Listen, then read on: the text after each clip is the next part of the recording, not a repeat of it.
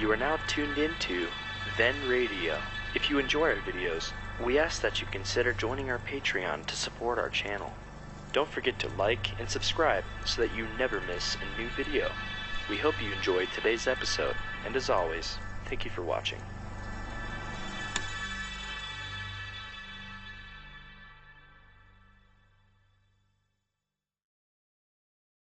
Get this and get it straight.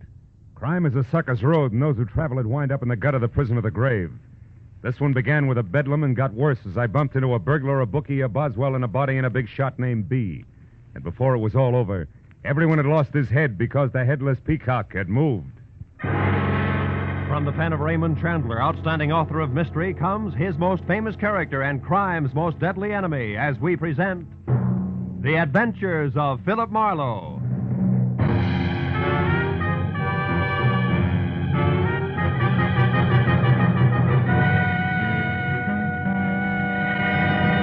Now, with Gerald Moore, starred as Philip Marlowe, we bring you tonight's exciting story, The Headless Peacock.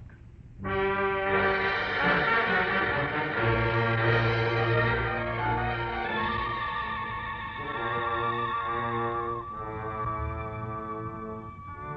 day had been 8 noisy hours of international complications, local vintage.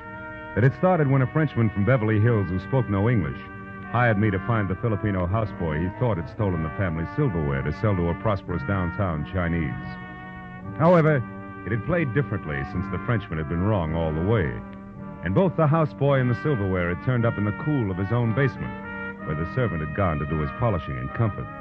Which was hardly the end of things, because even now, as I slumped behind the desk in my office exhausted, the accused Chinese, who was highly insulted, was on hand together with a nasty pet terrier tucked underneath his arm to tell me all about it.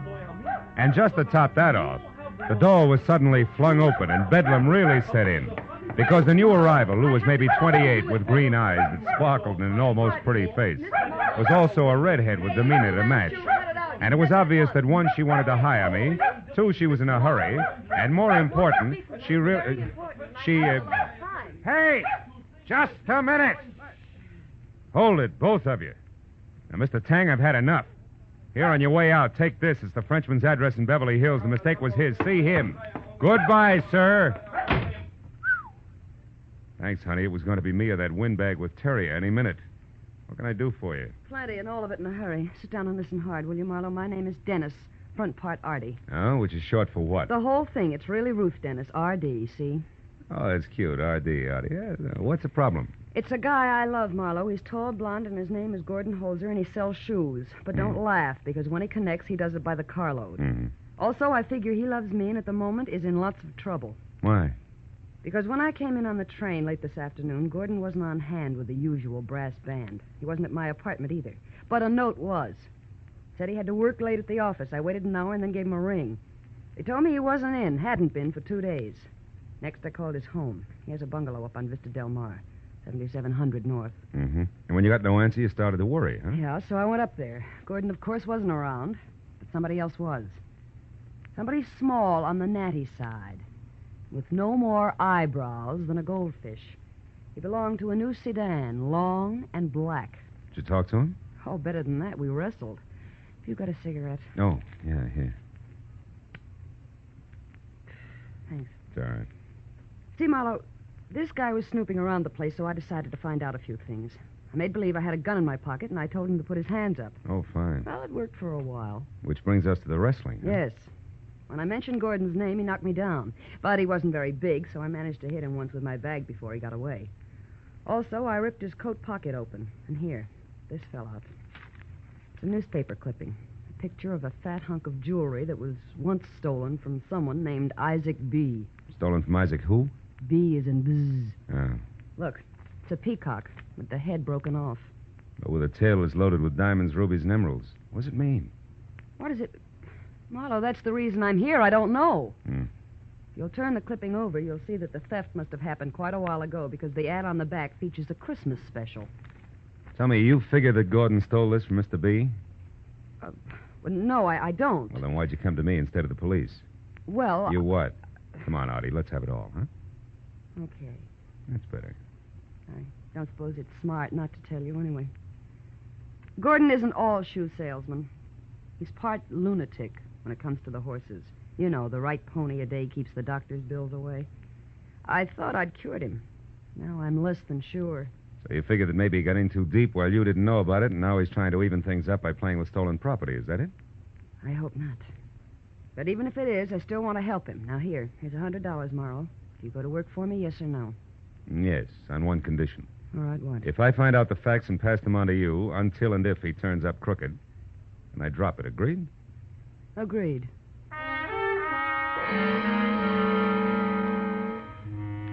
The lady left, and in that hour that followed, I was on my own in the files of the Hollywood Times. I learned that Isaac B. was a 70-year-old eccentric with curly hair, a bulbous nose, no chin, $1 million, and a mansion on West Adams Boulevard. He had a Napoleonic complex and was a great philanthropist, as long as the grant in question would perpetuate the name of Isaac B. About the Headless Peacock, I learned little except that it had never been recovered and that the gems in the tail were of an unusual cut and would be hard to peddle. So it was 8:30 when I finally dropped the oversized bronze knocker monogrammed IB, after which a man about 40 with a sallow complexion and a voice as delicate as spun glass opened the door, halfway. Yes, sir? I'd like to see Mr. Isaac B., please. Name's Marlowe. And your business? Personal. I'm a private detective. And you? Me? Why, I'm Everett Ransom. I'm Mr. B's biographer, but also, Mr. Marlowe, I act as his aide. Now, if it's about money for some cause, you'll have to follow the usual channels and write to You Mr. B. can stop right there, Boswell. I'm not after money, just information. About what? A piece of jewelry that was stolen from Mr. B., a headless peacock. The peacock? You know of its whereabouts? I didn't say that. Now, do I see Mr. B. or no? You, young man. Open up, Ransom. Let him in. Yes, sir. We'll sit over here in the foyer. How cozy. Thank you, Ransom. Mr. B., my name is Philip Marlowe. Yes. I heard a private detective, the peacock and all that. Well, what do you have to say? Not very much. I understand the peacock was stolen from you some months ago. Why, huh? yes. Yes, shortly before Christmas. It was one of Mr. B's favorites, priceless as both a museum piece and for the $100,000 worth of jewels We in the all know that, Ransom. Yes, sir. Shall I go now, sir? No. That bust of me for the Young People's Club. I want you to take it with you before you leave tonight. I'll show you the inscription change I want made the first thing in the morning. You can keep it in your apartment until then. Yes, sir. Yes. Now, Marlowe, get to the point. Quickly, please. All right. Mr. B., a client of mine... Whose name is what? Miss Ruth Dennis, if it matters, is worried about a boyfriend. Which concerns the peacock in what way? I don't know. Unless you can tell me something about a natty little man who's short on eyebrows. Eh? When last seen, he was carrying a newspaper picture of the bird. Mean anything? No. Is that all you know about the theft, Mr. Marlowe? Just about. That and the name Gordon Holzer and a bungalow on Vista Del Mar near Franklin. Holzer, bungalow. What are you talking about, Marlowe? Shots in the dark, Mr. B. Oh, shut. When they miss a mile. Good night, sir. Outside in my car, as I started away from the curb, I glanced into the rearview mirror and saw the reflection of a sedan that was also just beginning to move. A sedan that was both very long and very black. I kept to the quiet streets and stayed under 30 until I'd gone about 2 miles, and then, at the next intersection, a busy one, I made my move, which was a sudden spurt into thick traffic via a wide left turn that produced screeching tires and frank opinions. You stupid jerk! I swung around the block once, made it back onto the quiet street just in time to catch sight of the sedan going by fast. I followed it, and 20 minutes later, when it braked to a stop in Beverly Hills in front of a hat shop marked Lester's, I did the same. I piled out of my car and walked quickly toward what I thought would be the natty man without eyebrows. But when the door of the sedan opened, it was a woman, blonde and beautiful, who ran to the door of the shop, unlocked it, and hurried inside to where a telephone was ringing. There was an alley beside the building, and I ran back to where I could see inside. There were 5 telephones side by side in a phony front cabinet that spelled bookie. And on the wall above a publicity picture of a natty man without eyebrows, sitting in the middle of a bunch of zany hats. No, Mr. Holder. Beautiful blonde was talking on one of the telephones. And when I moved closer, I was happy to hear her address the party at the other end of the line as none other than Gordon Holzer. Uh-huh. He's on his way up there now. Well, where are you? Oh, returning home. That's fine. Key still in the mailbox? Good. Of course, Mr. Holzer, you decided to pay that $15,000 for sure this time, haven't you? You know, Mr. Lester wouldn't want you to disappoint him. I moved out of the alley quietly and went back. Entered the shop through the front door, which was still open. Beautiful blonde was just hanging up the phone when I stepped into the light. What? Good evening. Who are you? What do you want here? A new hat. Something chick. Any suggestions? Yes. Get out of here. This shop is closed for business. Bedding included? Why, sir, there must be some mistake. This is a hat shop. With 5 hidden telephones and a boss man who collects pictures of headless peacocks for a hobby? Sorry, baby, I don't buy it. Not even as a conversation piece. So shall we start all over again, huh, baby? Well, yes. Why don't we? And with this to keep us from changing the subject. A heavy service 45, honey. Looks a little bulky in that dainty hand, don't you think? It'll look worse when it explodes in your face.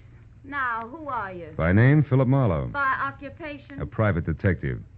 And just to keep the interview rolling, I sleep in pajamas, tops and bottoms alike. Love Chinese Stay cooking, back. pressed almond duck in Come particular. closer. And don't you prefer take another blondes. step or Give me I'll that. shoot you. You big bum. I don't know why I didn't shoot. I do. But lest we lose the question and answer period, your turn. Name. Patience. Oh, no. What's the rest of it? Hancock. A very fine Virginia name, Mr. Marlowe. Anything else? Yeah, there is. What's your connection with Mr. Lester, Gordon Holzer, and the Headless Peacock? If it's any of your concern, I happen to be Mr. Lester's business associate. But believe me, when he gets back from Pasadena, he... You mean just what you said. The man I'm looking for is in Pasadena. Don't look. Thank you, honey child. The interview's now closed because as of this minute, I'm off for the home of the Rose Bowl. Good night, Patience.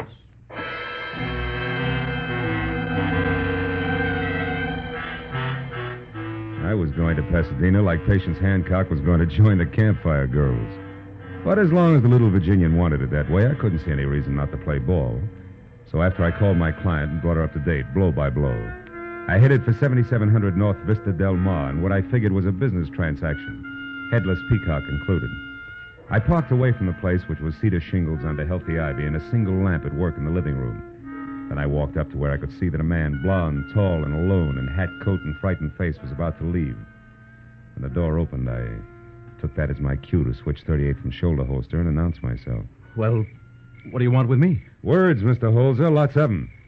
You see, I work for Mr. Holzer, that man on the floor there behind you, that natty little man without eyebrows. Seems quite still, isn't shot to death. He is. But I didn't do it. Honest, I didn't. Now, let me out of here. I gotta go. Start running? Come on, Holzer, I'm not all chump. Get back inside. Well, all right. But I can explain this. Oh, sure. It's easy. Like one, you lost too much money playing the horses through this dead bookie here who used to double as a milliner. Well, And 2, to square yourself with him, you got mixed up with $100,000 worth of Headless Peacock. Oh, look, And 3, Mr. Holzer, as of just now, you had an appointment with said milliner, which body on the floor here says got out of hand. Do you care to add anything? Like how you got the peacock away from Isaac B. and what took you so long getting around to peddling it? I don't know any Isaac B., nor did I. Or did you what? Outside the window. Somebody's moving. Yeah, somebody with a gun. Duck Holzer. It's going to be lights out. He's going to shoot.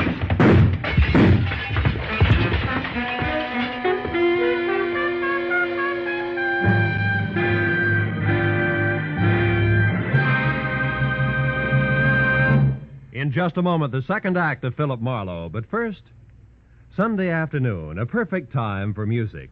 Sunday afternoon, the time of the week when almost everyone takes time for relaxation. Combine Sunday afternoon with music and relaxation, and you have the Symphonette and the Choraleers, 2 outstanding CBS musical programs. Most of these same CBS network stations bring you both programs every Sunday. Relax and enjoy them tomorrow. And now, with our star, Gerald Moore, we return to the second act of Philip Marlowe and tonight's story, The Headless Peacock.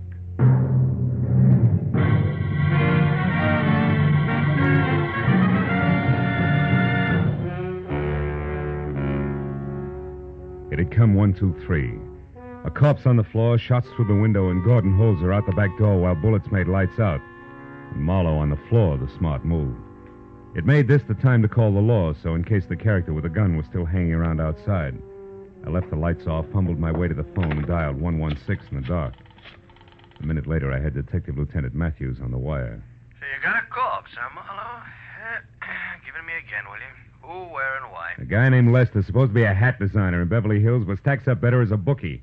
He was shot to death here at 7700 Vista Del Mar. Whose place is that? One Gordon Holzer. He has his name on the mailbox. Hey, got a motive, Marlowe? Well, it's a theory.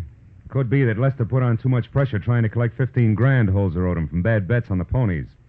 There's more, but it'll keep till you get here, Lieutenant. Okay, Marlowe. A couple of the boys on their way now. Mm-hmm. I'll be over myself later. Stick around, will you? Yeah, okay. Goodbye. Marlowe, you promised me you wouldn't call in the police, but I heard enough to know you just finished talking to them. Didn't you, you two-faced cheat? You bet I did, cutie. What's more, when you hired me... I'm not through. I want to know something else. What are you doing here in the dark, and where is Gordon? All right. In that order, first the lights are out to keep me from being shot in the back.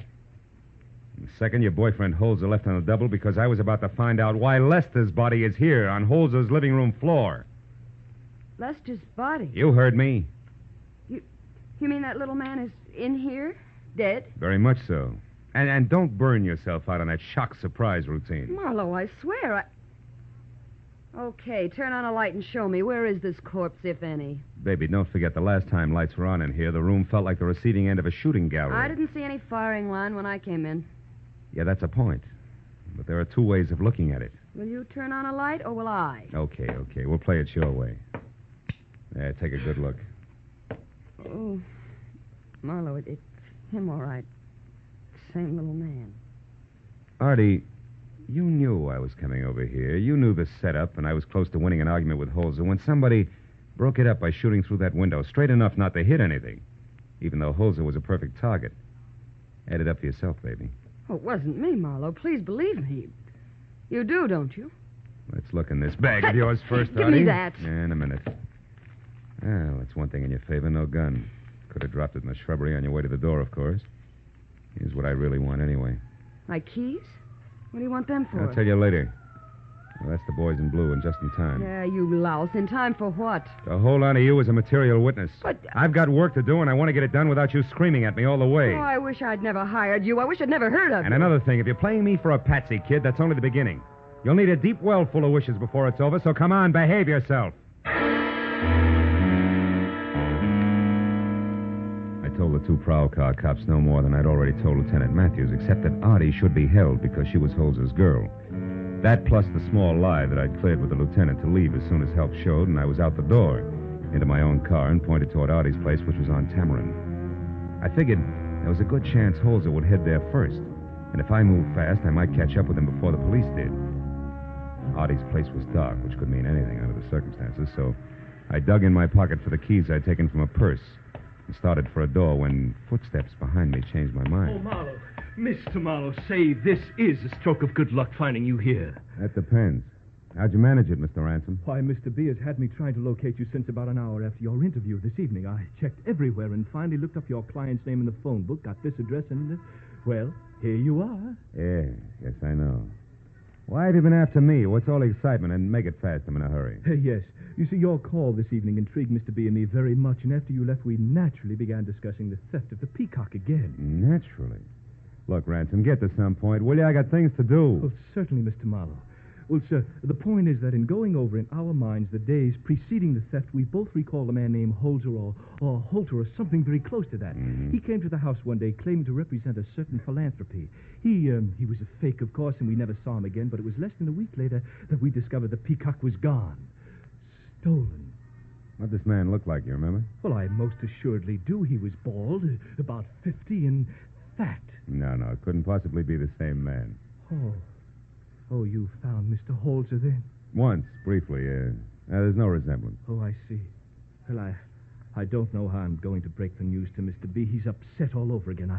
I can't tell you how much that Headless Peacock means to him. Try saying $100,000. Mr. Marlowe, have you run across anything else tonight other than that newspaper clipping that would seem to be connected with the pin in any way? I can arrange a reward, you know. No, nothing. I'm sorry. Well, good night, Mr. Ransom. If anything comes up about Headless Peacocks, I'll call you as soon as... Well, what is it? What did you find? A note stuck on the door. Oh, maybe I should take No, it to no, I can handle it, really. Dearest Artie, I didn't realize how fast things got out of hand. I must have lost my mind. I'm going to undo all the wrong I've done, and I'm getting out. Love, Gordon. P.S. I should have listened to a smart girl in the first place. Why, Mr. Marlowe, the fellow sounds desperate. Yeah, he's got a right to. That natty little man I mentioned earlier tonight is dead, murdered. Oh, great Scott, but But then, Mr. Marlowe, then how can this man possibly undo all the wrong he's done, as he says in that note? That beats me. But one thing is sure. This hands my little client a nice clean slate, which makes my next stop the police.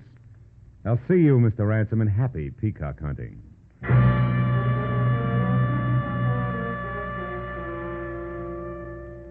I got in my car and drove back the way I'd come to Gordon Holz's house on Vista Del Mar.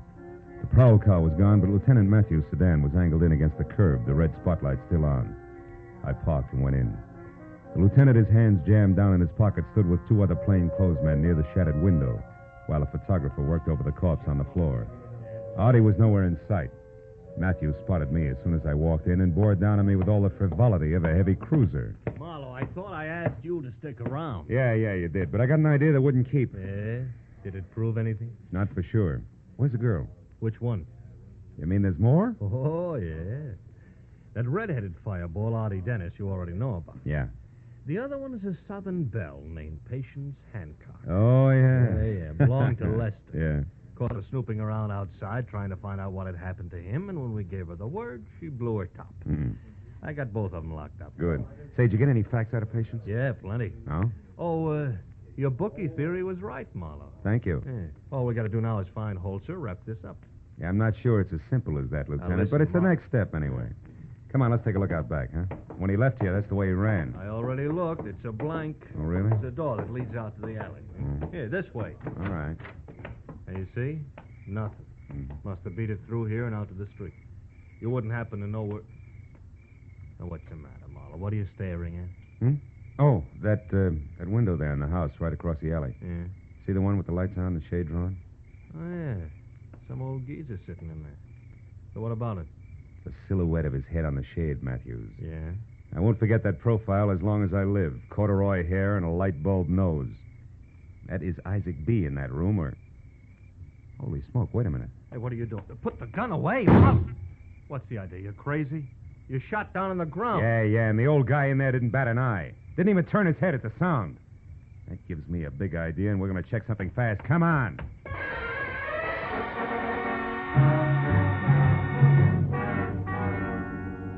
We ran back inside, and as I picked up the phone, Matthews found out for me that the house across the alley faced on Common Avenue. Then I dialed Isaac B.'s home number, and when I finally got a sleepy hello, I asked him a question. The answer he gave boosted the odds on my hunch into the sure thing class. When I hung up, Matthews unhappily agreed to play along, and with one of the plainclothesmen went around to Common Avenue to cover the front of the house across the alley. I went out to the back way again, 38 in hand, crossed the alley, climbed up on a brick wall, and moved toward the window. It was 18 inches open. I eased one edge of the blind aside and looked in. A life-size bronze bust of Isaac B., I've heard mentioned earlier, sat on a table in front of the window. And beyond that was Gordon Holzer, backed against the wall and staring in stiff fear at a pistol clenched in the hand of the biographer, Everett Ransom. Don't shoot. I made a mistake. I admit it. You certainly did, Mr. Holzer. A much greater one than you realize. But I want to return this now. I've brought the Peacock back to you. Don't you understand? Yes, but I'm afraid you don't. I got careless a few weeks ago and left the shade up one night when I took the Peacock out of hiding to admire it. And you watched the whole thing from your dark bedroom window, which is directly across the alley, didn't you? Yes, I knew it must be valuable. When I got in a jam yesterday, I broke in here and stole it. But I'm sorry, and that's why I brought it back. And now... Don't move. Don't move, Mr. Holzer. You see, two facts must never be revealed. One, that I stole the Headless Peacock from Isaac B. a year ago. And two, a little matter of murder. You killed Lester? Yes, I killed Lester. I waited for you to come home, and when that Lester showed up and went into your house, I mistook him for you. He was a very nosy little man. I had to kill him. You shot through my window so I could get away from Marlowe, because you couldn't afford to let me talk to him. In fact, you can't let me talk to anybody, ever. That's right, Mr. Holzer. Luckily, I found out you'd be coming here to my place to return the Peacock, because I was with Marlowe when he found your note to that girl. He knows a lot about this, Marlowe does. But by the time I'm through, neither he nor anyone else will be able to figure out what really happened. I'll go away. No, Mr. Holzer, it's too late. This way, I'll have to restore that gorgeous thing to Mr. B. But I'll be something of a hero for catching the thief and the murderer.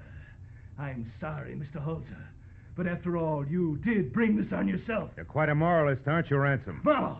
How did you... Marlowe! Get back! Holzer, get out of the way! Drop it and wrench your head! Turn loose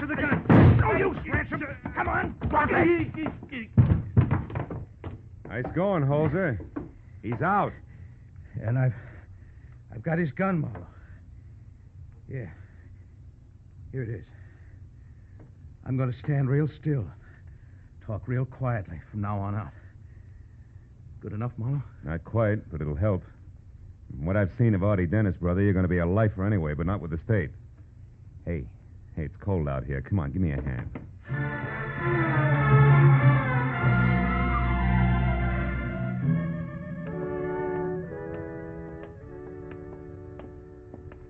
Thanks for getting me out of the pokey, Mr. Marlowe. You rat. No, I figure it's safe to turn you loose now, Artie. Uh-huh.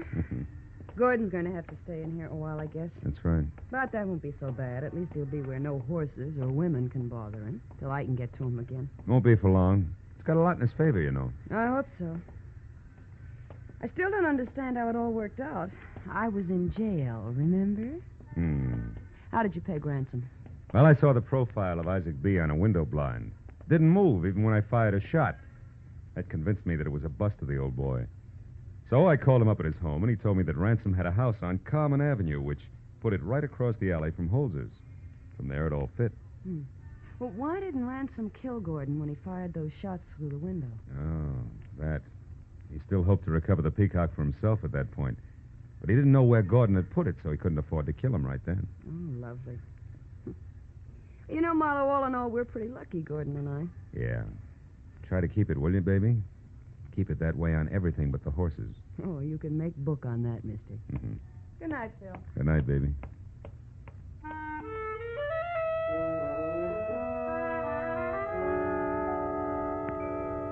I watched her as she walked away. She looked up at the barred windows where a very willing guy was learning a lesson he needed badly. Tossed him an okay with the fingers of one hand. You know, it made me feel good because I was sure she meant it. Was the kind of a kid who could make it stick. Then I drove home, and all the way I thought about the crazy assortment of people that had become involved because of the ponies and the Headless Peacock. I was still thinking about it over a glass of milk in my kitchen when I glanced at the newspaper on the table, opened to the sports page. Oh, it was like magic. My eye was drawn to a box in the corner and down the morning line for tomorrow's races until it stopped at the name Lucky Peacock.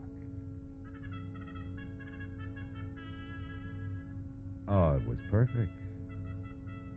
A hunch that couldn't miss.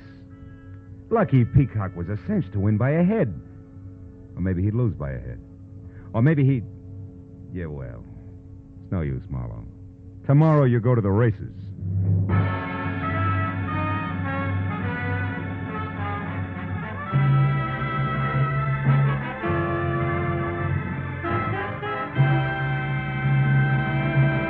The Adventures of Philip Marlowe, bringing you Raymond Chandler's most famous character and crime's most deadly enemy, star Gerald Moore, and are produced and directed by Norman MacDonald. Script is by Mel Donnelly, Robert Mitchell, and Gene Levitt.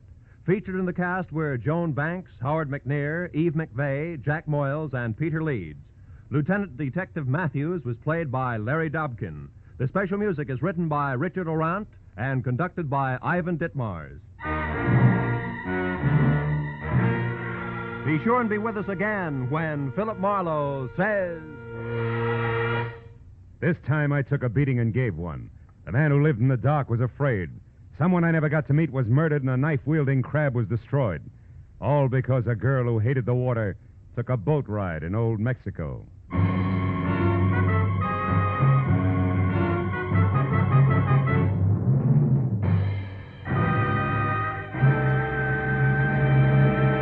One step to curing a disease is recognizing it and treating it. Hate is a disease, recognized by those who refuse to spread the doctrine of hate by speaking against a fellow American because of his color, race, or religious creed. The treatment to cure the disease of hate is to accept or reject people on their individual worth and to speak up wherever you are against prejudice and for understanding, to do your part to build a truly united America. This is Roy Rowan speaking. Now, stay tuned for Gangbusters, which follows immediately over most of these same stations.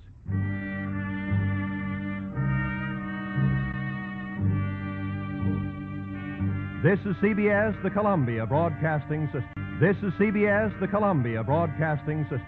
This is CBS, the Columbia Broadcasting System. This is CBS, the Columbia Broadcast. Get this and get it straight. Crime is a sucker's road, and those who travel it wind up in the gut of the prison of the grave. This time I took a beating and gave one. The man who lived in the dark was afraid. Someone I never got to meet was murdered, and a knife-wielding crab was destroyed. All because a girl who hated the water took a boat ride in old Mexico. From the pen of Raymond Chandler, outstanding author of mystery, comes his most famous character and crime's most deadly enemy as we present The Adventures of Philip Marlowe.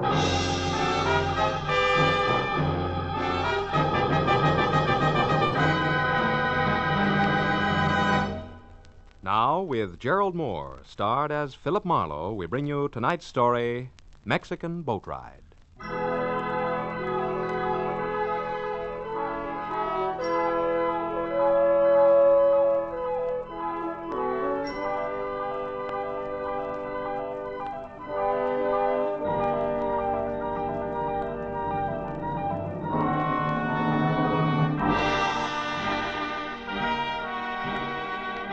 It was a rare morning, clear and clean.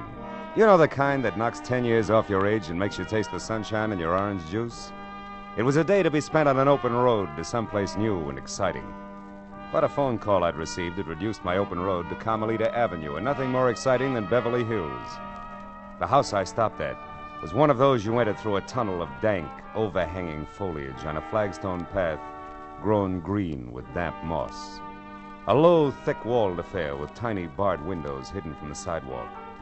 I pressed the bell, and a moment later a sallow housekeeper opened the door with what seemed to be a last ounce of strength. She squinted at my card and beckoned me inside.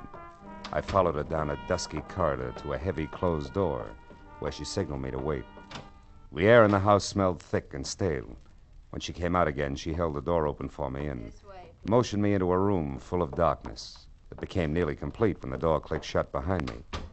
All I could see was the vague form of a man in smoked glasses propped up on a bed across the room. There's a chair beside you, Marlowe, if you care to sit. Oh, thanks. I'm Carl Estabrook, importer. You may have heard of me. No, I don't think so. Well, no matter.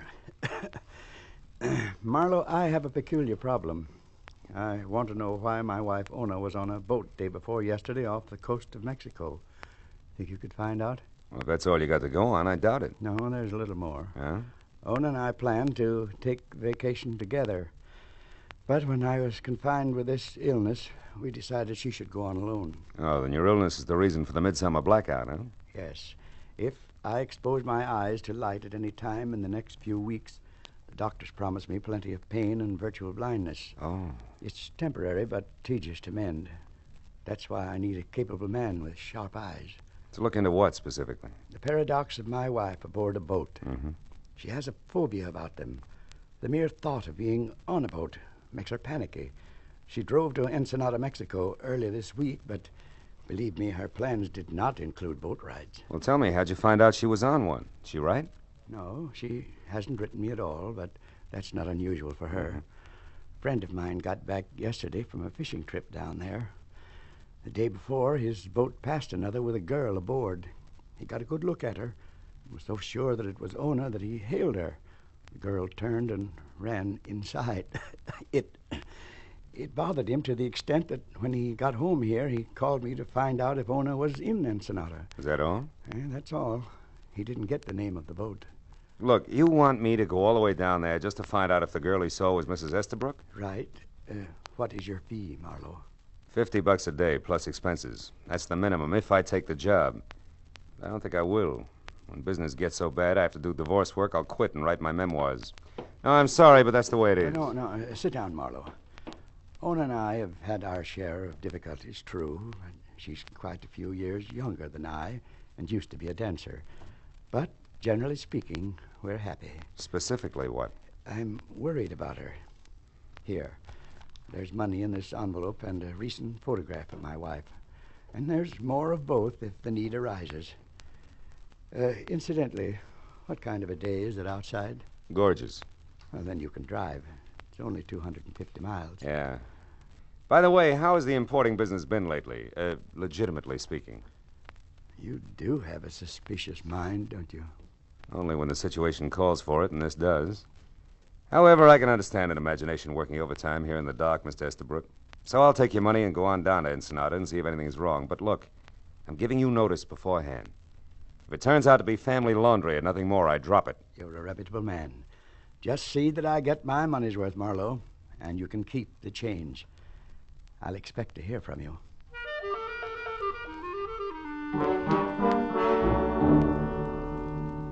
When my eyes adjusted to the dazzling glare outside, I looked in the envelope and picture of an impish, dark-haired woman and 5 $100 bills. For the first time, I realized what Estabrook had meant by keep the change. But it didn't help my attitude even a little. By 2 o'clock, I was on the road south. A late lunch in La Jolla with an old friend, a routine baggage inspection at the border, and then 70 twisting miles of lonely road brought me to Ensenada, just as the Mexican sun dropped into the sea. I drove past the piers and canneries at the edge of town, and then along the curving shore to the only hotel elegant enough to meet the demands of the woman I figured Ona Estabrook to be. After I'd gotten a room and cleaned up, I went to the desk and asked for her. She was registered, had number 74, and at the moment was out on the patio. All of which sounded ridiculously normal. And I thought again of an imagination at work in a dark room back in L.A. I thanked the clerk in crippled Spanish and turned in time to catch the end of a long, cold stare from a pair of frog-like eyes that bulged out of an otherwise handsome head on a man in a gray gabardine suit. I didn't think my language had been that bad. But when Popeye followed me out onto the patio, I wasn't too sure. There was no mistaking Ona Estabrook. She sat alone at a table in the far corner, a tall, minted gin drink in front of her. So I put on my best tourist-type smile and walked over. Well, Ona Estabrook, this is a pleasure. Enjoying your visit? What? Why, yes, very much, but I don't think I... Know me? Oh, of course, you wouldn't remember. My name's Marlowe, Philip Marlowe. No, I'm sorry, Mr. Marlowe, but I You don't were a know dancer, weren't you? Before your marriage, I mean? Well, yes, I was a dancer, but you'll have to excuse me now. I'm expecting a friend. I hope you don't mind. Oh, well, just one thing then, Mrs. Estabrook. Would you mind telling me why you were out on a boat day before yesterday? A boat? Mm-hmm. Why do you ask that? Because you hate boats. You have a phobia about them. And yet you were seen aboard one just 2 days ago. How come? Well, how clumsy of me. I've spilled the drink all over my skirt. Excuse me. I'll have to change. That maneuver was as subtle as a bulldozer at work. When she spilled her drink, it was done desperately, and fear sent her running for the exit. I turned to follow her as she left the lighted patio and headed down a dark arcade. But a gray gabardine suit and a pair of pop eyes slid out of a chair and beat me to it. I waited until their footsteps faded, which said they turned a corner. Then I started after them.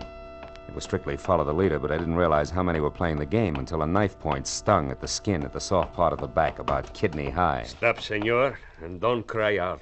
Don't even say ouch. I turned and saw a mottled red face, ugly on a squat, long-armed body. The ivory-handled knife in his hand could have clipped my spine in one easy thrust. You got a car here, senor? Come on, I speak English good. You got a car? Yeah, I got a car. What's it to you? I am Haiba, the crab. It's lots to me. What's Let's your pitch, go. Buster? Come on, tell me. Martinez says for me to keep a sharp eye on things to be sure something is not wrong. It looks to me like something is wrong with you, senor. Who's Martinez?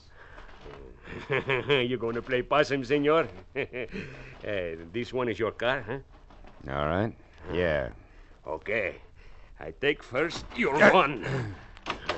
Now, please to get in. You gonna drive?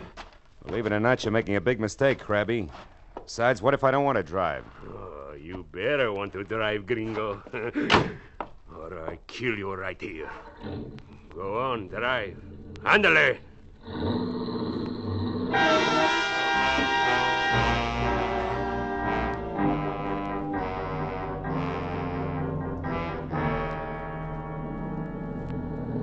See, stop here. And now we get out. It's nice and quiet here on the beach, no? Walk over there to that old adobe wall. We're going to have a talk there. It's going to be dull, Buster. We've got nothing in common. Please, senor, don't make it hard on me. I don't know why you got to come and mix everything up again when time is running out. Why did you come? I needed new huaraches. Look, senor, you think I'm ugly? You're no beauty, Crab, let's face it. See, and I can act even uglier. Maybe I could go on the radio and make a big hit, no? Or maybe I make the big hit on your face. Oh! Don't try something, senor, or I kill you with your own gun. Now, the truth. You spoke to the senora about the boat. Why? I forget. Oh! Who are you, senor? Private detective named Marlowe. Oh, a private detective. Who are you working for? Dolph Bentley? I never heard of Dolph Bentley. Who's he? You're lying. The senora knows him. I heard her say Dolph Bentley won't make it tonight. Yeah, he's lucky. See, I tell you something else. He better not make it. Martinez is going to do business with one man only tonight. Now, you want to say something? No? Then I'll say it. You take what's going to be left of your face back, Senor Bentley, until we get out of Ensenada and don't come back. Understand? Oh!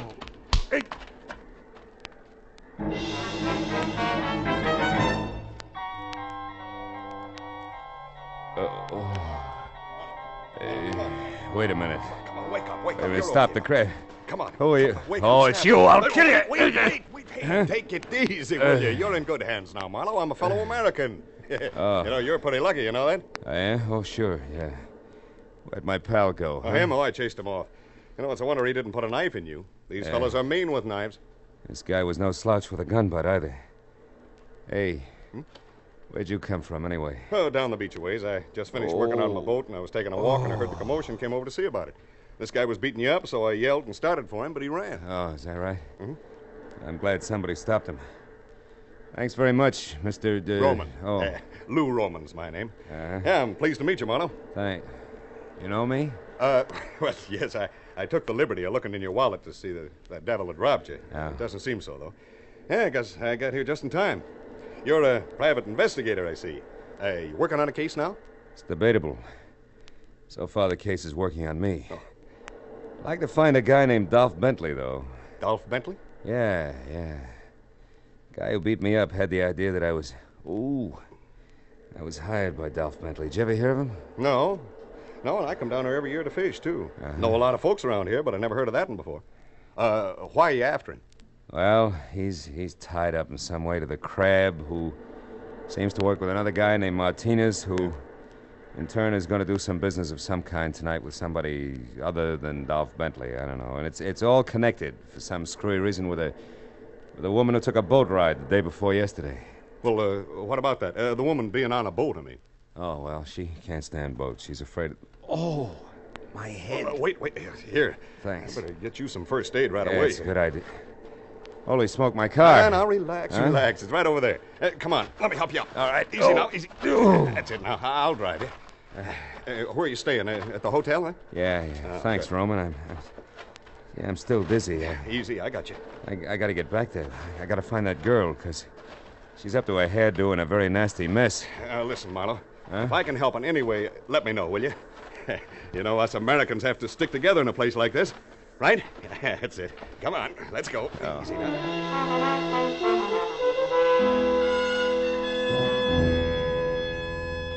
Lou Roman, the hail fellow, was indeed well met. He found my gun and drove me back to the hotel. A long hour had gone by since Owen Estabrook had run from the patio, followed by the pop-eyed character in the gabardine suit. I tried our room, checked with the desk again, and from there spent 30 minutes peering into corners and balconies and getting nothing but indignant glares from Mexican lovers.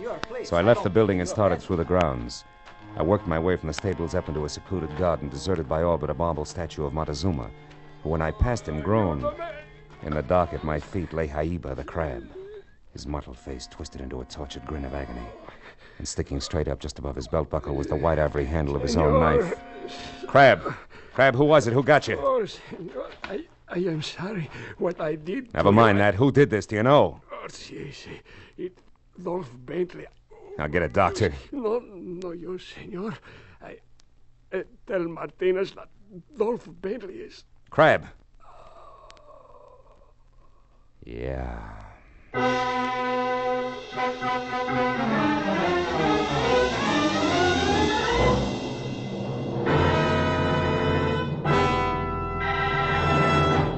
In just a moment, the second act of Philip Marlowe.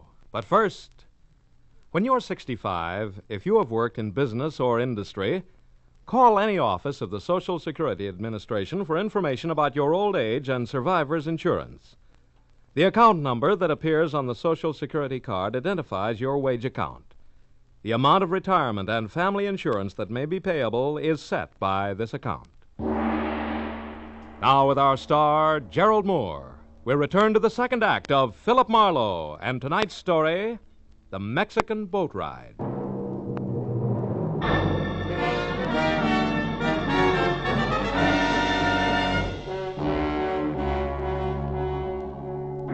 Even as the life trickled out of the ugly little man called Aiba, and his face, which had been knotted tight in pain, went slowly limp and he was still, I knew that I'd have to get next to Dolph Bentley before the importance of Ona Estabrook aboard a fishing boat off Ensenada would make any sense. Also, I knew that there was a good chance that said Mr. Bentley and the gentleman in gray gabardine, known to me as Popeyes, were one and the same. So I started back for the hotel. But halfway there, I stopped at the sight of a figure ahead scampering toward an all-alone taxi parked near the main entrance. It was Ona Estabrook. I took off after her. When she was in the cab and away before I could get close enough to do any good. I tried the next best thing, which was the sombrero doorman nearby, who I figured might have heard the address she'd given the driver. Yeah, but what I didn't figure was that the doorman might not habla much English. The Senora Estabrook. Si, senor. Her enters libre a minute ago. Yeah, that's right. I know that. Now, look, where did her go? Which way in the libre? Libre. Uh-huh. Oh, un momento, senor. Libre! Oh, no. No. Ya viene, senor. No, Coming look, pronto. amigo, I don't want a taxi. No libre. No libre. None whatsoever. Hey, chico, no quiere. Now, please, come here. Let's back it up a little, huh? Senora Estabrook in libre, right? Si, senor. Okay.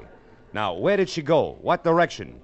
¿Qué dirección? Oh, ahora comprendo. Ajá. The senor. The senora. ¿Qué dirección? ¿Comprendo? Si, senor. Senora Estabrook go to the pier, the fishing pier. Which one? Which fishing pier? ¿Cuál pier? The small pier, senor. The little one near the big cannery, the fishes cannery. That's senor. all I want to know. Gracias, amigo, and... Uh-oh. Senor, what are you seeing at? I'm not sure. But even if I were, I wouldn't be able to explain it to you. Buenas noches, pal. Thanks a lot. I had been seeing at the silhouette of a man huddled close to the ground and slinking out from a hotel along a high hedge that led back toward the statue in the body of Aiba, a man who I knew could be the elusive Popeyes. I followed the walk that was close into the hotel until I was on a line with the hedge. Then I started after him fast. I still had a good 2 yards to go when he heard me and pivoted, so I swung first! Oh! Why, you dirty... Roman, wait a minute. Hold it. Gee, it's me, Marlowe. I'm sorry. Oh. Holy smoke, I thought you were someone else. Oh, Gargantua, maybe? Oh, brother. Oh, I'm sorry. What'd you hit me with, Marlowe? Everything I had. I figured you were Dolph Bentley, and as such, Roman, I didn't want you to get away with murder, literally. Murder? Hey, not that girl you mentioned, Marlowe. Ona Estabrook? Huh? No. The corpse is that item you sigged away from me over in those ruins. Somebody got to him with his own knife there near the statue. Then I was right. I did see someone move over near there. Well, yeah, a couple of minutes ago, Marlowe. I was on the balcony outside of my room. It faces the garden here, you see. And when I saw you run for the main entrance, I had a feeling that you might be in trouble again, so I came on down here. Well, then what happened? Well, I was about to call out to you when I heard some noise over there near the statue. It was a man. He was running away fast, heading toward those stables. A man wearing gabardine, maybe tan, maybe gray. Maybe Dolph Bentley. Thanks, Roman. You've been a big help. When you get back to the hotel, tell him about the dead man, will you? I gotta run.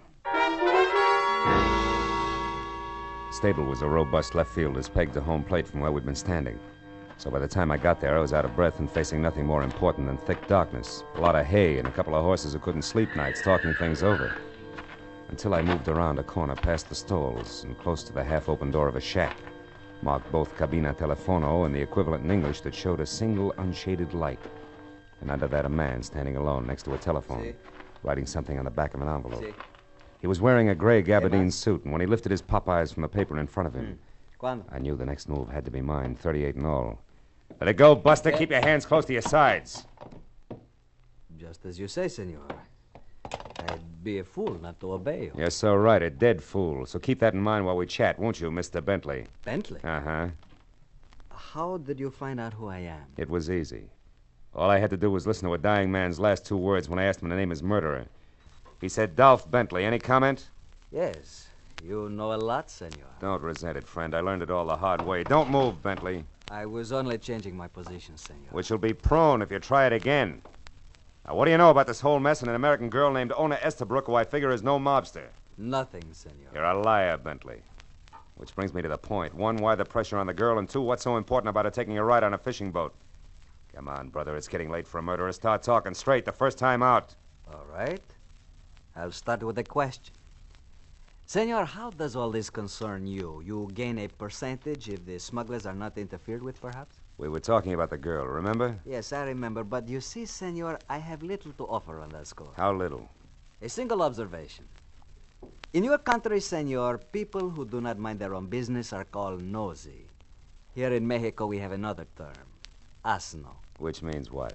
Jackass, senor, who, unlike the cat, cannot see in the dark. But can try his best, Bentley. No gun, senor. Okay, amigo, no gun, but this. Asno.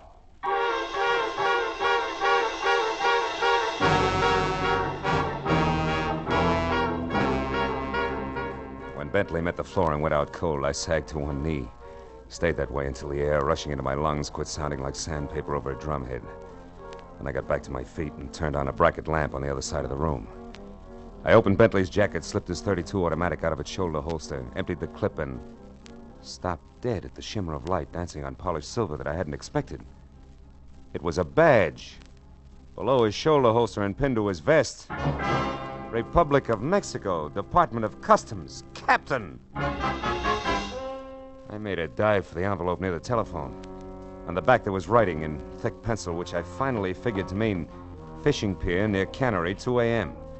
Inside, nothing. On the front, further proof that I'd never met Mr. Dolph Bentley at all, but instead it tangled hard-like, with one Captain Juan Descartos, Intelligence Section, Custom Building, Mexico City, Mexico. While trying to revive Captain Descartos, the truth rammed into my mind. Ona Estabrook had rushed off for the pier near the Cannery, that Captain Descartos had noted as a good place to be at 2 o'clock in the morning, which was less than 20 minutes away, and a great time for me to get to my car and the pier.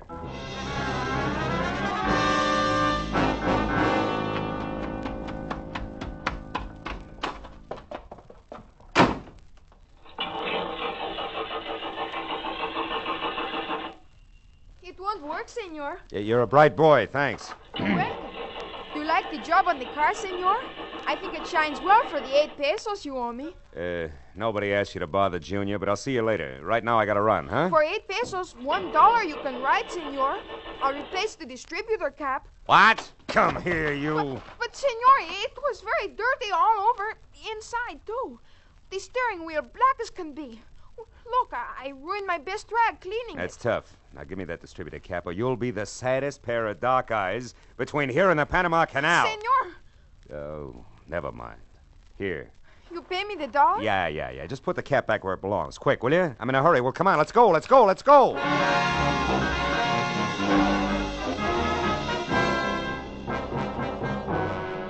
precious 60 seconds ticked off before I was out of the parking lot and driving fast toward the fishing pier near the Cannery, where I knew I was finally going to get next to Dolph Bentley and, if I made it in time, prevent another murder. But when I screeched to a stop away from the pier, piled out of my car, and ran the length of the oil-soaked planking to where a single boat was making ready to cast off, I saw one of the 2 persons aboard the small ketch was Ona Estabrook. The other was Lou Roman, haughty American fisherman. When I stepped aboard, our hunch hit me right between the eyes. I pulled my gun and pointed it an inch above his waist. What are you doing here, Marlowe? I might ask you the same question, Roman, or do I call you Bentley from here on out? Marlowe, you know, now he can't kill me. Now I don't have to be afraid of him anymore. Oh, Marlowe, thank goodness you got here in time. Yeah, hooray. The Marines have landed in the form of a private eye. Cut it out, Bentley, and don't move. Oh, no, what do you mean about being afraid? What's your connection with this fisherman here? Well, it was an accident, Marlowe. A mix-up in our baggage. Lou Roman and I both happened to stop for customs inspection at the border at the same time, and our suitcases were switched.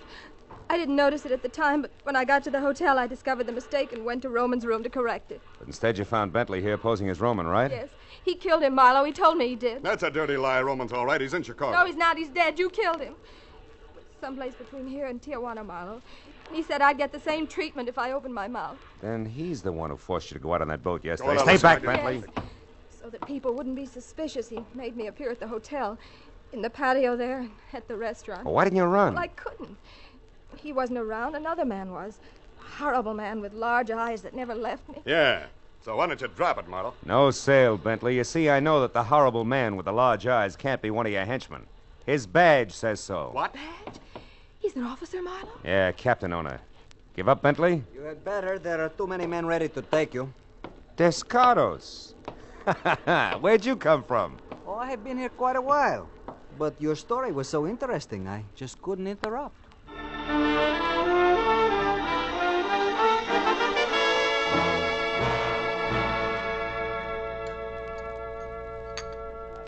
When Marlowe took you for Dolph Bentley, Captain Descartes, you played along because you didn't know who he was. Is that it? Yes, Senora, and I did not find out until I heard Bentley call Marlowe a private eye. You're not mad at me, Captain, huh? Even though I bungled your plan to capture Martinez, and not to mention our little meeting at the stables. Senor, do not say that you bungled the job of catching Martinez. It was more a matter of priority. Por favor, Senora, the tacos. Of course, here you are. Gracias. You see, Senor Marlowe, I am certain that one day I will catch Martinez. But not at the cost of letting a murderer kill again. But, Senor Marlowe, there is one thing that puzzles me. The murder of the one known as Jaiba. Oh, Martinez' henchman. Well, you see, Captain, he knew that a man named Dolph Bentley was mixed up in this because he'd overheard Ona and her keeper, then called Lou Roman, talking about him. He wanted to know more. Also, he couldn't figure who I was. So he beat you up? Correct. Bentley, of course, only saved my life because it was an easy way to find out just how much Jaiba did know, after which he got to him. Enough? Not quite, Senor. There is still one thing. How did you know that Lou Roman was actually Bentley? On a hunch, Captain. And by positive identification from you, Ono, when we were on the boat. But now it's my turn. I got a question for you, honey.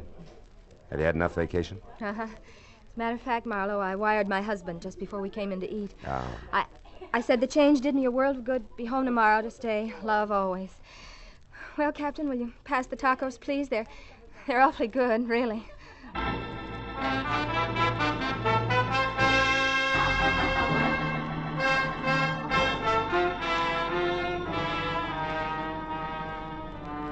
It was late the next afternoon, and Ona Estabrook was already gone when I checked out of the hotel, said goodbye to Captain Dos Gatos, Adios, amigo.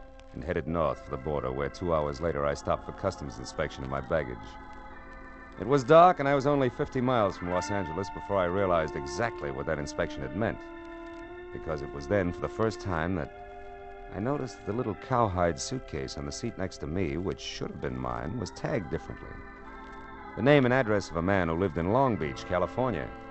When I got there, I kept driving. I knew I could ship it to him and ask for mine in exchange when I got home. Oh, yes. I'd had just about enough for a while.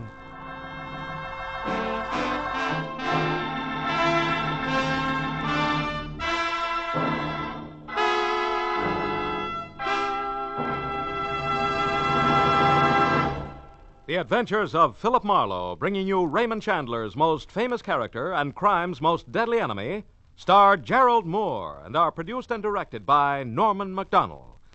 Script is by Mel Donnelly, Robert Mitchell, and Gene Levitt.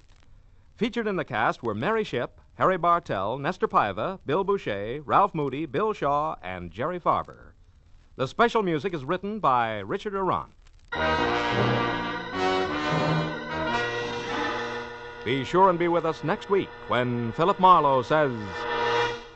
It started with death on my doorstep and got worse when I lied to a sympathetic bull, was pistol whipped by a gorilla with dimples, and fought with a kitten on the Keys. And it might have gone on that way all night if I hadn't been helped by the king of the beasts.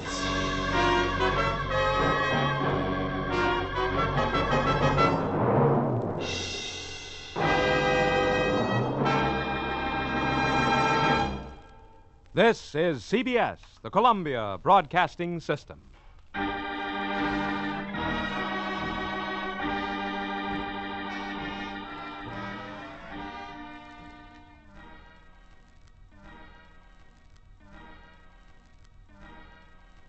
Get this and get it straight.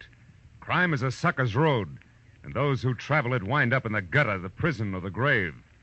It started with death on my doorstep and got worse when I lied to a sympathetic bull, was pistol whipped by a gorilla with dimples, and fought with a kitten on the Keys.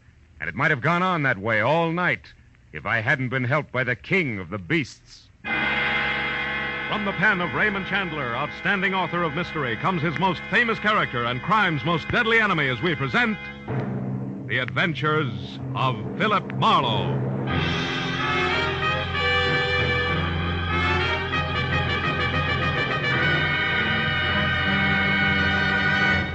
Now, with Gerald Moore, starred as Philip Marlowe, we bring you tonight's exciting story, The August Lion.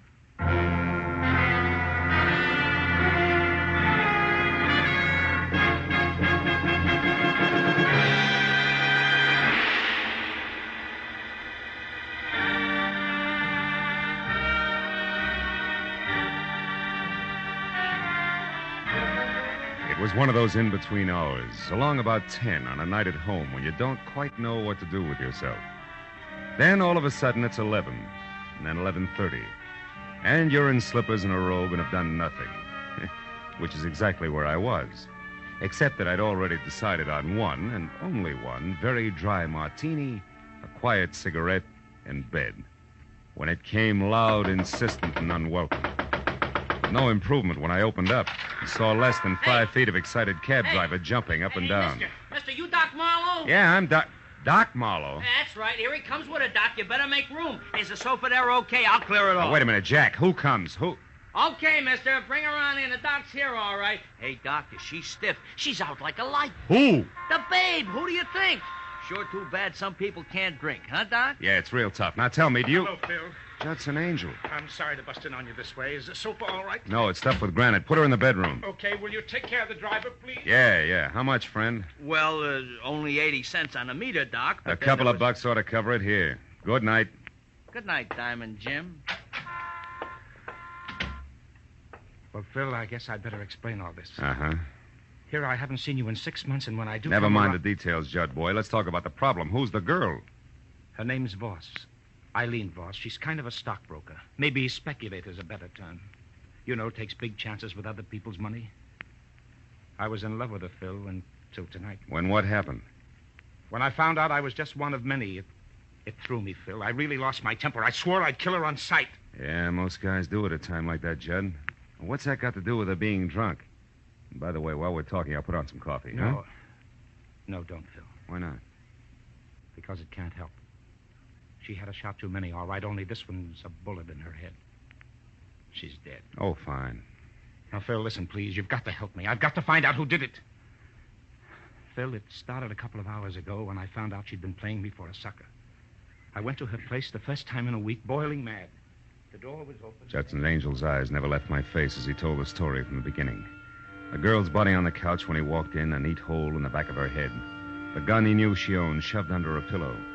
Then in the next second, before he could even look in the other rooms, the arrival of the cabbie somebody'd called who thought Eileen was just another drunk who had to be shown the way to go home. How he seized on that as an opportunity to keep from being placed at the scene of the murder he had every reason to commit.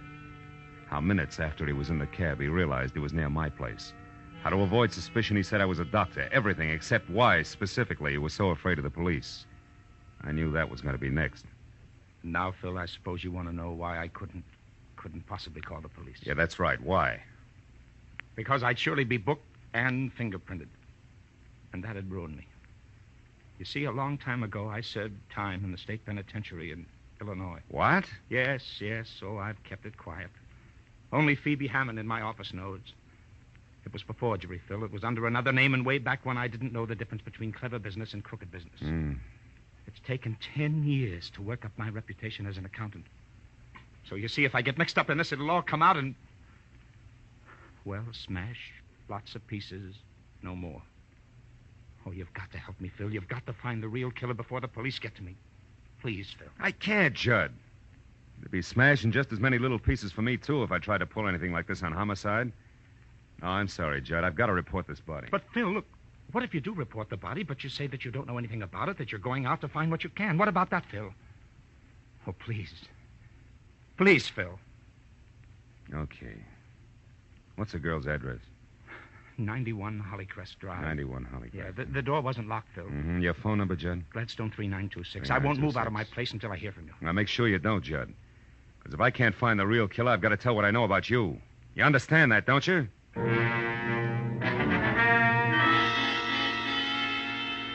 When Angel left, I called Detective Lieutenant Matthews of police headquarters and lied that there was a corpse in my apartment about which I knew nothing, and that I was on my way out to see what I could find.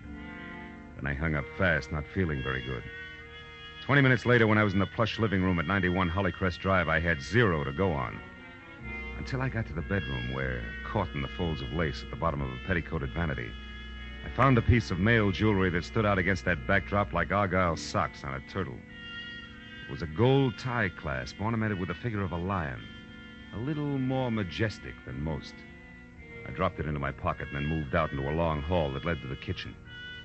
I was about to start toward it when he spoke. Don't move, buddy. Like the voice, he was thick and soft, especially in the middle where he was girdled in double-breasted gray flannel. So I couldn't tell whether he was plus or minus a tie clasp. Also, he had no hair and a pair of deep dimples that danced when he talked. The gun in his hand didn't. Okay, turn around. Let's go back to the living room, buddy. I want to ask you a few questions. Like why you're taking inventory here. Well, it's my job. You see, I'm an auctioneer. The lady of the house won't need this stuff anymore. She's not Shut going to... up. Now stop where you are, and don't turn around. Okay, where's the girl? Come on, where is she? Out. And only if you'll tell me why you want to know will I tell you where. You see, that way I come out even. Maybe. Eileen Voss owes me money, buddy, and I want it now before she's flat broke. Now you, where is she? On her way to the morgue. Like you don't know. What do you mean by that? I didn't kill her? Honest, Injun? Listen, you. Get this straight. I came into this place just now for one reason only. To check on the Voss girl and make sure she wasn't on her way out of town, bag and baggage in hand, and my 50 grand. Now, don't forget that. I'll try not to. And don't move. Hello. No, she's not here. Judy? Yeah, it's me, honey. No, she's out. Yeah. Well, I'll tell you about it later at the club. Yeah. Right, Judy. So long. Now, where were we, buddy? In the middle of a big fat lie, your reason for being here. Oh, yeah. That's where we were. And you know, that's a good old place to leave it. Ah! Oh, buddy.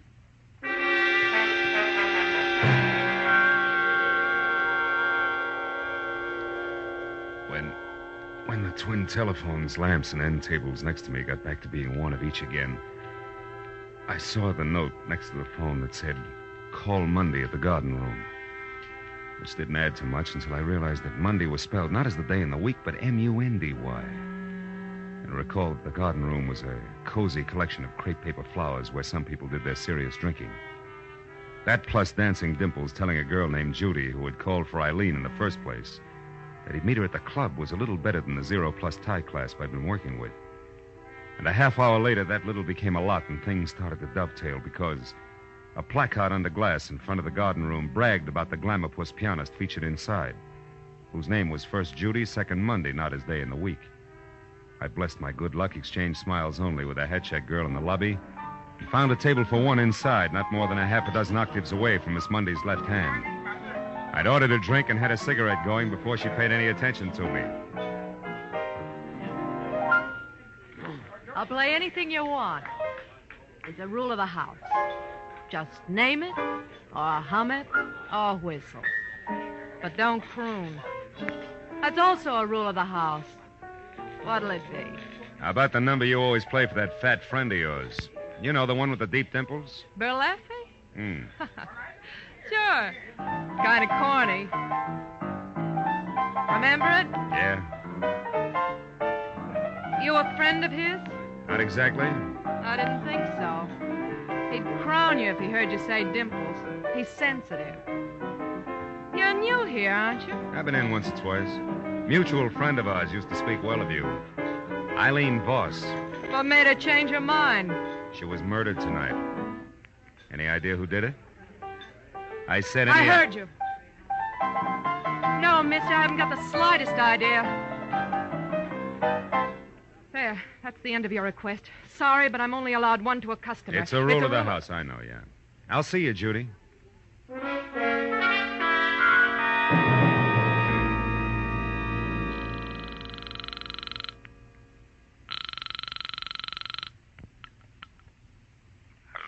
This is Marlowe, Angel. Oh, Phil. Where are you? What have you found out? In that order, I'm in a phone booth at a club called the Garden Room. What I found out so far won't impress Detective Lieutenant Matthews of the Homicide Squad at all when next we meet. But nothing in the apartment? No lead of any kind? I'm not sure, Judd. I ran into a round man with a sleek gun who piled me up and left before very much was said. But, Phil, the garden room, the girl there's a friend of Eileen's. Talk to her. Yeah, I already did, Judd. Got me the round man's name and no more. It's Berleffi. You mean anything? Berleffi? Yeah.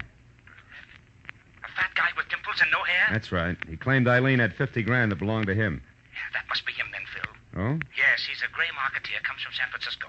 I've never seen him, but the girl in my office, Phoebe Hammond, can help us. Mm-hmm. She once did some auditing work for Berleffi when she found out how crooked he was. She told me about him. I'll call her and have her meet you there, Phil. All right, but look, I'll be at a corner table facing the door, and tell her to hurry, will you? I'll call you back later. Goodbye.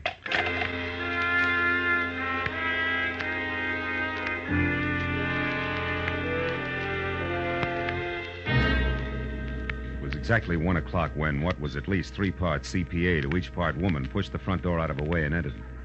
At the top, there was close-cropped hair, streaked with some gray. No hat. At the bottom, dark brown stockings running into darker brown shoes, no heels. In between, severely tailored tweed, closed tight at the neckline.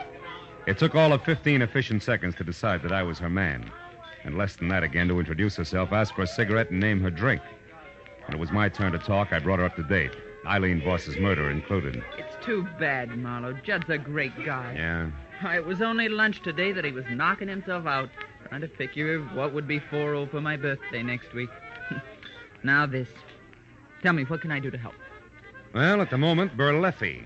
All I know about him, Miss Hammond, aside from what I've told you, he said at Eileen's, is that he and Judy Mundy are a team. And Judy was a friend of Eileen's. How cozy. Isn't it?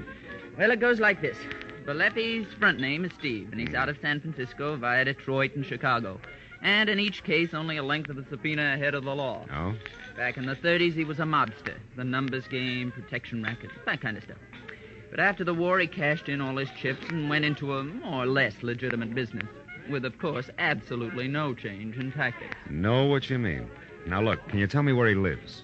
No, but I'll bet my bottom dollar that the kitten on the keys here can. Only be careful. Berleffi has a reputation for shooting first and talking later. I only hope he isn't after Judd, too. You know, there might be some connection between them that goes back to the days when Judd was Francis Lyon and Berleffi Phoebe, did you just say Francis Lyon? That's right. Lyon. Uh-huh. Judson Angel is the name he took when he came out here. Why, what does that mean? I don't know. Here, look at this tie clasp. Oh? The ornament. It's also a lion. I found it in the bedroom at Eileen's place, and yet Judd told me that he hadn't gone past the living room. But Marlowe, that doesn't prove that Judd lied. Why, it might not be his at all. Have you ever seen it before? No, I haven't. Besides, I never knew Judd to wear a tie clasp. Okay. Could belong to Berleffi. But it's still worth checking after we get Judd out of his apartment. Look, where's your place, Phoebe? Mulholland Drive, 361 North. 361. About a mile up into the hills. I'll let you do the trick. Honey, you go home and stay close to the fireside. I'll get a hold of Judd and tell him to get over there fast. And then maybe we can... Maybe we can what? What is it, Marlowe? Outside, Phoebe. It's a man coming this way. Berleffi? Worse. Goodbye, baby. I'll see you later at your place. I've been afraid of this all night. But who is it? What's his name? Detective Lieutenant Matthews. He's a police officer, Phoebe. First, last, and always. So long.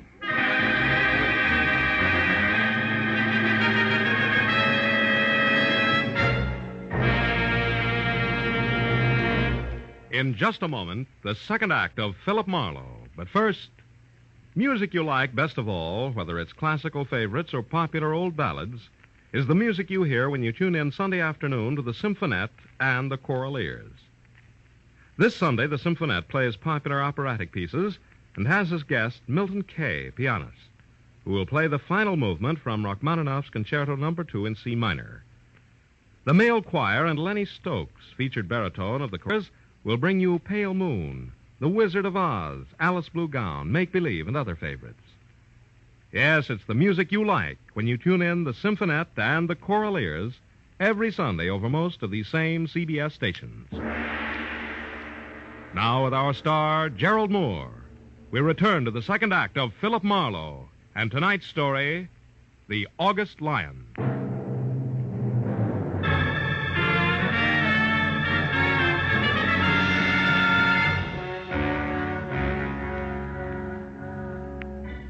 left Phoebe Hammond at the table and moved toward the bar. My first impulse was run, do not walk. This is a different kind of an emergency. But a quick glance into the mirror behind me tagged that as suicide and pushed try nonchalance into its place, because I could see that Detective Lieutenant Matthews had already spotted me.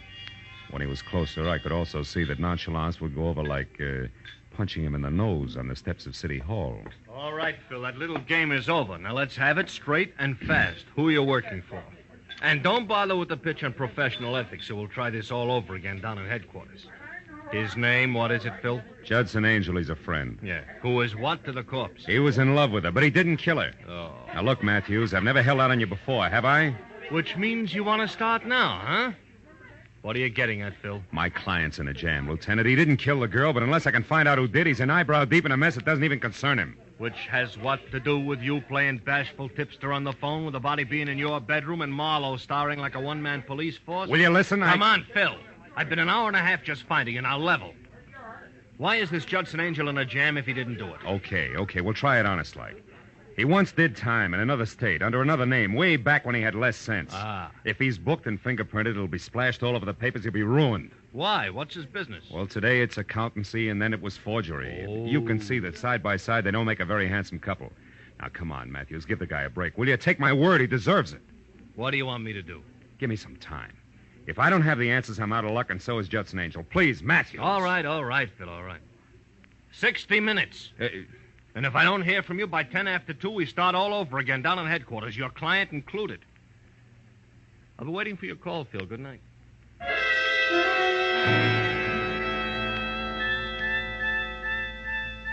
Detective Lieutenant Matthews was nobody's Keystone cop, and I knew that when he said 60, count 'em, 60 minutes, he meant just that and no more. So I found a nice and public phone booth at a gas station across the street, and while I kept one eye out for Berleffi and Associates, I dialed Judson Angel's number. But in the next second, when I was through to him, I knew that I could forget about Berleffi on my end. Phil, I'm in trouble here. Outside, a man and woman. They're coming up the walk now. He's fat and gray flannel? Yes. She just pulled up in a cab, but he's been out there 20 minutes watching the place. Berleffi, listen, Judd, get out the back way. Get over to Phoebe's place. He's out the door now, Phil. He's kicking it in. Phil, get up here. 21 South Orange Lane. Judd, do as I say, will you? Get out. Get to Phoebe's place on Mulholland Drive. I'll see you there. Hurry. All right, Marlowe. All right. Marlowe, he's in. Judd! Put that phone down, Angel, or I'll kill you. Now.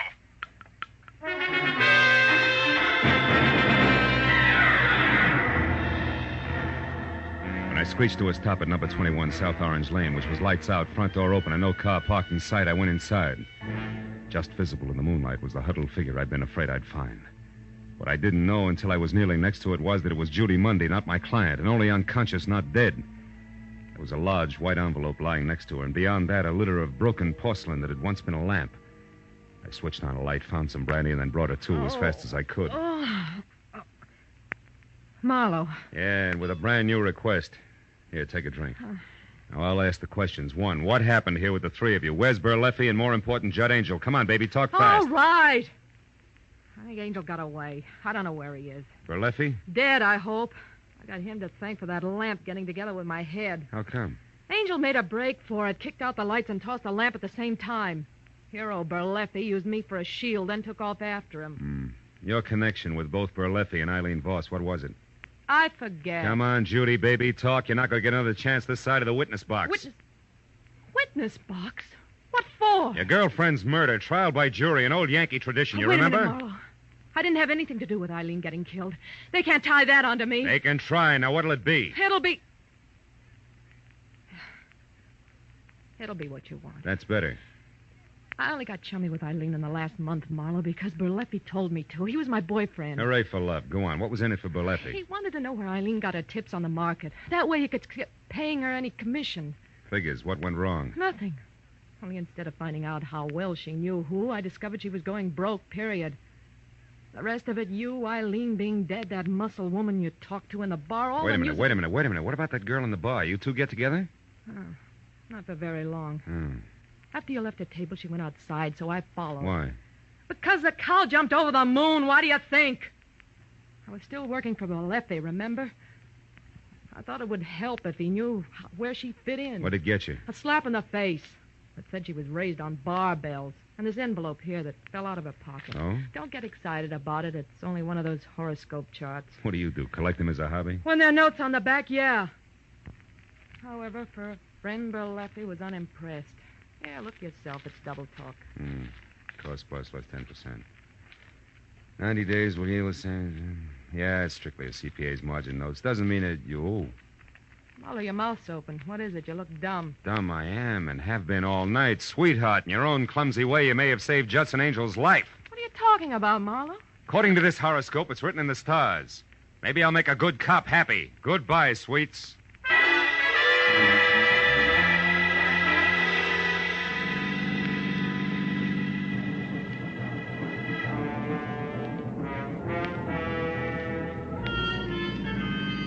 Mulholland Drive is a fancy collection of hairpin turns and deceptive curves along the top of a mountain that separates Hollywood and Beverly Hills from the San Fernando Valley. But when I was on it and burning up good rubber at each bend as I headed for number 361 North, gas pedal on the floor, driving conditions were the least of my worries. And it wasn't until I had parked away from the bungalow that perched on the edge of a cliff and was out of my car, 38 in hand and close to a half-open French window, that I breathed a long, long sigh of relief. Because then I could clearly see that Judson Angel was still alive.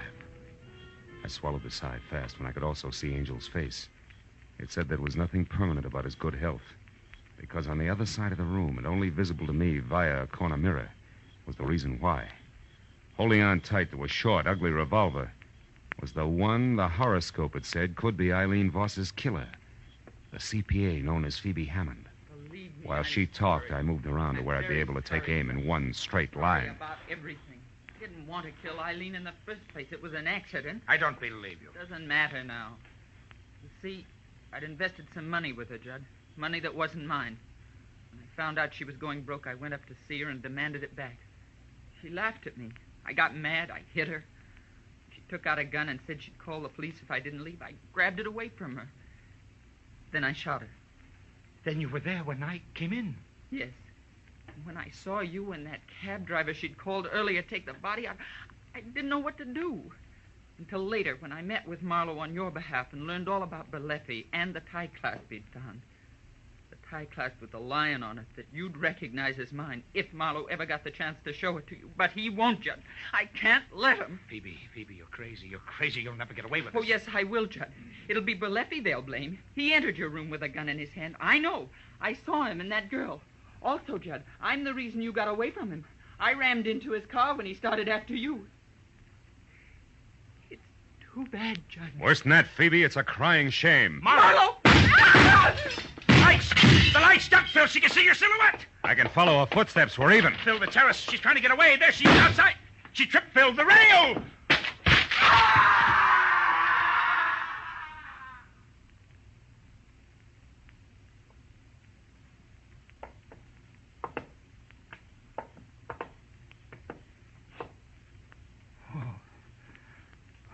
Holy smoke.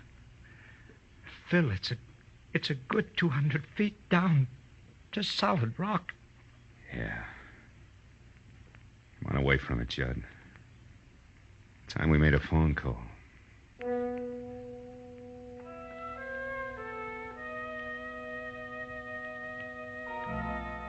It was 4 o'clock in the morning. We were still on top of the mountain before the police had found the broken body of Phoebe Hammond. And Berleffi had been picked up and in lieu of anything better booked for breaking and entering Eileen Voss's place. When the parade of law, press, and just curious who always show up at the scene of a murder had finally left, I'd made it just me and Judd and a cop named Matthews. Well, let me see if I got this straight for the records, Phil.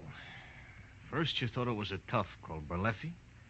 And second, you were afraid you'd been a sucker and it was really your client. And finally, you figured it had to be a woman who all the way looked like she was no more than along for the ride. Huh? What? You mean you really believe I could have done it, Phil? Well, yeah, it looked that way for a while, Judd. You know, you said you hadn't been past the living room up at Eileen's, and yet I found a tie clasp in the bedroom there ornamented with a lion.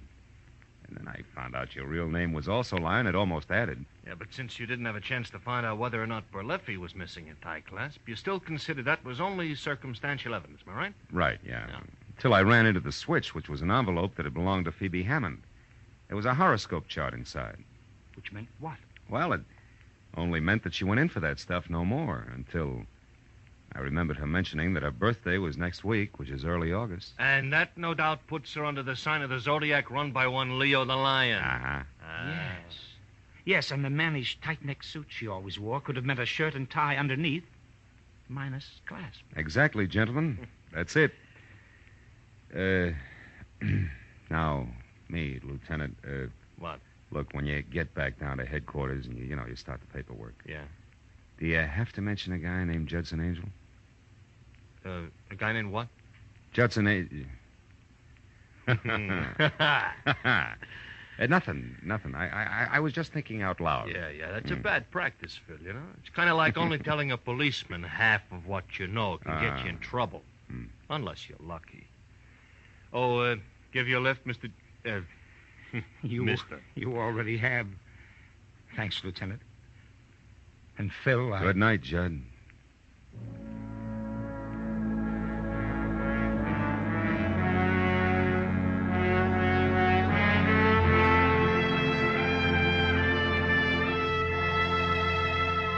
When Judd and the lieutenant left, I figured I'd have a last cigarette on the terrace.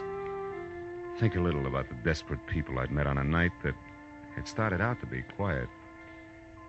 I found myself not smoking, not watching the early sun brighten the valley below, and not thinking about much of anything except the overturned stone flower pot that was lying next to the splintered rail where Phoebe Hammond had tripped and taken her final plunge. It was an ordinary square flower pot with an ordinary flower in it. But the figure in relief on the side was a lion resting on its haunches. And you know, as I looked at it, I thought it was a little more majestic than most.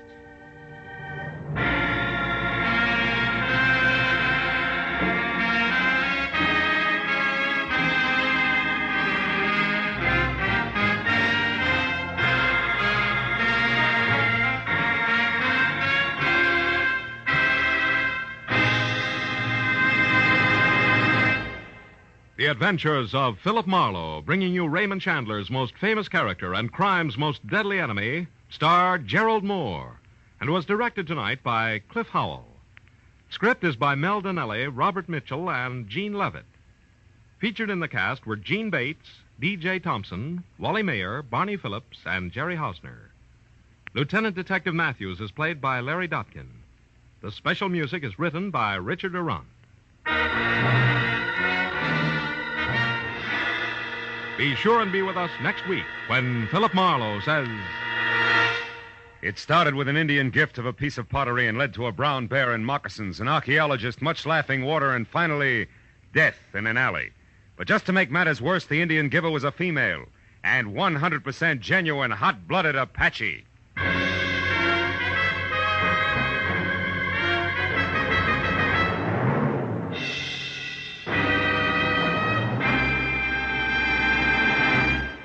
They cracked the phantom voice question on Sing It Again last Saturday, so the jackpot is down to minimum, only $50,000. Although, looking at it optimistically, $50,000 is still the largest jackpot in radio. You get other nice prizes just for solving those gay little riddle songs, and it's one of the most entertaining hours you'll find all week. So if you like fun and riddles and good tunes, even if you don't care about $50,000, here's Sing It Again tonight on most of these same CBS stations. This is Joe Walter speaking. Stay tuned now for Gangbusters, which follows immediately over most of these same stations. This is CBS, the Columbia Broadcasting System.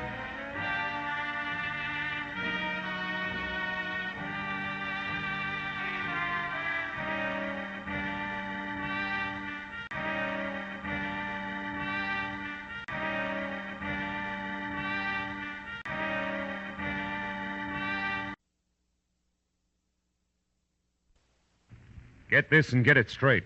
Crime is a sucker's road, and those who travel it wind up in the gutter, the prison, or the grave. It started with an Indian gift of a piece of pottery and led to a brown bear in moccasins, an archaeologist, much laughing water, and finally, death in an alley. But just to make matters worse, the Indian giver was a female and 100% genuine, hot-blooded Apache. From the pen of Raymond Chandler, outstanding author of mystery, comes his most famous character and crime's most deadly enemy, as we present The Adventures of Philip Marlowe.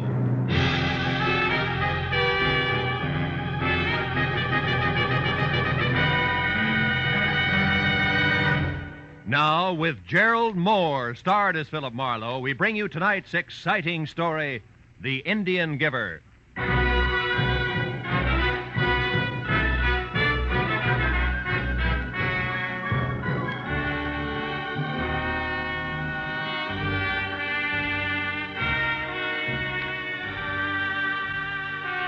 By day, the industrial heart of any city is just so much steel and stone streets, jammed full with the raucous sounds of 1,001 different machines. But by night, all of that is gone, and there are only endless, smooth-sided, lonely canyons that overflow with a steady humming silence that everywhere hangs like a distant echo of the day that's passed. And Los Angeles was no exception at 9 o'clock at night, as I pulled up and parked in front of a grace-curtained storefront on a deserted downtown street that marked the showroom of the wholesale curio dealer who had telephoned my office an hour earlier. And in a Dutch accent laced tight with worry, it urged me to call on him at once. A raised gold lettering on a side door that showed a strip of yellow light at the threshold said Alex Van Noord, private, in an ornate 18th century script. So when I knocked, I was ready for something continental with thick bifocal glasses. When the door swung open, my jaw dropped to my chest, and I couldn't help gaping because the huge V of a man in front of me, in cheap, snug clothes who had dark hair, dark skin, and darker eyes, had to be no less than a full-blooded American Indian. Moccasins and all. What you want? Mr. Van Noord, is he in? Name your business. Well, it's personal. What's yours? Hate. For those who would destroy our culture. Oh!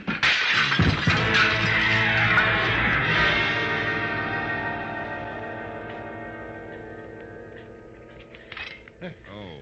Mr. Marlowe. Mr. Marlowe, let me help you up, sir. I'm Van Noord.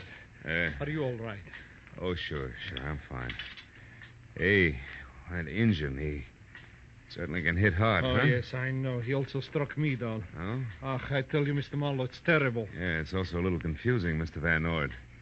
Hey, exactly why did you call me in the first place? Oh, well, it began this morning when I received a shipment of Indian curios from my buyer in Santa Fe, New Mexico. Oh? Well, everything in the crate was in order, except one extra piece of pottery, a bowl. Bowl? Indian bowl? Yes. Oh. It appeared no place on the invoice. Oh, I didn't pay much attention to it till I noticed that the 2-inch wide band of inscriptions near the top were not like any others I'd ever seen. Inscriptions, huh? Yeah. No, you mean those Indian signs, broken arrow, deer wigwam kind of stuff? Yeah. So my curiosity was aroused, and I called my representative in Santa Fe. Uh-huh.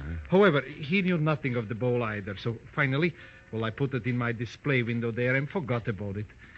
Until about noon, when a frail, sandy-haired man stepped in. You know his name? No. Uh-huh. Only that he said he was an archaeologist and that he wanted to buy the bowl. He refused to sell it, huh? Why? For 2 reasons, Mr. Marlowe. One, I could see that he was fighting hard to control his enthusiasm. And 2, I had no idea what to charge for the bowl. Mm-hmm. I told him to come back tomorrow again, and then I removed the bowl from the window. It wasn't until 5 o'clock that the second visitor appeared. Another archaeologist? No. A beautiful girl named Mona Waters. Oh. She was very sophisticated, wore an expensively tailored white, smart suit, no jewelry she wore whatsoever. Mm-hmm. She described the bowl I had placed in my storeroom perfectly, and then asked if I had seen such a piece of pottery or if I had one for sale. I said no. Same reasons? More or less. Mm-hmm. Anything else, Mr. Van Noord? Well, there isn't much more. The young lady gave me her address, the Walker Hotel on Wilshire Boulevard, room 515. Walker Hotel. Asked me to call her if I came across a bowl like the one she described. Then she left. Naturally, my interest at this time was near the bursting point. Naturally. What'd you do about it? The only sensible thing I knew of. At 6 o'clock, I closed my place and I went to the public library to borrow a book on hieroglyphics of the Indians of the Southwest. When I got back, I found the rear door forced and poof, the bowl was gone. And you called me? Huh? Yes. Then this Indian shows up. He claims I would rob his people of everything, and then he hit me. Makes perfect sense to him, no doubt. Yes. No. Will you try to recover the bowl for me, please? Well, if you can answer one question without stumbling, yes. Huh? Why no police, Mr. Van Nord?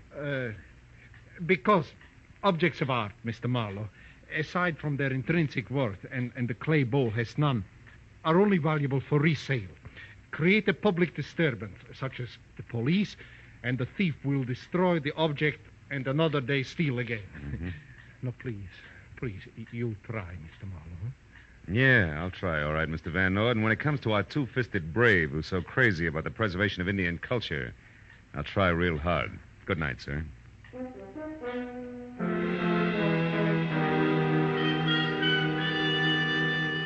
Van Nord's enthusiasm and the $100 he pressed into my hand before I left were encouraging, and I drove straight to the Walker Hotel on Wilshire Boulevard, where a moment after I entered the plush lobby, encouragement came once more. Because gliding from a travel agency booth toward a cocktail lounge was what my client had described as beautiful girl, expensively tailored, smart white suit, no jewelry whatsoever. But when we were both inside and at adjoining stools at the bar, where the soft lights accented her high cheekbones and jet black hair, I knew that Mr. Van Nord had skipped something important. Because in spite of a full mouth, neatly rouged, eyebrows penciled, come hither, and a coiffure shingled vintage 1949, Mona Waters could also be full-blooded American Indian, which is what I was working on when she turned, blew a smoke signal in my face, and spoke with an accent that was about as Apache as Vassar. Don't let me make you lose your place, but do you mind telling me why you're staring? I collect the reasons for a hobby. You know, like some people save stamps. Uh-huh. And others pottery. Who are you? A ceramics fiend named Smith. Now, Mona, let's talk about you, huh? Why? Because I've already been offered $10,000 for the bowl. What? Good enough? You have the bowl where? Well, not in my pocket, honey. It's too bulky. I've got it tucked safely away outside in my car. Oh? Yeah, you know, you didn't hide it very well after you stole it from Van Nord. You've been in my room. Could be. Now, do we talk business, yes or no? Yes. What do you want to know? Well, for one thing, what's the bowl to you? Everything. It's mine. All mine, via primogeniture. Which is Apache for what? Listen, Mr. Smith. I'm an Indian, all right, and an Apache at that. But I was born in a duplex, not a teepee. I drink martinis, not firewater, and I've got a Mills College diploma and an IQ that'll probably make yours look sick, so let's clear the air in a hurry. Yeah, well, that's clear enough. Yeah. Now, smart boy. My late Uncle George Waters, also known as Chief Laughing Waters, giggle if you want to, owned the bowl you want $10,000 for. So? So a long time ago, he willed it to my father. However, my father died a year ago, leaving only me as heir apparent. Hence, that bowl is mine. All mine, via primogeniture, which brings us right back to where we were. Except you haven't mentioned why the bowl means so much to you. And I won't. No, will you pay the $10,000, huh? I didn't say that. And I won't say anything more until I see that bowl. Now, I've got to make a couple of calls. It should take about 20 minutes. After that, I'll be in my room. Please call before you come up. And if you don't have the bowl, Don't come up. Okay, baby, fair enough. So long.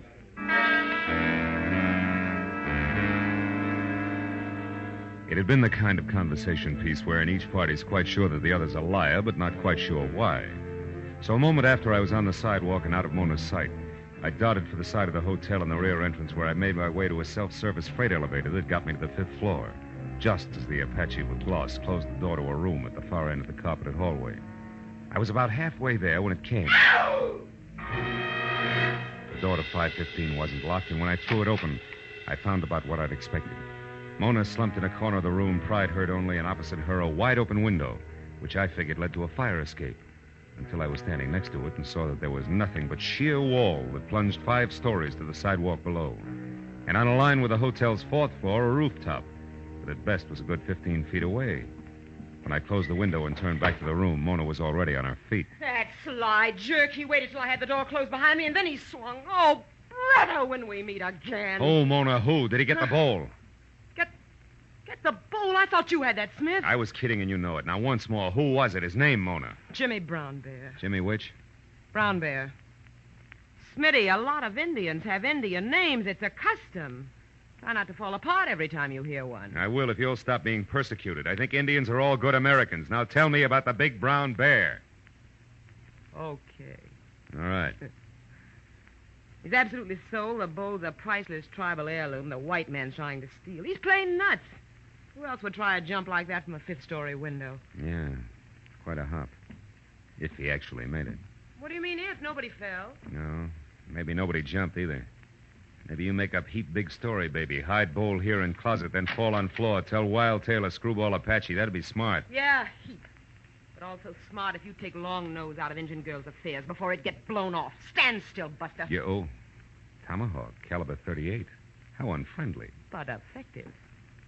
Now, Smith, what's your real name? Sammy Blue Ox. My father calls me... Junior, let me clear up a very important point. That Indian bowl, in some strange way, is the answer to the location of enough lost Spanish gold to keep you, me, and everyone we ever met off the bread line from here on out. Okay, I'm intrigued, but the point you were going to clear up. Just this. I've got a dandy idea where I can find both the bowl and Jimmy Brown Bear right now. That's something I want to do all by my lonesome. Now back into that closet and keep quiet. While you head where? On the warpath, via bus. I'm a hot-blooded Apache, remember? So long, baby.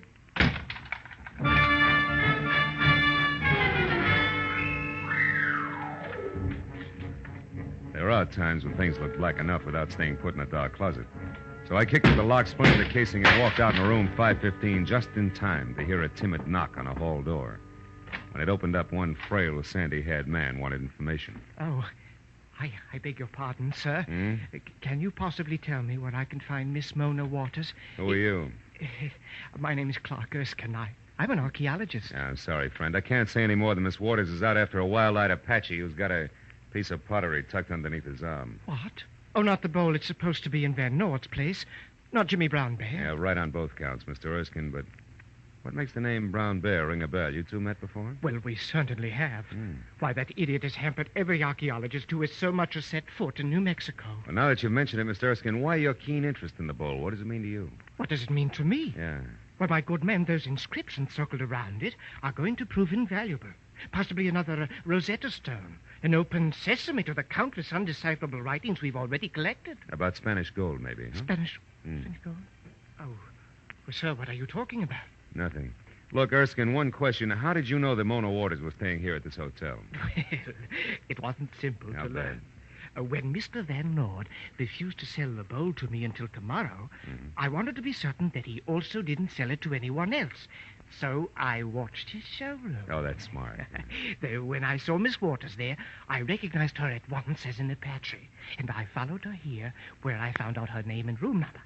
Now, I'm going to wait for her until she returns. I'm not going to give up. That bowl means now, too wait a much. minute. Wait a minute. Hold it, Erskine.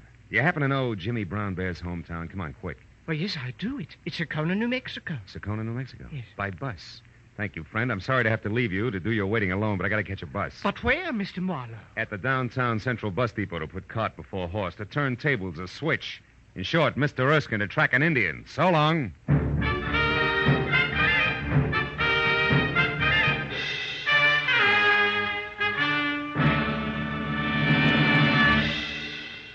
In just a moment, the second act of Philip Marlowe. But first, you meet many an old friend from the wide field of music every Sunday afternoon when the Choraleers and the Symphonette are heard on most of these same CBS stations.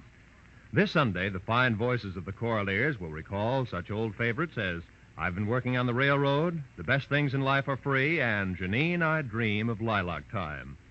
The Symphonette will bring you the overture from the Bohemian Girl, a Strauss composition, and a stirring march, among others.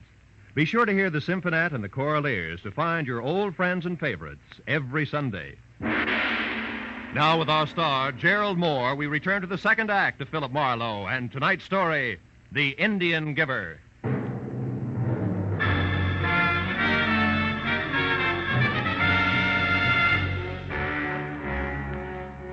Tracking an Indian over the busy concrete of downtown Los Angeles sounds a lot tougher than it turned out to be. Apparently, a 6'4" Apache in a full-crown black hat and moccasins was an oddity even in a city of oddities. And everyone who'd seen him remembered him, from the guy behind the bus depot's ticket desk to the newsboy outside the flop house nearby, where Jimmy Brown Bear had made camp. The next bus was still 45 minutes away, so I decided to visit the flop house. But Jimmy Brown Bear must have seen me coming and was expecting trouble, because when I stepped into the hall, I saw him duck out the back door to the alley. I ran after him and watched him turn down what would have been a dead end to a normal man. But Jimmy made a jump at a 9-foot wall, caught the top, and was pulling himself up when it happened. Jimmy stiffened on the wall. When the second shot came, he dropped rigidly like a poison fly and lay very still. I started over to him, but stopped at the excited voice of a cabbie running toward me from the open end of the alley. Hey, mister. Hey, what happened? I heard a couple of shots here and I... Uh-oh. Yeah, that's what you heard. Holy mackerel. Hey, wait.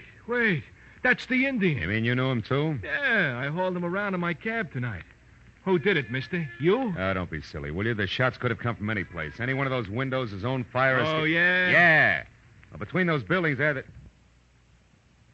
Hey, that dame running for the street. Will you get out of my way? Not so fast, buddy. You know her? Yes, I know her. Mona Waters. Brother, will you get the cops over here right away, will you? I gotta catch that girl. No chance, mister. She's long gone. Oh, no. Marlowe, is that you? Van Nord.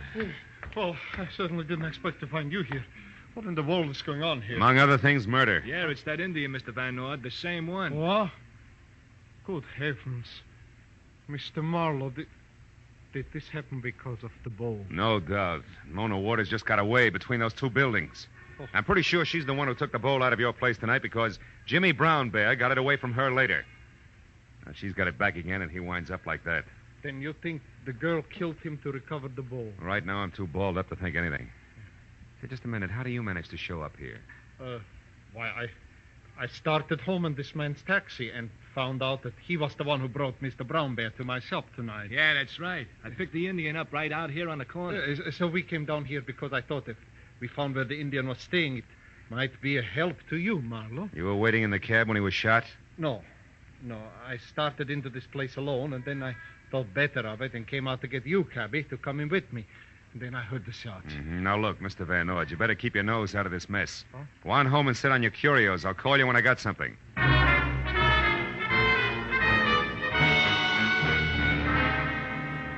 Assuming that my client's story was true and that he did have the cabbie to back him up, I got in my car and headed back to the Walker House. I parked at the side of the hotel and started for that convenient rear door again when I saw the commotion of half a dozen excited passers-by bending over a man stretched out on the sidewalk. Hey, how do you like that? It's enough to make a fatalist out of you, ain't it? Absolutely. What happened? Why, that poor guy there is walking along minding his own business and practically gets his back broke by a hunk of pottery some jerk must have heaved out of one of them windows up there. Pottery? You mean a bowl, maybe? A bowl? I don't know. It broke all the smithereens. It was plenty heavy, though. It was about... Hey, look. Here's a chunk of it. Let me see that. Oh, sure. Brown clay with symbols carved on it. Indian symbols. Listen, buddy, what window did that come out of? Anybody see? Anybody? No. They're all dark up there. We can't figure it out. Hey, what's the matter? Where you going?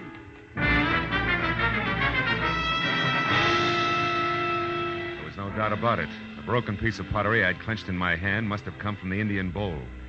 I ran inside, rode the elevator up to the 5th floor again, and beat it down the hall to 515. Sprawled out on the floor inside was Clark Erskine, the archaeologist, making a valiant but wobbly effort to get back on his feet. I dropped the chunk of bowl in my pocket and gave him a hand. Come on, fella. Up you go. Come on. What's it? All right, take it easy. Now sit over here and tell me what happened to you. Where am I? Who are you? Marlowe. Remember, you're in room 515 of the Walker House. When I left, you were waiting for Mona Waters, but I came back to find you spread out on the floor, as flat as that puddle of ink there on the desk blotter. Now, you take it. How come all this? Oh, yes, I remember now. I was struck. Yeah. But, Marlowe, the lights are out. And they're better left that way unless you want the room full of irate citizens. Who struck you? I have no idea. I was sitting at the desk there writing Miss Waters a note because I decided not to wait any longer when I was hit from behind. That explains the spilled ink. What about the open window? It was closed when I left. Open window? Why, that's strange. Strange? It's screwy. Nuts. What do you mean? Mr. Marlowe, just what is your position in this business? I'm a private detective working for Mr. Van Nord, and I'll tell you something else. Whoever slugged you opened that window and sailed the precious Indian bowl right out into thin air, 5 stories high. Smashed down there on the sidewalk. Oh, the bowl is gone? Destroyed? Mm-hmm. Oh, no. Oh, yes. Why, that's hideous. The markings on that bowl were priceless. Why, Marlowe, great Scott, why was it destroyed? That's what I mean. See, it's screwy. Oh, wait a minute, I'll get it. Hello? Miss Mona Waters, please. It's urgent. Interstate Airlines calling. She's out. I'll take the message. Oh, thank heavens. We want to rectify a perfectly ghastly mistake. We're afraid the relief operator may have given Miss Waters 2:12 a.m. instead of 1:12 a.m. as the departure time of her plane tonight. But, baby, it's 12:30 now. If she leaves at 1:12... I know. We're just sick about it. Can she make it? I hope not. But I'll do my best to deliver your message in person. You're a dear girl for calling. Goodbye. What was it, Marlowe? Something important? Not archaeologically. I'll see you later. Oh, wait. Isn't there anything we can do about the bowl? Yeah, oh, sure. Get a bottle of glue and a dustpan and hop to it. So long, Erskine. I'm off to the field of the Thunderbirds.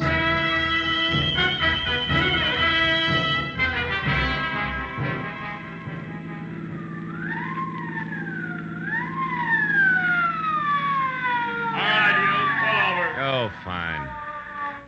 Now, look, officer, Never mind. Well, Mac, you're batting 1,000. You pulled out of the hotel driveway 2 blocks back, ran 1 full stop on a red signal getting this far. That's great. So what's your story? Been drinking? Not a drop, believe me. Now, look, I've got to get to the airport in a hurry. Why?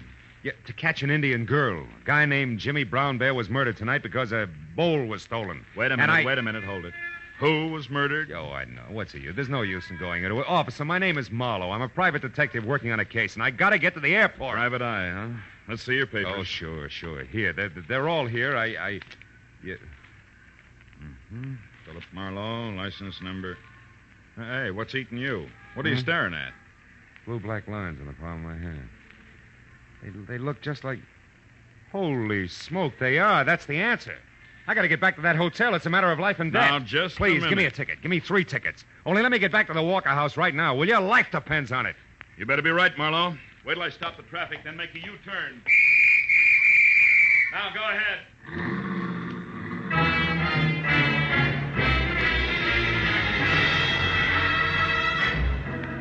I made it back to the hotel in something under 7 minutes for the round trip. I ran for the elevator, waited for the car to come down, and when the gate opened, bumped head-on into Clark Erskine himself. I backed him into the elevator again at gunpoint and pushed the 5th floor button. I didn't say a word. By the time the elevator stopped and the gate slid open, he was beginning to sweat. Marlowe, I just don't understand this. Why the gun? Take a guess, Erskine. I want to know what happened to Mona Waters. Why, I don't know. She didn't come back. Here, this is 515. Remember, go on, open it up. And get inside. Now, listen, you. I know who killed Jimmy Brown Bear, and I found out plenty about the bowl, so talk. Where's Mona? Behind you with a gun in my hand, so don't move. Oh, great. Well, at least you're okay. Except for a headache, yes. I just woke up in the bedroom with a heap big lump on my scalp, and I know a pale face who's going to pay for that. Drop your gun, Marlowe. Drop it. Now, who's this character here, and where's the bowl? Marlowe hit it, Miss Waters. I saw him hit you and take it. I tried to stop him, but he hit me, too. My name is Erskine. I'm an archaeologist. I only wanted to make a scientific study of the bowl, but this vandal here has destroyed it. Destroyed it. Marlowe! Pipe down, Red Wing, and listen. Before you start shooting, there's a lot of wampum at stake, if nothing else. Now, keep that in mind. Okay, Big Wind, start blowing. Speak your piece and keep it straight. He's a treacherous liar, Miss Waters. I know I'm braced for that. Oh, you sweetheart, you. All right. The inscriptions on that bowl were the key to the treasure, which is probably no news to you two. You didn't know how to work it, Mona. But Erskine here did. He found out that some of the lines were etched into the clay and others were raised, like the face of type in a printing press. Do I go on? Pray do, Professor. All right, now look. If you look closely, beautiful, you'll see ink on his fingers. Also, you'll notice that a bottle of ink poured out on your desk blotter there made the same kind of ink pad you use for a rubber stamp. That ink was spilled by accident. Now, don't listen to him because... Shut up. Go on, Marlowe. Well, after he knocked you out and left you in the bedroom, all he had to do was roll that wide, flat border of the bowl through the ink. Then roll it again over blank paper and it printed. What's more, baby, if we look real close, we'll find a perfect printed map on your hotel stationery stuck in one of his inside pockets. No, you don't. You'll never get the chance. Marlowe, the gun on the floor is Jack, Mona, lights out!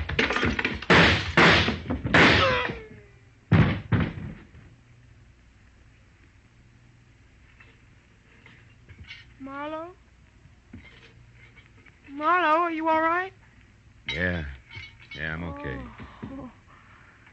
Then I did shoot the right man.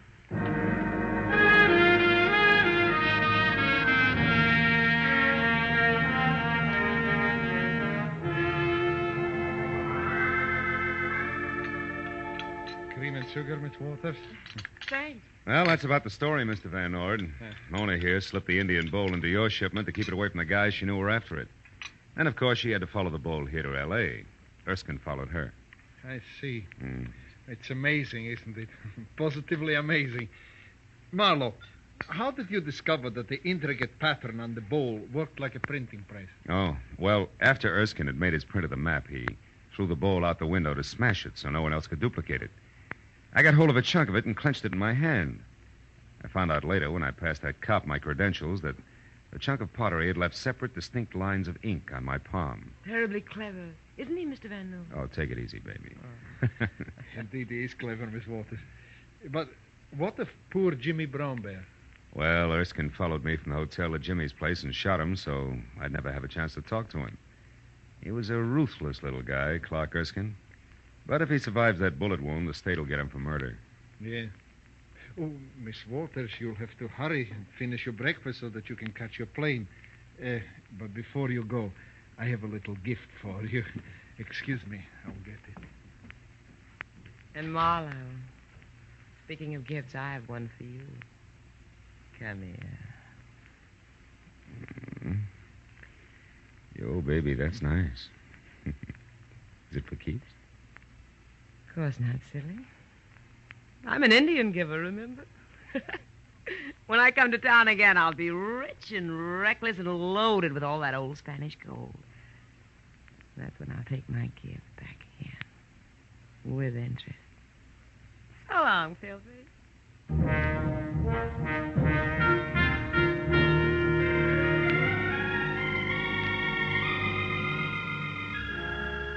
Well, when I finally got home, completely fagged out at 10 o'clock in the morning, I took one look at my favorite chair, the big, deep, soft one, and then sank down into it good and hard.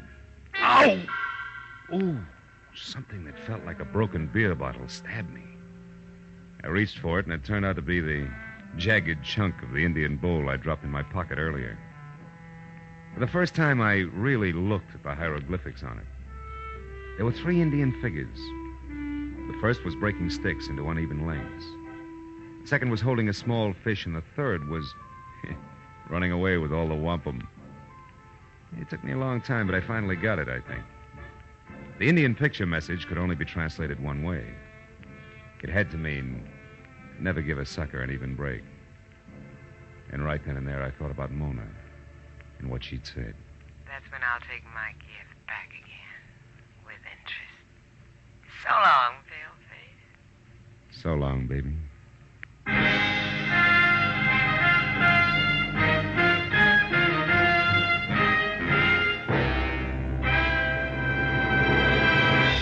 The Adventures of Philip Marlowe, bringing you Raymond Chandler's most famous character and crime's most deadly enemy, star Gerald Moore.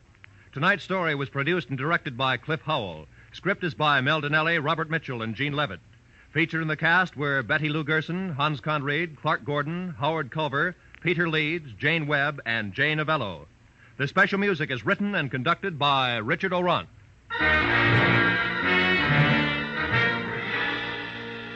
Be sure and be with us again next week when Philip Marlowe says... Inside of 2 hours, a lavish mansion seethed with suspicion. A sealed cabin filled with gas and an artist's retreat had a corpse on the floor. All because one man was too good-looking to be true to anyone.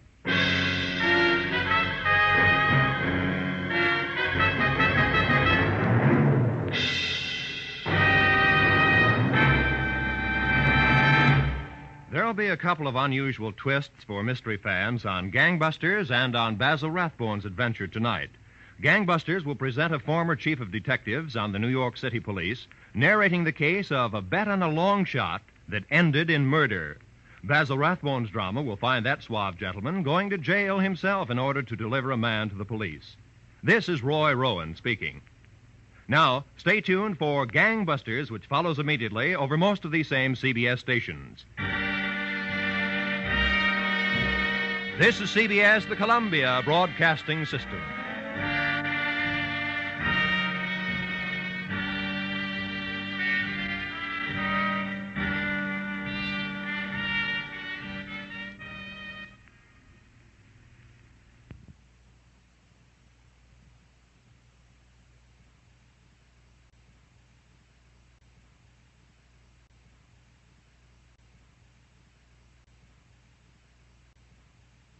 Get this and get it straight. Crime is a sucker's road, and those who travel it wind up in the gutter, the prison, or the grave. This time, inside of 2 hours, a lavish mansion seethed with suspicion, a sealed cabin filled with gas, and an artist's retreat had a corpse on the floor.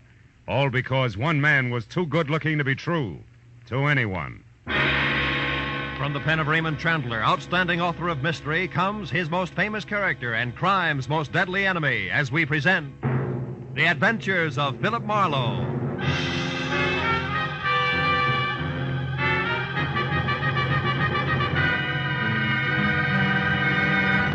Now, with Gerald Moore, starred as Philip Marlowe, we bring you tonight's exciting story, The Lady Killer. The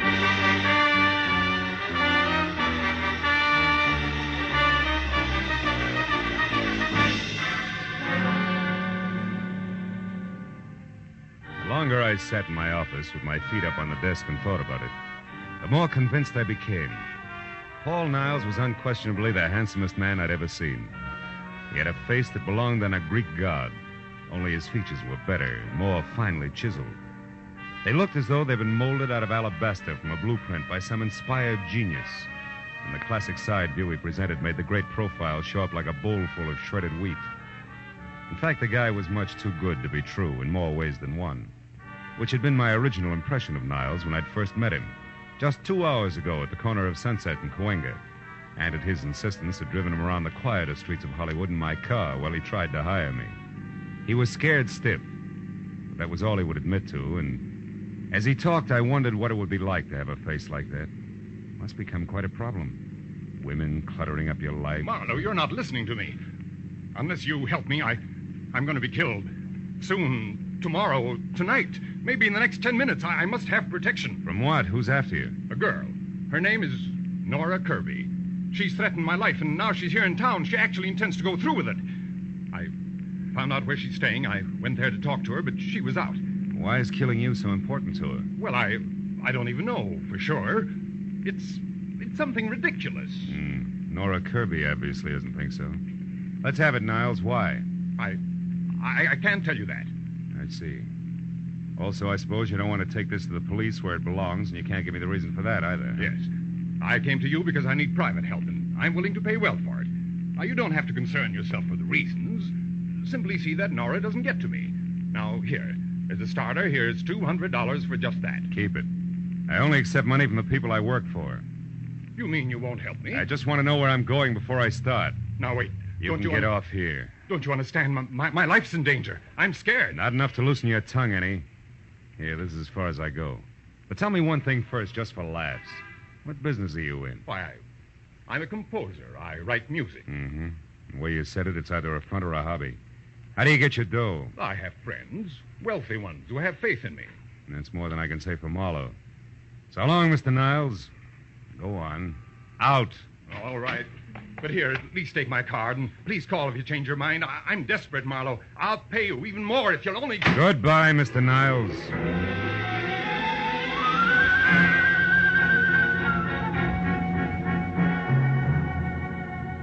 That was the way I'd left it 2 hours ago at 8.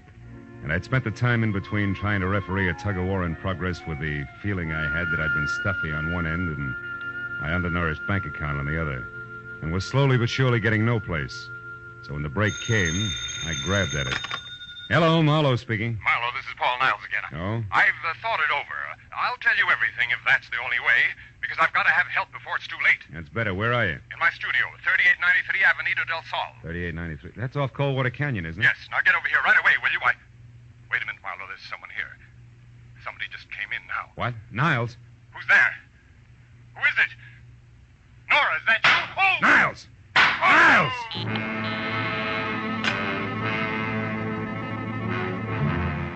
When Niles' phone went dead, I hung up, ran to my car, and was headed for Coldwater Canyon before I stopped to think of what I'd heard on the telephone could very easily have been bait for a patsy routine. Because I had nothing more to go on now than before except Niles' promise to tell all. That had got no further than gunshots. But I was already well on one easy way to find out, so I corkscrewed my way over the mountains to Avenida del Sol and followed it to number 3893, which was a straight-up driveway etched narrowly into the hill face that ended on a gravel shelf just big enough for the redwood and glass studio, a generous helping of imported jungle for landscaping in a circular parking space. As my headlights slashed across the tangle of overhanging trees in the center, they trapped the figure of a woman running. She stopped, crouched, and looked back into the glare like a cat does, then darted for the darkness again. But I caught her at the corner of the house. Just a minute, baby. Not so fast on the curves. Let me go. Let me go. Not until we've been properly introduced and had a chance to talk a lot of things over, Nora. Nora. Yeah, Nora Kirby, girl with murder on her mind. Oh, no, you got the wrong person. My name's not Nora. It's Lynn. I don't know anyone like that. Lynn what? Lynn Horton. Lynn Horton. Mm-hmm. Okay, Lynn Horton. What's inside that got you so panicky you can hardly stand up? Is it Paul Niles? Yes. I gotta get away from here. And it actually happened, huh? He was shot. Is he dead? I don't know. I think so. But how did you know about it? Who are you? Name's Marlowe. Come on, Lynn Horton. Let's take another look. No, I couldn't bear it. Can't see him through the window. Means you must have been inside. Inside? No, I wasn't. Now, look, baby, you're too jittery to try to lie. Let's have the key. Come on, give. Oh. It's better. After you. Go on, inside. Now, where is it? Yeah. Paul. Come on, Lynn. Come over here away from him. I can't believe it. I can't. What's your connection with him? I was just a friend. I tried to help him with his music. Mm-hmm. The price on the merchandise you're wearing, you must be one of those mentioned. What do you mean? But you got dough and it shows. Well, we'll skip that. Assuming you didn't kill him, you must have had some reason for showing up here tonight. What was it? Well, I only wanted to... Did you hear that? Someone's outside. Yeah, get the light. There. On the terrace. Something moved down there. I'm going out to see who it is. And listen, there's no such thing as welcome visitor just now, baby. So you stay here, understand? And don't budge. I felt my way out the door, down the stone steps toward where we'd seen the movement, and along the wall of the far end of the terrace. But there was no sound. Nothing moved. Whoever had made the noise had gotten away clean. So I headed back for the house, and that's when I heard it. I started after it with my shin against the first rock garden. Stop me cold! Ooh. Instead, I listened to her drive away. Called myself a few unpleasant names and concluded that Lynn Horton, or whatever her real name was, had been quite as scared as she acted.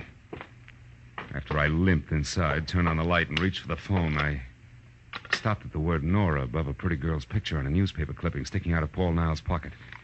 It carried a New York dateline and said that Nora Kirby, convicted of manslaughter in a traffic accident, had been released after serving 3 years. At the bottom of the story, scrawled in ink, was the message: 3 years for something I didn't do, to get something I couldn't have. It's not fair, Paul. I'll be seeing you. It was signed Nora. I picked up the phone again, and a few minutes later, Detective Lieutenant Matthews at Homicide was up to date. Okay, I'll be right out. Now, you say this girl, Nora Kirby, did it, Marlowe? I said Paul Niles was expecting her to, and it looks like she did. Say, look, there's another angle, though. The woman who just beat it away from here. The one who called herself Lynn Barton? Yeah. That's somebody else who was snooping around outside, too. Who also got away from you. You're doing real well, Marlowe. Oh, now, wait a minute. Wait till you see this joint, you'll understand. Besides, I'm in this for curiosity only now. My paycheck got murdered, remember? And furthermore, I never have matches when I want them. What'd you say? I said I'm looking for some matches. No. Here's some. These are the strangest matches I've ever seen. Well, what about them? I got a velvet cover on them. So what? A velvet book of matches? Hey, Matthews, did you ever hear the name Negrotto? Negrotto? Yeah. Sure. Abel Negrotto. Huh? He's a big name in the music publishing business. Made most of his fortune on records. Lives in Beverly Hills. You know, I got a dandy hunch. I'm going to go have a talk with Mr. Negrotto, Lieutenant, okay? On one condition. Be careful what you say, Marlowe. And keep in touch.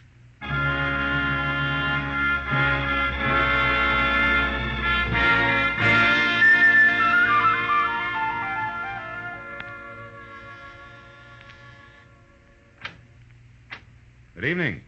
You aren't Mr. Negrotto, are you? No, I'm not. I'm Garrett Horton. Mr. Negrotto is busy. Horton? Yes. Something wrong with that? No, it's a more common name than I suspected, that's all. Will you tell Mr. Negrotto I'd like to see him for a few minutes on an urgent matter? Name's Marlowe. Perhaps you didn't understand me. Mr. Negrotto and I are in the middle of a business conference. We can't be disturbed. No, you can't be disturbed. Well, look, Mr. Horton, a man was murdered tonight, and one trail leads from the co-op straight to this front door. Either Negrado talks to me here now or later at police headquarters. You decide. Well, if that's where you feel, come in. You an officer? Not exactly. I'm a private detective. I see. Well, follow me.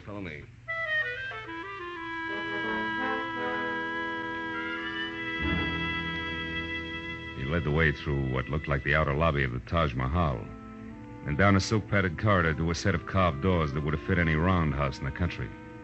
When we walked in, a man glanced up from a stack of papers and with a pair of eyes that belonged on a shark, did his best to look a hole through me. Horton introduced us. This is Mr. Marlowe, private detective. Mr. Negrado, I'm looking for a girl named Nora Kirby in connection with the murder of one Paul Niles tonight. She either committed the murder or knows who did because she was there and saw it. And what exactly brings you to my house? Well, I found this book of matches near the door of the dead man's studio. I think it's yours. It is. Go on. Any idea how it got there? None whatever. And until you mentioned their names, I'd never heard of either Nora Kirby or Paul Niles. How about you, Mr. Horton? No, I'm afraid not. Oh, there's my wife. Oh? I'm sure you'll want to give her the third degree, too. Now, just a moment. Lynn, darling. Come in here, please. Lynn, this is Mr. Marlowe. How do you do, Mr. Marlowe? I'm glad to know you, I'm sure. Thanks. I'm pleased to meet you, Mrs. Negrado. Your brother and I have been trying to convince Marlowe here that we didn't commit murder tonight, but he thinks we did because he found this book of our matches near the corpse. Can you explain it, my dear? Why, no. I can't imagine. The man's name was Niles, Lynn. Paul Niles. Mean anything? No, nothing. How about Nora Kirby? I don't think I've ever heard the name before. Well, Marlowe, that would seem to take care of the book of matches. Not completely. It was found at the house of the dead man, remember? We've had hundreds of these made up. Passed them out freely. I think you've taken up quite enough of our time with this absurd business, Marlowe. So now I'll ask you to leave. I'll show you out. Don't Marlowe. bother. Now listen, Negrado, and listen closely. I've been taking it easy so far, but somebody in this room is absolutely certain how those matches got out there. I know that for a fact. And I'm a private detective, don't forget. So if you suddenly remember something that needs talking over, I'll be in my office for 1 hour, but not one single minute longer. Good night, all.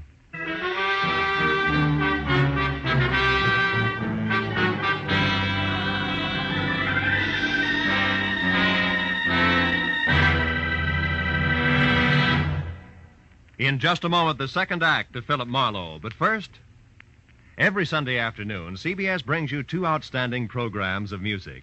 Gems from the great composers, played by the Symphonette, and the sweet, memorable songs of the outstanding modern composers and semi-classicists, sung by the Choraleers.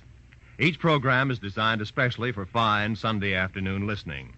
Hear both the Symphonette and Choraleers this Sunday afternoon on most of these same CBS stations. Now, with our star, Gerald Moore, we return to the second act of Philip Marlowe and tonight's story, The Lady Killer.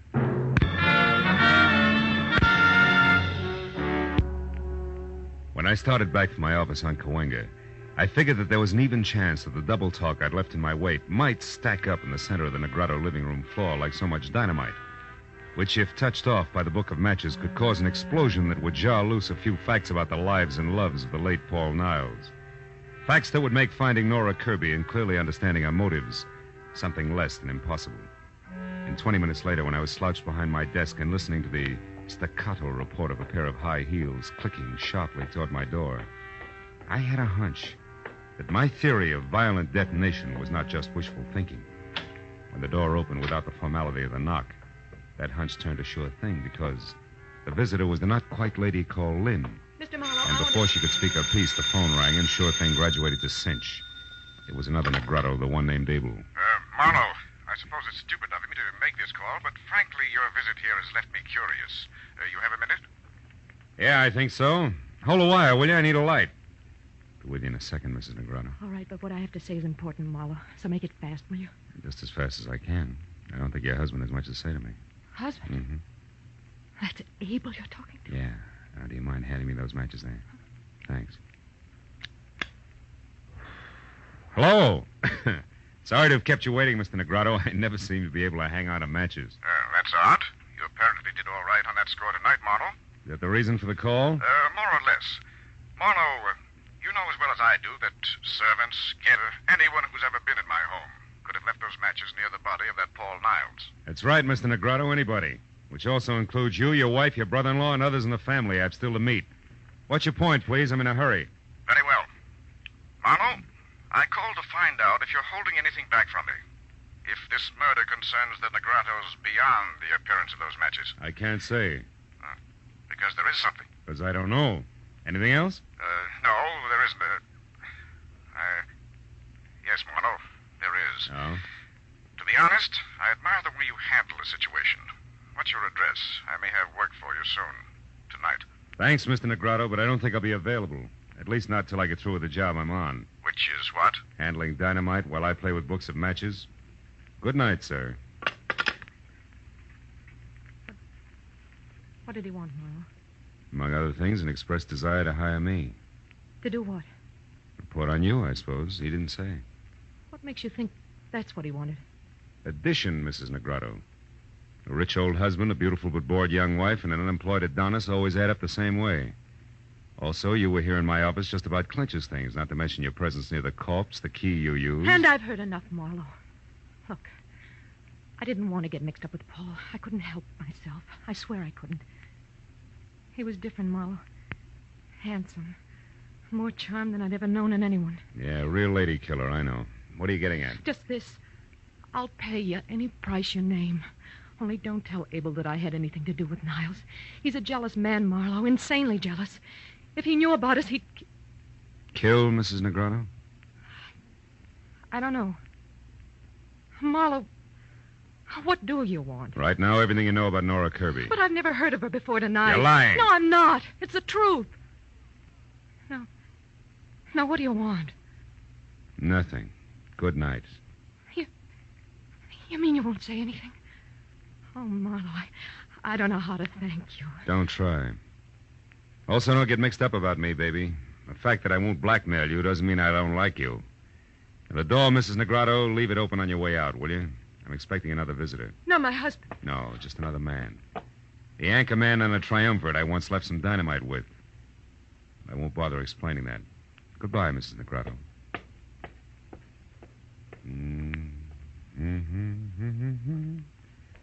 You great, big, beautiful doll.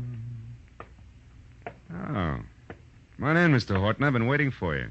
Why, Mr. Marlowe? Something I said or didn't say at the house? Not exactly. It's more a matter of intuition, high explosives, and the fact that both your brother-in-law and sister have already paid their respects. Now, what can I do for you? I'm not at all sure. It's the first time.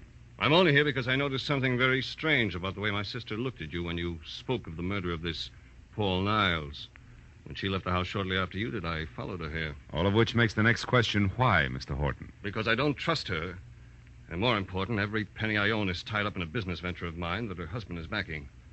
She originally met Abel through me, and if she should in some way be in trouble, the kind of trouble that her husband wouldn't put up with, I might suffer for it in the long run right along with her. Uh-huh.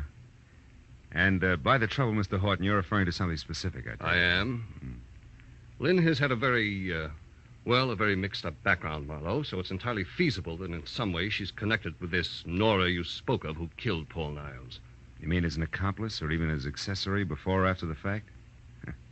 Pretty thoughts about your own sister. Which I can't help. I doubt that you have anything to worry about, Mr. Horton. However, I will say this, that if Nora Kirby hadn't gotten to Paul Niles, sooner or later you would have had plenty to worry about. You mean that... I mean that now's a great time for you to go home and sit on your investment. All is well, Mr. Horton, for the time being. A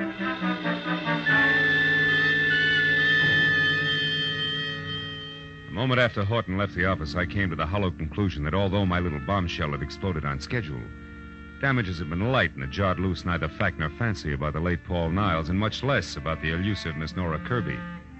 So my next move had to be a second trip to Avenida del Sol and a report to Detective Lieutenant Matthews, which is what I was about to do when it came from someplace outside, long and loud. I ran the length of the corridor outside my door, then belted down the single flight of stairs to the street where, in the half-light of a distant lamppost, I saw the shadowed figure of a girl slip behind my car, then dart toward a storefront nearby. I started after her and stopped at a noise behind me, which was a... Oh, mistake!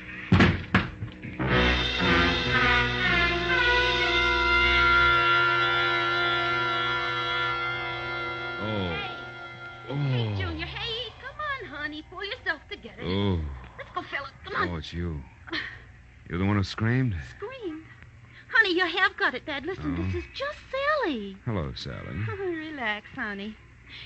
You're lucky a cop didn't come along first. Being drunk is one thing. The DTs is something else, I know. Last year I was in the same shape, and it took me 3 months Now, to wait get... a minute. Hold it, will you? Look, I was slugged, not slipped a Mickey. Slug. Honest? Slugged, honest. If you don't mind giving me a hand, I'll get up. Ooh! Easy, honey. Oh, here, let me help you. Oh, I'm sorry. Oh. I figured you all wrong. I never thought you was slugged. Any idea who done it? No. Look, tell me, didn't you see anything? Before you found me, I mean? Didn't hear a girl scream, see her run away? Nothing at all. Oh. Honey, you must have been out longer than you thought. Maybe... Hmm? Hey, look, this card here on the ground. Yeah. What's your name, honey? Philip Marlowe, why? Why, I tell you why. I'll tell you more than that. You know who slugged you, honey? A polite guy.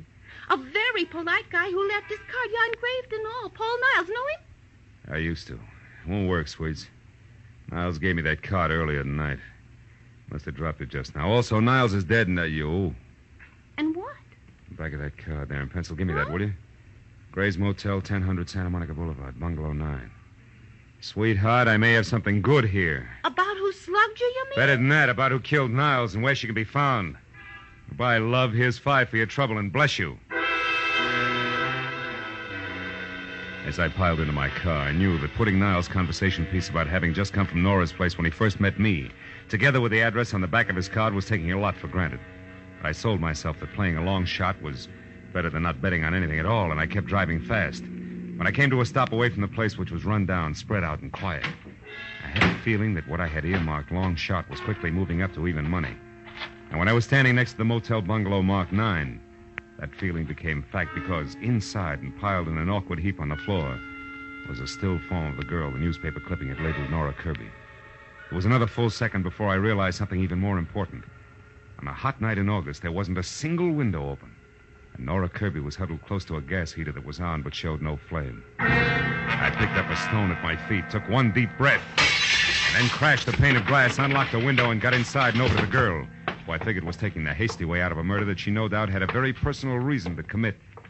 I stopped figuring when I was nearly next to her. I knew that she was still alive, and that a man gripping a .45 in his hand had just opened the front door. Don't make another move, Marlowe, or I'll kill you. Well, comes the switch. Brother-in-law Garrett Horton. I never would have guessed. You wouldn't have had to try if you'd kept your nose clean. Now, get away from her. Why? So she can die as a suicide, which the police will chalk off as logical, since she's already wanted for murder that you no doubt committed? Exactly. Murder I committed because there isn't anything worse one can do to a blackmailer. So that's it, Niles. The lady killer was blackmailing your sister. You found out and killed him before he could cause too much trouble. Family trouble that would end up hurting the good thing you've got with husband Abel, huh? Yes. Now, shut up and get away from her. We're going outside. You're kidding. Marlowe, I'll shoot you if you don't start walking. You're still kidding. Horton, you can't kill me without killing yourself. This room is jammed tight with the gas you turned on after you brought her in here unconscious. After you sapped her outside of my place because she was on her way to see me and tell me that you had murdered Niles. The flash from that gun in your hand, Horton will blow us all to bits. Face it, brother. For you, it's all or nothing at all. Go on, shoot. Go on, try it. Try it. I can't. I can't.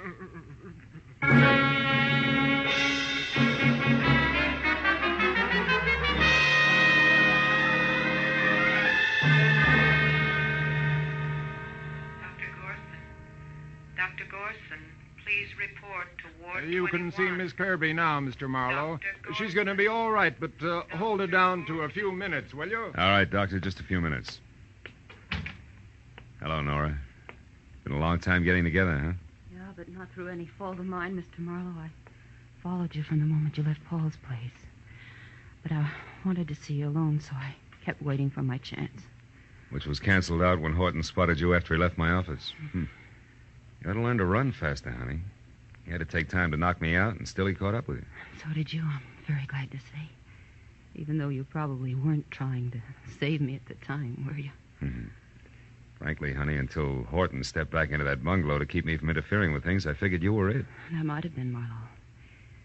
If Paul hadn't been killed just before I got to him, at least I'd have hit him with something hard. I had motive, you know. Yeah. I read all about it. 3 years in prison for something he didn't do. But tell me, if Niles framed you and you knew it, why didn't you go to the police? He couldn't have been that irresistible. But he was, Marlowe. And more. As a matter of fact, he didn't frame me in the first place. It was my own idea. You see, Paul was driving the car when we had that accident 3 years ago. Not me. You switched places with him, huh? Mm-hmm. Why? He'd already had his license revoked for reckless driving. They'd have sent him away for 10 years at least, as against my 3. Believe it or not, at the time I couldn't think of waiting that long for him. No? No, Marlowe? Hello, Matthews. We checked her story. It's true enough, even if it's the kind of thing we're not supposed to be able to understand. Of course. Paul was strictly a lady killer, remember? Yeah, so he was. Well, I guess that ties everything in, huh? Not quite, Phil. I've just finished taking a statement from Horton. There's one more question. Whatever made you so sure that in a room half filled with gas, a gun exploding would blow everything up? Oh, well, that's simple. You what? Well, I figured, you see. I thought that, Yes, well, good night, Miss Kirby. Good night, Mr. Marlowe. So long, Lieutenant. So long. Lucky.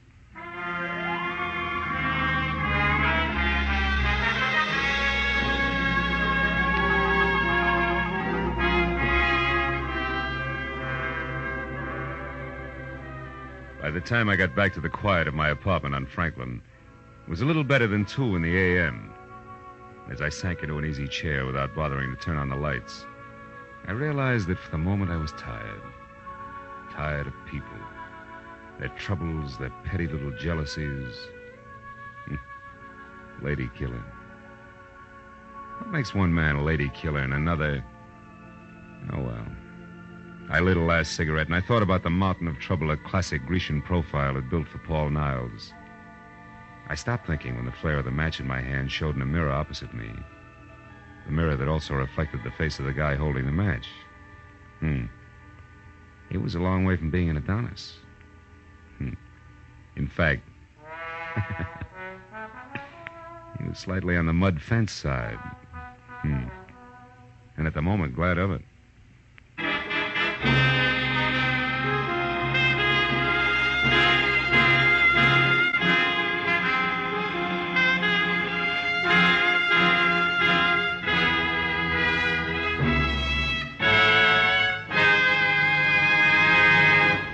The Adventures of Philip Marlowe, bringing you Raymond Chandler's most famous character and crime's most deadly enemy, star Gerald Moore, and are produced and directed by Norman MacDonald. Script is by Mel Donnelly, Robert Mitchell, and Gene Levitt. Featured in the cast were Gene Bates, Paul Dubov, Ted Von Eltz, Ann Morrison, Don Randolph, and Edmund MacDonald. The special music is by Richard Orant. Be sure and be with us again next week when Philip Marlowe says... It started with a man on trial for his life, and an A1 citizen eager to testify. But there it was interrupted. And it wasn't until I found a corpse in a bubbling bath, gunplay in the woods, and lots of blackmail that the real eager witness had a chance to talk.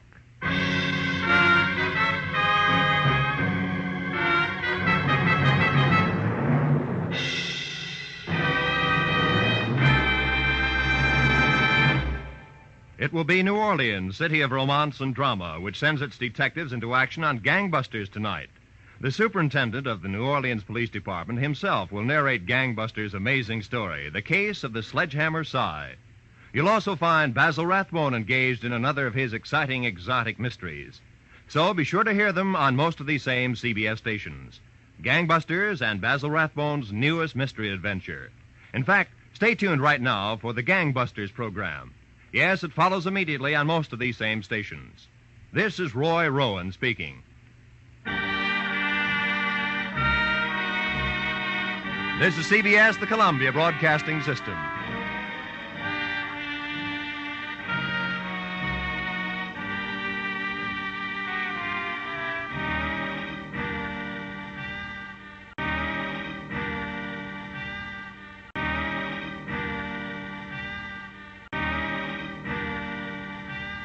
Get this and get it straight. Crime is a sucker's road, and those who travel it wind up in the gutter, the prison, or the grave. This started with a man on trial for his life and an A1 citizen eager to testify. But there it was interrupted. And it wasn't until I found a corpse in a bubbling bath, gunplay in the woods, and lots of blackmail that the real eager witness had a chance to talk. From the pen of Raymond Chandler, outstanding author of mystery, comes his most famous character and crime's most deadly enemy, as we present The Adventures of Philip Marlowe.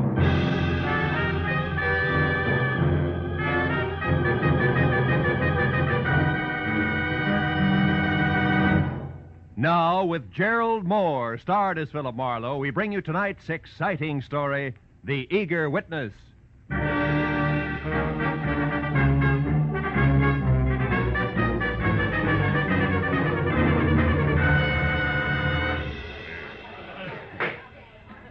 Division 88 of the Superior Court of the State of California and for the County of Los Angeles is now in session. The Honorable Albert Winston, judge presiding. Everybody rise.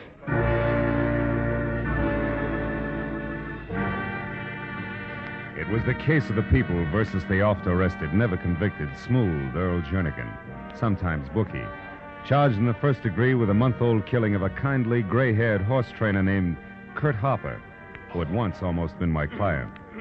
It was the afternoon of the fourth day of the trial, and the prosecutor for the state had already built an almost airtight case against the alleged gambler when my turn finally came. To further substantiate the state's claim that Earl Jernigan did willfully and with malice aforethought take the life of the deceased Kurt Harper.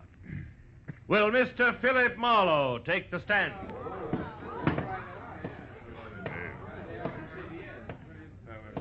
Raise your right hand. Promise to tell the truth, the whole truth, nothing but the truth, so help you God. I do? State your name and occupation. Philip Marlowe, private detective. Take a stand.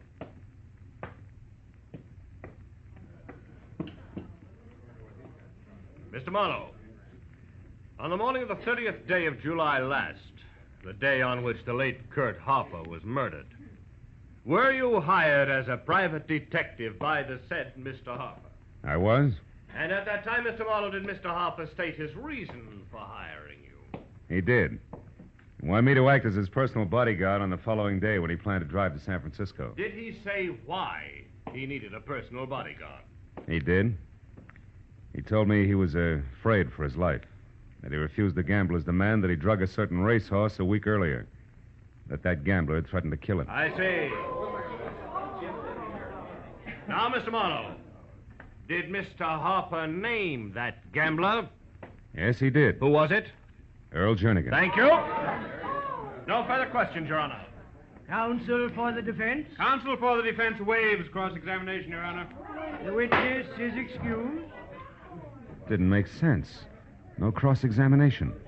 Because from the opening adjective, the counsel for the defense, a dapper item named Calder, who always appeared in French cuffs, gray gabardine, and a cocky, uninviting smile, had raved, ranted, and practically spit at each witness the state had presented.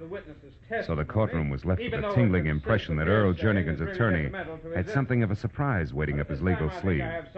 Later, when Calder was on his feet and addressing the jury, that something started out fast.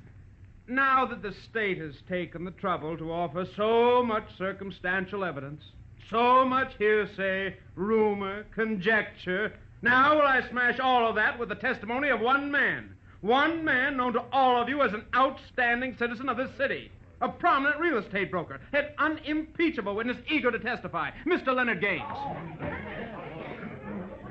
It worked. Landed in each and every lap like a live grenade and exploded all the way around at once. And when the eminent Mr. Gaines, gray at the temples, maybe 45, and neat and expensive midnight blue flannel with giant stickpin to match, took the stand, and in his own meeting of the board tone of voice told the court that Earl Jernigan had spent the entire day and night of July 30th last with him at his Malibu Beach home, the prosecuting attorney's jaw dropped to his chest and he stared dumb. Day or night did Mr. Jernigan ever leave my home. And as for the hour of the murder, 8 o'clock in the evening, we were having dinner. After that, we played gin rummy until midnight. Are you sure of that, Mr. Gaines? The hour of your dinner, I mean. I am positive, Mr. Calder. No, you can't be. You're lying. Quiet in the court. Order. Miss Harper, order in the court, please. No, I won't be quiet. I won't anymore. Miss Harper, quiet. Order. This court is adjourned until tomorrow morning at 10 o'clock.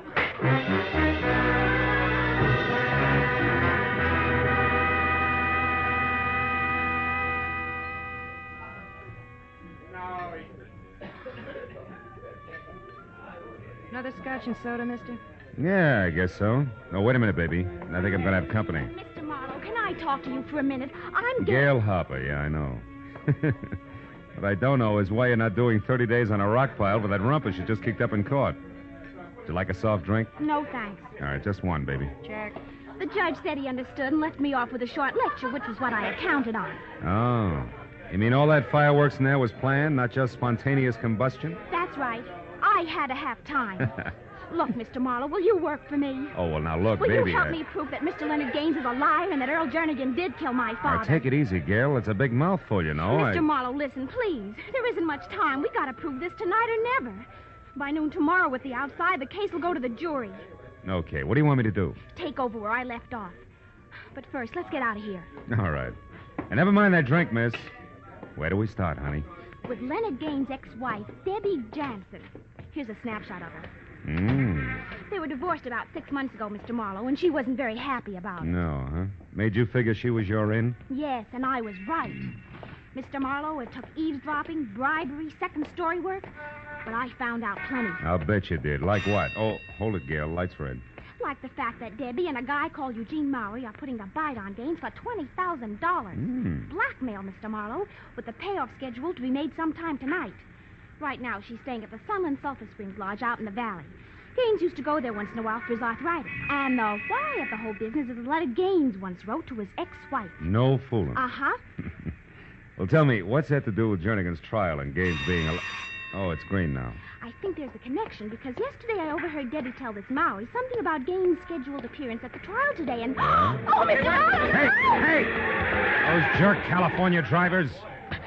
The man behind the wheel. What about him? That thin face, blonde hair. I've seen him before. I know he was trying to hit one of us. Oh, fine. Well, that'll keep things from getting dull, won't it? Then you're gonna help me. Well, now, look, who could resist you, baby? Okay, tonight I check in at the lodge at Sunland Sulphur Springs. Come on, let's get out of here.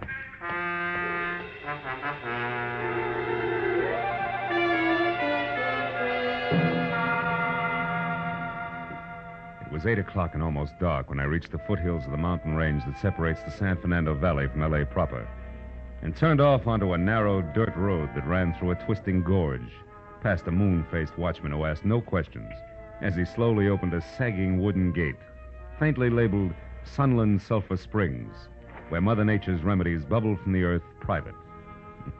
It was another 5 minutes along the same dirt road uphill and through thick foliage before I was at a parking space out of my car and walking the last quarter of a mile toward the lodge itself that was spotted with widely separated cottages, also sagging, and each tagged Casa, and followed by something Spanish and hard to pronounce.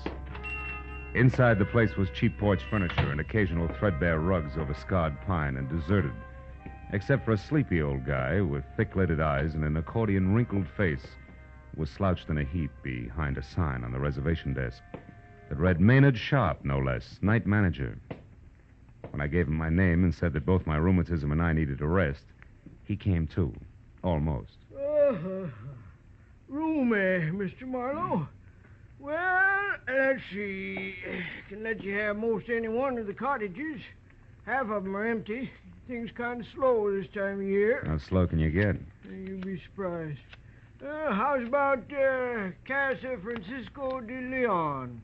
Casa Francisco, Yeah, that'll be fine, Mr. Sharp. All righty, sir. Now, if you'll just sign the register here, I'll get your key. But as I signed my name, I checked the guest list quickly. And the next second found what I wanted. Deborah Jansen. And next to that, and in a different hand, her cottage for the night. Casa Rolando de Barandido. That's close enough. Well, anyway, it was all I needed. I took the key from Mr. Sharp, a misnomer if ever you heard one, learned the location of my quarters, paid him in advance, and left. Thanks, son. Outside, I turned to my right, past a large open bath that smelled like rotten eggs and talked to itself like a junior Vesuvius, as more warm sulfur waters, equally unpleasant to smell, bubbled from a pipe in the center. Beyond that was the first cottage, Another casa I couldn't pronounce, and it stayed like that all the way down the line until I reached the second one that showed light. It was the casa known as Rolando de Barandido. And when I moved closer and around to a window that was screen only, I knew that my client had done her eavesdropping well, because in the center of the room and putting on her coat was the ex-wife named Debbie, and standing nearby and holding on tight to the cigarette in his hand like it was support was what had to be the boyfriend, Eugene Mowry. You're sure that Gaines will go through with this all right? For the 100th time, Eugene, yes, I'm positive. Can't you understand? He has to. Besides, $20,000 won't break him. It won't more than bend him a bit. Now stop worrying. But I can't.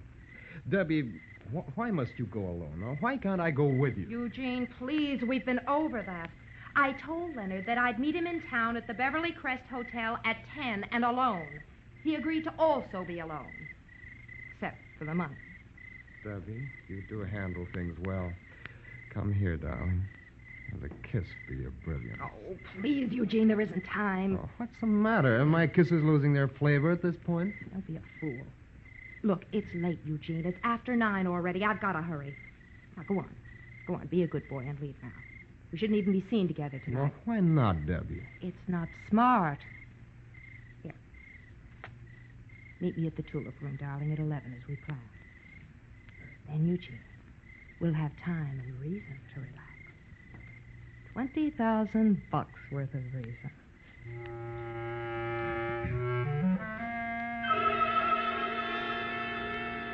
As Mowry oozed toward the door, I slid away from the cottage and into the shadow of a clump of trees nearby. Stayed there as he walked out of sight down the road that led back to the parking space. Then a few minutes later, when Debbie clicked off the light and left, I moved out of hiding and started slowly after her at a safe distance. Until from someplace in the night, an ugly, snub-nosed automatic that belonged to someone blonde and thin-faced as a near automobile accident stopped me cold. Where you going, Jack? For air. I love to walk in the country at night, okay? I wouldn't know, Jack. I'm a city boy myself, but as long as that's what you want, it's Jake with me. As long as it's where it's good and dark. Now, go on. That way. Move.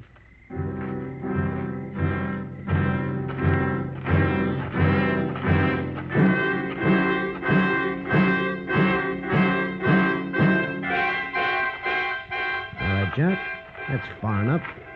Hold it. Turn around and face me. Why, so I can watch you pull the trigger? Never mind why. Just turn. Okay, turn it is. That's better. Now, one step closer. One step closer. Hey, what's that? A pheasant, my friend, taking wing. Now, before I beat you into little pieces, let's have it. Who are you? Who do you work for, and what do you want with me?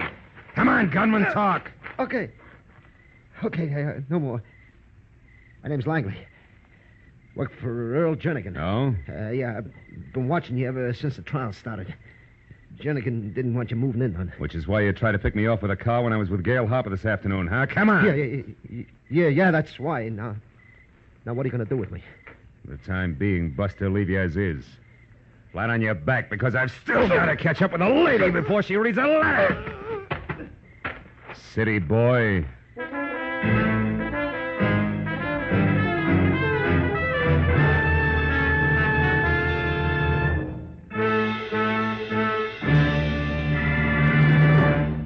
In just a moment, the second act of Philip Marlowe. But first, because of the sharp rise in America's birth rate during the war, we face a very serious educational crisis.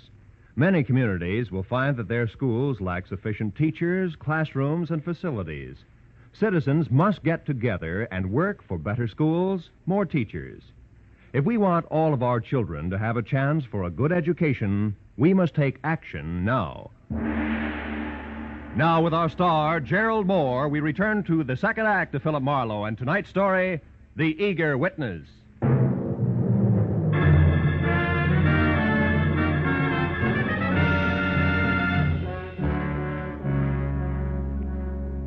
It was strictly hit and run. I piled Langley into the Manzanita and didn't even wait to see him bounce.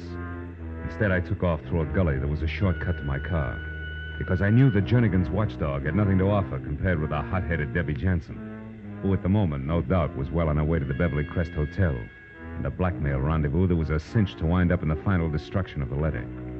That was my theory. But I dropped it like a hot rock just as I crossed the path to the sulfur pool. Mr. Marlowe! Somebody screamed! Yeah, in there by the spring. Oh, gosh. Oh, my gosh. Sure had to happen to me. It was nothing but sulfur fumes and the thick gurgle of the springs until Sharp played his flashlight over the pool. Then we saw her. Oh, my gosh. And the water that was turning red from blood oozing around the knife in her back. Look. It's Miss Jansen. Come on, Pop. Give me a hand. Let's get her out of there. Yeah, Come on. Take it easy now. Take it easy. That's it. Debbie. I never should have tried. Tried what? Who was it, Debbie? Who did this? He got the letter. Who? Who got the letter, Debbie? Debbie. Marlowe, did she pass out? For good, Maynard. She's dead. Oh, she seemed to be mumbling something about a letter. Did you get what it was? Yeah, only part of it. A killer apparently took the letter away from her. Believe me, that's bad. Letter? What's a letter? Wait a minute. Huh? Oh, it's probably that pheasant again. Letters? What are you talking about, Oh, I son? guess I'm just getting jumpy. Hey, there is somebody. Come on, Pop.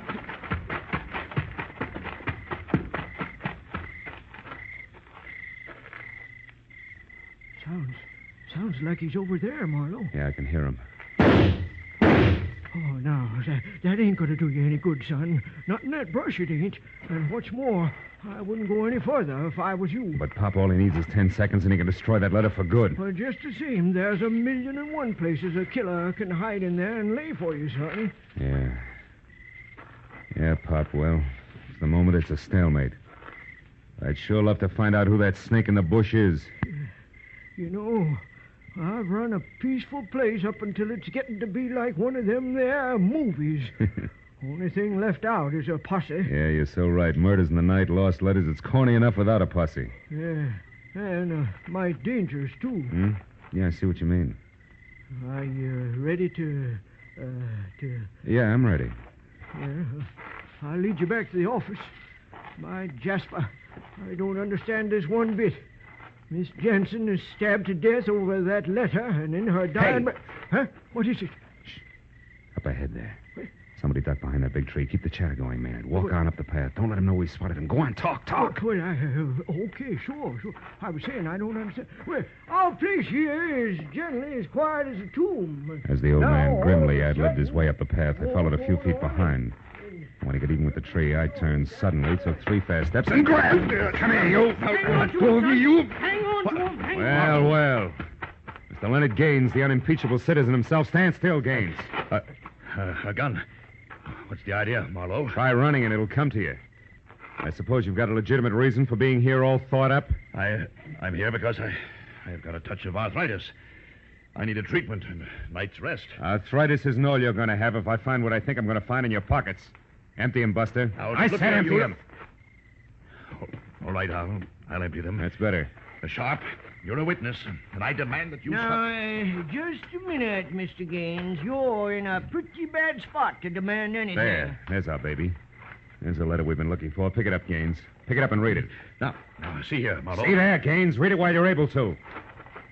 Yeah. My dear Debbie, if I didn't know you so well, I'd resent your stupid accusations. Now, look, Mark. Read it. We've already made our property settlement, as you're well aware, and you'll be a long time finding a court that says otherwise. Now you know where you can go, so why not get started as ever, Leonard? Oh, fine. That's about as incriminating as a lecture on the family meat bill. Sharp, whose jurisdiction are we under here? County Sheriff's Office. All right, call him. Also, call your man out on the highway and have him lock that main gate. Main gate? Yeah. Say, now, that's a good idea. I'll do it right now. Now, wait a minute. Have you got a gun? Yep, got a rifle. Been in the family for years. Can you use it? Well, yeah, I reckon I can. Well, where are you going? Out to round up Langley. He'll be pushing hard to give his boss's star witness here a big helping hand. I want to be in shape to push back. And remember, Pop, keep your eye on Gaines and not on the phone when you make those calls. I'll see you.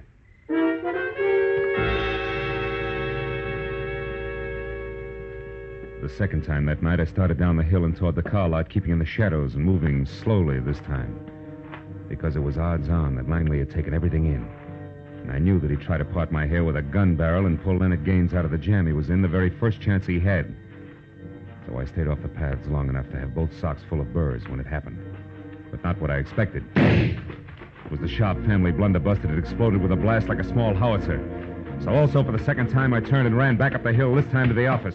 I got there just as Maynard, climbing hand over hand up a smoking rifle barrel, made it to his feet. Maynard, what happened? Where's Gaines? Well, I don't know. He got away, I guess. Well, the shot, what about that? It went up there, through the roof. Oh, fine. Well, gosh, I didn't suspect a thing. He just said he wanted to smoke. But he didn't happen to have a match, I know. So you hung your rifle over your arm, stuck both hands in your pockets to find one for him, and that's when he took you. Yeah, that's exactly what happened.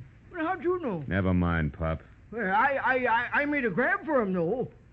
Ripped his coat about halfway off. Oh, that's great. That's great.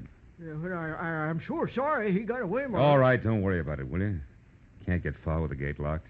Well, I got bad news there, too. Oh, the gate's locked, all right. But there's a back road. There's a back what?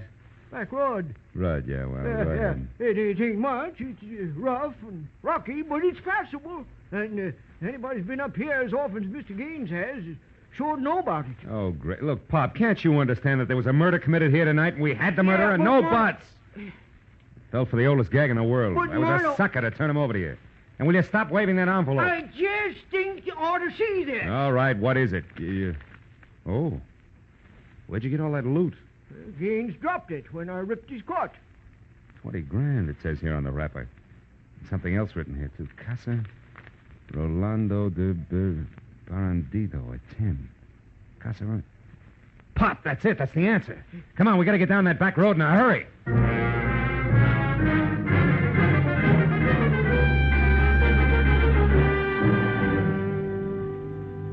With Sharp at the wheel of the pickup truck, we bounced over the pair of sometimes parallel ruts studded with stones the size of bowling balls. It was called the back road. The better part of 2 miles before he cut lights and motor and whispered that if Gaines was going to get stuck at all, it was sure to happen in a dry wash just around the next bend. I told him to wait and went ahead on foot. He was right. Gaines was stuck in more ways than one. His car was up to its hubcaps in sand and his wallet up to its stamp compartment in blackmail, conducted by his ex-wife's murderer with the same lever she'd had, the letter. It was Eugene Maury, and clenched in his hand was a tattered white envelope, nothing more. I'll make it easy for you. I held my .38 in close to my side and edged up behind him. 20,000. Now, Maury, I don't have that much. You'll lie. You're going to pay her that. I don't know.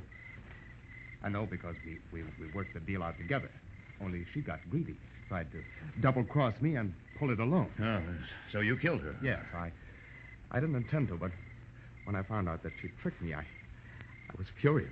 The first thing that I knew, I'd stabbed her. That's enough of that. Just give me the money. You've nothing to worry about. Now, listen, Maury, I tell you... You listen, Gaines. You're in no position to bargain. It's better than having your $200,000 gambling debt exposed and your reputation ruined, isn't it? Or facing the trigger man, Langley, if you refuse to alibi for Jernigan, isn't it? Or bucking a perjury charge if you do alibi? Oh, no. You got yourself in a corner, Gaines, so pay off. It's only 20 grand. But I tell you, Maury, I don't have it. You're lying again. No, he isn't. Don't move, either one of you. Leave your hands where they are. I got the 20 grand right here, and it's pretty well earmarked as blackmail payment already. But just to round things out, Maury, I'll take that envelope you've got there. This? Well, what do you want this for? Funny man. Because it's no doubt postmarked with an hour, a date, and a location, which together with Brother Gaines' own handwriting places him out of town on July 30th, a time he swears he was at his Malibu home all day with Jernigan. Right, Gaines? Smart boy, aren't you, Marlowe? You still got a chance, Gaines. You better gamble with me. You've got nothing to lose now. I'm with you. Stand still, Buster, or so help me out. Now, Gaines, go! Oh! Oh, my leg! Were you thinking of going someplace, Mr. Gaines? No. No, I'm not going anyplace, Mr. Marlowe.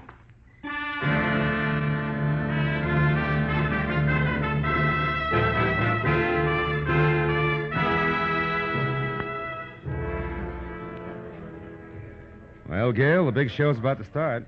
Court will be in session in a few minutes. I know. And different from yesterday. Yeah. Oh, you did a swell job, Mr. Marlowe. Gee, Gee, I don't know how to thank you. Save it, baby. If that scale Lady Justice holds in her hands is in better balance today, it was your hunch and old Maynard's blunderbuss that did as much to put it there as my running around through the brush at Sulphur Springs. But all I knew was that Gaines was lying. I didn't know it was as complicated as it was. Well, that's because Debbie Jansen was twice as treacherous as we figured. I still don't understand. How did you know that Eugene Maury had killed Debbie? Well, you see, baby, I overheard her tell Maury that she was going to meet Gaines in the Beverly Crest Hotel at 10 for the payoff. Uh-huh. But I figured that was a lie strictly for Maury's benefit when Pop gave me the packet of money Gaines had dropped. It had that complicated name of a cabin and the time of the appointment, which was also 10 written on it. So I knew the real meeting was scheduled to take place out there. See? Oh, I see. Then she was going to send Maury off to the Beverly Crest while she collected the money at Sulphur Springs and then beat it alone. That's it, honey. You see, if her cabin had been named something simple like Number 4, then Gaines could have remembered it. Instead of that Casa Robino del Bangadoro, or whatever it was, he had to write down, you see? Well, then things might have been different. Ah, you'd have found a way. After all, you figured out it was the postmark that was important. Only after I'd been slapped in the face by a perfectly harmless letter with no envelope. Had to be the postmark. What else? Oh, they're starting. Yeah. Good luck, Mr. Marlowe. Give him the works. Don't worry, baby. I'm the eager witness today.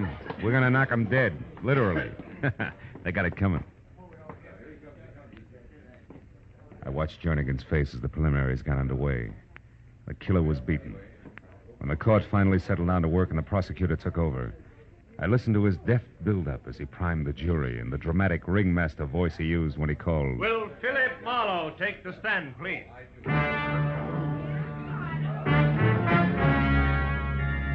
Now, Mr. Marlowe, you told us yesterday that you are a private investigator. Now will you tell the court in your own words what happened to you last night? I sat there looking into the cold, baleful eyes of the prosecutor and thought of a paraphrase on that wonderful quote from Oliver Wendell Holmes. It's not enough to ask for justice. One must also hope for mercy. Mr. Marlowe. Oh, yes. I'm sorry. Well, it began here in this room yesterday afternoon at about 3:30 when the counsel for defense called a witness, Mr. Leonard Gaines, to the stand.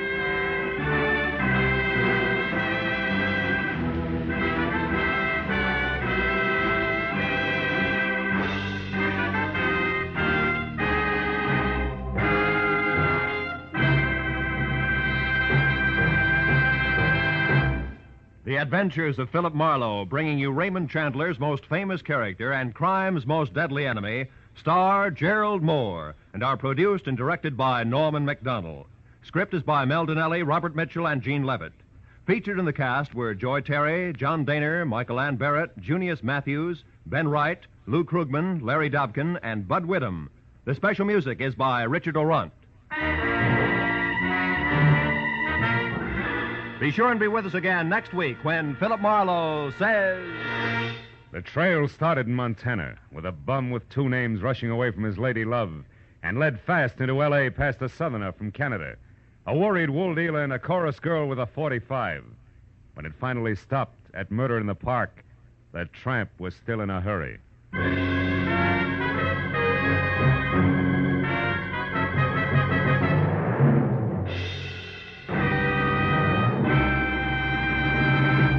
You and I have a friend coming to call next Monday night. She's my friend Irma.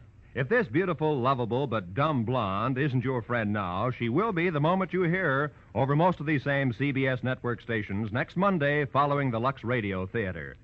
My friend Irma will bring you plenty of laughs and great entertainment. So be sure to make friends with my friend Irma these Monday nights on CBS, where you'll hear them all this fall. This is Roy Rowan speaking.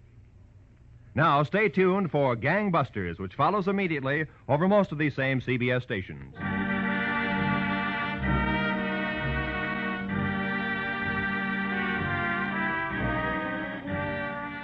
This is CBS, where Arthur Godfrey's Talent Scouts are heard Mondays, the Columbia Broadcasting System.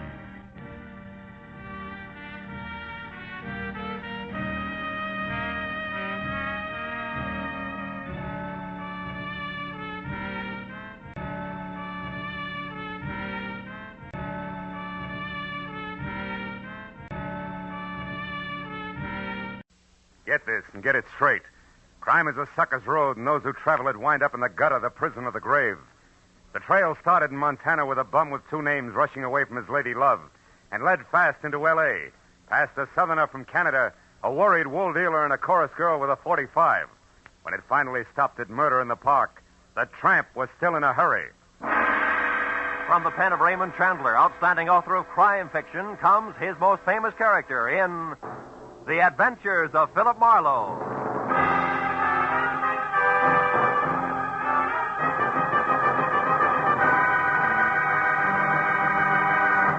Now, with Gerald Moore, starred as Philip Marlowe, we bring you tonight's exciting story, The Bum's Rush.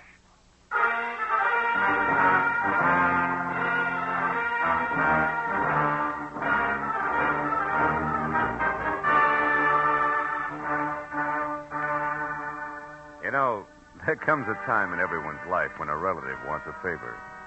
But this was a particularly nice relative. In fact, a great old gal. She'd written my name and address in the center, and her name, Jessie Gavins, Eagles Rock, Montana, in the upper left corner of the envelope.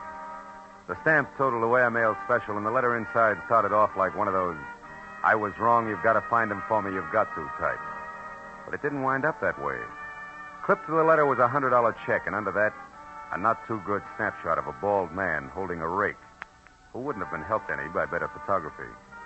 10 minutes later, at exactly 8 p.m., my long-distance call was put through, and the voice that belonged to Aunt Jessie was snapping at me from Eagles Rock, Montana, like the end of a whip. Certainly I wrote it. How many Jessie Gavinses do you think there are in Eagles Rock? Philip, I want you to find Jonathan Miter and see if he's all right. Yeah, you said that in your letter. Jonathan Miter is my fiancé. Aunt Jessie. Oh, I know what you're thinking, young man, but I'm 51 and he's 55, and there's nothing wrong with the September song if the harmony's close enough. Yeah, I hope my harmony's that good when I'm 55.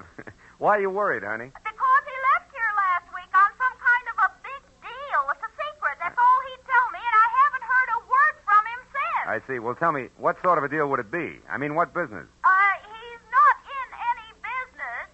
Oh. What was his work before he retired? Well, he's not exactly retired either. He's not exactly... Look, Aunt Jessie, I'm getting at this. What does he do, or what did he used to do for a living? Frankly, not... Well, I might as well tell you. Most folks around here, Philip, think Jonathan Miter's just a bum. Maybe he is. He came to town, Philip, on a freight train a month ago, and he's been raking leaves for handouts ever since. That's how I met him. But he's a fine, honest, proud man, and I'm going to marry him. Congratulations. Yes. Look, you didn't happen to give that fine, honest, proud man a wad of money to finance this big deal of his, did you? No. Well, then don't. Because I'll be frank. Sounds to me like a broken-down con man warming up a new routine. Then I'll gladly pay to find that out, Philip. But I think you're wrong. Jonathan told me that he had to prove himself by making some money of his own before he'd marry me. As if I didn't have enough to take care of two people already. Okay, Jessie, it's a little off-center, but I'll buy it. Philip, Huh? when you find him, don't tell him that I hired you. As I say, he's very proud, and it'd hurt him. And now all I can give you to go on, aside from that snapshot I sent, is an address, 764 Hope Street in Los Angeles. 764 Hope Street. Well, how'd you get that?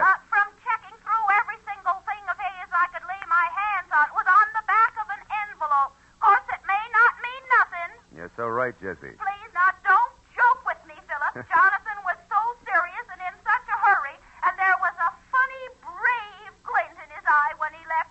Do your A best. brave glint. Oh, no. Okay, Jessie, no jokes. Goodbye, darling.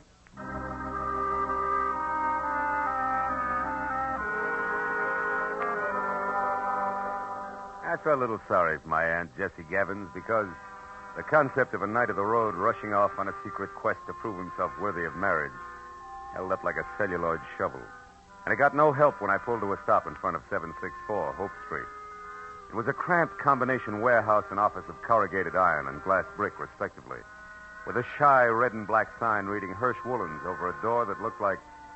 Well, it looked like it handled about as much business recently as a repair shop for spinning wheels. It was half open, however, so I went in just in time to catch the last round of what must have been a healthy spat going on behind a frosted glass door marked private. Well, I'll tell you something, Mr. Eldenhurst. Keep your eyes more on wool and less on nylon, and you'll be better off. All right. For heaven's sake, Martha, this is no time to quibble. We've got more important things to do. Unless, of course, you want to keep that chorus job at the Plumes forever. Well? Okay. If you just watch your step. Goodbye, Eldon. Stand aside, stupid. This is a hallway, not an art gallery. Yeah, there's a petty girl if ever I've seen one. Well, what do you want? Oh, Mr. Hirsch. Yes? Yeah, well, I'm Ned Johnson. I'm looking for a job. What kind? Oh, salesman. Wool's my line. I see. And how long have you been waiting out here? Oh, I just stepped in. Come inside. Thanks. Sit down. Now, what is your specialty? Woolens, worsteds, or felts? Well, I've handled them all. We confine ourselves largely to a very high-grade merino woolen, Mr. Johnson, Ned Johnson. I've worked with merino. Well, and what about the others? Lester, perhaps? Lincoln? Oh, sure. Lester, Lincoln. Certainly, I find it all a fascinating business. So do I. A very romantic background. Yeah. By the way, what do you think of Lanatal as against merino? Lanatal. Well, not good. No, you see, I've watched the Lanatals from the range right through shearing and on up to weaving. It just doesn't compare with... what's the matter? What are you really after? I slipped, huh? You fell on your face. Lanatal is synthetic wool made from milk. Now, who are you? Okay. I'm from the Sequoia Credit Association. We're investigating you. Just a periodic routine thing. It's strictly confidential. Get out of here and stay out if I ever catch you. All right, take it easy. I was clumsy, that's all. Don't start a riot about it. Look, you pry into my affairs That's quite again. a temper you got there. Better watch it, Hirsch. It'll get you in trouble. So long.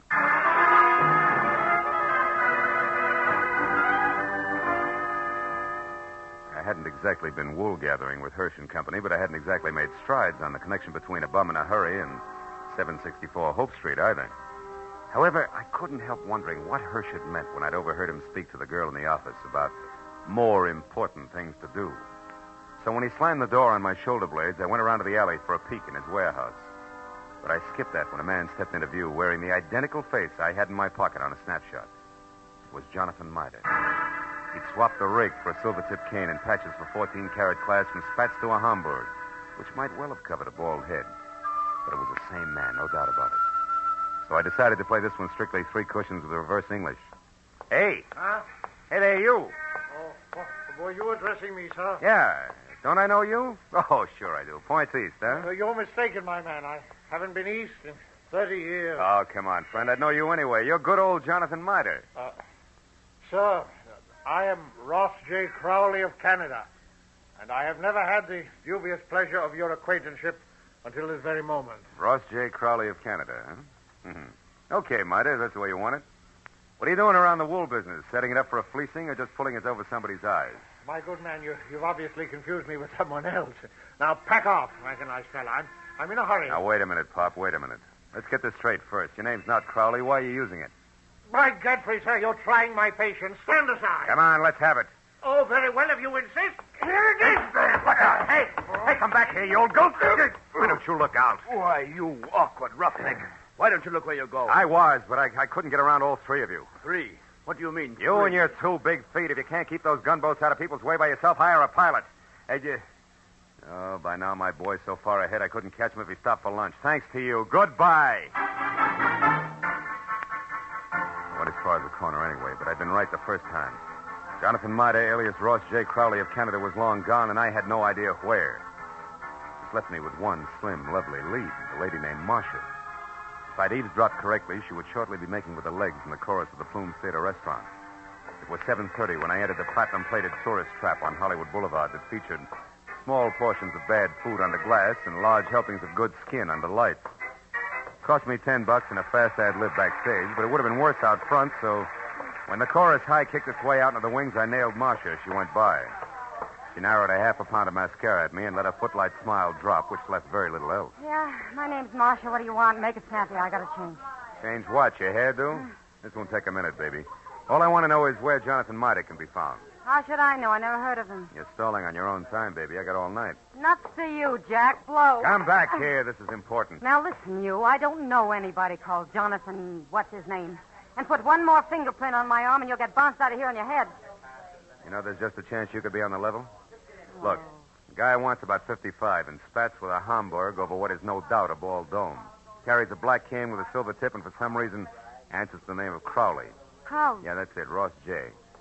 Getting warmer, huh, kid? And don't bother telling me you never heard of him. So I've heard of him. So what? He's a good pal of mine. Met him a couple of nights ago. He's quite a sport. I'll bet he is. Where can I find him? What do you want him for? I want to talk to him, that's all. Where's he live? Up a tree. Like I said, Buster Blow. And like I said, baby, this is important. So important, I'll have a lopsided line in the next number if you don't talk, because you won't be there. You'll be on your way to the pokey. Now, where does he live? I don't know. He's from Canada. You can come closer than that, sweetheart. Give. All right. He tells me he takes a walk in the park every night. He raves about the gladiolas. Like they grow in Coldwater Canyon Park, maybe? Maybe. Thanks, you're a good kid. Keep your powder dry, baby. I'll see you.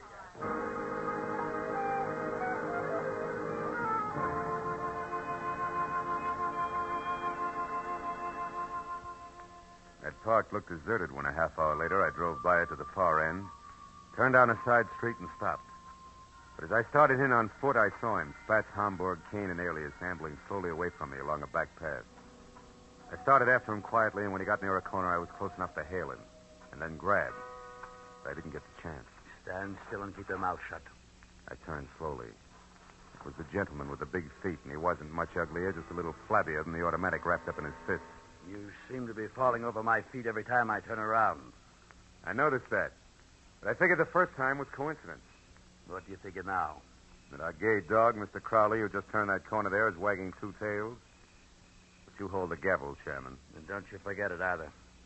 So he gave you the name Crowley, did he? Mm-hmm.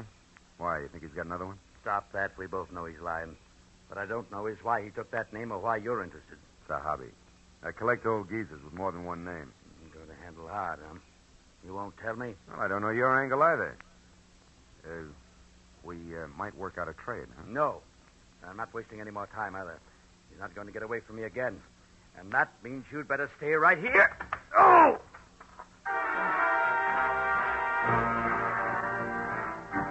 He piled me up on the ground with a stomach full of pain. I saw him run down the path. When I got back to my feet, he was taking the corner. And just started after him when it came. I froze and listened. There was nothing more to hear. I walked softly as far as the corner. He was face down, the toes of his oversized shoes digging into the grass, and the gun he hadn't time to use spilled a few inches away from his clenched, dead hand. And across the park and rushing for Coldwater Canyon Road as fast as his feet could go was a bum with two names and a Hamburg hat.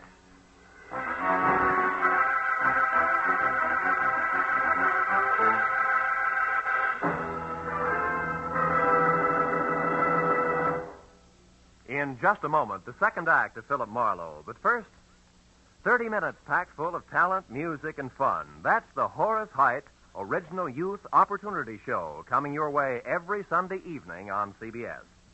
Yes, this fall you'll hear them all on CBS. A galaxy of stars.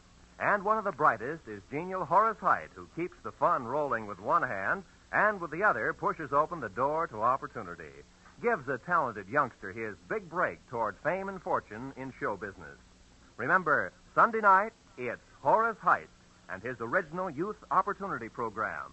Listen every Sunday, starting this Sunday, over most of these same CBS stations. Tune in this fall for the shows that you love best of all. Listen carefully. Here's the address. It's CBS. Now, with our star, Gerald Moore, we return to the second act of Philip Marlowe and tonight's story, The Bum's Rush.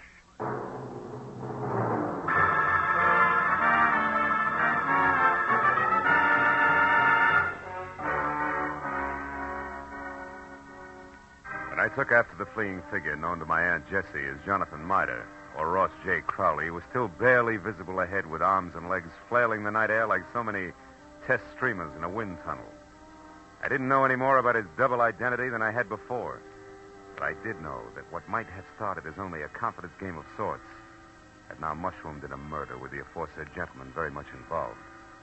And a moment later, when I saw him, breathless and afraid, duck into a sagging, deserted wooden shack that showed a single red light and was labeled Department of Parks, Fire Equipment Private, I figured the right time and place had come to talk it all over.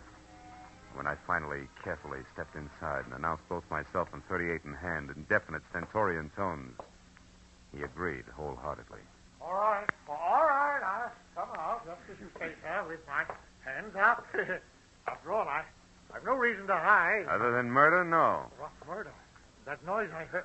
That's what it was. Somebody was shot. No, somebody was run over by a bullet rolling downhill at a terrific rate of speed. Now shut up and turn around, Pop. Hands still high. Time we got cautious. Are you searching for a gun on me, sir? Young man, you must be out of your mind. First, you insist that I'm a Mr. Miter. Well, somebody I never heard of. And you're convinced that I'm a murderer. I don't understand you. There. No gun? Now, you satisfied? No, intrigued. Where'd you throw it? I didn't. I never had one. Anything else? Yeah, the name Crowley, Ross J. Why do you use it? Because it's mine. And that young man is a very common custom. Now, do you mind if I leave? I do. Now, look, old-timer. I'm only going to be nice about this for a little while because, first of all, there's a fresh corpse outside, and where I stand, you could be responsible for it. And second of all? Second of all, there's my angle, where I fit, who I work for, facts, and I don't want to reveal them unless I have to. Now, from the top. You and the dead guy, the connection, what is it? I haven't the slightest idea what you're talking about. You haven't, huh? Okay, Pop, we play it straight all the way. Now, listen. My name's Philip Marlowe. I'm a private detective, and I know when it's time to blow a whistle. Don't move, Marlowe, or you never will again. Oh, fine. Marcia. That's right, Marcia. And all loaded down with a nasty old 45 automatic that makes her look and feel very unladylike. Drop it, Marlowe. Come on. That's better. Now, Mr. Crowley, without waiting for Marlowe to apologize, go on. Go? But where? To the hotel. It's important, so hurry. Oh, yes, very well. I won't waste a second. The key. You won't need the key. Somebody's waiting for you. Goodbye, Mr. Crowley. Goodbye. I hope I never meet you again, Mr. Maitland. Good night. It's cute, isn't he? Uh-huh, darling. The moment's unimportant. Right now, you're my only concern, Marlowe. Oh, that's nice, Marcia. It's cozy, just the three of us. You and that giant U.S. pistol, caliber 45. Say, baby, that's not your gun, is it? No. You feel slighted? Oh, no, sweet. Happy. Stay back, Marlowe. Why? I'll shoot. Oh, no, you won't. You I can't. warn you, Marlowe. No. You see, baby, Take another step, of you're the three through. safety devices I on that mean- army gun, that doohickey Marlowe, there I'm on the gonna- side is one. It won't Stay work back. unless it's in the Go forward on, position. You big jerk. Let go of me. When school's out, I will. Now, the first question, teacher. Come on, You and listen. Grandpa, alias Jonathan Miter, also alias Ross J. Crowley. What's the game you two are playing? I don't know. Where does Hirsch fit in? Oh. Come on, it's getting late. The I don't star know. pupil wants an answer. He's anxious to get to the head of the class. Talk. What is it? I don't remember, and I won't, so don't bother getting masculine or polishing apples, pupil. When I forget for a long, long time. Is that clear? Yeah, it is. And since I can't wait, since I want to go out and play, Well, we'll put you in hold here on. for safekeeping. Yeah. Hey, honey, you don't mind if I go through your bag, do you? I didn't think you would. Oh, here's a key that says at what room I'll find the team of Crowley and Miter. Oh, my, such a temper. After I'd picked up my .38, which the lady, who no longer sounded like one, had made me drop, and had checked the hotel key that read Villa 12, Wilshire Gardens, Beverly Hills, I ran outside and back toward my car in what I figured should be a big hurry. But when I was halfway there, I had a premonition that speed was not to be. A premonition that was a head dressed in blue, carrying a club, wearing a badge, and leaning on my right front fender. And it wasn't until I was next to him that I quit worrying about a long, involved delay. Because the officer on hand, one Kurt Lemley, was an old and I hope still good friend. Well, hiya, Phil. Been waiting here for you since I called in about that body up there. Some kid heard the shot. Oh. So you had once pegged this all alone and very suspicious-looking car, huh? Yeah, surprised it was yours. I'm disappointed. I'd hoped the name of the owner's tag was going to be Raleigh Newcomb. Hey, wait a minute. You know his name? Don't you? No. No, we were on different sides when he got shot. No, he's from Canada. What? Yeah, Vancouver. He had a business up there with a guy named Ross J. Crowley. Crowley? Mm-hmm. Hey, Kurt, how'd you find all this out? I found a clipping in his wallet. It's got a picture on it. Oh, wait, it's right here. Wait a second, I'll put a light on it. Yeah, hurry up, will you? I see. See, two guys in front of a building. That's Raleigh right. Newcomb and Ross J. Crowley officiated the Kurt. opening of the... Wait. Sure, it's what I figured. The guy's a liar. I've already met a guy who insists that's his name, and he's bald like the Crowley in the picture. Yeah, but there's the similarity ends, even though the picture's anything but clear. What guy are you talking about, Phil? Jonathan Miter, an old geezer I was hired to find. Hmm? Bum who's pulling something fancy that incidentally ties in real tight with that murder over there. You know where he is, Phil? Sure, I know. That's where I was heading when I ran into you. Oh. Ran into what, Phil? What is it? The picture. What? Kurt. Yeah? Move your thumb up a little, will you? The way you just had it. My thumb? Yeah, move it. That's it, like that. Oh, brother, have I got a hunch. How about what? Another murder, a neat one that's scheduled to come off any minute at the Wilshire Gardens Hotel. I'll see you later. Goodbye.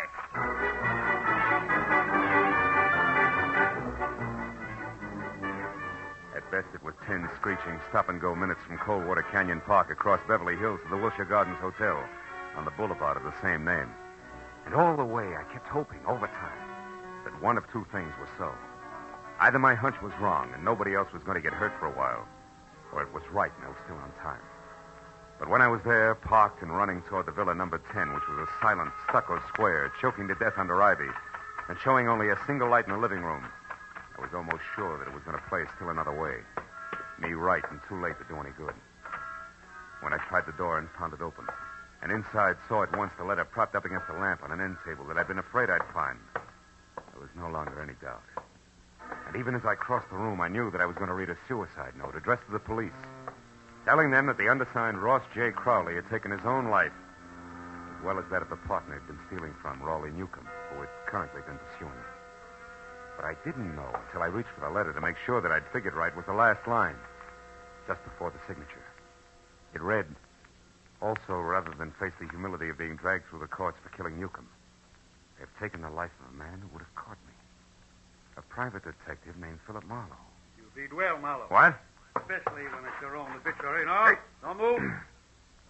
Well, Mr. Hirsch, huh? Or do I call you Crowley now? Doesn't matter, Marlowe. Suit yourself. What does matter is that you're not quite the boy genius you think you are. Meaning what? Meaning Marcia. You talk to her at the Plumes, then she talks to me.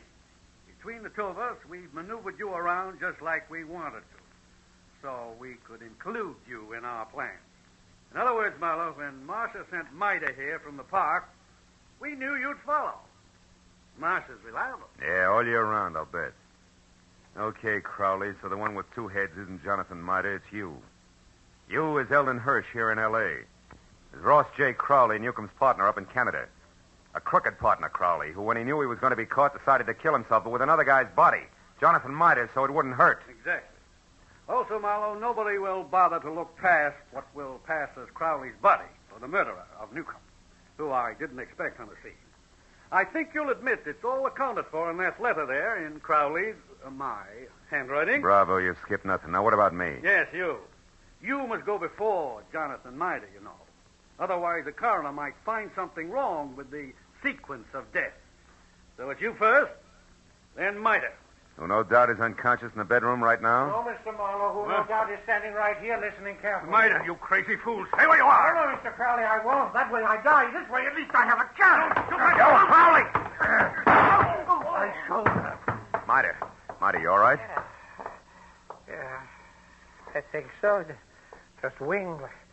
Oh, you got him, didn't you, Mr. Marlowe? Yeah, No. No, Jonathan, you got him. That rush did it, you big... Bum, Mr. Marlowe? Yeah, bum.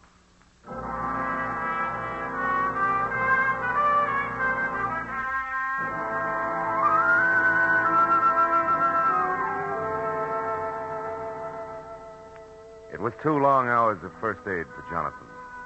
Arrest on the charge of murder for both Crowley and the accomplice before and after the fact, Martha. And questions and answers in triplicate for the police before Mida and I were finally alone and back in my office waiting for a call we put through to, of course, Eagles Rock, Montana. But even then, the gentleman vagabond couldn't quite get over things. Then, in other words, Mr. Marlowe, this Crowley, who introduced himself to me as Hirsch, had his fiendish plan already formulated. And on one of his trips down from Canada, saw me when his train stopped at Eagles Rock. I was raking leaves around the depot. And he saw me, and he hired me on the spot because he needed someone to fit the part of his corpse. That's it. And you'll admit you were well qualified for the job, alone in the world. Except for Jesse, Which you didn't happen to mention. And the fact that you were bald. That's too true, Mr. Don't be sensitive. You see, Crowley or Hirsch was also bald. What? All that hair of his a wig? That's right. Toupee, every bit of it.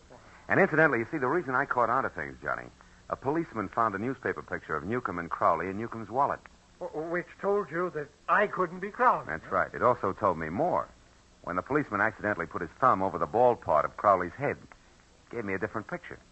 Then I only paid attention to what I could see, features blurred though they were. Which then you were Herschel. Uh-huh. Well, Miss Jessie. Yeah, wait a minute. I know. Hello? Mr. Philip Marlowe, please. This is Marlowe speaking. On your call to Miss Jessie Gabbins in Eagles Rock, Montana. Tanner. One moment, please, sir.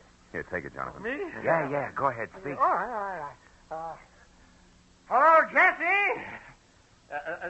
Jessica. Yeah, this is Johnny. Yeah, Cuddles. Yeah, it's me, all right. I'm in Los Angeles with Mr. Marlowe. Cuddles, you don't have to shout so loud, you know. She's clean up there, the eagle. I know, but she can hear you. Just talk. Jessica, you guess what happened now? Now, I'll tell you. Yeah. A man hired me to work for him. To pose, impersonate a Mr. Ross J. Crowley, because he said he had to be free to investigate some crooked people who would try and contact me. Yeah. And since he offered good money right on the spot there, Jessica, I took the job. I thought you'd be proud of me making extra money. No, wait a minute, Jessica. Mr. Marlowe, I better cut this short, hadn't I? It's long distance. It's cost money. Don't worry about it, Johnny. There's no hurry. Take your time. Oh, Jessica. Now, what this man really wanted, you there, Jessica? Was to use me as a corpse. That's right, a body.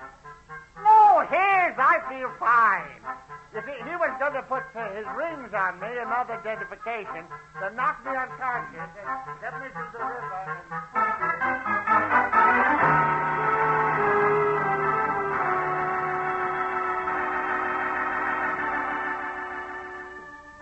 By the time I got Jonathan Miter down to Union Station and aboard a northbound train with specific instructions to stay away from strangers, and got back to my own apartment on Franklin, it was better than 3 o'clock in the morning.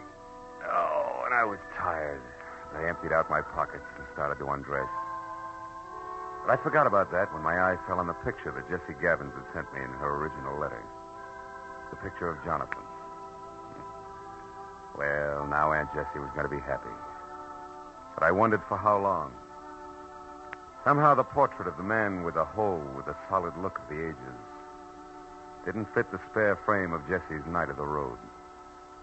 A lonesome train whistle would blow in the night, and Jonathan Miter would be gone.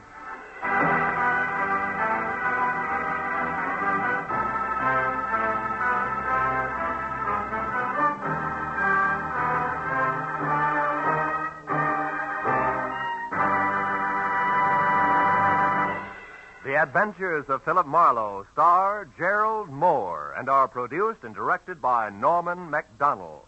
Script is by Mel Donnelly, Robert Mitchell, and Gene Levitt. Featured in the cast were Georgia Ellis, Hans Conrad, Ann Morrison, Herb Butterfield, Wilms Herbert, and Bill Boucher. The special music is composed and conducted by Richard Arant. Be sure and be with us again next week when Philip Marlowe says... The lady tourist was a school teacher out after glamour, and she got it. But only after she learned that in Hollywood, the 3 R's could be reading, done in a dark room, writing found in a dead man's pocket, and arithmetic that added up to murder, times 2.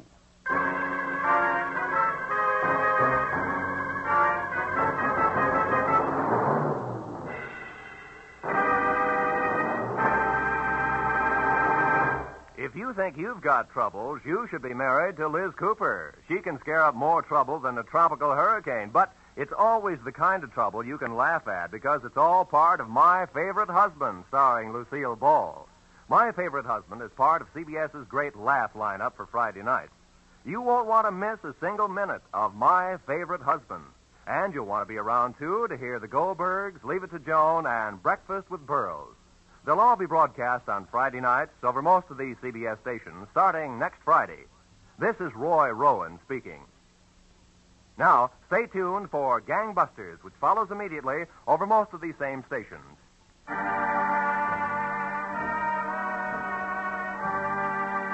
This is CBS, the Columbia Broadcasting System.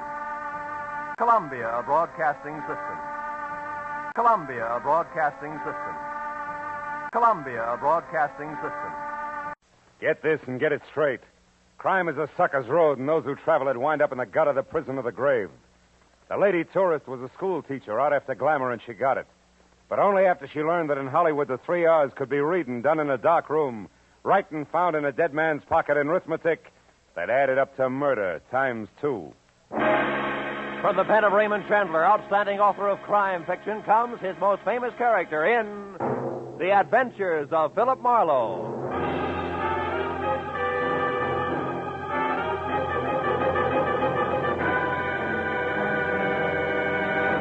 Now, with Gerald Moore starred as Philip Marlowe, we bring you tonight's transcribed story, The Rustin Hickory.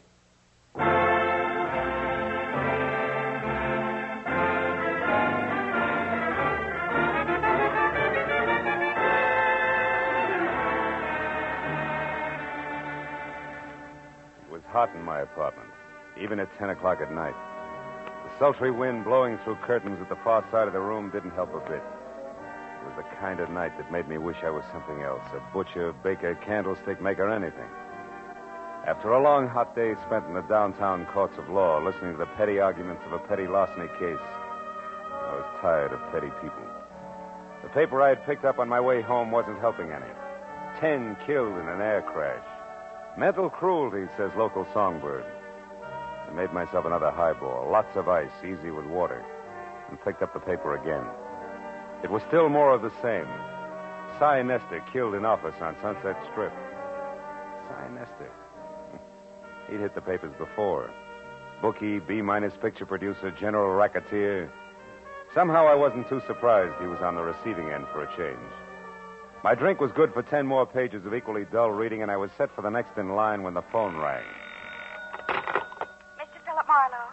It was the first attractive voice I'd heard all day. Mr. Marlowe? And you know, I thought she might be fun. My name is Joan Rustin, and I'm only here in Hollywood from Ferndale, Nebraska on a vacation, and I wanted to have some fun. You know, see the nightclubs and the stars hey. and that sort of thing. Hey, wait a minute. I Joan. don't want trouble, Mr. Marlowe, hold and it. least of all... Teacher. Hey. Yes? Let's back up a little, huh? Now, your name is Joan Rustin. You're from Ferndale, Nebraska, which you're right, I've never heard of. Also, you're a school teacher. That much I got. But the rest about the sights, the last part, the trouble... Oh, but don't you see? They're the one and the same. Oh? I wanted to step out. Nightclubs, movie stars, glamour. But it didn't end up like that because he was shot, and then I didn't know what to do. And his name's Aubrey Nickel. He's the man who took me out to show me the club. Anyhow, after it happened, I ran. Why? Why? The publicity, of course. Mr. Marlowe, I'd lose my job. You see, I'm a school teacher. Yeah, you said that, honey. Now, look, where are you, Joan? The Julep Room. It's a bar on Sunset and La Cienega Boulevard. You'll come right over, huh? Huh? Yeah, I'll come right over, huh? Goodbye, Joan.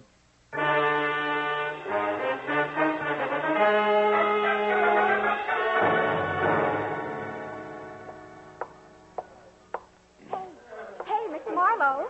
Yeah, but where are you? Over here in this booth. Hurry. Okay, hurry it is. Hello. Now tell me why all the secrecy and you... Oh, And what? Oh, what are you staring at? you. I expected braids, Joan. Horn rims, calico, maybe. Not ice blue satin, drape plunging, and, Yes? Yes. Start at the top, honey, and slow this time, huh? Well, yesterday I met this man, this Aubrey Nickel I mentioned. Oh, he's really nice, Mr. Marlowe. He's a photographer, has a darling place up on the Sunset, Sunset Strip. You went there to have your picture taken? Uh-huh. I wanted something, well, something glamorous. That's easy. And look here what I got. Oh, by the way, I ordered a drink for you. A Scotch drink. Here. You like Scotch drinks, don't you? Yeah, Scotch drinks are my favorite drinks, Joan, thanks. You're welcome. Now, isn't it wonderful? The picture, I mean. I'll say it is. I'd never say school teacher. No, that's the idea. Just like a model in a fashion magazine, isn't it? Aubrey took it from inside his photo shop while I was outside on the street looking in his window. You know, like a smart career girl just strolling along the avenue. Mm-hmm. And see how he faded out the background? That way I'm the focal center. Focal center. Isn't it nice? Oh, yes, it is, yeah. But look, Joan, the rest of the story. Now, the man was shot. You don't want publicity, remember? Oh, yes, of course. Well, we made a date, Mr. Marlowe, for tonight. I was to be at his place, his shop on the Strip at 8, which I was. But when I got there... He was gone. Well, no. He might just as well have been for all the attention he paid to me. Oh? He had something on his mind. Acted as though he didn't even expect me. Why, I had to mention his picture here twice before he got it out of a drawer for me. But then, just like that, he changed. Said if I wanted glamour in nightclubs, why not? Oh, by all means. Why not? And off we went to Cyrano's, no less, and sat at a table with two men and a woman who was actually Irmgard Fury. Actually, who? Irmgard Fury, the starlet. Oh. Don't you read the papers? Oh, golly, her picture's been in every theater section and magazine for the last 6 months. Of course, she hasn't made a movie yet, but she probably will. Wait a minute. Irmgard Fury. She has red hair, a figure, lots of each, huh? Oh, that's right. Oh, and so sweet to talk to. Well, believe it or not, when we were in the powder room and she couldn't find her lipstick, she used mine. Now, that's really democratic. Look, Joan, there was a shooting. You remember that. Now, you were sitting at a table with 3 men, and this Irmgard Fury? That's right. Well, go on. What happened next? Well, when Miss Fury and I got back to the table, Mr. Lacey and his friend were gone. And then a minute later, Aubrey excused himself to make a phone call. And then?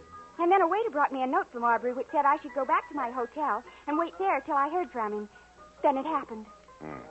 Look, Joan, if I'm going to help you on this, you got to tell the whole coherent story. Well, suddenly there were some shots, maybe from outside, and people were yelling. It was terrible. I was scared to death. And I ran outside. People were crowded around someone. It was Aubrey. He was dead. What'd you do then? I took the first taxi I could get to my hotel, the Beverly Crest.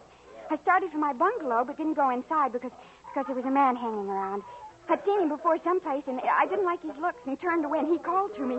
Oh, he was awful, Mr. Marlowe. Awful looking like a frog, maybe? Sloping shoulders, bulging eyes? Yes, and when... Mr. Marlowe, how do you know what he looked like? Promise not to tell. Promise not to... Oh, Mr. Marlowe, he's here, isn't he? Mm-hmm. Been watching us for quite a while. Oh, holy smokes, and I didn't get away from him. Oh, Mr. Marlowe, I had nothing to do with this shooting. What can I do? I simply can't be mixed up in this terrible business. Oh, please, Mr. Marlowe, I'll pay you anything, only get me out of this, please. We'll talk about that later, Joni. Now, look, when we get up, keep talking and don't look away from me. Then when we're outside and around the taxi stand there, duck away from me fast and get in close to the building and stay there till the frogman is gone. Then head for your hotel bungalow and wait there till you hear from me. Now, you got that? Oh, yes, but I don't understand why he's going to leave us. You will, if our little coup works. Come on.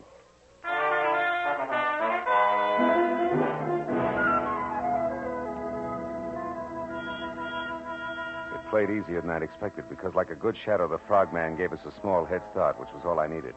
The second Joan darted away from me, I moved quickly up to the first cab in line, opened and slammed the rear door fast, said goodbye out loud to Joan, who was not in the back seat, then slipped the driver 5, winked hard, and practically shouted a very far-away address at him. When he lurched from the curb, I stood there and waved a minute. It was what was still supposed to be Joan. Then, even as I saw the frogman dart across the street, pile into his own car and take off after the cab, I walked slowly back into the bar where I had another Scotch drink and did some fast checking on the current location of Aubrey Nichols, which was the Dawson Memorial Hospital. Then I started outside for my car after stopping en route at the booth where Joan and I had been sitting to pick up a pair of gloves and glamour portrait my new little client had left on the seat. The school mom had been upset indeed.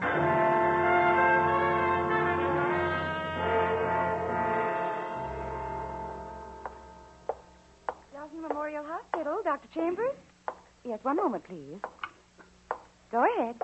Yes, sir. Oh, I want to know the condition of a patient who was brought in here a little while ago, Mr. Aubrey Nichols. Oh, I'm sorry, sir. We're not allowed to give out such information. You'll have to inquire at the superintendent's office.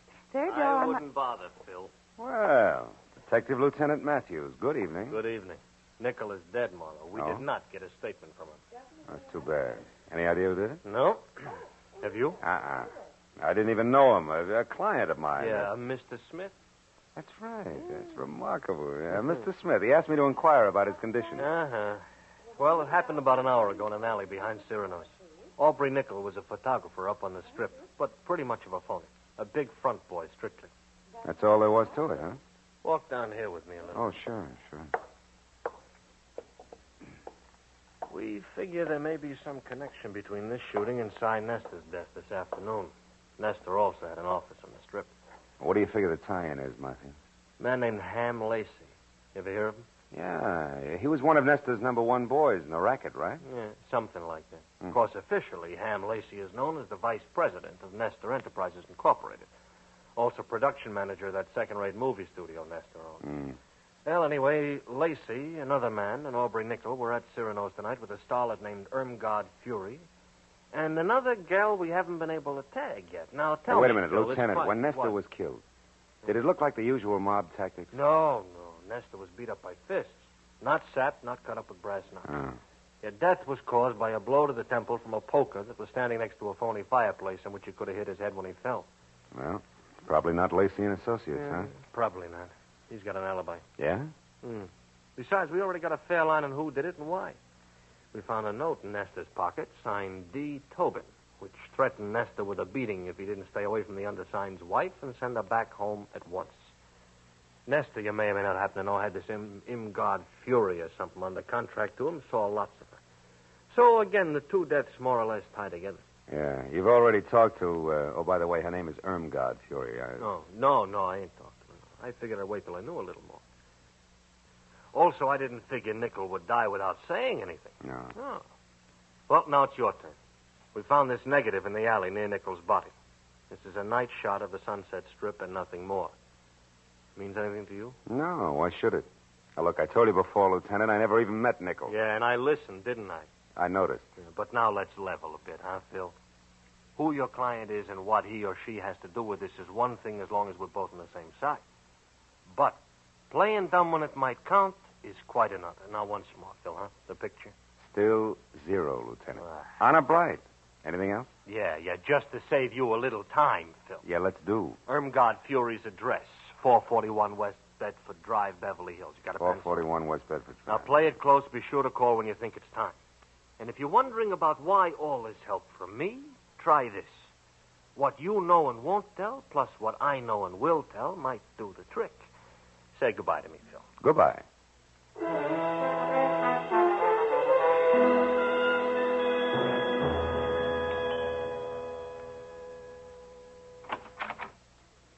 Yes? Miss Fury, my name's Philip Marlowe. I must talk to you at once. About what? Your husband. I'm a friend of his, and he asked me to get in touch with you. It's because of what happened this afternoon up on the Strip. Oh. Well, what's wrong? Is Dave here in town? Yeah, he is, and he's in trouble. You see, the police are after him. All right, hold it, mister. You've said enough. Huh? What are you, cop or reporter? Oh, now, wait a minute, Miss Fury. I've already told you I'm a friend of Dave's. Whose name happens to be Douglas. Mr. Douglas Tobin. Keep that in mind when you try this next time. Good night. Not so fast, baby. The mistake was mine, but I still want to talk to you. So do a lot of men. I'll bet. Now beat it before... Irmgard? Before I forget myself. What's the trouble, Irmgard? Oh, no trouble, Hamilton, darling. This gentleman was just leaving. He had the wrong address. He made a mistake. Didn't you, Mr. Marlowe? Yes, a blunder. 1,000 apologies, and good night, Mrs. Tobin. For what it was worth, it worked. At the mention of the name Tobin, Ham Lacey spun around like he was built on a pivot, and his eyes that were narrow slits with all the come-hither look of a cobra's never left me. As I slowly walked away from him and past the yellow convertible he'd just driven up in. License number 6969X, California. And on out to the street. All of which only meant that Lieutenant Matthews was probably right about there being some connection between Cy Nestor's murder and the death of Aubrey Nickel. When I opened the door of my car and started to climb in under the wheel, the voice in the night helped not at all. If you don't do as I say, I'll kill you. Okay. Knock it out. Take it easy. All right. Now close the door and turn around. You're back to me. Now, look, if this is a stick-up, Busty, you can save us both a lot of time. Shut up. I'm not a hold-up man. Now, move over there, close to those trees. Go on. I want to ask you a question. All right, that's far enough. Now, what have you got to do with Helen? Helen who? Helen Irmgard Fury. That's what she's known as now. What have you got to do with her? Tell me. Very little, Mr. Tobin. Tobin?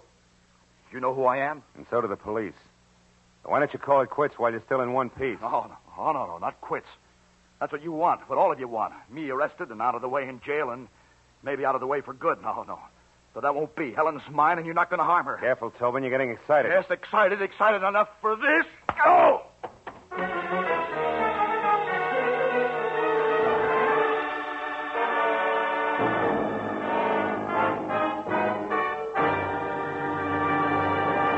In just a moment, the second act of Philip Marlowe. But first, a thrill-a-minute, high-tension suspense from the word go. Dramatic excitement that builds and builds until it explodes in a smashing climax. That's Inner Sanctum, the great mystery show that's another of CBS's top-notch Monday night programs. You'll find Inner Sanctum one of the most entertaining spots in your Monday night listening schedule. And remember, Lux Radio Theater is back for its 15th year of great dramatic presentations. Inner Sanctum and Lux Radio Theater every Monday night over most of these same CBS stations. Now, with our star, Gerald Moore, we return to the second act of Philip Marlowe and tonight's story, The Rustin Hickory.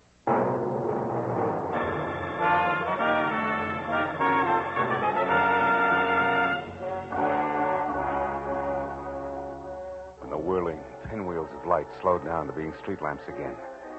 Douglas Tobin had pounded shoe leather on enough sidewalk to be safely out of sight. But it took a full minute of rubbing the bruise where his pistol had glanced off my head before I finally remembered that it was a good time to call Joan. I looked back at Irmgard Fury's house first and saw the lights still on, the cream-colored convertible still parked in front, and all apparently quiet inside. So I limped as far as the phone booth on the corner to warn my client that the trick we'd pulled on the frog wouldn't hold up forever. But instead, I found out just how far this side of forever it had collapsed. Yeah, hello. Hello? Hey, what number is this? Well, Shamus, you got the right number, Shamus. What are you doing there? Where's Joan Rustin? Oh, the babe's here, but she ain't in much of a mood to talk. Incidentally, thanks for giving me this free time, Dippy. What are you talking about? That fast shuffle you tossed me, Dippy. That now you see her, now you don't gag with the taxi. For an old shell game operator like me, that one was as tough to see through as a glass-bottom boat. All right. You get your diploma in the morning. But listen, you, if anything happens to Miss Rustin, I'll break you. Skip it, Dippy. You're wasting your breath. It's already happened. I'll see you around. So long.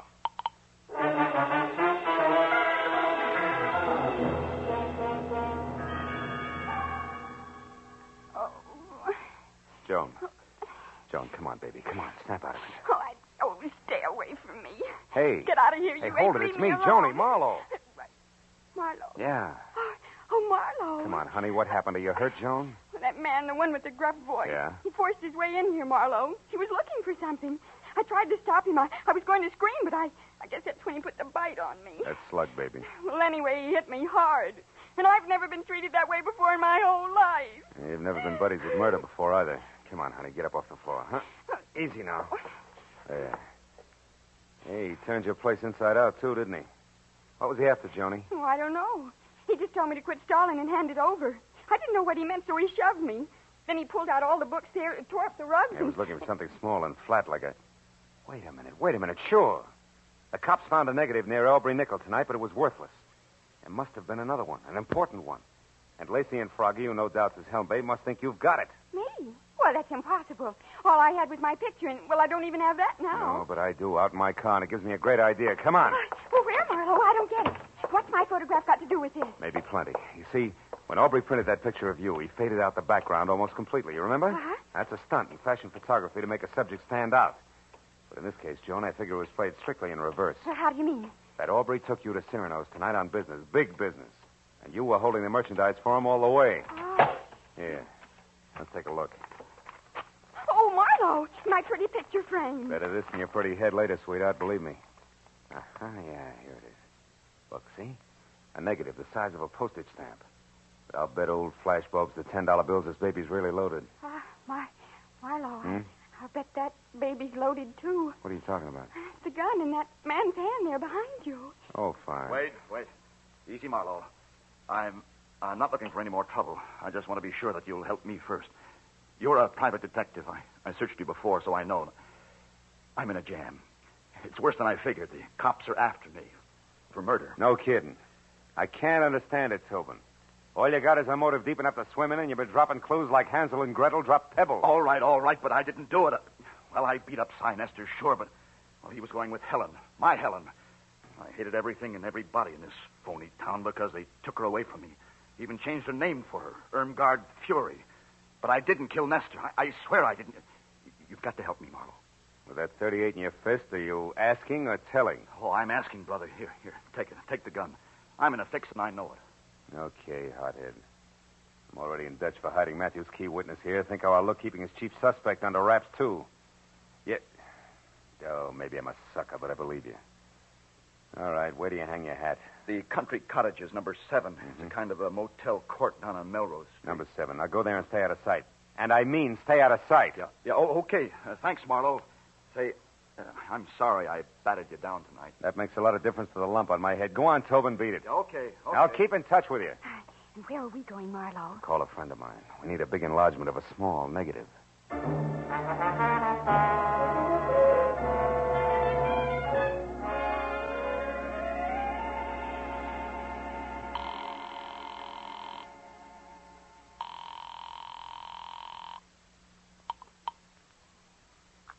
Chronicle Photo Lab, Sherman speaking. Hiya, Shermy. This is Phil Marlowe. No kidding. Gee, how's business, Phil? Long time no see. Yeah, I know. Now, look, are you busy? I got a job that's right down your alley, Sherman. It's important. What is it, Marlowe? Well, it's a 35-millimeter negative. I want it blown up to about half as big as a house. Okay, bring it in. I can't. I've got to check a couple of other things at the same time. Now, look, Shermy, can you meet me at the Aubrey Nickel studio on the Strip in about 10 minutes, back door?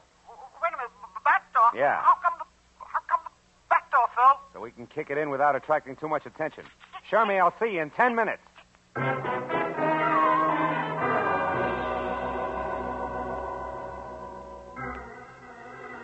piled Joan into the car, drove down the Strip, and once past Nickel studio, which was enough.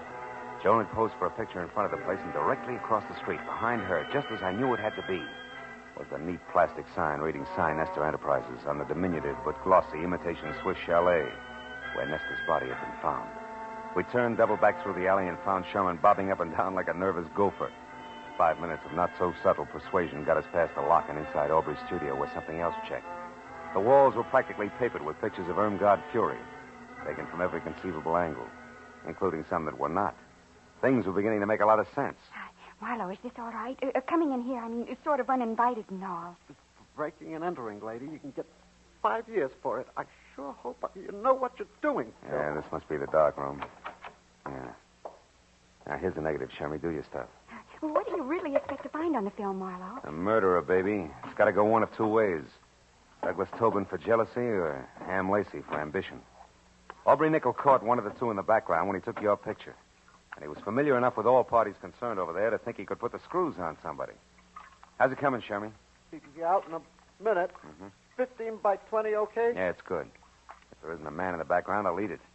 Better get the salt and pepper, pal, because it's nothing but a car. It can't be. Oh, brother, that's more than a car, Shermy. It's a yellow convertible that belongs to Ham Lacey. Look, you can even see the license, 6969X. 696. Oh, now how do you suppose... What's the matter, Marlowe? I just thought of something. Without this picture, both Tobin and Lacey are suspects. But with it, we have proof Lacey is implicated. That means Lacey thinks he has Tobin sitting in the perfect frame, right where he wants him. Oh, Marlowe, listen. Now, look, you two get out of here. Go back to the paper. I've got to get to Tobin fast and let him know. Oh, Phil, listen, Look, baby, you're no doubt terrific in the 3rd grade. But some things they don't even teach in college are going to pop any minute, so I'll take it from here, huh? Stick with Shermy, honey. I'll call you. Oh, but Marlowe, wait, listen.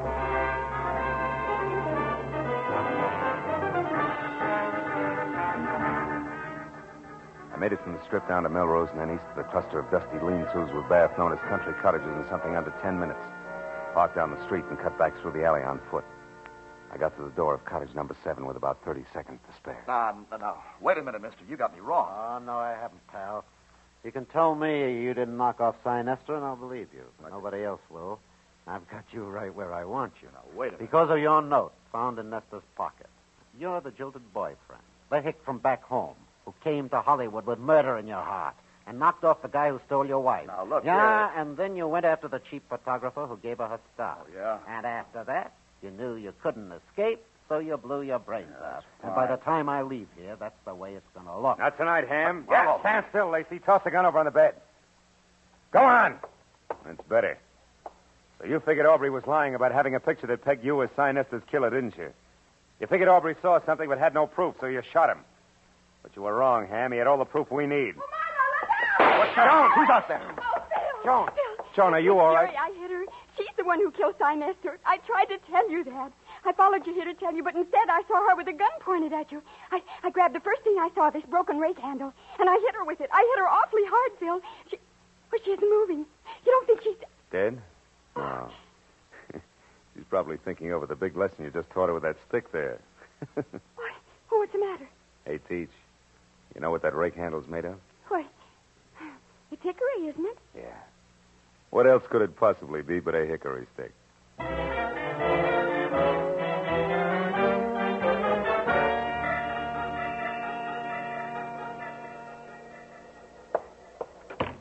All right, Marlowe, all right. Nobody can hear us. Now, what is it? Well, it's that Miss Rustin here is a school teacher, Matthews, and it's imperative that we keep her name out of this. Oh, well, we can arrange that. Oh, good. You know, Matthews, it's funny how one step leads to another. Yeah? Ham Lacey never would have gone so far as to kill Nestor on his own. But when he learned that Irmgard had done it, he saw an opportunity to turn the whole situation to his advantage. He and the girl agreed to frame Tobin and then go along as a team. You know, of course, that that's just your theory. Just a minute. Now, What do sit you down mean? over there and be quiet for a change while Miss Rustin and I wind this up. Matthews, listen. Now, quiet, please. Pulling rank, huh? Phil. Now, Miss Rustin, in solving this case... Just a minute. She didn't solve the case. Miss Rustin, if you hadn't solved it, and right when you did, you'd be talking to this guy exclusively via Ouija board from now on, let's face it. Oh, what a corny pitch. Now, tell me, Miss Rustin, how did you peg Irmgard Fury? Well, when we got the picture of the yellow convertible, I remembered that I'd gone to the powder room at Cyrano's with Miss Fury to freshen our makeup. But she couldn't find her lipstick. She emptied her purse looking for it, and she finally had to borrow mine, you know. Oh, how democratic. I said that. So now you own it? Now tell me, Miss Rustin, how do you figure the lipstick figures? Oh, it wasn't a lipstick. I happened to notice among the things from her purse a chain with car keys on it and an identification tag in the form of a little license plate. Oh, and the numbers were... 6969X. That's right. And since Ham Lacey had an alibi and those keys were in Miss Fury's bag, you figured it was her who'd been driving. It was she who'd been driving, yes. Isn't this revolting? Yeah, she. She wanted to kill Nestor because he wouldn't turn loose of her so she could claw her way on up to the bitter top. And when she found him unconscious, it was easy. How literary. Well, that's that, I guess. Thank you very much, Miss Rustin. I hope your stay in our town has been... Oh, what's the matter? Tony, baby, don't cry. I just thought of the most dreadful thing. I've had a wonderful time. I went to Cyrano's. I hit a movie star on the head, and I helped solve a murder. But I'll never, ever be able to say one single word about it to anybody in Ferndale, Nebraska. Darn it all.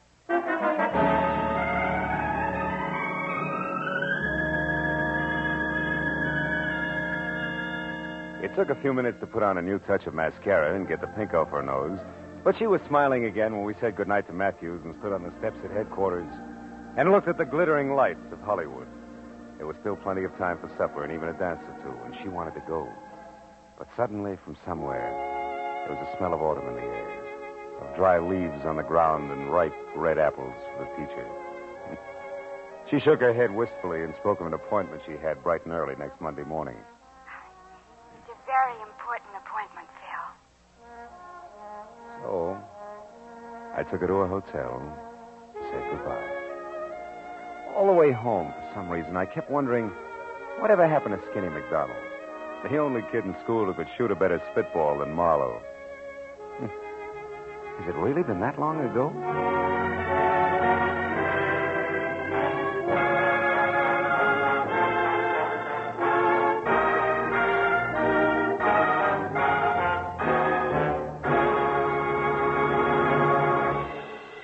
The Adventures of Philip Marlowe star Gerald Moore and are transcribed and directed by Norman MacDonald. Script is by Mel Donnelly, Robert Mitchell, and Gene Levitt. The special music is composed and conducted by Richard Arant. Be sure and be with us again next week when Philip Marlowe says...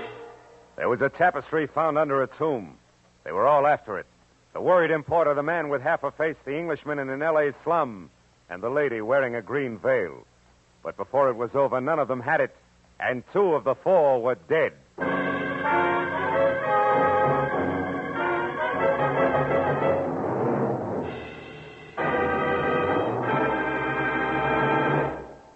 Now, stay tuned for Gangbusters, which follows immediately over most of these same CBS stations. This is Roy Rowan speaking.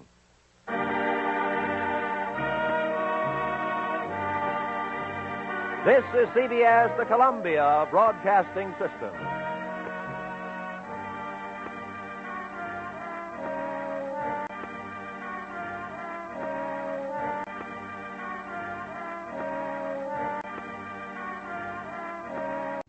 Get this and get it straight. Crime is a sucker's road, and those who travel it wind up in the gutter, the prison, or the grave.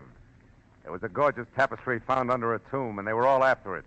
The worried importer, the man with half a face, the Englishman in an L.A. slum, and the lady wearing a green veil. But before it was over, none of them had it, and 2 of the 4 were dead. From the pen of Raymond Chandler, outstanding author of crime fiction, comes his most famous character in The Adventures of Philip Marlowe.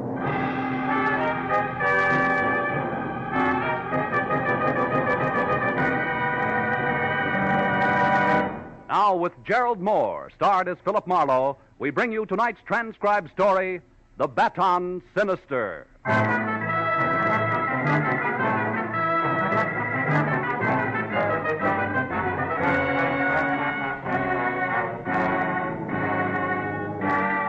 I'd watched the blood-red sun set behind an ugly purple storm out on the ocean, and the weird afterglow that crept into the canyons of the Hollywood Hills made me uneasy. Added emphasis to the disquieting phone call I received at my office from a man named Pollard Schindler, whom I knew as a very capable worldwide broker of bizarre art objects. In words that fell over each other in urgency, he asked me to meet him at my place at once. As I drove to my apartment, I figured the trouble lay ahead, but I didn't realize how close it was until I parked and started out of my car. A bullet smashed the corner of my windshield, and I ducked for cover, then hugged the building and headed for the rear where I was sure I'd seen a gun flash. I was halfway there when the side door flew open and Pollard Schindler himself stopped me. Marlowe! He was white-faced and shaking, his eyes ringed by dark blue circles of fatigue. Marlowe, that shot. Yeah, somebody threw a slug at me, Schindler, from back there. I was afraid of this. We can't talk here, not now. Come, let's get in your car and drive. Hurry. Wait a minute. What's all this about? Who shot at me and why? It must have been that lizard, Myron Loft. Oh? He's followed me all the way from England, Marlowe, because... But I tell you all about it when we're safe. Right now, we must get away from here. Okay, but watch yourself. Come on. Well, so far so good. You see that hole in the windshield? It's lucky it's not in my head. Are we being followed? Not yet, anyway. Well, Pollard, last time it was a cloak of Kamehameha and a trip to Honolulu. What is it this time? It's worse. A tapestry, Marlowe, 15th century, and exquisite. Worth $20,000 as a museum piece alone. Hey, that's a lot of money for a chunk of cloth. Bah, it's nothing. I'm getting better than $80,000 for it from a man named Arthur Merritt in Seattle. 80 grand. Yes, correct. You see, this Merritt claims to be a direct descendant from Edward, 2nd Duke of York, who fell at Agincourt. Really? Yeah. He spent a fortune tracing his genealogy and collecting family treasures, and regards this tapestry as his greatest prize. Oh, it's a gorgeous thing, Marlowe. Depicts the Duke on a gold horse, riding to battle beside the king. On such colors. Reds, blues, greens. Breathtaking. I'll bet. But I'm so tired. I don't think I've slept in weeks. For $80,000, you can afford to be tired, Schindler. But how does the guy with the itchy trigger finger fit into all this? Loft, that scum. He was after the tapestry, too. He got wind of the fact that someone was willing to pay $80,000 for it. But he doesn't know who. I see. You found it first, Yes. Huh? Yes, in a sealed tomb under the ruins of a castle in Wales, just minutes ahead of Loft. Where's the tapestry now? At this moment, it's in a cheap suitcase checked in a public locker at the Karenga Boulevard bus depot. Mm-hmm. Now, I want you to pick it up and get it safely to Arthur Merritt. Here's the locker key. A ticket on a plane leaving in 3 hours, and your money. 5 $100 bills. Enough? Enough. Where'll I find Arthur Merritt? 76 West Street, Seattle. He'll be expecting you. And Marlowe, I feel better if you get the tapestry soon and keep it with you until plane time. You're really afraid of this guy, Loft, aren't you? He'll stop at nothing. I warn you. Now, I'll get off here at the corner, Marlowe. All right. Incidentally, when you get the tapestry, don't go back to your apartment. Loft may be waiting there. Now, I'm at the Hollywood Crest Hotel. Hollywood Crest, huh? Yeah, call me when the job is done.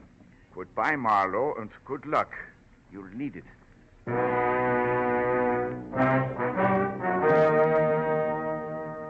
The key Schindler left was numbered 410, so I drove to the bus station and went in. A casual walkthrough showed me that locker number 410 was the last on the left. Then I ambled over to the lunch counter, ordered a sandwich and coffee, and sat down to case the rest of the customers. Finally, I spotted him. A dark man in ragged clothes with a profile out of Western Asia who was also watching number 410. The profile glanced around nervously and looked away fast when he caught me watching him. I eased the key to 410 out of my pocket and slipped it under my sandwich. Told the waitress I'd be right back and started toward him. He saw me coming and made for the back exit, broke into a run. When he got to the door, we played follow the leader down the tunnel to the alley behind the bus barn and around a corner. There the game stopped. Because a claw that belonged on a lobster reached out, grabbed me by the shirt front, and pulled me up against 18 inches of curved Damascus steel, sharp enough to shave with. I knew then why he'd shown me only his profile. Half his face was handsome, the other half, well, When he spoke, he hissed through the flexible half of his mouth. Stand still, my friend, or I slit your gizzard for you. Where is Myron Loft? I don't know. I never met the man. Up close, that is. Liar, you are working for him. Keep using that knife of punctuation, pal, and I'll admit anything. I followed the fat German. I watched him put the tapestry in one of those lockers inside. Therefore, I knew that Loft or his hireling wouldn't be far behind. You mean me? You're off base. What's Myron Loft to you? What indeed? Only I know the true value of that tapestry. For it was I who paid for it, with half my face and half my mind. But before I'm through, Loft will know, too. Where is he? I don't know, but I wish I were with him. Shall I kill you for being stupid?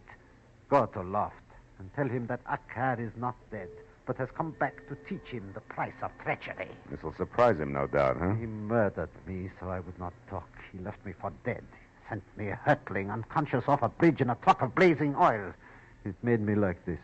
Claw for a hand, a face to frighten demons. But it did not kill me. Nice guy, Loft. And the tapestry itself. Tell him it will bring him nothing but despair. For I have put a curse of worthlessness on it that... A car! There, from the alley. The shot. Did you see who it was, Akkar? No, but I didn't have to see it to know. He thinks he has finished it now. But he is wrong. Look for the Baton Sinister. What? Look for what, Akkar? In the Duke's shield, the Baton Sinister. Akkar.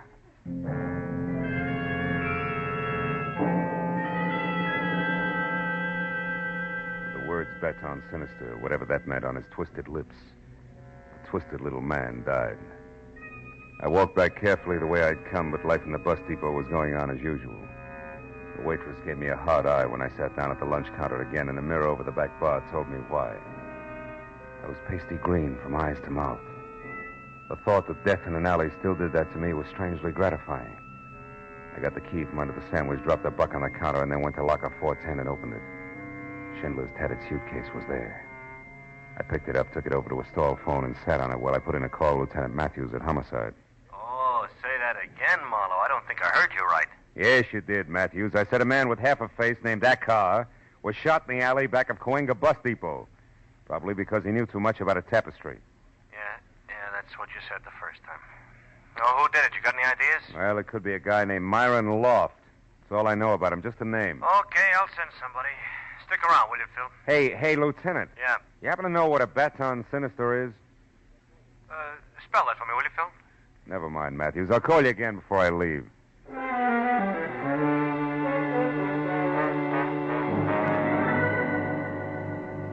When I left the bus depot, I drove to my office, took the suitcase upstairs, and after I locked myself in, I opened it under the lamp on my desk.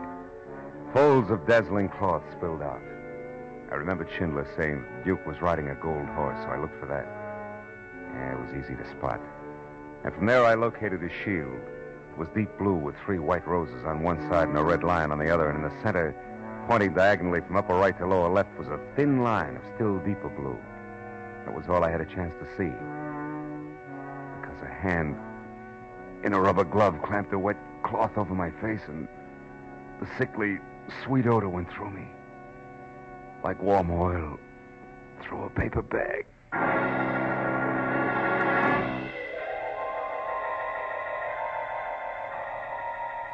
100 years later, I had a strange dream. I saw a pair of high-heeled green suede shoes, and then a woman in a green veil looking at an empty suitcase. It must have been a dream. Because I couldn't move and my eyelids were lead. And when the green veil and green shoes left, everything went black again.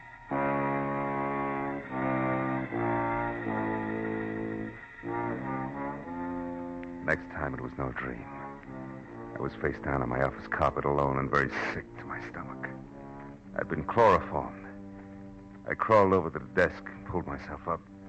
The suitcase was open and empty. Somehow I got the phone off the hook, dialed information, and a minute later I had my client on the wire. Marlowe, you sound sick. What is wrong? I am sick. You're going to be too, Schindler. Your tapestry's gone. It was stolen. Gone? Stolen? Yeah. Oh, no, it can't be. You blundering, stupid fool, Marlowe. Why did What you... did you say? I'm sorry, Phil. Screaming in hysteria won't get it back, will it? No. How did it happen? Well, I brought it up here to my office, but somebody was always in here laying for me. I was chloroformed and out for about half an hour. When I came to, it was gone. Now listen. You know a man named Akar, horribly scarred from burns? Akar? No. Why? Did he get it? Yeah, not the way you think. He was killed at the bus station. What? Killed? Good heavens. Did Loft do it? I don't know. Akar thought so, and I'm getting tired of hearing that name Loft. Hey, incidentally, what's a Baton Sinister? Baton Sinister? Yeah. A mark in heraldry, but why that mark? Well, it might be important. What is it actually, Pollard? Well, it's simply a short line on a shield or escutcheon. It runs diagonally from Sinister Chief to Dexter Base. What does that mean? From upper right to lower left, maybe? If you're facing the shield, yes. It's the mark of fraudulence. But why?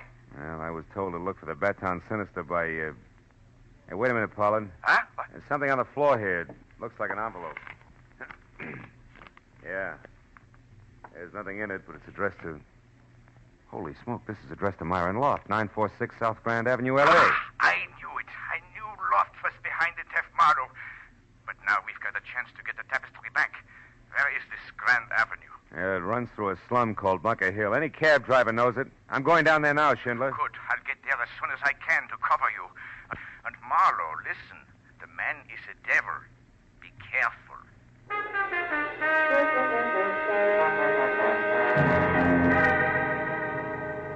Bunker Hill stuck up above downtown L.A. like a wart on a debutante's hand. The big street that had tunneled under it or bypassed it years ago left it nothing more than a dingy, isolated attic where the city's worn-out cast-offs finally end up to die. And the big hotels that open on the swank street below had all carefully turned their backs on the hill. I parked near Angel's Flight and walked on the odd-number side of the street until I spotted 946, a crumbling, yellow stucco rooming house that clung to the hill face from habit only. And I gave the windows a lot of attention to be sure no one was watching.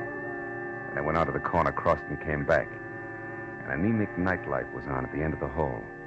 So I pushed my way through the smells toward a door with a grimy card that said office. I was about to knock when a voice purred from the landing on the stairs behind me. When you turn round, do it slowly, understand? Perfectly. I dare say you're Pollard Schindler's man. Could be. Which makes you Myron Loft, Yes, huh? I've been up on the roof watching you. I expected you'd come before long. I suppose you want the tapestry. Now, how'd you guess that? Then what price has Schindler decided to offer me? Price? You're kidding. Hardly. I don't enjoy humor. Perhaps you don't know much about the tapestry, Not much. I know more than I used to. I had quite a chat with Akar. Akar? That's impossible. My ex-assistant is dead. I know. But he lived long enough to tell me about the Baton Sinister on the Duke's shield. That's a lie, my fine fellow. There's no Baton Sinister on that shield, and it's... Oh, of course. That sly idiot. Akar would try something like a Baton Sinister.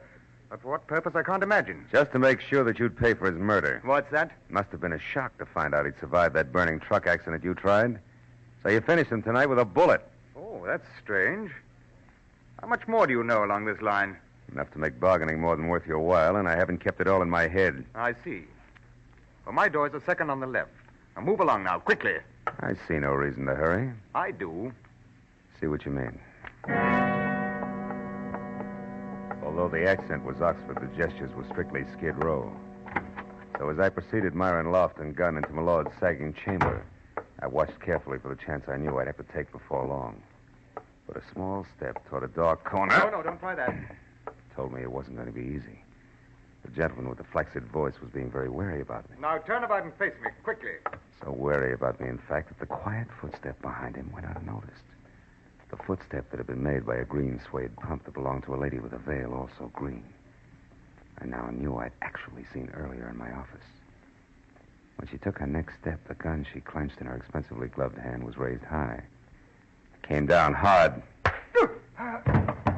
Girl of my dreams, I thank you. That was neat, and believe me, not a moment too soon.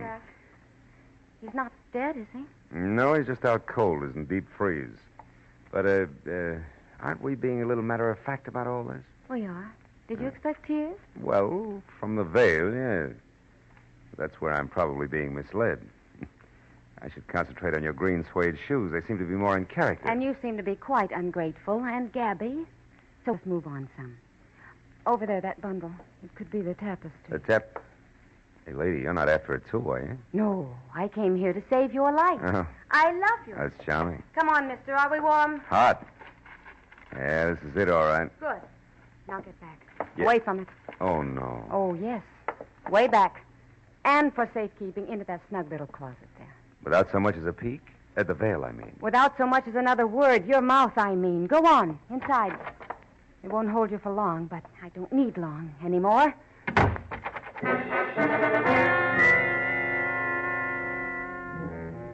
She was so right. Didn't hold me for long.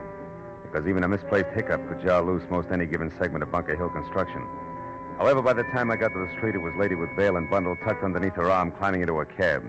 And only a tail light skidding out of sight around a corner. So I played the only bet left. She departed in a cab. Maybe she'd arrived in one. And maybe that one was still in line at the hack stand across the street at the back of the hotel. At number 4, I connected. Yeah, sure. The doll with a veil. I brought her here. Why? What's it mean to you? Everything. She's my long-lost sister. Where'd you pick her up? I can't remember. Okay. Here's 5. Now try it. Sure. It was the Sunset Gardens Hotel, Villa 12. Witches around on the side. But you know what else? No, what else? I'll bet this 5 she ain't really your sister at all. I'll bet she's really your wife. Oh, you're so wrong. She's really Typhoid Mary, Jack. You better fumigate fast, both inside and out. Huh? Goodbye.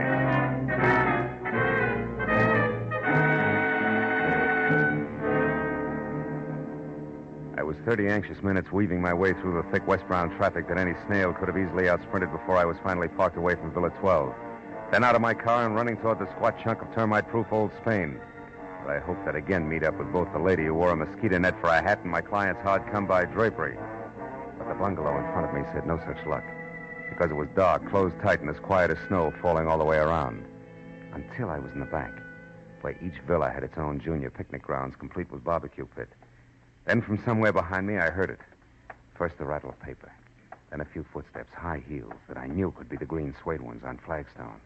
After that, over near the pit, liquid poured on wood, and then sudden flame. It was the lady whose shoes I knew all right, but this time no veil. Only a face that might have been pretty if it weren't for the prancing shadows the flames threw over an expression that was a little more than determination, a little less than psycho. I moved close to her quietly.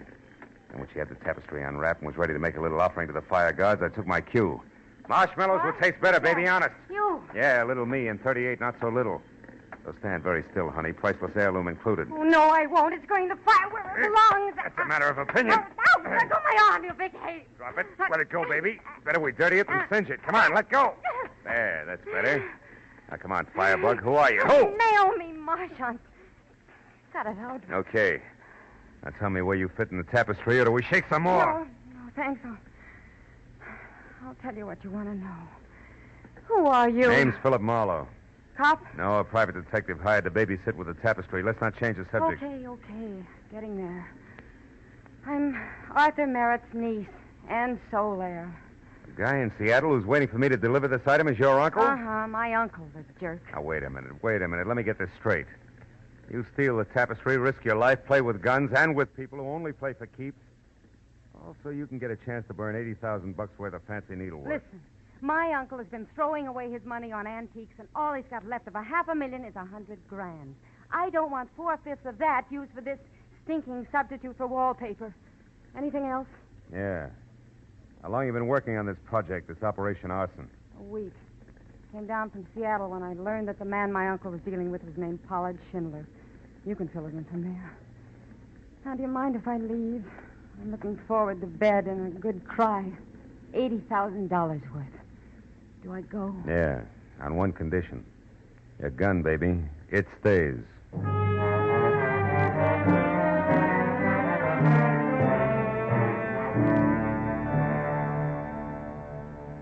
I watched her until she was around to the front of the bungalow and out of sight. Then I grabbed up the tapestry, started to fold it when a sudden flare from the fire threw a crazy spurt of light over the material on my arm. And I saw that on the shield that the Duke of Kent carried, there was no Baton Sinister. This was not the same tapestry I'd examined in my office. Right then, just to make things all the merrier, I once again heard from Naomi Martin. On the even chance that this was a trap, Naomi playing possum with healthy lungs, I ditched the tapestry in a nearby clump of trees, then gun in hand ran for the front door of Villa 12. I got there just as the gray convertible lights out roared off and Naomi was climbing back onto her feet. What took you so long? Now listen, you, the real tapestry, where is it? Oh, no, you're kidding. Baby, that number you just tried to burn is not the one I started out with tonight. It's minus Baton Sinister. Minus who? What are you talking about? Just this. Maybe you still have the tapestry and the routine with the flames was done with a phony and strictly for my benefit. And maybe you're nuts. Now you listen. What I told you before was the truth, nothing but. However, if it happens to work out that I walked off with a phony and you did likewise, I'm sorry. I'll bet. For the time being, I'll buy it that way. Now tell me what went on here. I was about to unlock the door when it happened. A hand with a rubber glove grabbed me. Wait a minute. Rubber glove? Rubber glove? Do we say everything twice? Whoever it was obviously didn't want to leave fingerprints. Oh, the smell of chloroform on his hands. Hey, come to think of it, I did get a whiff of something funny. How do you know about that? In my office when the tapestry was...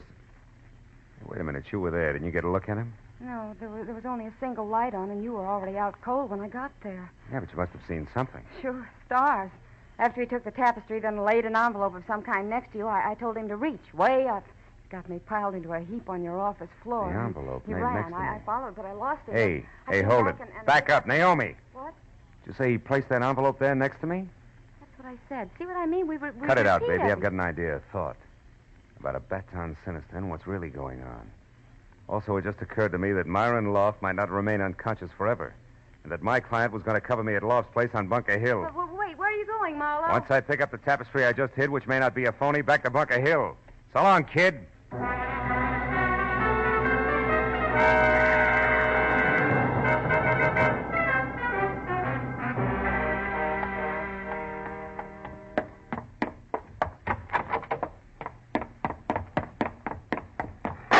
Oh, no.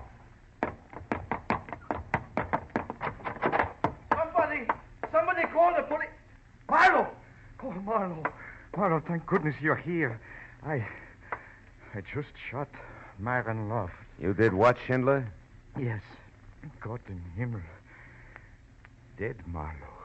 Hey, for the love of Pete, what's going on in this joint? Nothing you can help, sweetheart. Okay, Bright Eyes, but try to hold it down, will you? It was terrible, Marlowe. I came to this place after I didn't hear from you and found out which room Loft had. When I went in, he was on the floor, unconscious. So I started to look around for the tapestry. In the meantime, Loft came to, got hold of a gun and rushed you. Is that it? Yes. We struggled, and then the gun went off. Oh, Marlowe, what should we do now? Call the police? Yeah, I'll take care of it. You go back into the room there and don't touch anything and see that nobody else does. All right, Marlowe. But you have the tapestry? Yeah, I got it, Schindler. Safe and sound. Your worries are over.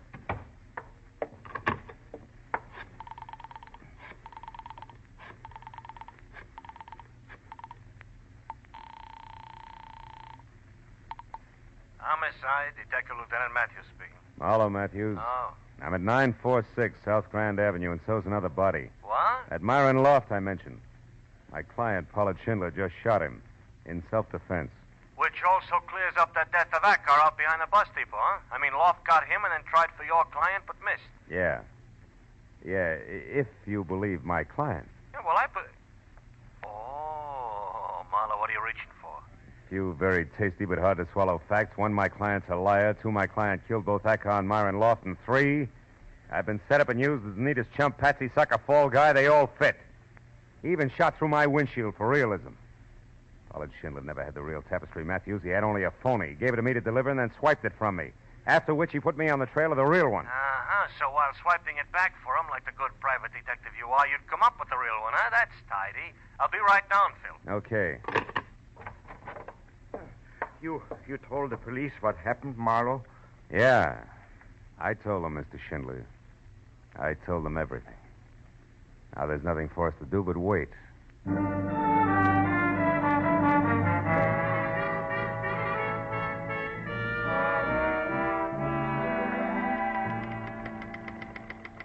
Well, that does it, Lieutenant.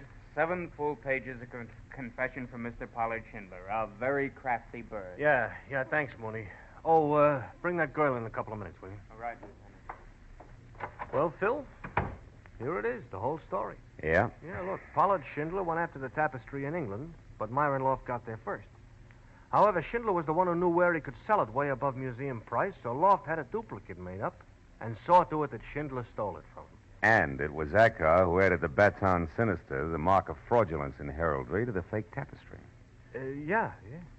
But I still don't clearly follow the rest of it, Phil. I mean, here in L.A., you know? Oh, well, it wasn't much of a change. Another verse, same song.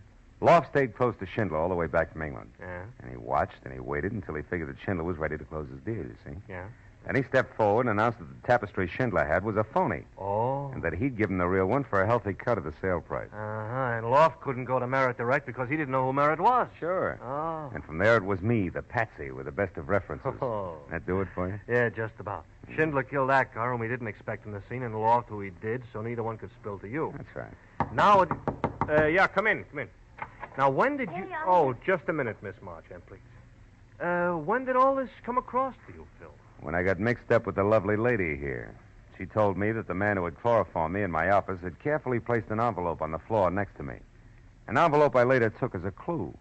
From that switch, I started to look around for others. Oh, great. Hooray for Campfire Girl me. What kind of a medal do I get? Yeah, you get a pretty nice one, Miss Marchand, thanks to Marlowe. You get freedom. You know, we could prefer charges against you. Like what? Like what? Like assault and battery for slugging Loft, grand larceny for the theft of the tapestry from Loft's place, attempted destruction of private property. Okay. I forgot about those things. Yeah. Thanks, Marlowe. Thanks, Marlowe. Is that your official statement? No more? Not even I'm sorry before you go? Well, yes. I'm sorry, all right. Real sorry that I missed. Goodbye.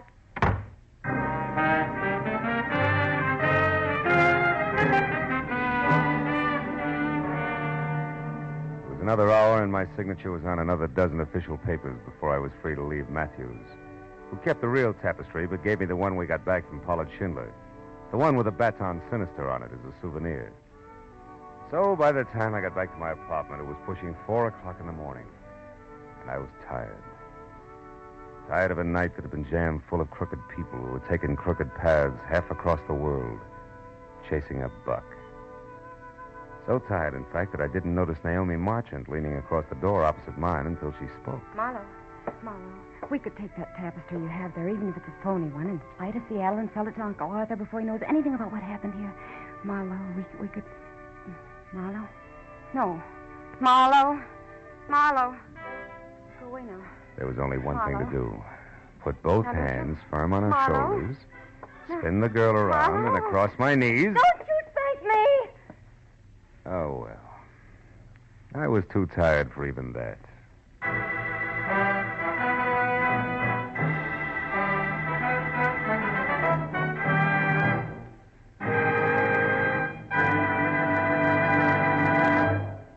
The Adventures of Philip Marlowe, bringing you Raymond Chandler's most famous character and crime's most deadly enemy, star Gerald Moore and are produced and transcribed by Norman MacDonald. Script is by Mel Donnelly, Robert Mitchell, and Gene Levitt. The special music is composed and conducted by Richard Orant. Be sure and be with us next week when Philip Marlowe says...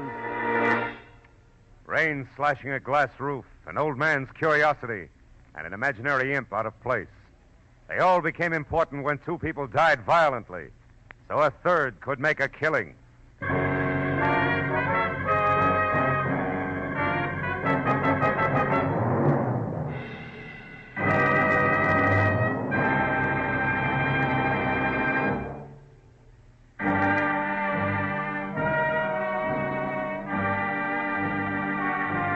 Paul Masterson speaking. This is CBS, the Columbia Broadcasting System.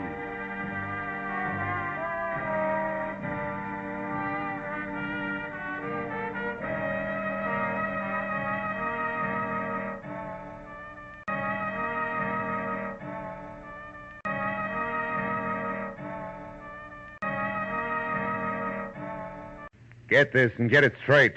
Crime is a sucker's road, and those who travel it wind up in the gut of the prison of the grave. This time, rain slashing a glass roof, an old man's curiosity, and an imaginary imp out of place. They all became important when two people died violently, so a third could make a killing. From the pen of Raymond Chandler, outstanding author of crime fiction, comes his most famous character in The Adventures of Philip Marlowe.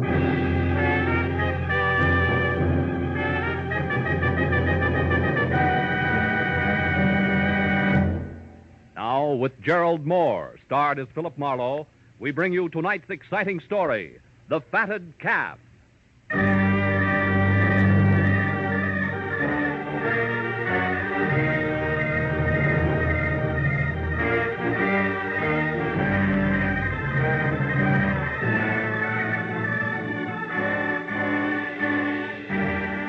first storm of the season.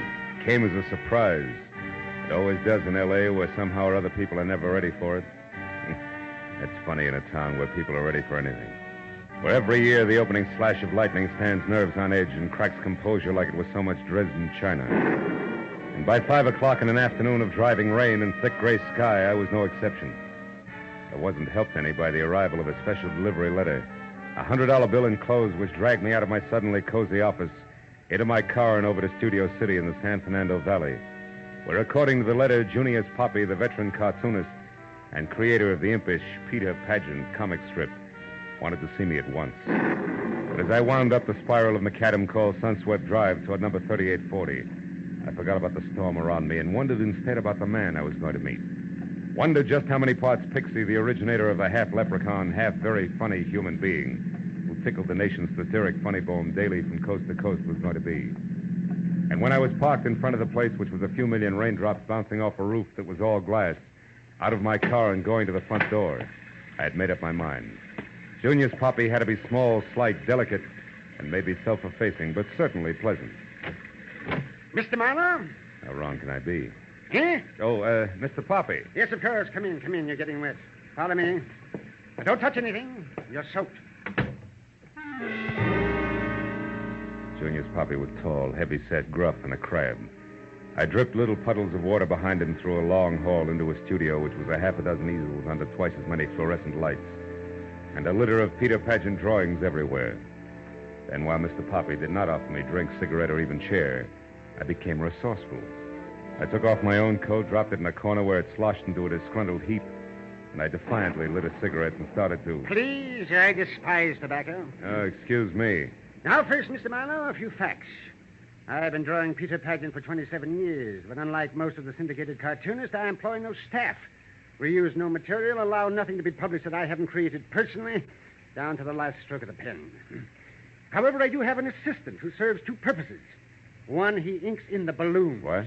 The circle is where the words go. Oh. And two, and more important, he watches me work daily so that when I'm gone, yes, even cartoonists die, you know, Peter Pageant will continue uninterrupted. My assistant is named Sid Kagan, and he, to be more exact, his wife, Louise, is the reason I'm hiring you. Twice I And so opened now my listen mouth carefully. to ask a question, but Kagan twice is he a very waved the capable question man, aside. He's earnest. So liking him less by the minute, I listened to him tell me what for the past week Kagan had been. First preoccupied, then upset, and finally rebellious. Poppy, a bachelor who didn't want to lose a good man because of anything as trivial as a marital problem, had investigated and learned that Louise Kagan had spent a week in San Francisco recently. But he hadn't learned any more because an appointment he had made with her to talk it all over, since the sleuthing was not subtle, It was the hadn't day quite before come off. yesterday, Marlowe. We were to meet at a cocktail lounge. I was early, and so I saw her come in and sit down. She's the type of tall brunette you don't miss. I was about to start toward her when she suddenly leaped from her table and hurried out of the place. For no reason? Please don't interrupt me, Marlowe. Of course she had a reason. She was frightened at the sight of a man approaching her. Oh, he was very ugly. Patent leather hair, sallow complexion, eyes that belonged on a hawk. He followed her out, but she got away from him. And then he disappeared, too. Louise hasn't called you since to explain? Until late last night, no. And then she apologized and lied about why she didn't show up. Forgot, she said. Casual-like, huh? Overly casual-like, Mr. Mann. Please don't touch those drawings. Oh, I'm sorry. Yes, now. We made another appointment for 6:30 tonight at a different place. An artist hangout called the Talisman on Lancashire. This time, Marlowe, I want you to go in my place. Perhaps my approach is too mechanical. There's just a chance. Now, Mr. Poppy, a few questions. First, the Kagan's home address. 717 Magnolia Boulevard. 717. And Kagan himself, he's still working for you regularly? Yes, although he called this morning, said he was sick. Now, please ask your questions quickly. I must return to my work. Peter Pageant's schedule, 4 frames a day, hasn't been interrupted in 27 years. Oh, here, this might interest you. Here, take a look at this. The last frame has a lot of detail. Yeah, it has. Peter addressing the U.S. Senate, huh? It's cute. You always work in pencil and ink in later? Yes, that's right. Now, anything else? Yeah, there is, Mr. Poppy. The whole business. Kagan's problem. I mean, if it's only a case of a gal not being true to a guy, I quit, and you get your dough back. I graduated from the over-the-transom class. Louise Kagan is not the kind of girl who plays around. I know. What makes you so sure? Well, for one thing, an example. Maynard Roper. Who? Maynard Roper. He's an agent for Empire Features, the syndicate that handles my work. And though extremely handsome and what the ladies would call smooth, He got no place being, shall I say, attentive to Louise. I could tell, I observed. Now, satisfied? For the moment, I can still play that Roper just wasn't her type. I'll call you later, Mr. Poppy. Goodbye, and don't bother showing me out. I can find the way myself.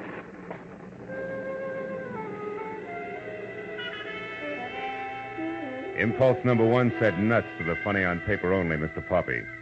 But impulse number 2 said, quiet, Marlowe. It's the storm that's making you jumpy, and there's a $100 bill in your pocket. So I got into my car and drove the 1.5 miles to 717 Magnolia Boulevard, where I figured I'd look over the Kagan home grounds before it was time for me to show it the talisman. As I drove past the place, I saw there was a light in the living room. And a woman, brunette and attractive, who was no doubt the lady of the house, paging through a magazine. And things stayed like that each time I came around the block. But 20 minutes later, when I parked in front of a nearby corner drugstore to get cigarettes, I forgot the lady of the house because getting out of a parked car in front of me was a man with sallow complexion and eyes borrowed from a hawk, easily seen by the rain-splashed light from the display windows. And when he hurried inside into a phone booth, I saw the patent leather hair Mr. Poppy had already described. When he got his call through and turned his back to the street, I moved quickly to his car, opened the front door, struck a match, and read the name and address on the owner's card strapped around the steering wheel. It was Bert Slack, 200 Central Avenue, San Francisco, California. The city in which Louise Kagan had recently chosen to spend a week. The clock on the dashboard reminded me it was 6:15 and time to head for my rendezvous with the talisman.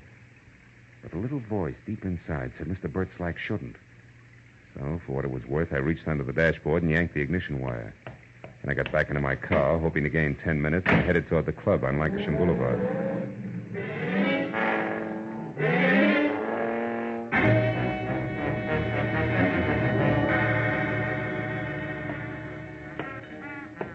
Another scotch and soda, sir? Keep the rain from soaking all the way through, you know. Yeah, all right. Another scotch and soda. Hey, wait a minute. Hmm? That lady there, the one in the blue cape that just came in? Oh, yes. Ask her to come over to Mr. Poppy's table, will you? We'll order then. All right, sir, in a jiffy. Keep the rain from soaking all the way through. Isn't that awful? Sir, I'm awfully sorry I'm late, Junior. Oh, excuse me. Waiter, you've made a mistake. No, Mrs. Kagan. The mistake was What? mine on purpose. You wouldn't have known me by name. Which is what? Philip Marlowe. I'm a friend of Junius's. He was tied up with his work tonight and asked me to keep this date for him. Like a drink? No, thanks. I haven't got the time. But why didn't Junius call me or leave a message here? I don't know. Perhaps he forgot or... Perhaps you're a liar. Perhaps he called my place after I left, then called here. Waiter. Yes, ma'am? Will you please check with the captain and see if anyone left a message for Mrs. Kagan, please? Yes, ma'am. And on your way back, 2 scotch and sodas, huh? Yes. Now, just a minute, Mr. Marlowe. I've already said no. As long as we're playing things back, you already said I was a liar. Why? Because Junius told me that my meeting with him would be personal. And since he's gone far enough out of his way to even call me on the telephone about it, it must also be important to him. It is. As important to him as, say, San Francisco is to you. So you're not really a friend of Junius Poppy. Not buddy-buddy, no. But I am a friend of Bert Slack's. You know Slack? Yeah. Now, why don't you sit down, Louise? Our drinks are coming. Well, here we are. 2 scotches and sodas. Just the thing to keep the rain... Oh. I already said that once, didn't I? Yes, you did. Yeah, well, 2 scotches and sodas, just like you ordered. Oh, and no message for you, Mrs. Kagan. Thank you.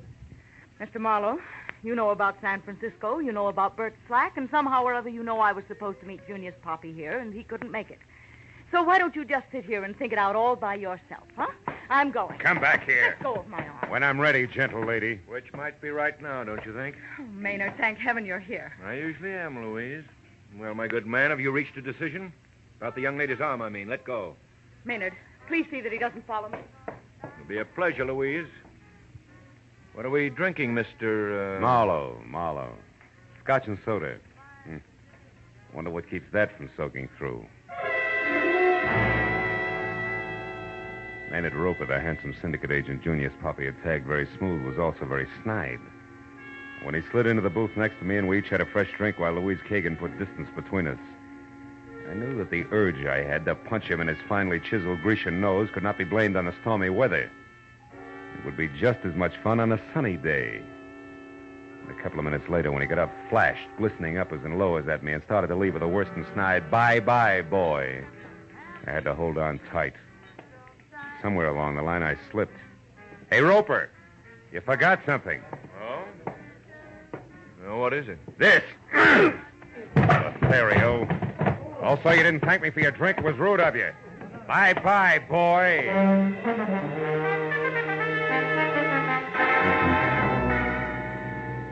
Outside, I felt better.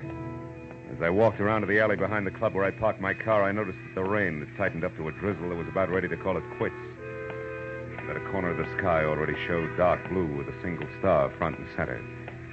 What I didn't notice until I was in line with my front fenders was company on hand. I've been waiting for you. He was small, with wide-open eyes that flashed something close to hysteria, the length of a long, thin arm that was pointed at me and trembled while the hand awkwardly held a gun for what had to be his first time. I'm Sid Kagan. I want to know why you're following my wife, what you have to do with her. I do know that you're a private detective and that your name is Philip Marlowe. That Junius Poppy hired you. That much I found out. And you ought to be able to put the rest together yourself. You're a big boy now. Junius is worried about you, Kagan, because you in turn are worried about your wife. Look, he wants to help you all the way around. I don't believe you. I only believe that people are bothering Louise, molesting her, driving her out of her mind, and I want to stop them. I want to protect her. All right. Take a look at this picture and see if you can tell me whether or not this is one of those you say are molesting her. Picture? Let me see. I can't. It's only a calling card, Kagan. Don't give me that gun. Sure. With the clip out. Here. Now, also, I'll give you some advice. Go on home, Kagan, and soak your hot head in a bucket ice cold. It's the most you can do to help. Now beat it before I get mad. Go on. All right. I'll go. But remember, Marlowe, I'm still going to protect my wife. Yeah, I'll remember, Kagan. You jerk. Nothing as stupid as an amateur with a gun. Stand still, Marlowe. I'm no amateur. Oh, fine. I wouldn't bother looking under the hood either. We're now even. One torn ignition wire deserves another. Hmm? Well, Mr. Slack. You in that 38 been waiting long? Long enough. So you're a private detective, huh? Now that's interesting. I'm a private eye, too. Really? You find crumbs in every profession. Where do we go from here? No place. It's a team, anyhow. I'm finished. I've done my little job. I'm leaving town. The personal business that brought me here is over and done with. All's well. You'd be smart to look at it that way yourself, Jack. Yeah, brilliant. We'll go over big with my client, with her. What's the difference how it goes over with your client now? Why don't you read the papers? Meaning what? The latest edition. Here, catch. And read. Junius Poppy. Out loud, Marlowe, please. Found dead in his Studio City home. Creator of Peter Pageant shot to death. Mm-hmm. Surprised, huh? Yeah, plenty. Well, that's too bad. But I guess you'll get over it. Why do you walk all the way down this alley without turning around? Now, go on. Move, Mr. Marlowe, as directed. Goodbye.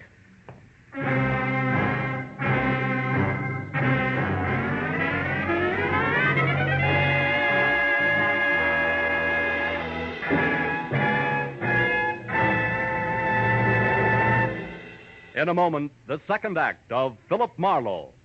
But first, you'll say, where is the time gone? When you listen to Club 15, the great quarter-hour show of melody, song, and patter starring Dick Hames with the Andrews Sisters, Evelyn Knight, and the Modernaires. You'll like singing host Dick Hames. You'll like song stars Evelyn Knight and the Andrews Sisters. In fact, you'll like everything about Club 15. Listen every weekday evening over most of these same CBS stations. Tune in this fall for the show that you love best of all. Listen carefully, here's the address. It's CBS. Now, with our star, Gerald Moore, we return to the second act of Philip Marlowe and tonight's story, The Fatted Calf.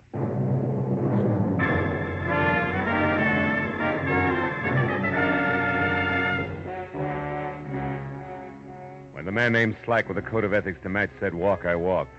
And by the time I'd taken 10 steps, I knew that he was already gone, so I went back to my car, cursed my way through a fast repair job on the wiring, and headed for my late client's studio again. When I got there, the usual messy routine of cameras, tape measures, and notebooks was still in progress, and I was about to go inside. But changed my mind when I saw Louise Kagan step blithely out the door and walk almost jauntily over the flagstones that led from the house to the parking area. Hey, Louise, wait! You again. Well, what do you want? Just one good, morbid reason why you're not making with tears over what's inside? I never lost any love in there. If I pretended I had, it wouldn't fool anybody for 5 minutes. Nobody liked Junius Poppy, and I was no exception. I'd go real easy with that kind of talk from now on if I were you. What's that crack supposed to mean? That not later than tomorrow morning, your husband, Sid, will take over Peter Pageant completely. So? So you struck gold, Jury, and you got it made. Are you implying that I had something to do with Junius's death? Oh, I doubt that you pulled the trigger, baby, personally. But there's a good, solid connection, and I'm going to find it. Where's your husband? Inside with the police? No. I came here looking for him. He must be at home. Mm-hmm. How much do the cops know so far? Nothing except that Junius died between 2 and 3 hours ago. Look, why don't you trot in and ask them yourself, Quizmaster? I don't think they can help me. You see, I'm still interested in a big, ugly question mark all wrapped up with San Francisco. Look, Mr. And before I turn loose of it, I'll understand it, believe me. I'm going over to your place now to talk to Sid. Can I give you a lift? No, thank you. Suit yourself. I'll get there ahead of you, and I might find something you wouldn't want me to know about. All right. I'll ride with you. Let's go. Let's do that. Get in.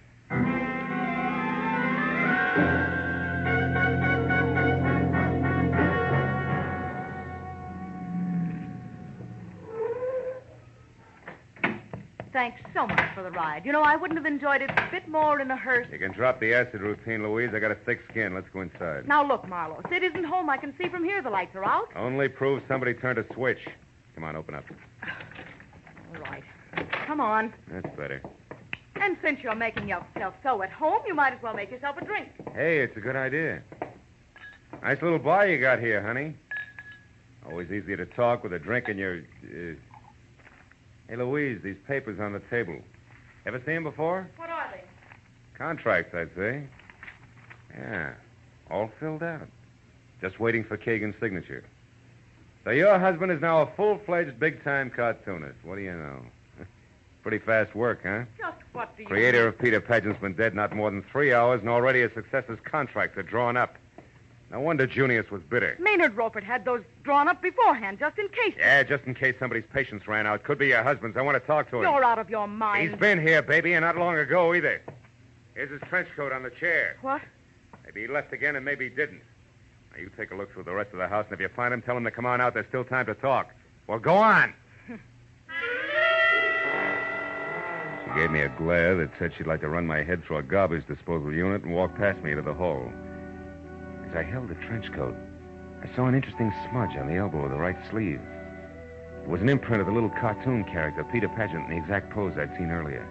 Peter Pageant addressing the United States Senate. It could only mean one thing. The right sleeve of the coat I was holding had been jammed down into wet ink on Junius Poppy's drawing board shortly after I'd left his studio tonight. I was still looking at the coat when Louise came back. She started to say something, but the doorbell interrupted and kept on interrupting, and finally, she walked over and answered it. It was Bert Slack, the man from San Francisco. His face, green and waxy, would have worn the same look if he'd been falling out of a 10-story window and knew he couldn't hold on. He gripped the door casing with both hands, like a slow-motion fireman sliding down a pole. Suddenly, he jerked up one hand and pointed at Louise. He turned his eyes at me and tried to speak. Then he took 5 sliding, stumbling steps into the room and pitched headlong to the floor. The handle of a knife, ringed by a patch of drying blood, stuck out of his back between his shoulder blades.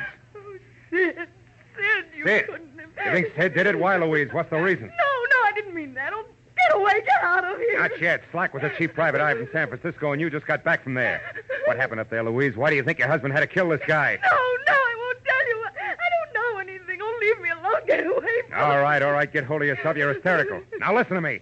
Where does Roper live? Come on. Maynard Roper, his address. 94 Addison Avenue. Why? Because your husband might be there, and I want to talk to him now more than ever. You're on your own, baby. Get good and hysterical if you want to. I'll see you.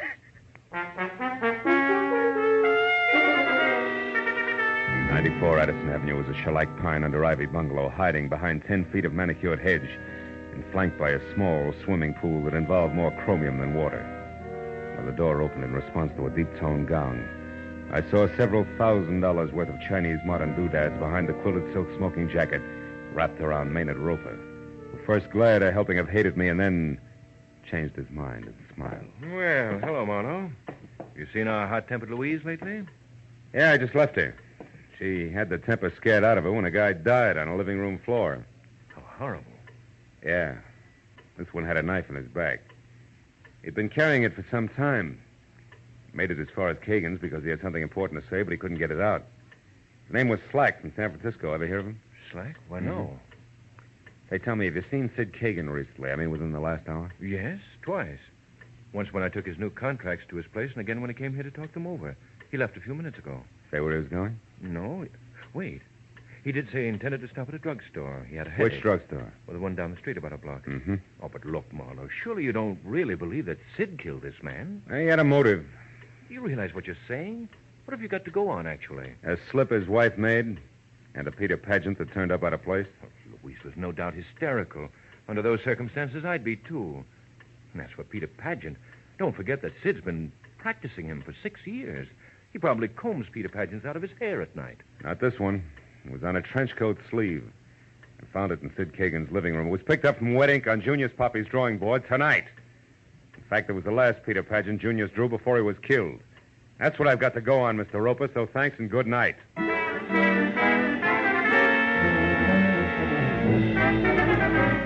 I got in my car and drove fast till I found the drugstore and then pulled up across the street from the place and watched. A cab was waiting out in front. When the door opened in the store, I started to get out, but stopped again as Sid Kagan, the collar of his trench coat turned up high, and both hands thrust deep in his pocket, shouldered his way out. Got in a cab and drove away. I sat there for a few minutes until the crazy logic of the crazy pattern finally sank in. And I turned and drove back toward 94 Addison. A few houses down the street I parked, got out, and after dropping my gun in my pocket, I left my hand curled around it and walked in past the chromium swimming pool up to the pine and ivy house and looked in. It was deserted. I turned and started for the gate again, but that was as far as I got. I'm not inside, Marlowe. I'm here behind you. Don't move. Automatic and all, huh? Didn't think you had nerve enough to stick here and wait for me, Roper. I had no choice. Raise them up slowly and don't turn around. I'll take your gun first. Okay, now get inside. So it was your trench coat I found at Kagan's, huh? You forgot and left it there when you took the contracts over. Yes, and when you told me about it, I followed you. I saw you spot Kagan still wearing his coat at the drugstore, and I knew then that you'd come back here after me. Why? Stand still. Sure. You know, you might have gotten away with old Junius Poppy's murder because you were the only one with no motive, apparently. But you cluttered it up by killing your partner, Slack, too. Slack was stupid and loud-mouthed. He'd have double-crossed me or let the cat out of the bag the first time he got drunk.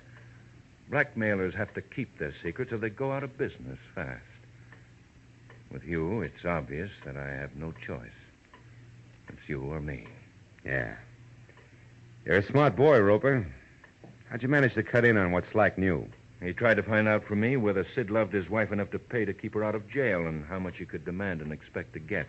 I told you he was stupid. Believe me, chum, the idea of getting rid of Junior so Sid could get enough money to make blackmailing him worthwhile was quite a switch. But one a good agent might think of. Stand still. Don't try for anything on that table. Why not? What are you saving me for? More conversation? No. I just wanted to get my breath. I've had quite a day, remember? All right. Let's go now. Where? Out back to the garage. Go on. Yes, Marlowe! Davy! Louise!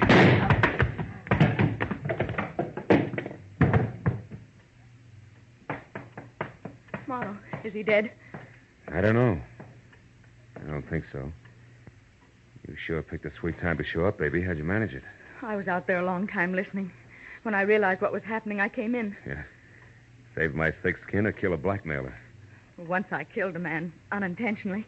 I didn't want to do it again, even him. But tonight, when I thought Sid had stabbed Bert Slack because of it, I couldn't stand it any longer. I came over to find you and turned myself in. The big question mark on San Francisco? Oh, there was a brawl. I got mixed up in it. A man had a gun, and in the struggle, it went off and killed him. I was scared silly. I ran away, but Slack had seen the whole thing. He even got the gun with my fingerprints all over it. And... well, that's that. Let's go, Marlowe. Yeah. Okay, baby. Let's go.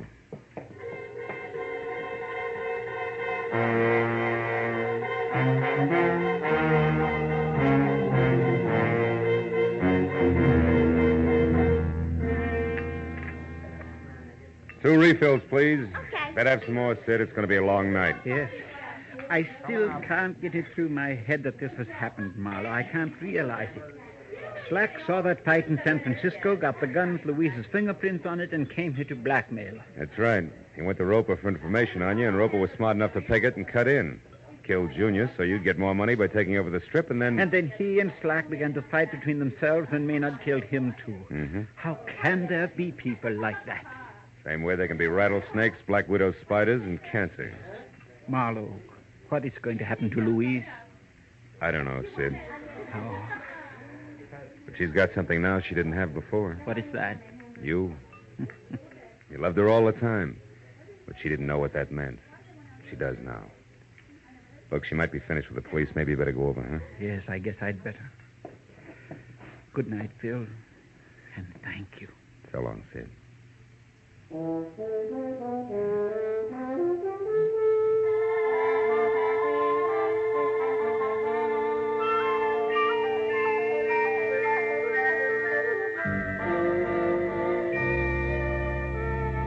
As he crossed the street and went into police headquarters, I turned back to my coffee and thought about Peter Pageant. The impish, whimsical little character with a sly, knowing smile, half sad, half amused at the foibles of the world. Yeah, the world seems more and more to be made of halves. Like that old song. How's it go? Sometimes I'm happy, sometimes I'm blue. Sudden storms and sudden calms. Maybe most of us are only half alive, huh? Take me, for instance. Half of me wants to go home and sit in front of a roaring fire with a drink and a good book. And the other half? Yeah, there's always that other half.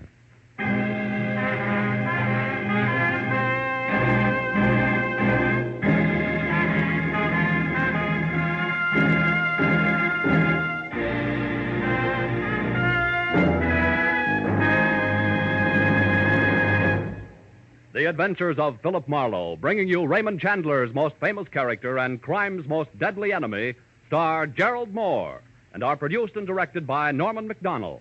Script is by Mel Donnelly, Robert Mitchell, and Gene Levitt. Featured in the cast were Vivi Janis, Howard McNear, Parley Bear, Bill Johnstone, and David Ellis. The special music is composed and conducted by Richard Orant. Be sure and be with us next week when Philip Marlowe says...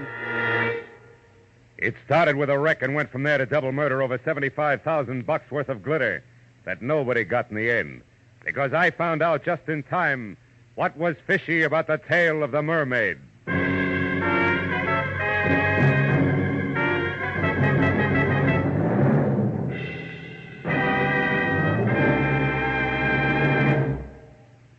If you want to keep ahead of the headlines, listen every weekday evening, Monday through Friday, over most of these same CBS stations, to Edward R. Murrow with the news. Mr. Murrow is radio's most distinguished reporter. His informal but informed manner of presenting the news has earned him more awards than any other newscaster on the air. This is Paul Masterson speaking. Now stay tuned for Gangbusters, which follows immediately over most of these same CBS stations. This is CBS, the Columbia Broadcasting System.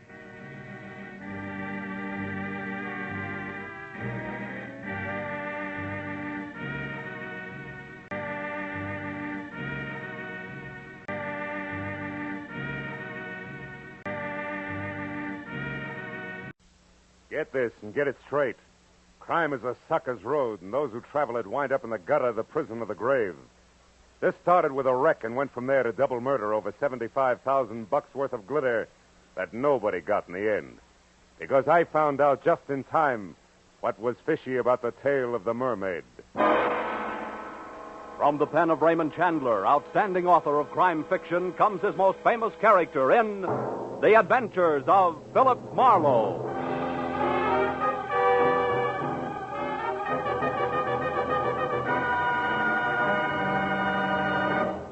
Now, with Gerald Moore, starred as Philip Marlowe, we bring you tonight's exciting story, The Tale of the Mermaid.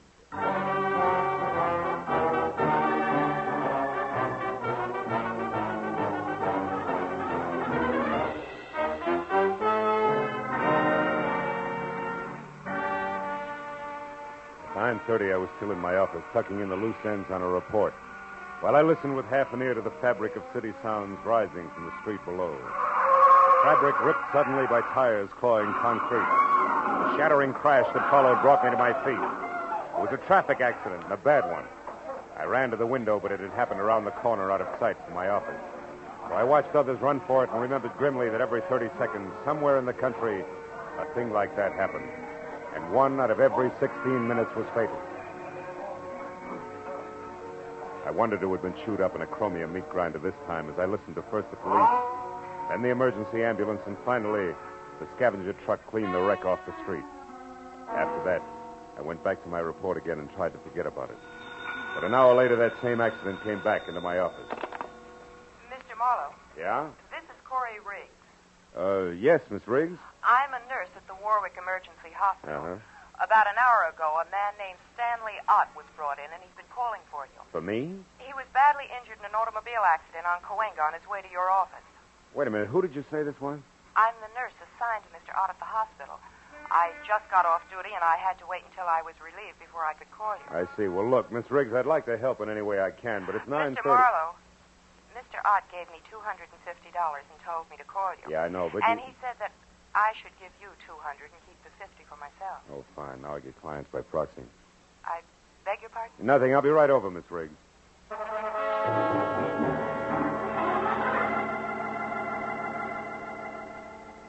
I didn't know anyone named Stanley Ott, and I felt a little like an ambulance chaser, but I was only 15 minutes from getting to the emergency hospital. As I walked up the ambulance ramp, a smart-looking brunette came toward me. Mr. Marlowe? I'm Corey Riggs, the nurse who called. Oh, hello. Can I see him now? It wouldn't do any good. You see, he went into a coma a few minutes after I called you. Oh, too late, is that it? Let's move away from the door, shall we? Sure. You see, Mr. Marlowe, before he went into the coma, Ott wasn't rational. He was raving. About what sort of thing? About you and a girl. Oh? As near as I could make out, she's supposed to meet someone tonight at 2 o'clock and collect $75,000. It's quite an assignment. Who's the girl? I don't know. All Ott said was something about a plaid coat as identification. Plaid coat, huh? Any idea what he wanted me to do? Chaperone, maybe? No, he kept pleading, stop her, she can't do it. So I'm sure that he wanted you to prevent this girl from keeping that appointment. For some reason, it seems absolutely imperative to him. Where was this 2 o'clock meeting supposed to take place? I have no idea. Oh, fine. So it boils down to this. A girl we don't know in a plaid coat is meeting someone we don't know at a place we don't know at 2 a.m. The man who wants me to prevent it is in a coma and can't talk. Didn't he say anything else, Miss Riggs? He just kept saying, you've got to help me, Marlowe. It's life and death. You know, we can stir up an awful hornet's nest poking our noses into $75,000 worth of business we know nothing about. I doubt that we can do any good anyway, because we don't have enough to go on. If he said anything else to even point in the right... Marlowe. What? Oh, wait a minute. He mumbled something once about a Constantine. Constantine? Yes, at some pier. What is it, a boat? I don't know. But at least it's a lead, isn't it? Anything else? No. Okay, where can I reach you? I'll be at my quarters, Crestview 5781. 5781. And keep track of Stanley Ott's condition, will you? If he comes out of it, talk to him. We've only got 3 short hours. I'll call you, Corey.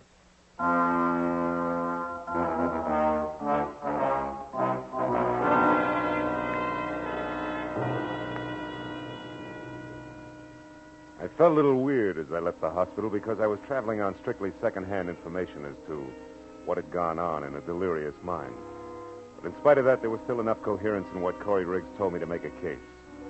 My first stop was a phone booth and a call to the police, where I found out from the accident report that Stanley Ott was 30, unmarried, small-time lawyer, and an L.A. resident with a clean police record. My next call was the harbor master's office at San Pedro. Constantine?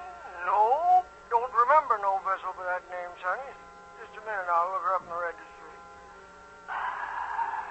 Let's see, Constantine. Only one listed is a 4-masted schooner sunk off Pirates Point near Monterey in 1870. A little before my time. Not the one, eh? Not the one. So I tried the Coast Guard.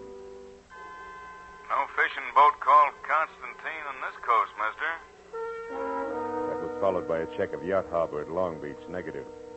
And a call to the pleasure boat anchorage at Santa Monica.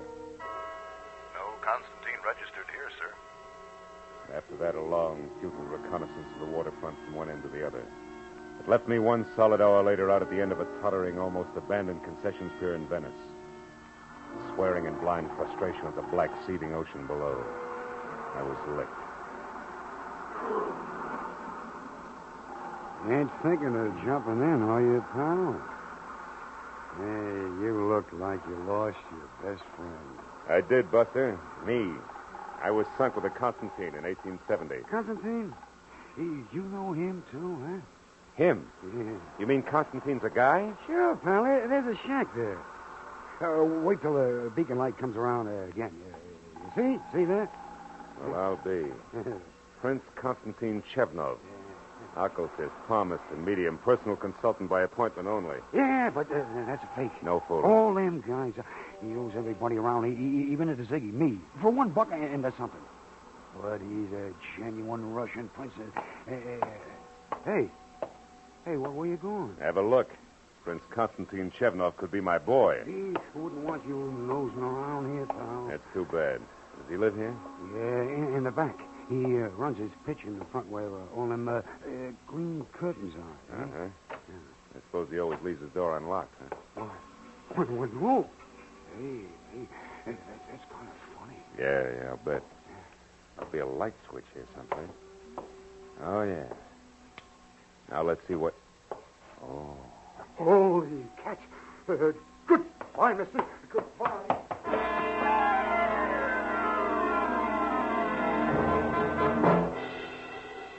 As the little wharf rats darted through the door and scampered away into the darkness, I went over to the body, face up on the cheap, gaudy carpet of the seance room. He was about 35 in a substantial gray business suit stained red in front where the bullets had gone in. His wallet was missing. There was no other identification on him. His gray, snap-brim hat was spilled a few feet away, so I picked it up to look for initials and found instead a small file card stuck into the sweatband. Typed at the top was the heading, The Mermaid. Owner Otis Van Owen, only relative Evelyn Van Owen, niece. Mermaid stolen November 12, 1948. Insurance paid in full.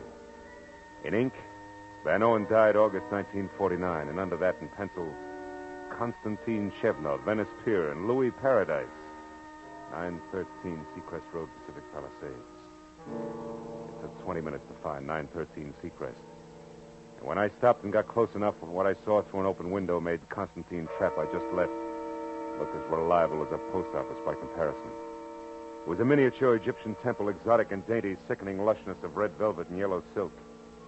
And in the center of the room was a bloated little man, balancing a long cigarette holder in one hand, while he simpered into a honey-colored French phone in the other.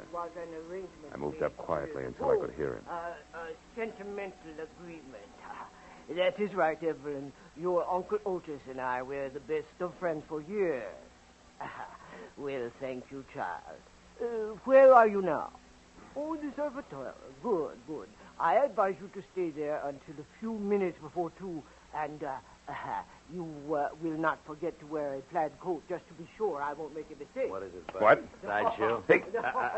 Careful now. Sudden noises like this gun going off upset Mr. Paradise. What do you find so interesting inside? Conversation.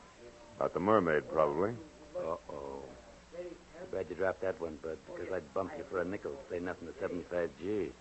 I don't talk things over with punks. I reserve it for the head man. Go do something about it. Okay, Bud, I will. Go on, move.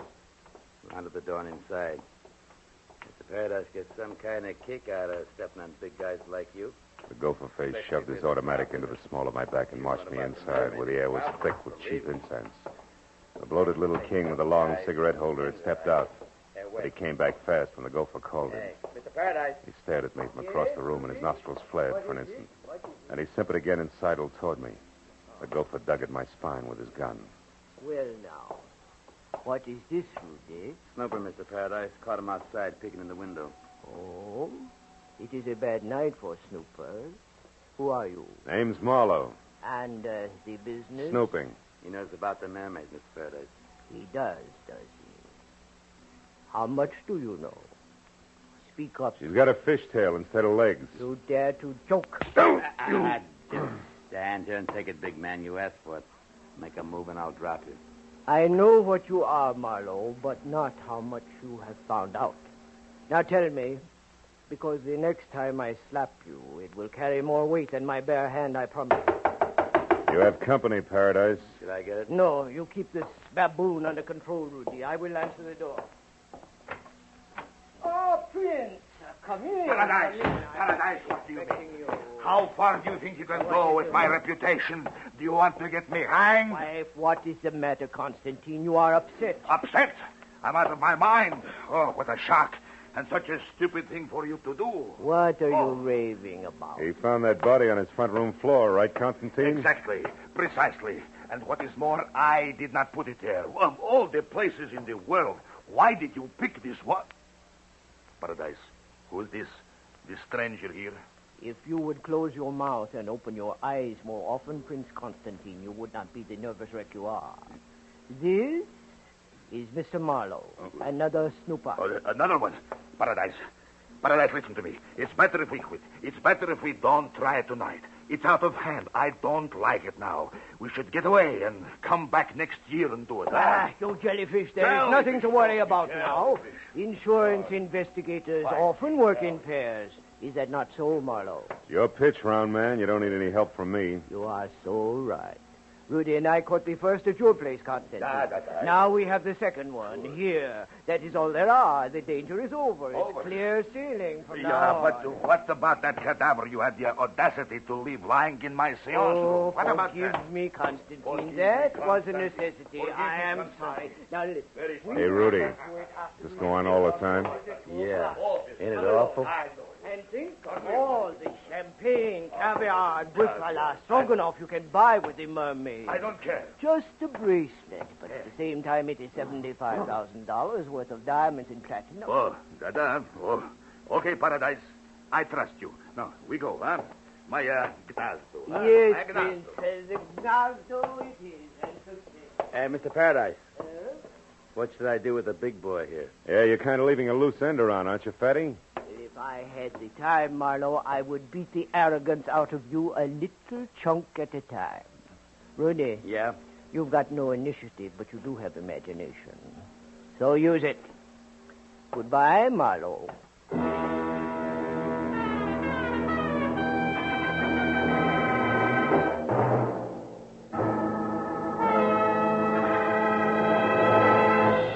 In just a moment, the second act of Philip Marlowe. But first, it's a big break in entertainment for you and a big break in a career for some talented youngsters when Horace Height's original youth opportunity program opens the door to fame and fortune every Sunday evening on CBS.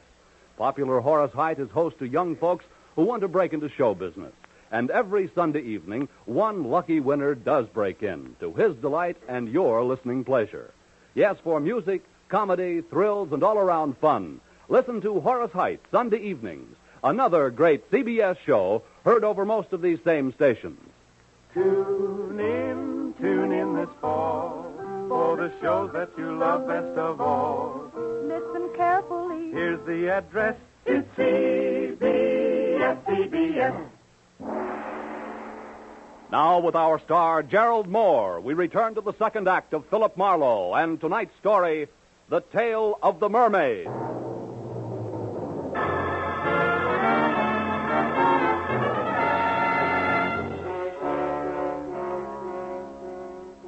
Louis Paradise hesitated at the door, snarled the suggestion that this henchman used his imagination in disposing of me, and left in lockstep with the white Russian screwball. I got the point. But even if I'd missed it entirely, one look into Brother Rudy's eyes would have done the trick. There were no pupils, just slits of lethal viciousness. Windows to his warped little mind where I could practically see the montage going on. That ran from ancient thumbscrews by candlelight up to a generous beating by street lamp with brass knucks. I felt a cold knot grow in the pit of my stomach as Rudy, with a cannon in his hand, pointed at my head, started toward me. And from someplace outside, I got a break. Two romantic cats. Rudy spun toward the sound. One chance to a customer, Rudy, and you missed. Kill you, Marlowe. I'll blow your head off. Not tonight, gentle soul. Give it to me. I don't want you to hurt yourself until we've had a chance to talk. That's it. Now, lie down. I knew there was some reason why I like cats, their voices.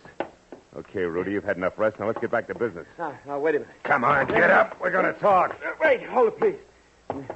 No reason for any more rough stuff. I'll cooperate. That's better. Where did Paradise and His Highness head for? The Gnazdo. Where is it? I don't know. Come on, you said there was no reason for rough stuff, remember? Ow!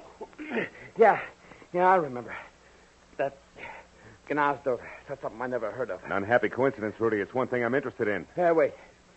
Must be something else you want to know. Something else I could tell you that... Hey, what are you going to do? You mean you can't tell, Rudy? That's Keep funny. away. All it takes is a little imagination.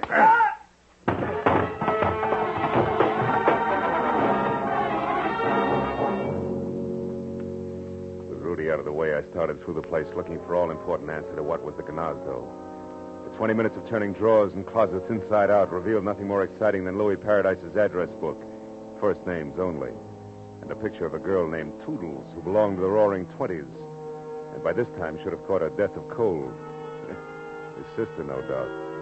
But no lead on the Gnazdo.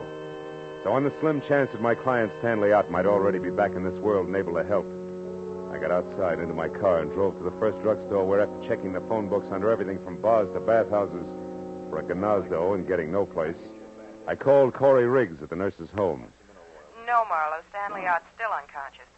I just talked to the night nurse on his floor. They expect him to come out of it soon. Why? What happened? Well, it's too much to explain now, Corey, but that girl, the one in the plaid coat, I found out that her name's Evelyn Van Owen, and she's staying at the Surf Hotel. Now, see if that much checks with Ott when he comes to, will you? All right. Oh, also, there's a diamond-studded item called the Mermaid, which accounts for that $75,000 he mentioned. Now, Constantine and the pier now equal a phony Russian prince who runs a spook palace out on the old Venice pier. Now, you got all that? Uh-huh. Good. Now, look, honey, listen real hard. Before Ott passed out, did he by any chance say the word Gnazdo? Gnazdo? Yeah. No. What does it mean? I don't know. I think it's the name of a place. Oh, have you checked the phone books? Yeah. It's no dice, Corey. Also, I checked one Mr. Louis Paradise, who you might mention... Marlowe, wait a minute. What's the Hold matter? the wire, will you? There's a girl here, one of the nurses, who's trying to tell me something. Oh. It's the Gnazdo, Marlowe. Shh, wait a minute. She knows something about it here. It's Rosemary. You talk to her. Hello. You want to know what Gnazdo means? Yeah. Well, it's Russian, like Pashlamaya Gnazdo. Oh, well, what does it mean in English, Rosemary? Fast, please. It's important. Well, that means let's go to my place. Gnazdo's the word for nest, sort of like cozy apartment or cottage. My place, nest. You sure of that? Well, I'm positive. I was an army nurse in the war, and I spent 2 years in Germany after the shooting part was over. 2 years, a half a block away from the Russian zone. That's close enough. Thanks a million, Rosemary. Don't mention it. Here's Corey. Oh. That do it, Marlowe? Yeah, I think so. At any rate, unless I'm way off base, it's where both the Mermaid and all parties concerned are going to rendezvous at 2 a.m. That's less than a half hour from now. The Prince's place on the pier. I want to be early, so goodbye, Corey. I'll call again when I know more. Yeah, and give my everlasting love to girlfriend Rosemary. She all is show a peach. There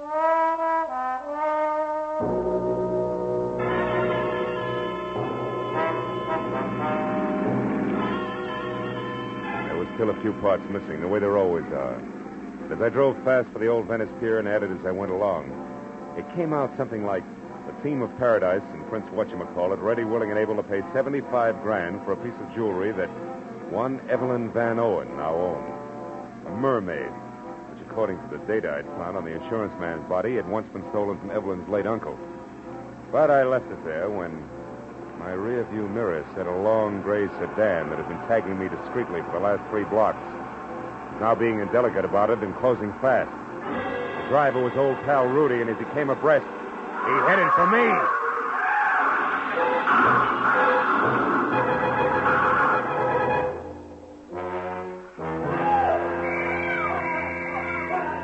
All right. You're okay, Mac. Don't you worry about a thing. We'll have you out of there in a minute. Hey, can't you knock out that horn? I knocked out the horn. What do you think we're trying to do? It ain't so easy getting my hand past the treated hood. You know. Oh. Oh. Well, that's better. Hey. Hey, cabbie, what'd I hit? Well, in order of their appearance, Ooh. Mac, your car into a telephone pole and then you into your dashboard. Oh, fine. Yeah, you're sure lucky you bounced off the curb first, mister. Okay. Slowed you down plenty. Oh, hey, here comes the ambulance. Yeah. Look at the roll. Not for me. I'm all right. Hey, come on, cabbie. Help me out of this, will you? Sure, that's what we're trying to do. But don't you worry, the ambulance ain't for you. It's for the guy that sideswiped you and then tried to get away. I seen what happened, and I went after him in my cab. He turned into a dead end, no less, trying to shake me. Ooh, is he a mess? But I guess he'll live all right. Hey, what you got against you anyhow, Mac? Just my life. Listen, your cab's still all right? Sure, there's someplace you gotta go. There is. The old Venice Concessions Pier, my friend, and the sooner the better. Come on.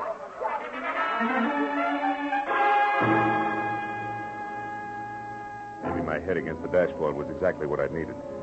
Because right then and there, the method of Rudy's handiwork made me think of an angle that I'd neglected almost completely. My unconscious client had not wanted me to get the Mermaid or the $75,000, but to stop Evelyn from keeping her rendezvous, which at this point I figured could mean but one thing. It was exactly 2 o'clock when the cab slammed to a stop near the pier. And I piled out and ran onto the empty, fog-dampened flanking that led to Prince Constantine's shack. Nothing but mist moved over the pier. No unusual sound broke the pattern of waterfront noises. And I thought momentarily that I was still in time to prevent what Stanley Out somehow knew was going to happen. That Louis Paradise and his eccentric sidekick intended to get the Mermaid from Evelyn, but pay off in only one way.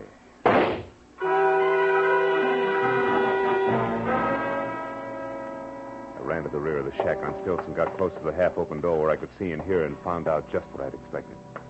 In the storeroom, spread out and very still on the oil-soaked planks that were a makeshift floor, was the lifeless form of a girl who, according to the plaid coat she wore, was the late Evelyn Van Owen. And kneeling close to a gun in one hand, the sparkling mermaid in the other, was her executioner, Louis Paradise. Next to him, his number 1 boy, Prince Constantine Chevnov, not very happy. A fool to shoot her was stupid. Yes. 75 grand, stupid. Or would you have preferred that I pay Miss Van Owen in cash? I had to kill her. Yes, Paradise, but the gun, so much noise. We can't afford to attract attention. There's 2 corpses on hand. I should say not, Prince. They don't try it, Louis. Oh, the Mermaid. The space between the boards. The Mermaid. Oh. It's in the water, Chevnov. Shame. Yeah. Yes, it's a shame. We did so much, worked so hard. Yeah, killed so often. Gonna run for it, Your Highness? Run? Nah. No, Paradise is dead there. Without Paradise, I am not so brave. I will do as you say. Keep quiet. Don't make a sound, Chevnov. We got company. Quiet! Pardon me. Can you please tell me where Louis Paradise can be found? It's Louis Paradise there. Who are you? Evelyn Van Owen. What? Van Owen? Oh. The woman who was supposed to sell the Mermaid to Paradise? That's right. But on my way over here, just after I left my hotel, somebody struck me, knocked me out. He took my coat there and my purse and ran. Your purse with the Mermaid, no doubt. Yes. And that, Miss Van Owen, makes this angle shooter here. Yeah. The very dead nurse, Corey Riggs. Let's get out of here. Well,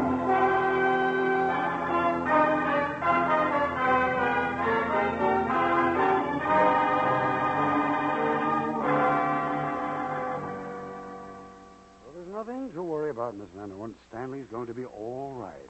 Oh, I'm so happy. Why is it women always cry when they're so happy? Huh? I don't know, but it's effective. Well, I'll run along now. Goodbye. Bye, Doctor. Bye. You know, Mr. Marlowe, when I was in Stanley's room with the doctor, Stan said he didn't lose control of his car at all when he had that accident in front of your place. He was run off the road By by... a gray sedan, I know. Because I had the same treatment. It was one of Louis Paradise's henchmen, Rudy. Where's your car, honey? I'll walk you out. Just outside the front door. Mm-hmm. Tell me, did I tell you why Rudy roughed him up? Yes, in a way. You see, I told Stanley about the deal with the Mermaid, and he thought it all sounded a little phony. Can't understand why. He's a lawyer, you know. Ah, legal type mind. Yeah. He said meeting anyone at 2 in the morning was ridiculous, so he investigated as much as he could because he was worried about me. We're engaged, you No, know. I never would have guessed. And he found out that Mr. Paradise was a fence. And Stan said that probably he never intended to give me the $75,000 for the Mermaid at all. That they intended to kill me. Here we are. Tell me, why did you get in touch with Paradise in the first place? I was just following Uncle Otis's instructions. Mm-hmm. He gave me the Mermaid when he was dying. And he told me if I wanted money to sell it only to a Mr. Paradise, but not to mention it to anyone. Your uncle faked a robbery, collected the insurance money, and then let you sell the Mermaid to a fence, huh? Just lucky for you that Nurse Corey Riggs was clever. She put together just enough of Otis's gibberish to know that there was something good to be had, and then got me to unravel it for her. And she got killed taking my place. When she tried to collect your $75,000. Yeah.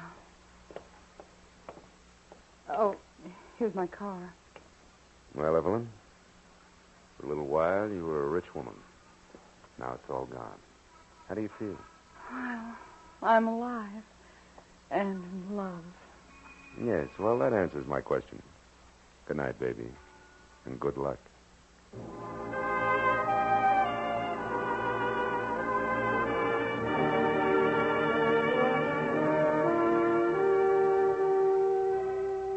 When I left the hospital, I wandered back to the old Venice Pier in Prince Constantine's Gnazdo. It was 5 a.m, and the police had finished cleaning the place up. But the word had gotten out. A crowd had gathered. They always do. Curious, restless, sordid crowd, equipped with everything from grappling hooks to homemade diving helmets, all climbing over each other for a chance to fish for the Mermaid. She who had brought death to 3 people, injury to 2 others in the course of one night. And suppose they found her. What then? A lot of glittering pieces of white coal set in a metal frame we call precious. Look at the suckers grab. That's all, Marlowe. Home and to bed.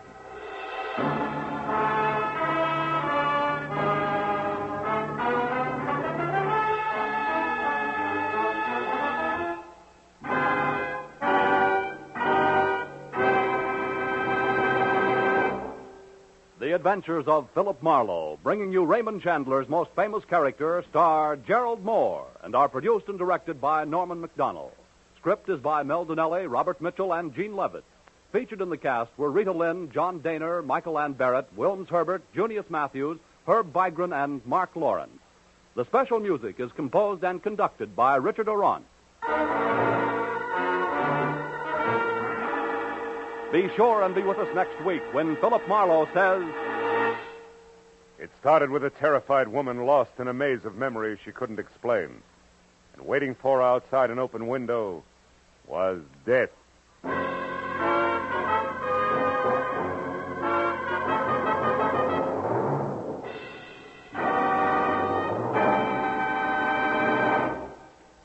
Another show has joined the CBS Sunday Night Parade. It's The Contented Hour, starring Buddy Clark and featuring the finest in popular and semi-classical music. It comes to you on most of these CBS stations for the first time tomorrow night, making its debut on CBS the same night as Red Skelton and Edgar Bergen and Charles McCarthy. Yes, this fall, you hear them all on CBS. This is Paul Masterson speaking. Now, stay tuned for Gangbusters, which follows immediately over most of these same CBS stations. This is CBS, the Columbia Broadcasting System.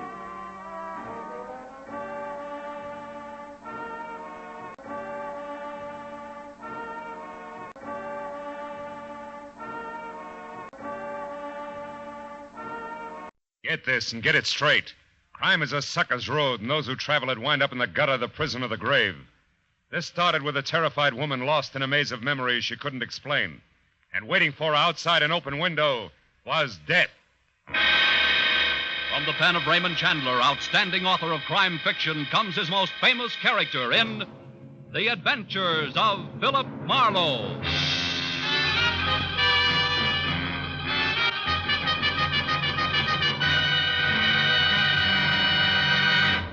Now now, with our star, Gerald Moore, starred as Philip Marlowe, we bring you tonight's exciting story, The Open Window.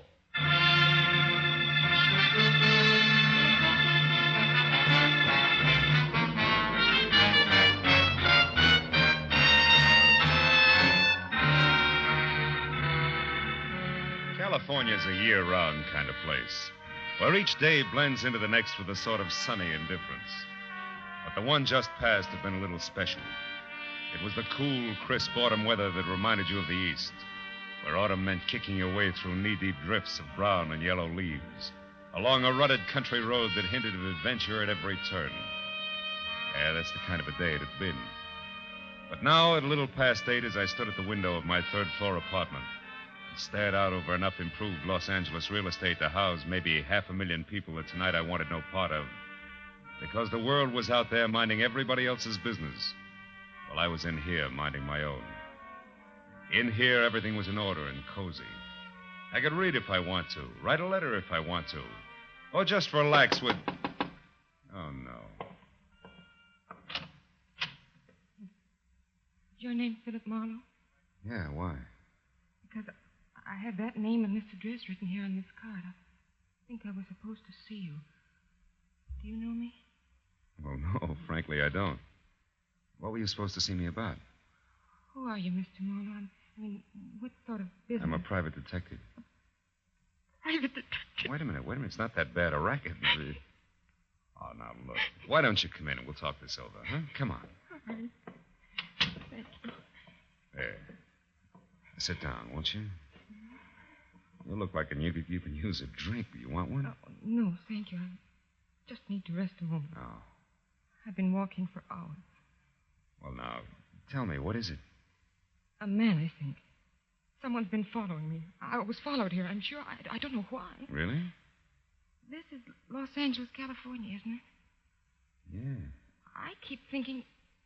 That is, I feel as though it should be Vancouver, British Columbia. Oh?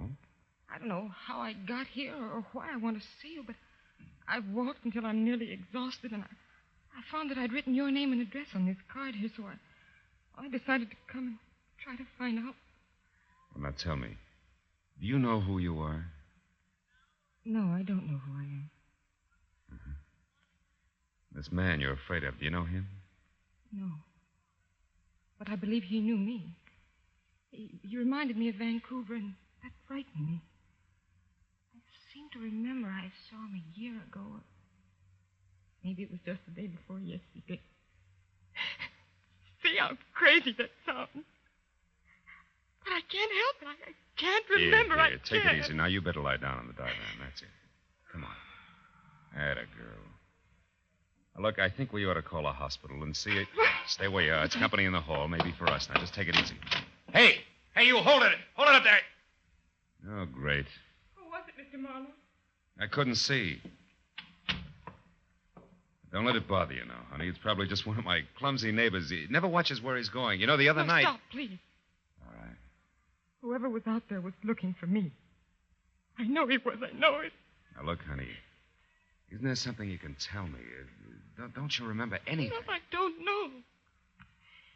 Here, look in my purse. There are things in it I don't understand. Maybe there'll be some help. Key. Address on a piece of brown paper. 8400 North Virgil. Tompkins. Does that mean anything to you? No. A little snapshot album with one of the pictures missing. Wait a minute. I remember now. That was stolen. Good. But I don't remember what the picture was. Oh, please try to find out who I am and why I'm being followed. Please try to find out why I'm afraid. All right, baby. Now, you stay here till I get back, huh? I won't bother anything. I'll wait right here. Oh, I'm so tired. I'm so tired.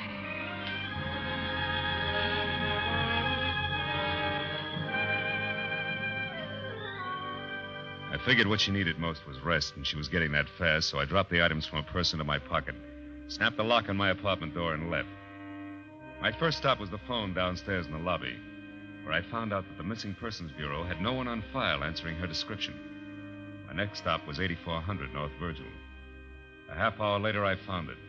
A crumbling stucco rooming house in a welter of knobby hills, huddled with other ramshackle houses that years ago had abandoned any hope of beauty in the face of the leaky, bobbing oil wells that had invaded the neighborhood like a horde of huge, greasy grasshoppers. I walked past one of the creaking monsters in the front yard, then down a grimy hall to a door marked Manager, Jacob Philpotts, below which some neighborhood wag had penciled Stinks. It wasn't funny. But neither was Jake Philpotts. Yeah. What is this? Speak up, Sporty. I'm very busy killing a soldier. What's on your mind besides your hat? Okay, comic. I want to see Tompkins. Oh, you want to see Tompkins? That's what I said. Well, you're too late, Sporty. He's gone. Flew the coop. Took the 500 berries and shoved off 2 hours ago. For where? Well, for his hometown, I guess. Vancouver. It's way up in Canada. Which is a long walk, Sporty, so you better get started. Bye. Wait a minute, Jake. Huh? Where did Tompkins get the 500? Where'd he get? Well, some classy guy gave it to him. Classy guy. Why? Well, to get out of town and stay out. So he does. Uh-huh. But first he pays back all his back rent and buys me a bottle besides. Wasn't that sweet of him? That stuff over there? Yeah. Must have hated you. Who was the classy guy? Why do you want Tompkins out of town? Why do you want Tompkins? Well, how do I know? What am I, an encyclopedia? Hey, look, Nosy, my whiskey's getting cold, so why don't you run along? I want to know who the guy was, and I want it now. Oh, so you're going to stop pushing, huh? You want to fight, huh? Okay, put him up. Come on. Take it easy, Put him Buster. up. Take it easy. You'll beat yourself to death. Now, let's negotiate. Huh? Prop up against the wall, and I'll talk to you. What about a price for another bottle of that stuff? I wouldn't. I just another bottle? That's what I said. Oh, well, that's different. That's really nice of you, Sporty. Not really, kid. I'm trying to poison you. Now, what was Tompkins' racket? Oh, gardener, carpenter, handyman. Nothing much. What else? Who was the classy guy that bought him off? Let's see. I had his name right on the tip of my tongue a minute ago. Red-headed, flashy dresser, had a sort of a... Palmerlin. Atta boy. Yeah, that's it. Palmerlin. Very good. Now, one more. Where can I find him? Well, he says something about running the pearls. You get it? Yeah, it's a dive on Highland. Thanks, Philpotts. Oh, but don't thank me, Sporty. You bought it, remember? This brand comes to $7.50 with tax. Don't kid an old kid or Jake. You can squeeze that junk out of sour potatoes. Here's sour a fin. Potatoes? And have a happy hangover.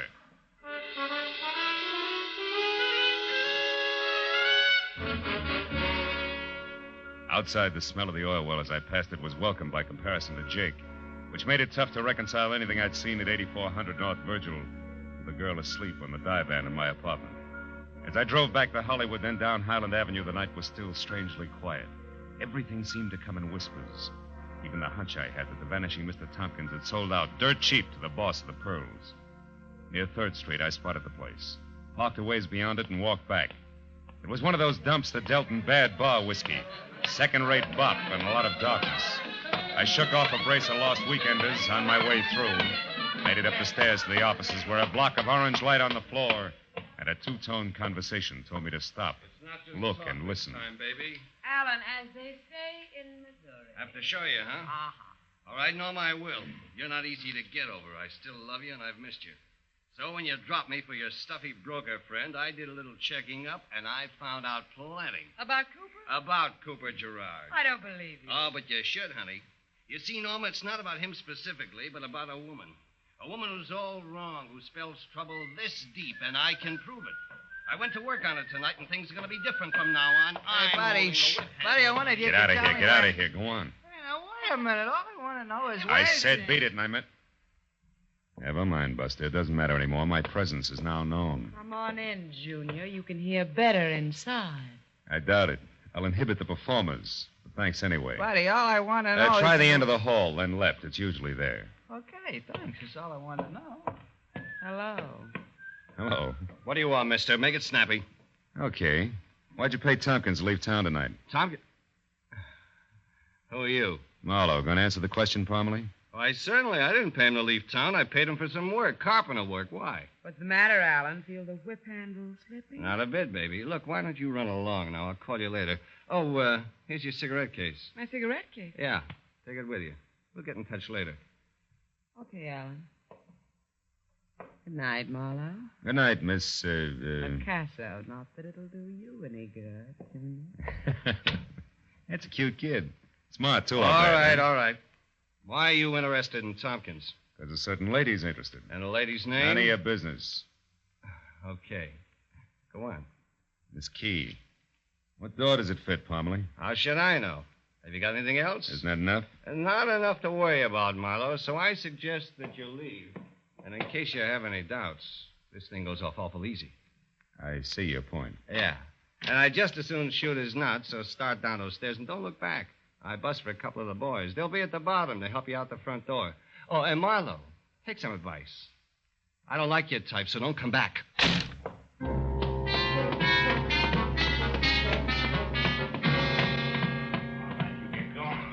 The boys escorted me politely as far as the sidewalk and gave me a send-off that piled me into the gutter.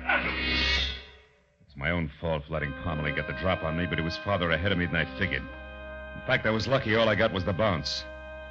I limped back to my car, got in and started home, but something about the trio of Norma Lacasso, Parmalee, and a broker named Gerard was off-center.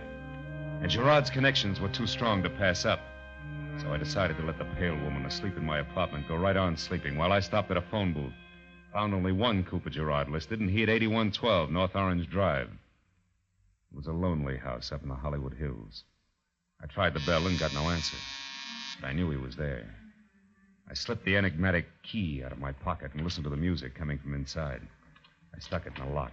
It turned, just as the footsteps inside, so I pulled it out fast and let the party on the other side of the door do the honors. What is it? You're Mr. Gerard? Yes, I'm Cooper Gerard. What is it? I'd like to come in and talk to you. My name's Marlowe. I'm a private detective. I've got a key that fits your front door, plus a little photo album full of a girl. Here.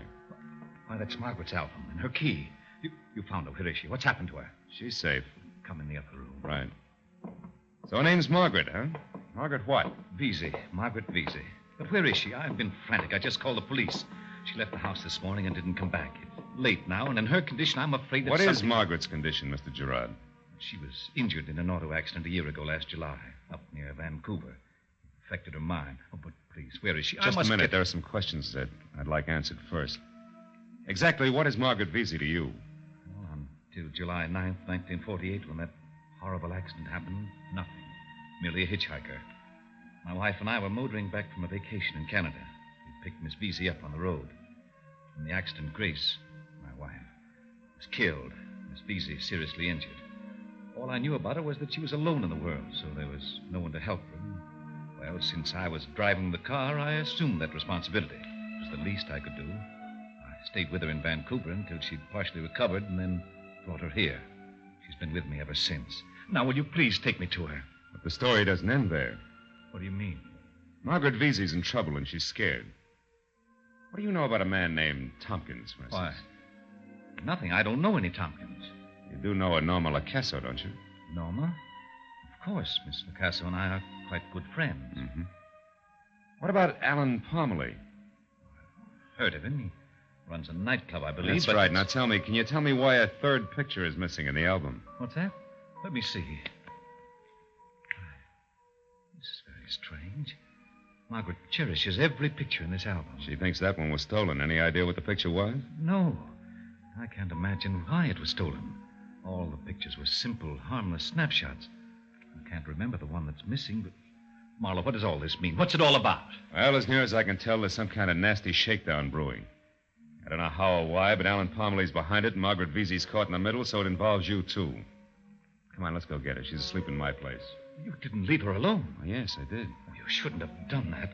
Couldn't you tell from her mental state that she isn't responsible? For 2 days she's been moody. She's been talking about suicide. She might... Marlowe, if anything's happened... Come on, Gerard, let's travel.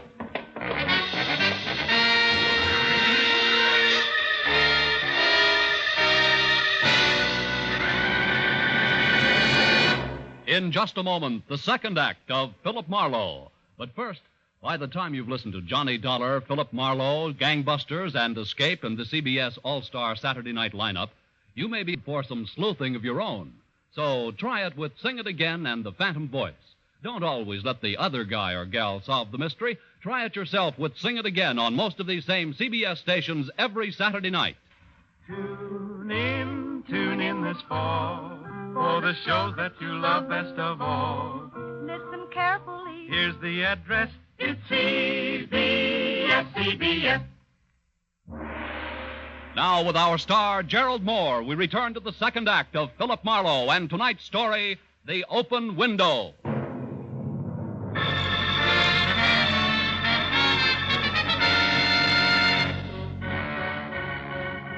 It took 10 minutes to get from Gerard's house to my place. I knew because he reminded me of each one as it passed.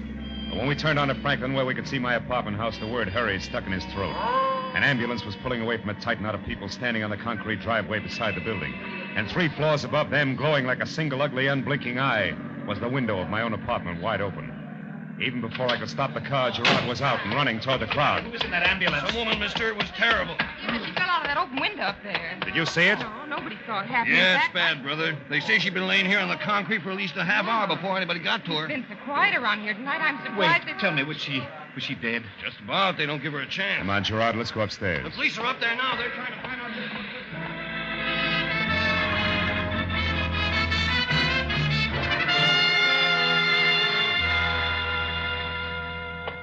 You say the woman came here to your apartment, Mr. Marlowe, and asked you for help. Is that right? That's right, officer. She was frightened and exhausted. When I left, she was asleep on the divan there. Was the door locked, Marlowe? Yeah, it's got a nightlight, Gerard. I snapped it myself. And you left her alone, right? Mm-hmm. Well, take a look around, will you? See if you can find anything to indicate that an outsider came in while you were gone. What makes you think there was an outsider here? Because I don't think she fell. Margaret was in mental turmoil, officer. She's been despondent. It's possible that she jumped. Yeah? How many people have you heard of that jumped out of a window backwards, mister? I think she was pushed. Pushed? Yeah. Come here, both of you. I want to show you something. He went over to the window and pointed at 5 scratches where fingernails had clawed the paint off the casing. The one that had to be made by her thumb was the lowest. It was true. She'd gone out backwards. As the officer explained that to Gerard, I stared down at the dwindling knot of people 3 stories below. Then up again at the 5 jagged scars ripped deep by a terrified woman's nails. Stared at them until they screamed at me, as a sick mind must have screamed when she fell. Now, Mr. Marlowe, what about this cigarette stub with lipstick on it? Cigarette stub? Hey, that's exactly what I'd like to know. Gerard, where does Norma live? Why, the Hillcrest Apartments on Sunset. But surely... Never mind what I think. You go to the hospital and find out about Margaret. I'm going to pay a call on Norma Lacasso right now. She's the type to be jealous enough to... Marlowe, listen. You're making a mistake. That cigarette stub must be Margaret's because Norma doesn't smoke. What? Norma doesn't smoke. And what about the cigarette case? Hey, Buster, you better check with Lieutenant Matthews at Homicide. I'll see you later. Hey, come back here, Marlowe.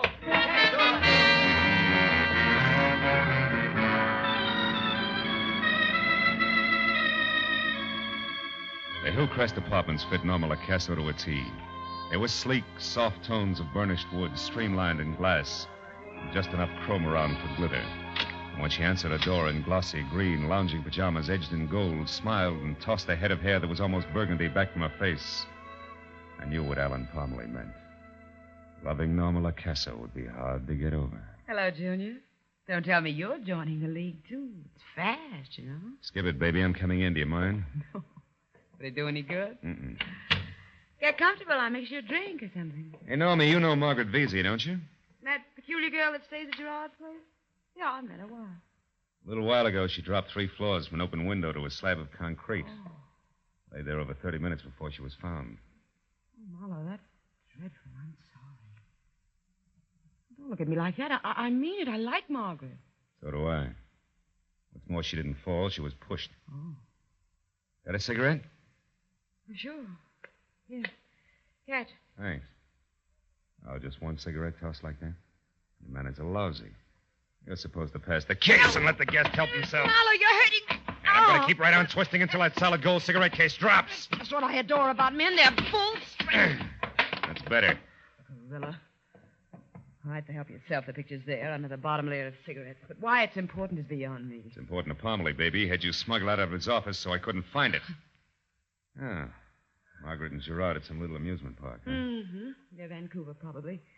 Told me how he used to take her out while she was recovering from that accident. So what? Even the autographs ought to make no sense to me. Here, this one's hers. Yeah, we had fun this day.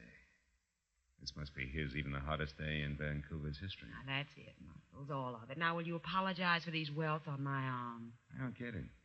The whole deal's screwy. The only way it would make any sense is if... Norma, where's your phone book? Over there under the phone. Mm-hmm. Why? What have you got, Marlowe? Just an idea so far. Stick around. Let's see, U.S. government. War assets, Weather Bureau. Climatological records, yeah. Mutual 64421.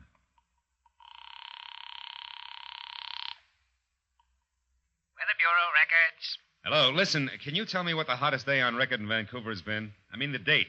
Do you have that information? British Columbia? Yeah. Yes, we've got it here, I'm pretty sure. Just a minute. I'm not sure yet. Yes, we've got it. Hello? Yeah, I'm here. Go ahead. The book says the hottest day up there was on July 3, 1948, when the July temperature reached 3. 92 degrees. Some heat record, huh? That's a nice place, Vancouver. I was up there one year. Yeah, thanks, friend. The Weather Bureau has just lifted a cloud from a lady's mind. Hope you did it in time. So long. You found out something big, didn't you? No works. Well, aren't you going to pull a gun? They always do about here. Not me. I've got concealed weapons. You've also got dollar bills in your bloodstream instead of corpuscles.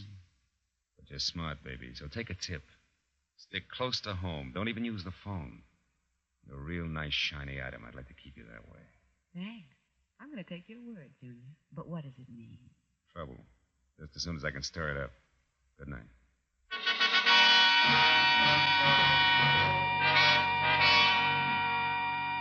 From Norma's and the time that had gone by, I figured my best bet was Gerard's place, but I was wrong. It was deserted, so I took the next best, which was Alan Parmley's The Pearls. It was well after 2 o'clock when I got there, and the club was closed, but the lights were on, the offices upstairs. I parked, slipped around to the back and up a flight of iron stairs to a metal door at the top. I pressed my weight against it and very gently turned the knob, and tugged softly, and it swung open without a sound. Voices in the same square of orange light on the floor said that Parmley's office was open again. So I eased my gun into my hand and moved until I could see him. A pair of jackals coming to terms over Since the I know carcass of your a little fawn. secret, Mr. Gerard, the proposition I'm offering you is perfectly fair. What is it? First, that you stop seeing Norma Lacasso. And I mean stop. Go on. Second, that you deliver $5,000 here to me by the end of the week. You must have got a lot of insurance on your wife, Gerard. Double indemnity, too. Am I asking too much? Blackmail leaves me no alternative. You're so right. How did you find out that she's not Margaret Vesey? Ha! A beautiful break. When you started seeing Miss Lacasa, I began checking up on you, and 2 days ago, that checking up led me to the strange woman you called Margaret Vesey and a character named Tompkins. Ever hear of him? No. An itinerant gardener was looking for work at your place. Also, Gerard, an itinerant gardener who knew your Margaret Vesey, who knew her as someone named Grace. And Grace Gerard, lest we forget, was your wife. When he called her Grace, it scared her. She couldn't open, but I could. So I see. Where is this Tompkins now, Parmley? Oh, don't worry about him. I sent him away. He'll keep his mouth shut. He used to be a gardener on the wealthy side of Vancouver where your wife lived. Small world, eh? Very small world. Look up. Now, wait a minute, Gerard. I'm going to kill you, Parmley. I knew something like this would happen someday. My wife was getting her memory back. She was beginning to remember things, to realize that she wasn't really Margaret Vesey at all, that Margaret Vesey had died in the accident. And tonight, I pushed her out of an open window.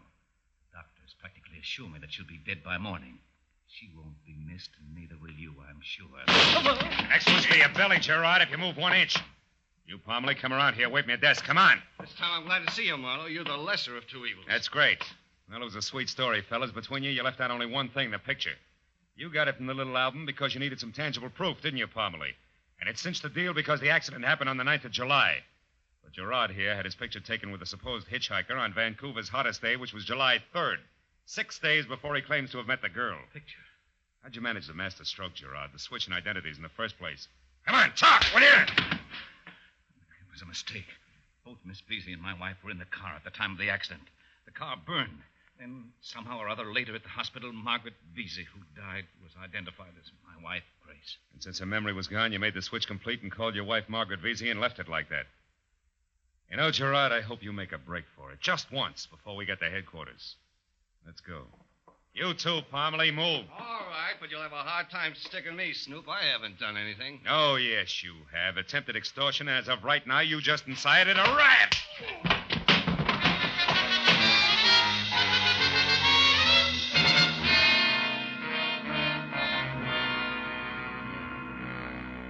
Dr. Gray to receiving ward, please. Dr. Gray. She's in here, Mr. Marlowe. Sure it's all right if I see her now, Doctor? After what you've just told me, I think it's a good idea. Her condition has changed somewhat. She's responded better than I expected, but she can use some fighting spirit, some spunk. Maybe you can give her that. We can't. I hope so. Don't stay too long, that's all. Hello, Grace. I'm Philip Marlowe, remember me? What? Yes, I think I do, Mr. Marlowe. Glad to see you. Oh, good. I just stopped by to tell you that I have all the answers to those troublesome questions in your mind. You don't have to be afraid of them anymore. You got nothing to worry about now except getting well. Thank you. Oh, hazy back there. I can't remember where I've been. Now, you've been away, Grace, for a long time. But now you'll be going home soon to your friends. Believe that. I'll run along now and come back tomorrow when you're feeling better. We'll have a long talk then. Wait. Who is Margaret Vesey? Girl you knew once, briefly. And one I'll never forget. I went to sleep one night on my divan. I don't remember. You will. Don't think about it now. Just think about home in Vancouver. You'll be there soon, I promise. Oh, that sounds wonderful. It's lovely in Vancouver. Yeah. That's what the weatherman says. Good night, my dear.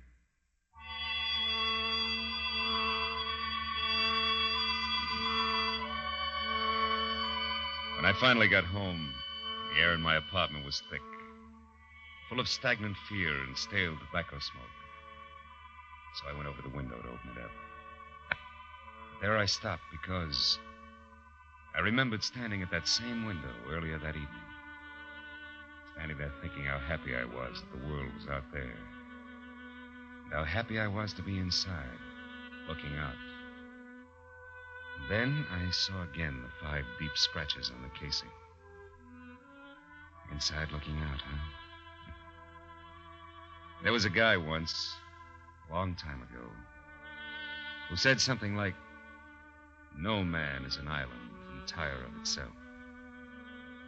Yeah, about 300 years ago he said that. Any man's death diminishes me because I'm involved in mankind. Yeah, sure.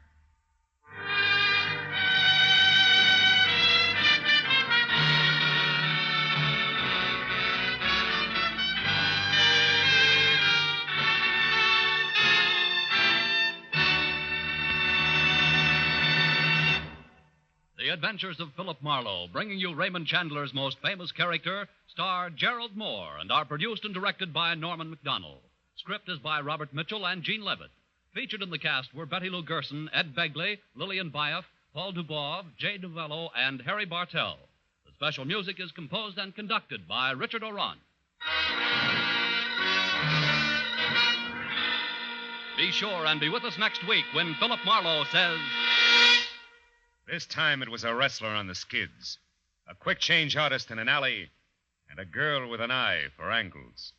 All met destruction because 100,000 easy bucks caught them in a stranglehold, which none of them wanted to break.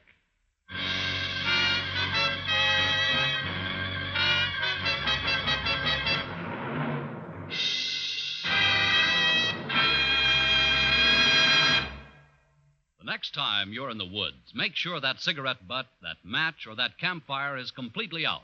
Only you can prevent forest fires. This is Paul Masterson speaking.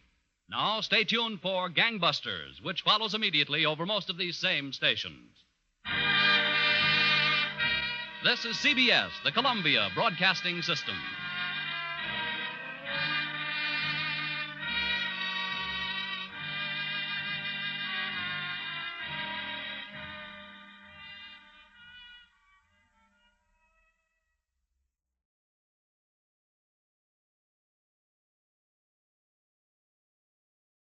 Get this and get it straight. Crime is a sucker's road, and those who travel it wind up in the gut of the prison of the grave. This time, a wrestler on the skids, a quick change artist in an alley, and a girl with an eye for angles all met destruction because 100,000 easy bucks caught them in a stranglehold which none of them wanted to break. From the pen of Raymond Chandler, outstanding author of crime fiction, comes his most famous character in The Adventures of Philip Marlowe.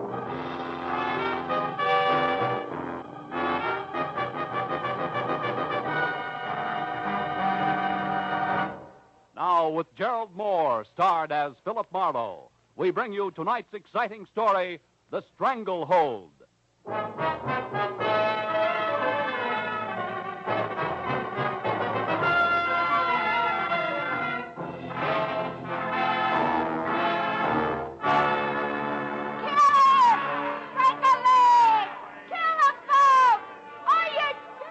Sometimes men climb all over themselves for a purpose, sometimes for relaxation, and most times for no reason at all. Take professional wrestling. I watched from the ringside while two gargantuan hulks contorted their features in mock agony and bulged muscles at each other on a mat surrounded by tiers of onlookers, screaming through their half-chewed popcorn. While the fans, as usual, howled for blood, booed the decision, hooted the departing contestants, and waited for the next comic act, laughingly called the main event. I went again over the letter I'd received 2 hours ago by messenger from one Manny Faber. It had included a ringside ticket to L.A. Wrestling Arena, a check for $200, and the request that I catch as much as I could stomach of the match between John, better known as Peachy Keen, and Jules Caesar, the Emperor of Brooklyn. After which I was to come to Faber's house for instructions that involved John Keene plus $100,000 of Manny Faber's money. So I watched a little closer as something that looked like a Sherman tank in a toga and leather sandals crowned with an olive wreath lumbered into the ring and sneered at the crowd. And since I'd long ago given up wrestling as a sport, I turned to the fan next to me wearing a derby on the bridge of his nose, waved a cloud of cigar smoke aside, and got some information. Oh, Caesar? You get your money's worth out of him, all right. Hey, what about this John Keene? How does he stack up? Ha! Peachy, you kidding? He's a bomb. Stinko. No show. Off. Blink down. Look, they're fixing the ring up for him now. Get this. What's that, flowers? Yeah, peach blossoms. These two peach blossoms all over his corner. What stuff? 2 years ago, the stuff was okay, but now it's tired. You know what I mean? He won't even put on a show, little wrestler. He's still called a champ, isn't he? Champ! Him! He won't even give you a laugh anymore. He's afraid of getting his pretty nose bent. What a bum. Cecil, tie him up and nuts. Here comes Roger. Yoo-hoo, Peachy! You bum! See what I mean with that profile? He ought to be a ribbon clerk instead of a wrestler. Yeah. Hey, what's that on the back of his robe? Are you kidding? That's a big peach, of course. Embroidered in gold on black silk. How do you like... Yeah. Go ahead. Hey, look, I hear them robes cost him $1,000 a piece. He thinks they make him hot stuff with the dame. Maybe they do. Who's the brunette in there talking with him? Should I know? There's always something like that. Now, look, pipe down, will you, Mac? You talk so much. Now, ladies and gentlemen, the feature event on tonight's program, a free-fall, no-limit contest of a wrestling. In this corner, at 278 pounds, the outstanding contender from the Atlantic Seaboard and Emperor of Brooklyn, Jules Caesar. Are you kidding?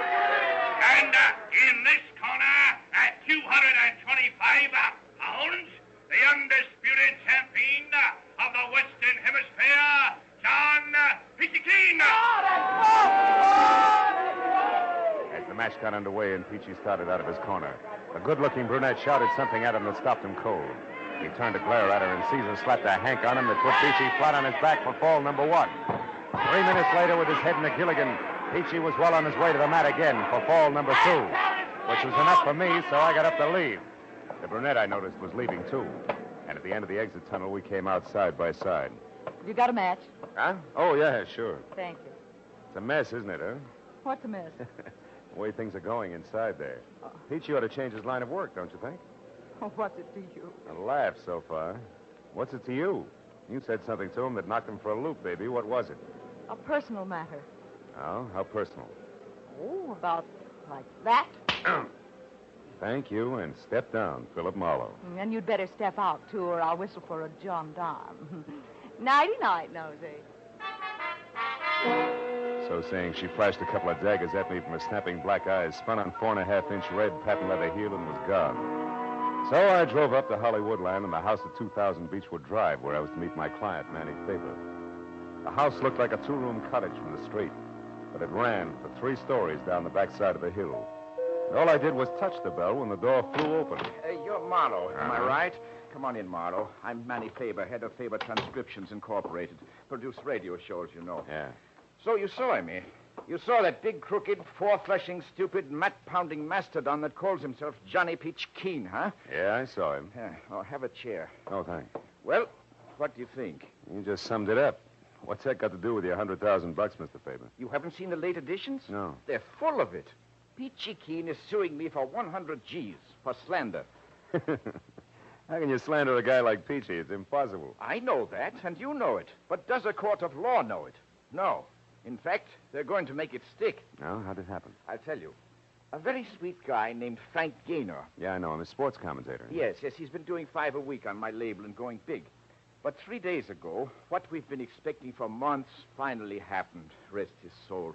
A week ticker. And just like that, he dropped dead on the street. Heart failure. Yeah, I read about it. Well, Frank always kept 5 broadcasts ahead, see? Made tape recordings in his own little studio. So I've been running his last 5 shows as a final tribute to him. Well, what happened? Yesterday, the whole 15 minutes of his broadcast was devoted to ripping apart John Peachy Keen. Here, listen. I've got the tape here on the machine. This is one part. A blight on the sports world. And furthermore, I have proof that Get John that? Peachy Keen has It's sold out murder. to the highest bidder in small-time gambling circles in his last 3 matches. Now, I know for a fact that he has become so blatant in his underhanded dealings that even as dubious a business as professional wrestling cannot stand the sting. And officials have threatened to bar him from the ring. Strong I can stuff. show beyond a doubt that John Peachy Keen has falsified medical reports to evade tough competition, and that he eventually... Yep. It goes on like that, Marlowe. Some of it opinion, most of it fact. And it's the facts that my lawyers tell me I've got to find the proof for or be a dead duck. That's why I asked you to come up here. Oh, excuse me. This Sure. is probably Ruth, Frank's wife. Nice show people once. Oh, hello, Ruth. Come in, honey. Hello, Manny. I haven't been able to find a thing yet. I can't imagine where Frank got his information. Oh, Ruth, shake hands with Mr. Marlowe. He's the detective I told you about. Mrs. Gaynor, Marlowe. How do you do, Mr. Glad to know you, Marlowe? Mrs. Gaynor. Manny, here's the key to Frank's private studio at 6122 Sunset. It might be a good place for Mr. Marlowe to start. Yes, all his files and equipment are there. Frank didn't like to work at home or at my plant on the strip.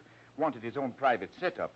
We looked there, but maybe we missed something. Okay, I'll see what I can find. Oh, by the way, do either of you happen to know a good-looking brunette connected in some way with Peachy? No, but he's quite a ladies' man, I understand. Why, Marlowe? That's just a hunch. I saw him talking to one tonight, a fireball. May mean nothing. Well, I hope you'll be able to locate the proof of Frank's statements, Marlowe. We've got to find it for Frank.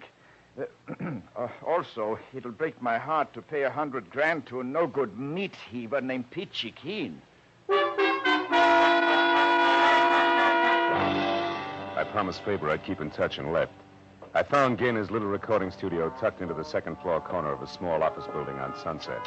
Unlocked the heavy soundproof door and went in. The room had a busy, cluttered look, as though Gaynor himself had just stepped out. A row of filing cabinets and a desk sat along one wall, and opposite them was the glassed-in booth with the tape recorders and microphone by which the solitary sportscaster had canned his radio programs. I dug through the files and found a folder labeled John Keen.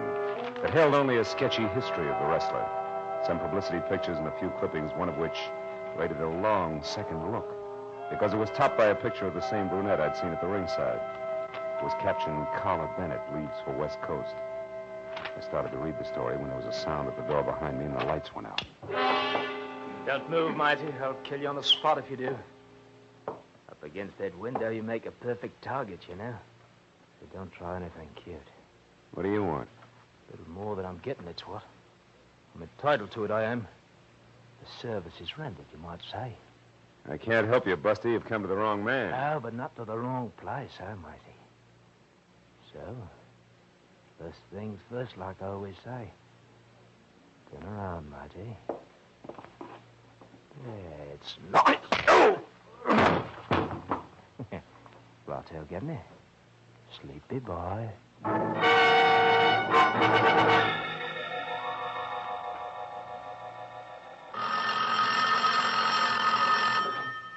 Oh.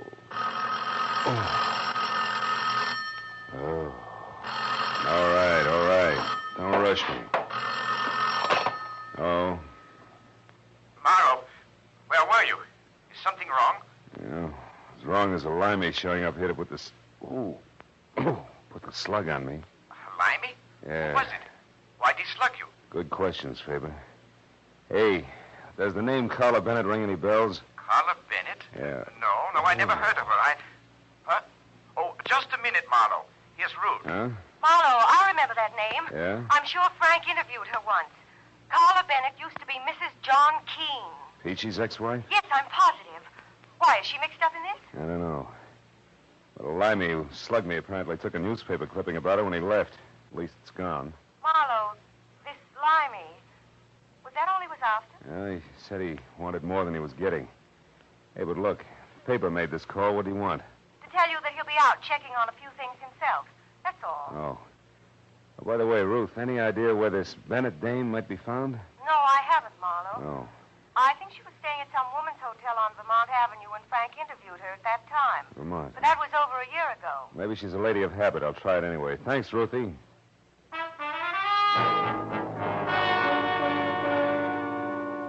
There were 3 exclusively female hotels on Vermont. And the second one I called had a Carla Bennett registered. So I went out to my car and babied my aching head down Vermont to the Victoria Plaza Ladies Only Hotel. The lobby was done in ivory and pink with desk clerk to match, whom the nameplate tagged as Mr. Seymour Pratt. I started over but stopped when I spotted about an acre of peach-colored suede coat wrapped around John Peachy Keene himself, lumbering up the stairs at the back of the lobby. Mr. Pratt saw him at the same time and darted from behind the desk like an angry canary after a rhinoceros. Just a minute, you. This is a ladies' hotel. So what? I gotta see the one in 212. Not this way, you don't. Why, it's after midnight. If Miss Bennett wishes to come down to the lobby, that's her affair. But no men are allowed upstairs after 10 p.m. Okay. How can I get in touch with her? Use the house phone, naturally. Over there in that booth. I'll go right back to the board and plug you in. I'll be with you in just a moment, sir. Ducky, I'll wait.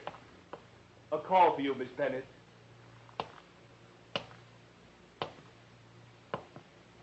Good listening, huh? What? Now, see here. You know perfectly well you're not supposed to come back to this desk. This is for employees only. What about eavesdropping? Is that for employees only, too? Oh, why, how dare you Save it, accuse me of- Seymour. The guy in the booth there is a professional wrestler. If he finds out you're listening in, he'll tear your arm off and beat you to death with it.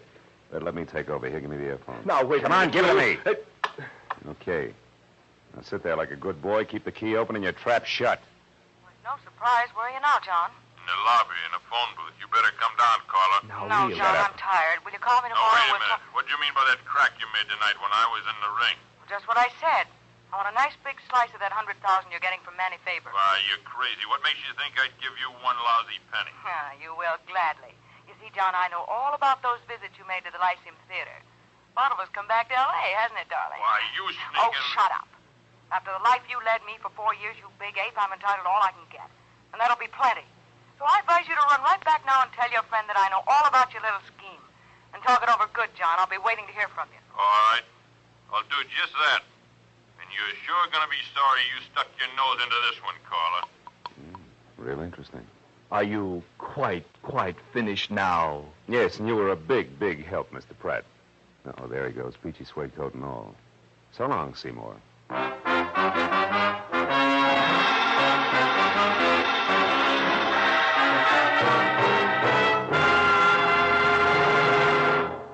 In just a moment, the second act of Philip Marlowe. But first, Horace Heidt and his famous Youth Opportunity Program have joined Charlie McCarthy and Edgar Bergen, Red Skelton, Jack Benny, and the other top-ranking entertainers who make CBS Sunday nights a must. Enjoy these 30 minutes when Horace Heidt takes over on most of these same stations Sunday night this fall. Tune in this fall for the shows that you love best of all. Listen carefully. Here's the address. It's CBS. Now, with our star, Gerald Moore, we return to the second act of Philip Marlowe and tonight's story, The Strangle Hold.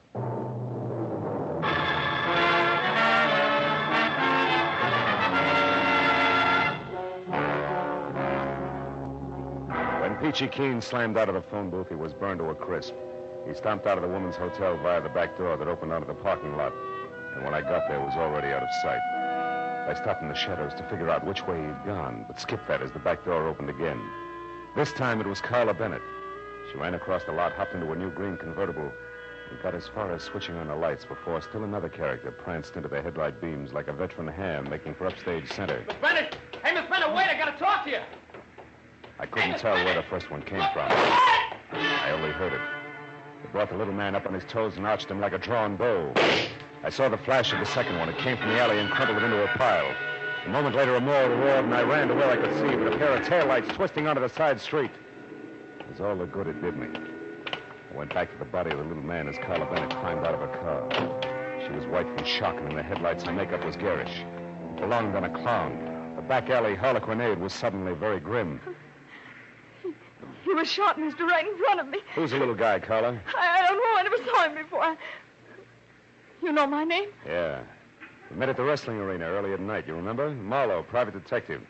Now, come on, Carla, let's have it. What's his name? I don't know, I tell you. Okay, we'd better find out fast. Let's take a look at his wallet. No! It's none of my business. I'm getting out of here. Wait a minute. He wanted to talk to you pretty badly, baby. Very likely about $100,000. Huh?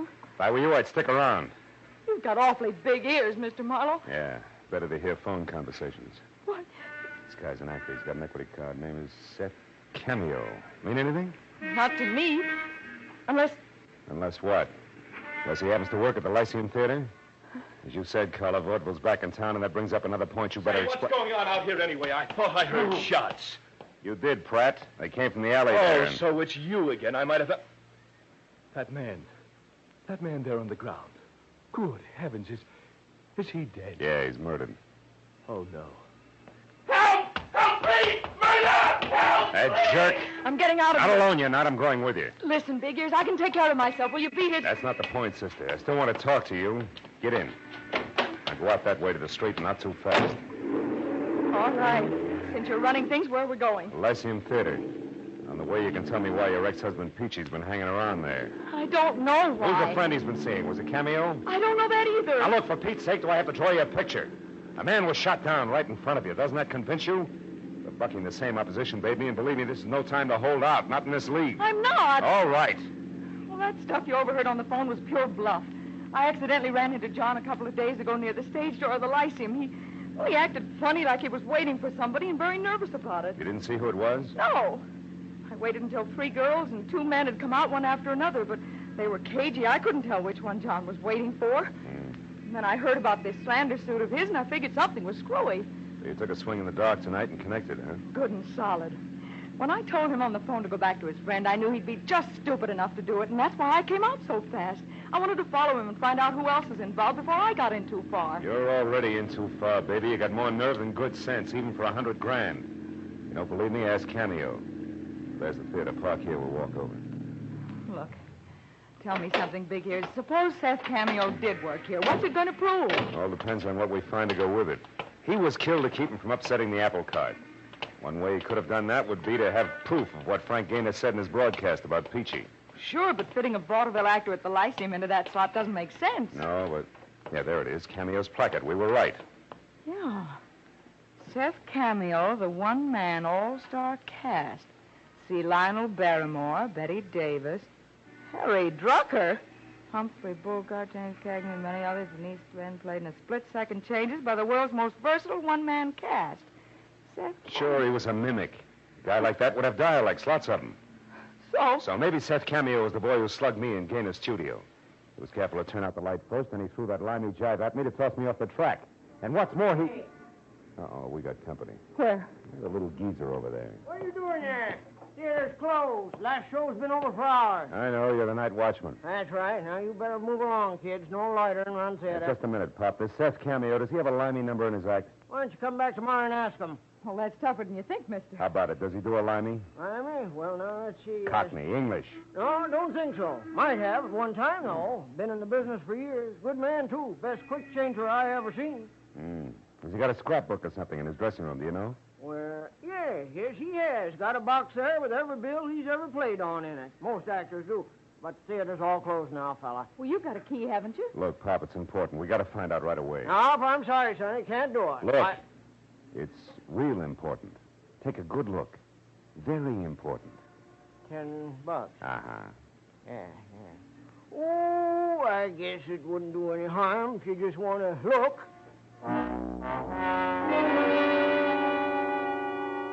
The old man slid the 10 into his pocket like he wouldn't admit it even to himself.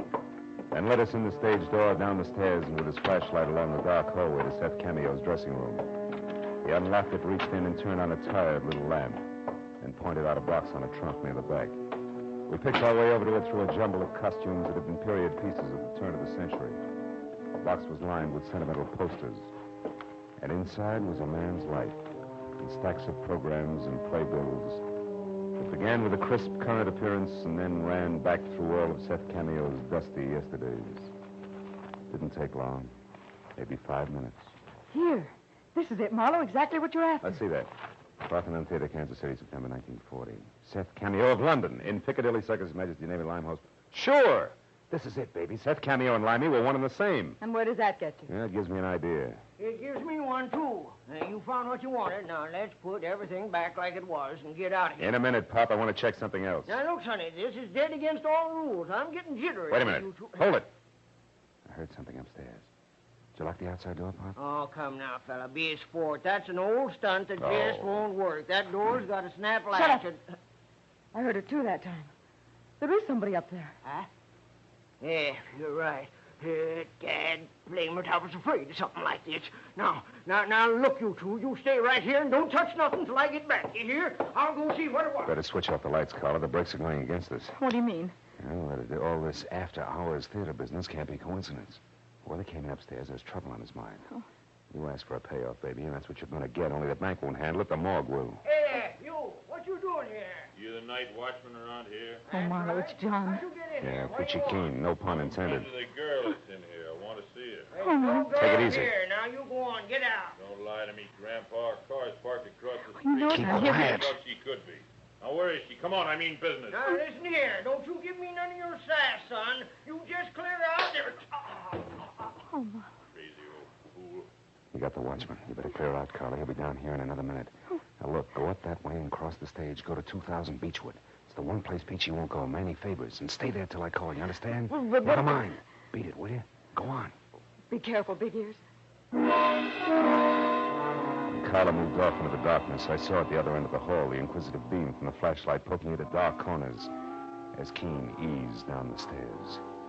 I got my gun into my hand, plastered my shoulders against the wall beside the open door, and waited. I didn't have long to wait. I heard him stop in the hall outside, and then the beam of the flashlight crept over the floor and up to the wall, and then slowly, carefully circled the door frame. Carla? I heard him move in closer. Then the barrel of a snub-nosed revolver inched into the room. I know you're in here, Carla. I waited until I could see the big fist wrapped around the gun. Then I brought my .38 down hard. His gun flew to the floor, and I swung again for his head. Why, you? The rest only blinked and lunged for me. I'll kill you. Not tonight, Peachy. I may need it. I'll get my hands on you. That's your problem, big man. Fall down, will you? I'll get you. I'll kill you. Go down and stay down. Wow. You gotta chop that guy down like a tree.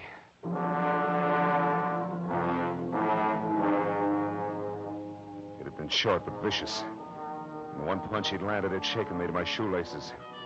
The wreckage of costumes, props, and a lifetime of old theater programs was scattered over the room like big moldy snowflakes in the crazy ankle-high glare from the still burning flashlight. As I sagged down onto a trunk to catch my breath, I saw something that brought me right back to my feet again. An illustrated program from the King's Theater in Buffalo that gave me a new slant on the whole mess. It billed Seth Cameo as the man with 1,000 voices, the perfect mimic. And the act that had followed him for a 30-week run was a girl whose face I knew well. I ran out of the theater into the nearest cab stand where I sent one driver to get the police over to the theater, and with another, I headed for Manny Faber's place on Beechwood, and what I was positive would be another murder. When I got to the front door, I knew there was no need to hurry. It was all over. Come on in, Marlowe. I've got news for you. It was Carla with a gun in her hand. And on the floor in the corner, her face tight with pain, was Mrs. Ruth Gaynor, glaring hate up at me like a wounded panther. There she is, Marlowe. I recognized her as soon as I saw her. She's the one Peachy was waiting for outside the Lyceum Theater. They've been working together all this time to frame that slander suit against Faber. Yeah, I know. But I didn't expect to find you like this. What happened? She knew I recognized her and pulled this gun on me. The one she used on Seth Cameo, no doubt, huh? Uh-huh. She was going to use it on me, too. But I was way ahead of her. She's only in love with John Peachy Keen, but I was married to him for 4 years, and you don't live with a professional wrestler that long without picking up a few tricks. They call you the weaker sex. What is it, Ruthie? Your elbow? Is it broken? Let me alone, you two-bit flatfoot. I'll call a doctor and get you fixed up. For one reason only, I don't even like to see a black widow spider suffer.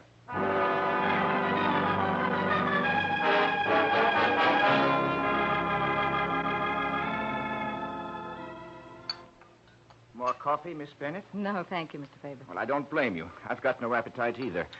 You know, Marlowe, I always liked Ruth, and I thought she liked me. As long as you represented a buck, she did. And I've got to admit that she and the wrestler were clever, though. That stunt almost worked. She was clever. John Keene is 225 pounds of solid jerk. Yeah, it was all her idea. She was in love with Peachy, and when Frank died, she saw a great opportunity. Especially with that mimic being in town. Sure, Seth Cameo is an old friend of hers. She and Peachy wrote a highly slanderous script. She got Cameo to record it on Frank's machine, imitating Frank's delivery. Yes, and I broadcast it and stabbed myself in the back. Exactly. And we'd never found out any of this if a couple of other characters hadn't tried to cut in. First, Cameo, who felt he'd been cheated when he learned the job he'd done was worth $100,000. Ruth had to shoot him to keep him quiet.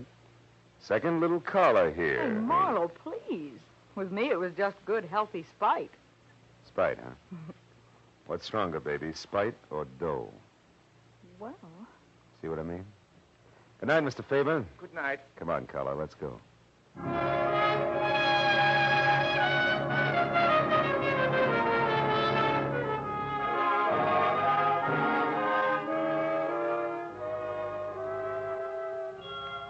We didn't go home directly.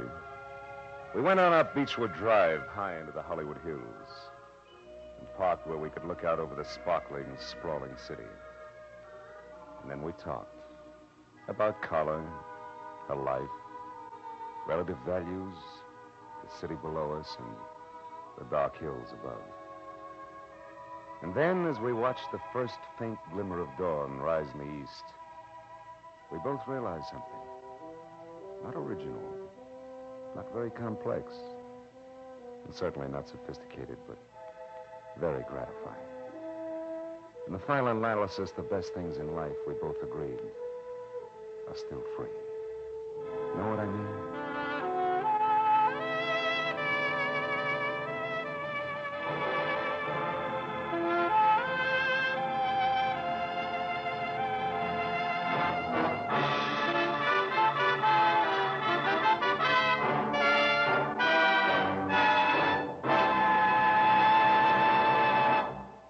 The Adventures of Philip Marlowe, bringing you Raymond Chandler's most famous character, star Gerald Moore, and are produced and directed by Norman McDonnell.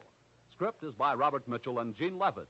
Featured in the cast were Vivi Janis, Ted Von Eltz, Charlotte Lawrence, Barney Phillips, Tony Barrett, Peter Leeds, and Junius Matthews. The special music is composed and conducted by Richard Orant. Be sure and be with us next week when Philip Marlowe says...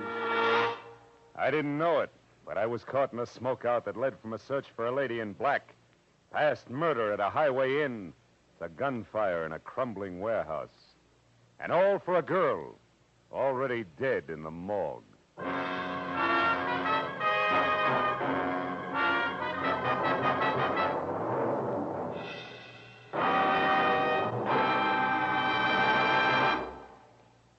This fall, you hear them all on CBS.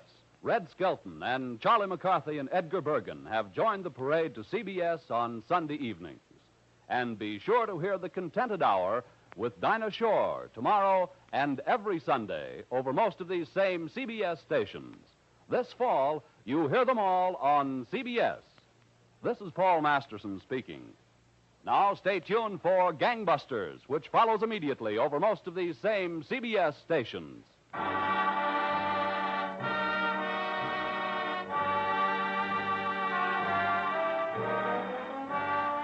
This is CBS, the Columbia Broadcasting System.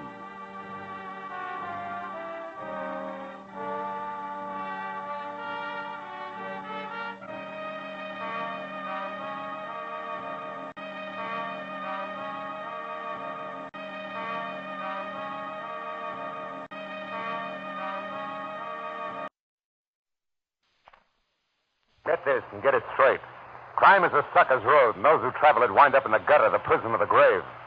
I didn't know it, but I was caught in a smokeout that led from a search for a lady in black, past murder at a highway inn, to gunfire in a warehouse, for a girl already dead in the morgue. From the pen of Raymond Chandler, outstanding author of crime fiction, comes his most famous character in The Adventures of Philip Marlowe.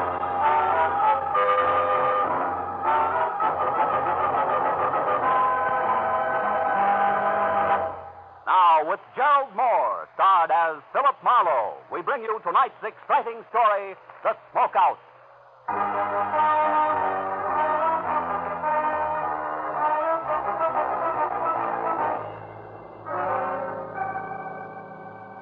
It never seems to fail. A sleepless night that leaves you with raw nerves and sandpaper eyelids is always followed by a day that never ends. A kind of long, tough day that keeps you on the move until life in the city is finally reduced to no more than a confused, clatterous stink of exhaust fumes and an aimless mob of shallow people milling around, looking for nothing but a chance to con each other out of a lousy butt. And this was no exception. Because when I finally decided to quit, to get out of it, to go someplace quiet and relaxed, I found myself instead in a hurry all over again. I was on my way to a very public building on Spring Street at the stubborn instigation of one Detective Lieutenant Matthews of Homicide, whose phone call 20 minutes ago had caught me as soon as I opened my apartment door. Where you been, Marlowe? Don't you ever check in at that office of yours? And on days like this, Matthews, they don't give me a chance. What's up? Tell me all you know about Vera Hamlin, Phil. Who's Vera Hamlin? A girl. No fooling. Are you real sure you don't know her? Positive. Am I supposed to? Maybe she used another name. Pretty, blonde, about 5'6", a sweet kid, apparently. I can think of a lot of women who fit that description, Matthews. Yeah, you could. But this one wrote you a letter yesterday. I didn't get it. Then I haven't been to my office at all today. Why?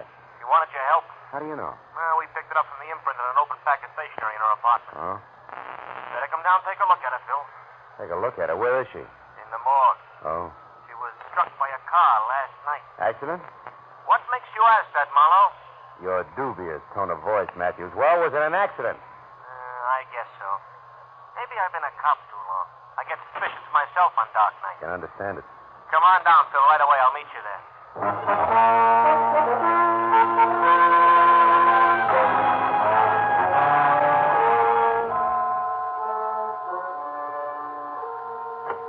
You better hold it a while. Oh, here he is now. Hello, Phil. Hi. Made good time. This is Mr. Connor, the morgue attendant. I'm certainly glad to know you, Mr. Marlowe. Is this your first visit? No, I've been here before, Connor. Well, Matthews, for what good do you think this is going to do to the police department? Let's see her and get it over with. All right, let's go, Connor. Certainly. Step this way, please, gentlemen. Follow me. Happy fella, isn't he? Well, civil sense. Here to the right. Now, let's see. Egram, Flanagan. Now, here we are. Hamlin, Vera. There. Well, Marlowe? Hmm. You know her, Marlowe? No. Okay, that's all. All right, Lieutenant Matthews. Come on, Phil. Let's get out of here. Yeah. Now, look, Matthews, I told you on the phone I didn't know. What'd you get me down here for? Because there are some angles on this death I don't like the looks of. That letter to you is one of them. Got the letter? No, I read the whole thing in from the lab and that imprint they worked on. She was worried. She wanted you to investigate something for her. You were supposed to call her today. Know anything about her? Yeah, she came to L.A. about 6 months ago from Omaha. Mm-hmm. She worked for a guy named Brasso, a produce wholesaler, 77 Market Street. Lately, she was seeing a lot of him after office hours. What's wrong with that? Nothing. She was killed in front of Brasso's house at 2 a.m. as she was getting out of her car, and Brasso wasn't home at the time. Oh? He has a fair alibi, puts him out on Highway 101 north of Santa Monica when it happened. Excuse me, gentlemen. I'd better get the phone. Yeah, do that. What about the motives, Matthew? No motives. Well, then why are you so upset? Why was she so upset? What did she want you for? That's not enough for you to If I go had on. that one answered, I'd know where to go from there. I know, but you're pinning a murder rap on somebody. What do you mean murder rap? I'm not up to that. for yet. you, Lieutenant. All right, thank you. Excuse me a minute, Phil. Hello, this is Matthew. Yeah. A witness. Says it was murder. Phil, get a load of this. What? Yeah, give me that again. Yeah, a woman. Saw it happen, huh? Great. Who was it? The lady in black. Where'd you get that? It sounds corny. Where did you get that? It sounds... What? You mean there's a story about it out now in the L.A. Journal? Yeah, I'll be back there in 5 minutes. And listen, get a hold of the reporter who wrote that story and hang on to him. I want to talk to that wise punk. How do you like that? How do you like it? Yeah, Vera Hamlin murdered with an eyewitness to prove it. Only the police department is the last outfit in town to know. Come on, Phil. Where to this time? To buy a newspaper, find out what's going on.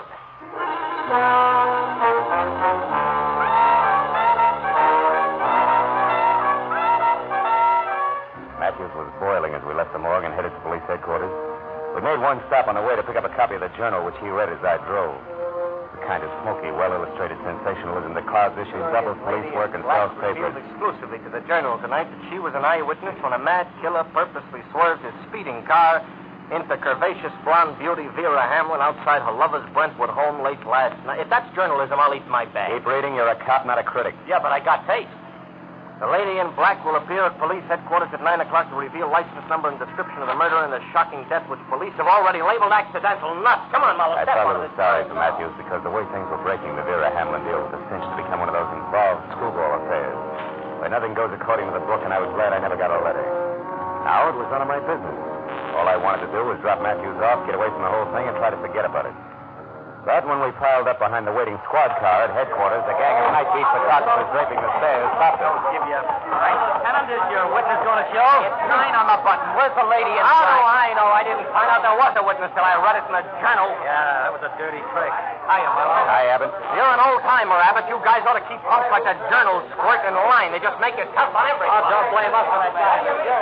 He's burned up, huh, Marlowe? You blame him? You know as well as I do, the Journal picked up that witness right here. Kept her under wraps until they had time to break the story. Well, he shouldn't let it throw him. You know, guys like that usually hang themselves. Sure, after the damage is done.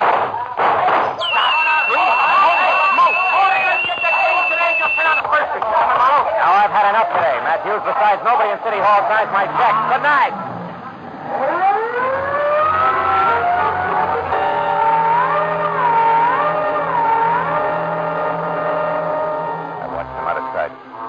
To the corner where one of the reporters told me that the green sedan had a lady in black in it. Whoever had fired the shots had gotten away clean.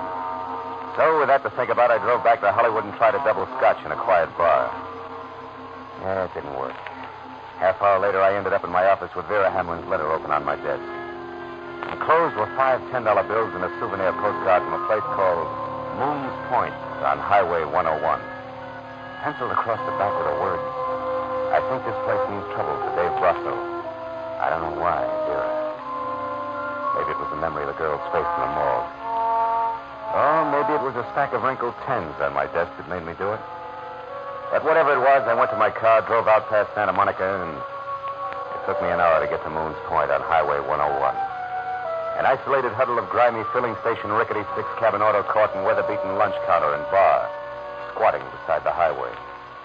I pulled up at the parking lot and went into the bar where the source of the quaint name Moon's Point met me.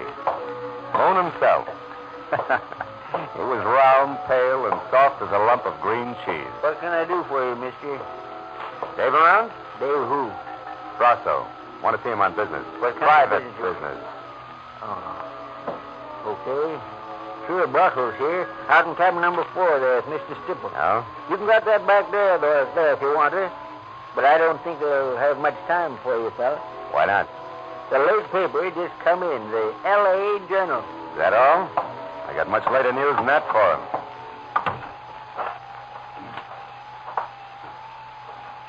Hey, you. Who's there? Pull it down, will you? My name's Baggett. I heard you inside asking for Dave Brasso. Well, I think you're a cop, and I might be able to do you a little favor. What do you got in mind, Baggett? Well, since there don't seem to be much love lost between you and Brasso, I'll tell you. I believe in an eye for an eye and a tooth for a tooth, see? I used to be a driver for Dave Brasso, only yesterday I got canned, thrown out, put off my truck and fired for no reason at all. So? Oh, so I've been sticking close to him, just waiting for a chance to pay him back. And I've been finding out things you might like to know. Give me a for instance. Well, for instance, he had a fight. A knockdown, drag-out argument with that Vera Hamlin girl last night, just an hour or so before she was run over. She claimed he was seeing another woman. What's that prove, Baggett? She was found dead in front of his house, Bud. You added up. And that's not all either. I know why he's hanging around out here. Also why it ain't going to do him one bit of good. I got plenty to tell about. Wait a minute. Hold it. Okay. Yeah. That's Monty Stipple who opened the door to number 4 there. I got to get out of here. But I got plenty to tell, Bud, so when you're finished in there, come on over behind the grease rack at the filling station. I'll be waiting for you. I don't know how you feel, Dave. You're on edge. You got reason to be, but running back into town won't help you any. So they got a witness. She's already told it. Wait a minute. There's somebody outside here. Yeah, that's right. I want to see Dave Brasso. And Mr. Brasso is pretty busy right now, mister. Not too busy to see me. Oh, you a cop? No. And you must be a crummy reporter, so scram. You look Mr. Brasso up at his place of business some other time. You mean after he skipped town to keep the witness from putting a finger on him? Why, you Hold it, snooping... Monty. Wait. Who are you?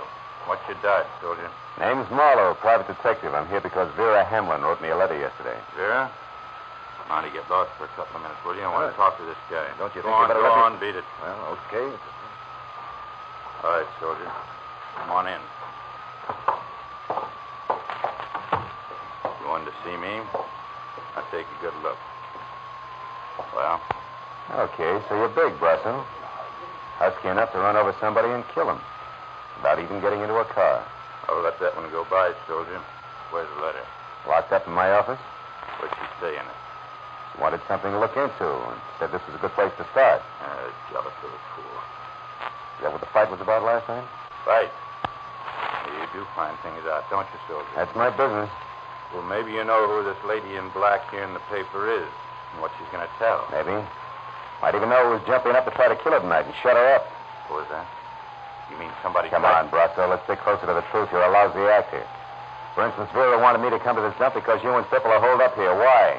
That doesn't concern you. It's business. Sure, and when a girl accidentally gets in the way of business, she's run over by it. Is that the way you work? You keep harping on the same thing, soldier, and I don't like it. I was in love with Vera Hamlin. Maybe you're trying to use that to nail me in a frame. Maybe you're a sneak for that stinking louse Weber. Maybe you didn't get any letter from Vera at all, so get out of here and think up a new one.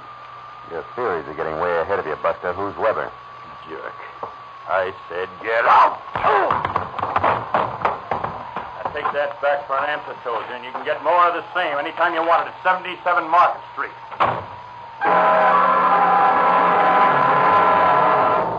Brasso's hair trigger left with 200 pounds of shoulder behind it. Piled me out of the door and flat on my back in the gravel. Tallied my interview with him at 0 with one minor exception. My spiteful informer, Baggett, had some basis in fact for his story, so I dusted myself off and made for the rear of the deserted filling station where the grease rack stood. There was nobody around. I waited a few minutes for him, and then I skirted wide around the auto court and looked in at the scaly window at the bar. Stipple was there with his nose in a beer glass, but no Baggett. I circled the building quietly, found nothing but indignant spiders and dark corners, and decided to try the grease rack again. When the back door to the bar opened, and Moon came out with a flashlight and a pail of garbage. He was halfway to a rack of cans when he froze, like a bird dog with one foot in the air. Holy mackerel. His flashlight stabbing at a man's hand, hanging out over the edge of a shallow ditch. Look there. There's somebody laid in the ditch. Yeah. No wonder I couldn't find him. It's Baggett with a knife in his back.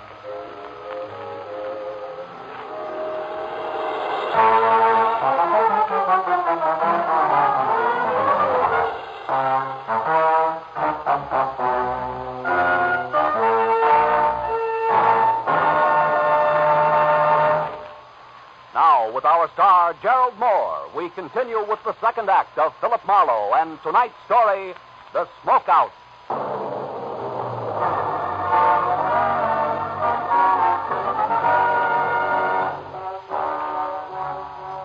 Even as death quietly hardened the hand at the edge of the ditch, the wheezing, pudgy circle known as Moon was already worrying less about why murder was sprawled at his feet and more about what the violent slaying of the truck driver was going to do to his roadhouse business as usual. Didn't make for wholesome listening. Dave Brasso, that Monday Stipple, all of them. They can take their trade and their trouble summers up. I got to make a buck like the next guy, but I sure ain't going to do it this way. Why, overnight it... Hey, wait a minute, Moon. What troubles are you talking about? Brasso and Stipple, I mean. What is it? Come on, speak up. It may be important. To who? To me and the law. To Baggett here. Maybe a girl who died a little ahead of her time. A girl who what? Hey, mister, you're talking in circles. Yeah, sure I am. And we don't have time for that, do we, Moon? Here, let go. Are you going to talk? What's that? Well? Okay, I'll tell you. There's no international secret. Now, get your hands off of me. All right, we'll make it fast. The setup, what is it, Moon? Too much competition. Another produce outfit run by a guy named Mike. He's been picking Brasso's trucks off along US 101 every other night.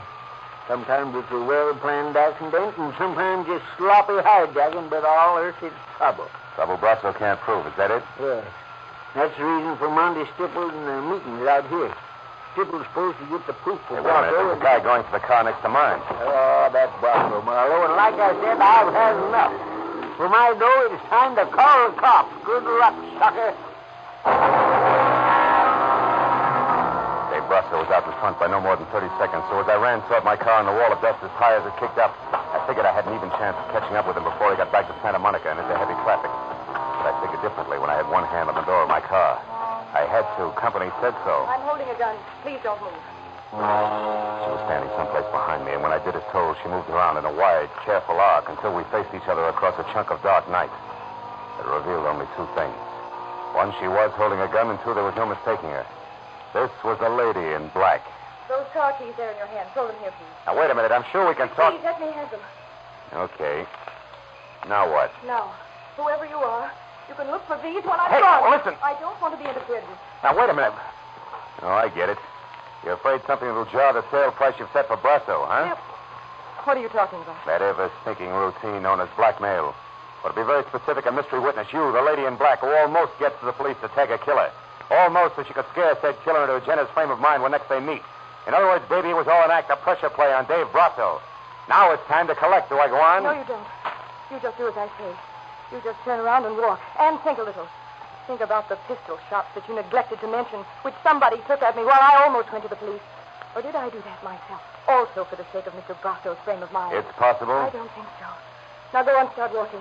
You don't make much sense standing here. As I moved away from her, she backed off quickly toward a car that was nuzzling a high hedge near the far side of the roadhouse.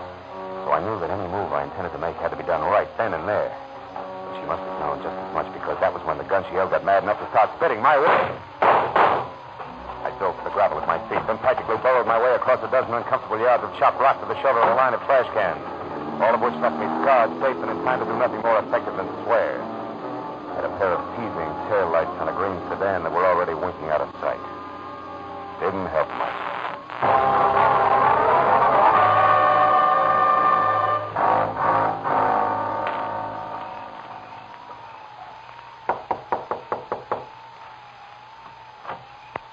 Well, what do you know? The private detective again.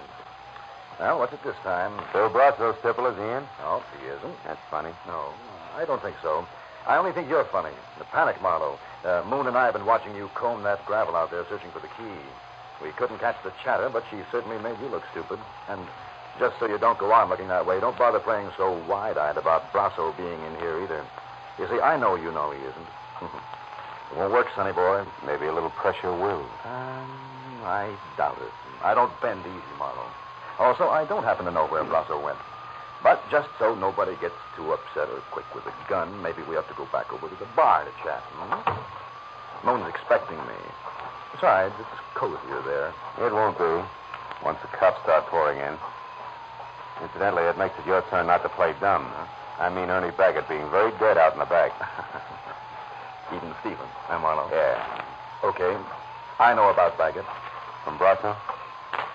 I heard you. Nice night. Marlowe? You know, Stipple, you're making a big mistake. What? Protecting Brasso can't pay off anymore. You said I was protecting him. I worked for Dave Brasso, period. If he knocked off a couple of people, and I'm not saying he has, it's got nothing to do with me. What's done's done. Which doesn't include the girl, huh? Who? That witness? What's the difference? What happens to her? She's living on borrowed time right now, any way you look at it. Why? Because of what she knows? No. Because of the way she handles what she knows. All that gab in the papers. You know, she's lucky those 3 shots that were thrown at her only came out of a pistol. Could have been a howitzer, considering the advance notice she gave. Hey, Moon. What? The cops here yet? No, they ain't. Highway patrol took 5 minutes, 10 minutes ago. I sure wish they'd get here. Don't worry, they will. Well, Marlowe, will it be? Hey, private detective. Come out of it. What's up? Around here, Stipple, nothing. Nothing at all. Where are you going? To 77 Market Street, the Brasso Produce Company. I think it's where both your boss and the lady in black are going to get together. And what gives you that idea? A hunch, Stipple. Just a hunch. Goodbye.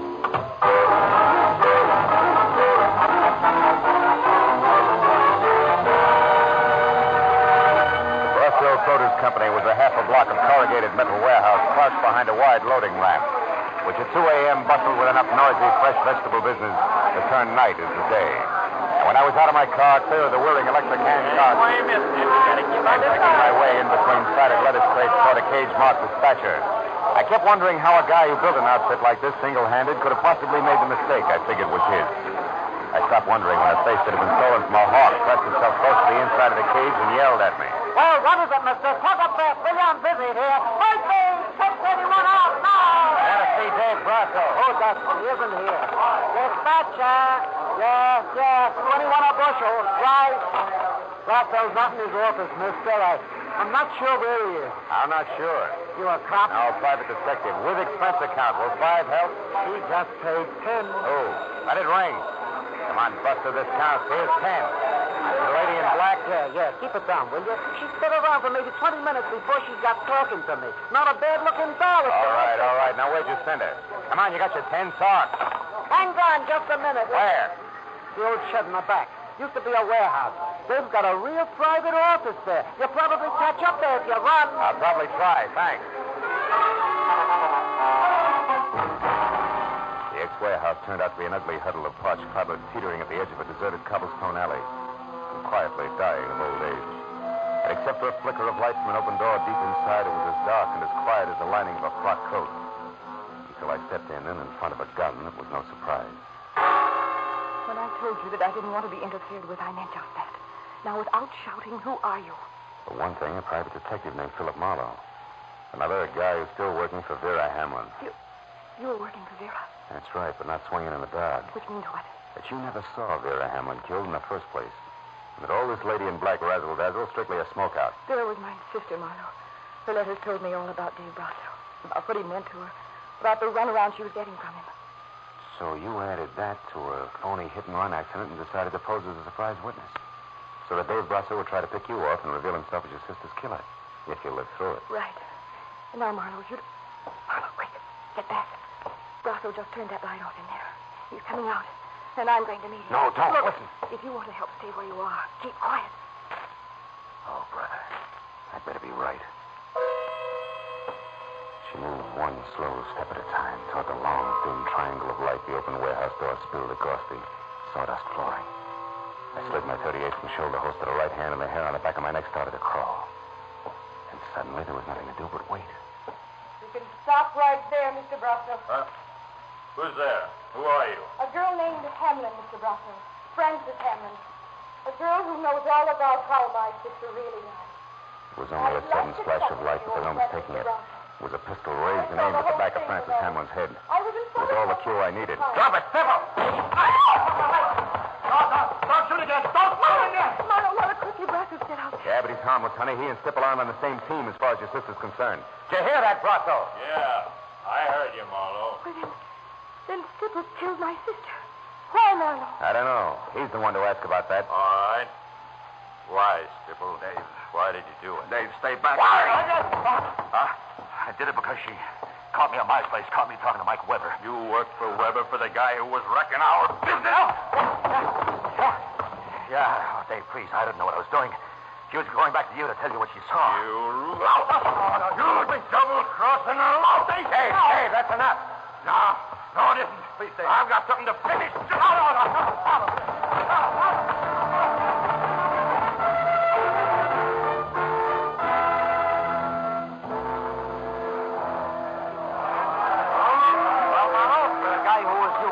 Even on the city payroll.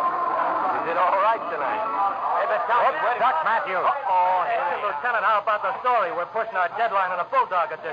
Yeah, we work for daily papers, Matthews. You've been holed up in that warehouse with Marlowe and that heavy for a half hour now. What gives? Hey, how bad is Stipple's wound? Look, the wound is nothing. It's a scratch, although I wouldn't say he ain't hurt. But the story, you'll have to wait until I'm down at headquarters. I haven't got it all myself. Oh, Lieutenant, you're kidding. Sure, I got lots of time for it. Listen, Abbott. Monty Stipple killed both Vera Hamlin and Ernie Baggett. He killed the lady because she found out he was crooked, and he killed Baggett because he was afraid Baggett knew too much. And now, so long. Oh, but Lieutenant, tonight I got something less than love for the gentleman of the press. Hey, Phil, come on. Miss Hamlin's over there. All right. Hey, look, Marlowe, before it's impossible for me to stay away from those dear boys any longer, tell me, where did you run across the switch? I mean, what tagged Monty Stipple for you? Mistake he made, Lieutenant, calling the shots when he was blindfolded. Or in other words, what? Matthews, I'm tired. Tomorrow, huh? No. We can talk then. Come on, Marlowe, friend. please. Okay. Well, it's something like this. Back at Moon's Point, Stipple told me how lucky the lady in black was. Only 3 shots were thrown at her. And he had no way of knowing how many shots had been thrown, huh? Attaboy. Unless, of course, he threw them himself. Sure. Francis had a smokeout plan, which was an inspiration to me because Knowing Stipple was a liar and proving it were two different things. So you led him to the warehouse, and while Miss Hamlin here gunned for Brussels, Stipple gunned for her. You're so right, and good night, Lieutenant Matthews. Listen, Marlowe, Good night, Lieutenant. Okay. Good night, Phil. Good night, Miss Hamlin. Good night, Lieutenant. Thanks, Marlowe. And what? More questions? Uh-huh. But not under vital statistics. Oh. Marlowe, one way or another, my crazy plan has worked, right? I guess so. Well, then tell me. Now that Stipple's caught and, well, it's all over, am I supposed to feel good? I don't know, baby. Maybe that's what's so screwy about revenge. It's got all the permanence of a smoke ring, even when you're positive it's justified. Cigarette?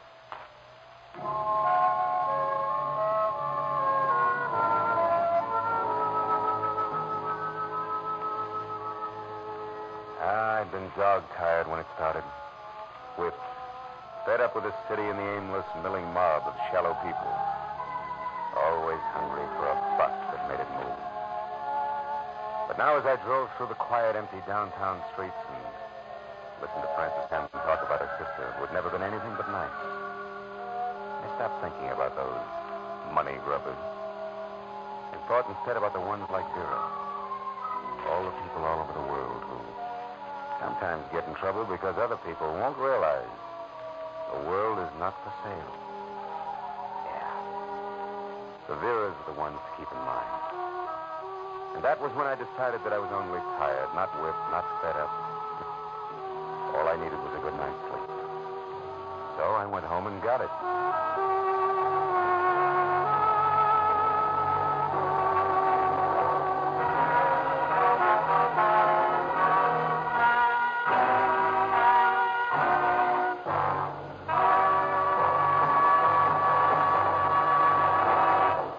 The Adventures of Philip Marlowe, bringing you Raymond Chandler's most famous character, star Gerald Moore, and are produced and directed by Norman McDonald.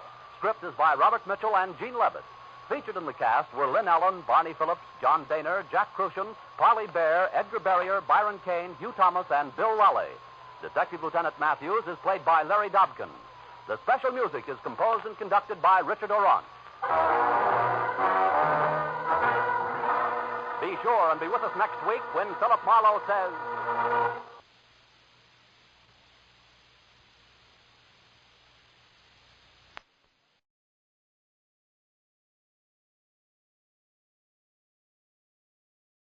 This time she had hair spun from a red sunset, skin as smooth as warm honey, and a generous mouth that laughed without moving. She was beautiful, except for her cold green eyes. From the pen of Raymond Chandler, outstanding author of crime fiction, comes his most famous character in The Adventures of Philip Marlowe.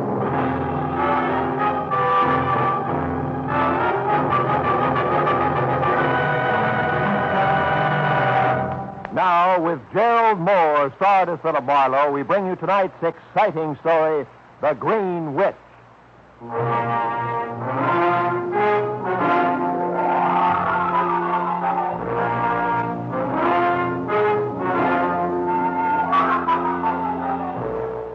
Once upon a time, Halloween had been a day and a night on which mortal man had tiptoed over the face of the earth, holding cold hands with fear and starting at each new shadow which the harvest moon cast.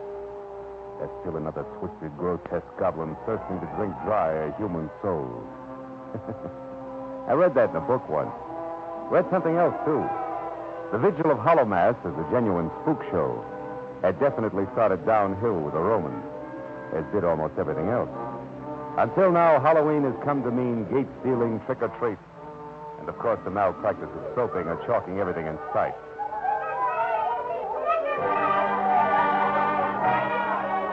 So today, unless you're really on your toes or under 12, and I'm neither, the 31st day of October, 1949, could easily have appeared as just that and no more, until a worried man named John Bishop entered my office. I said trick-or-treat, and so he unfolded a $100 bill and came right to the point. Marlowe, 4 days ago, a man I once knew broke out of an Illinois prison. My testimony in court a year ago sent him to that prison. Now, I'm afraid he's coming after me for revenge. His name is Dale Estes, and I want you to protect me from him. Is he here in L.A., Mr. Bishop? I'm not certain. However, this morning, a friend of mine told me of a man in a shabby brown tweed suit who asked about me, but wouldn't identify himself. That's all the description he could give. But here, Mr. Marlowe, here's a picture of Dale Estes. It was in last Thursday's paper. It's a prison identification picture. When you change the clothes and remove the number, it doesn't leave much. No. Tell me, Mr. Bishop, what do you want me to do? I want you to locate this man Estes and keep him from killing me. Police will do that for nothing. Yeah, nothing, plus a lot of noisy publicity, and I don't want. Because in the first place, it won't help my real estate business any, and also It's somebody you'd rather not have worrying about you, maybe. Yes. Madeline Hughes, my fiancée. Please, Mr. Marlowe, will you try to find Estes at once? As soon as possible, before tonight. Why? What happens then? Our masquerade, the Pacific Palisades Country Club. It's a lonely spot out there. Well, why go to the masquerade? Because if I didn't, Madeline would know there was something wrong. She'd worry, and I'd defeat my purpose. Now, Mr. Marlowe, all I can give you to go on are three things. First, Dale Estes was once an able-bodied seaman. Second, he likes Spanish food. He could eat it 3 times a day. And third, he'd gladly give up both to watch a prize fight. He'll kill me, Mr. Marlowe. I know he will.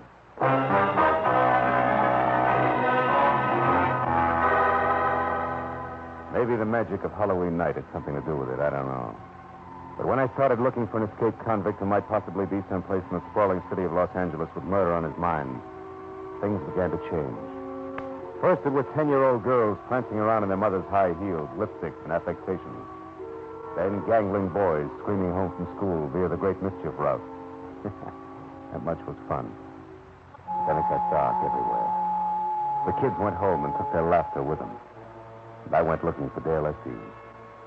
I seemed to meet people who wore everyday faces that I was sure could be masks. People like the old lady who ran a Spanish restaurant located off a crooked alley below the street level. It started with her at the entrance to her damp, cold cave. No, senor. I did not ever see any man like that picture. But if I were you, I would look for him no further. There is death in his face, senor. I know.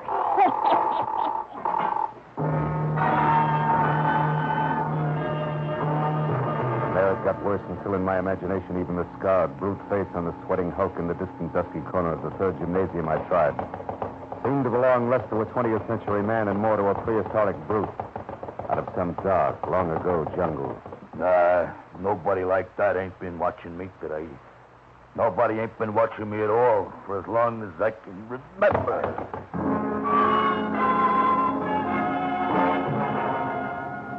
And finally, after 2 hours along the Santa Monica fishing piers, 100 withered pounds of ancient mariner staring out to sea had more to say. Yes, I know Estes. Estes was standing next to me when the boiler exploded that night off New South Wales. He was killed. But I told the skipper all about that once already. His name was Estes, too. And so was the first mate, Dale Estes. Everybody's name is Estes.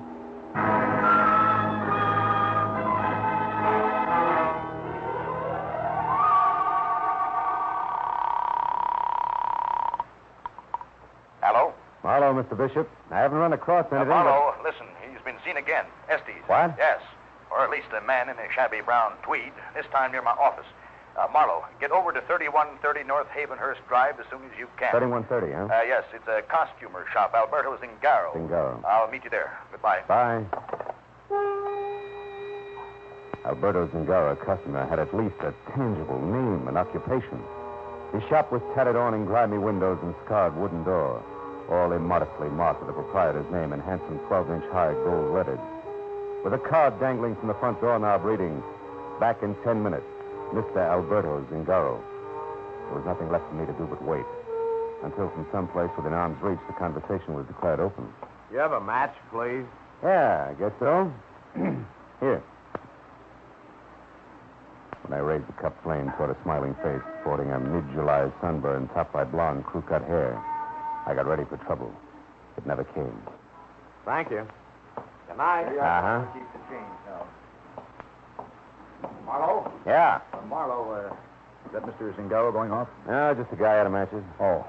Well, I wonder where Zingaro is. He said everything would be ready and waiting for both of us. Me as Mephistopheles and you... Just a minute. We said nothing about me going to that masquerade, Mr. Bishop. Not a word. Mr. Marlowe, please. I'm sure Estes is going to try to get me tonight. Yeah, I know, but when you want... Gentlemen, good evening. I'm sorry to be late, but there was a costume that had to be delivered. Mr. Zingara, this is Mr. Marlowe, the gentleman I called about. Oh, yes. You'll be able to fit him all right. I don't know. It depends, Mr. Bishop. On whether or not I'll stand still. Oh, Marlowe, please. I'll pay you anything. I know, but I... Okay. Fine. Wonderful. Zingaro, open the door. I am. Now, where is that light switch? Oh, yes. There. And now, here is your costume. This is my costume? Yes. You like it? You do. Oh, no. It's pretty grotesque, even for Mephistopheles. A beast with wings. My finest creation. It will surely bring you the first prize at the masquerade. A fiery bear's head, horns and all. It is as Faust saw the devil, the Lord of Darkness. And look, hunched high on your back, a black wing. You pull this cord here, and the wings flap. And as for you, Mr. Marlowe, now let me think. Something you can whip up quickly, Zingaro. Now, look, Marlowe, I'd appreciate it if you'd stop on your way to the club and pick up Madeline. It's yours, your fiancée? Yes, pick her up at my place. 2341 State Law. 2341. Gentlemen, I have just the thing. Today, Mr. Marlowe.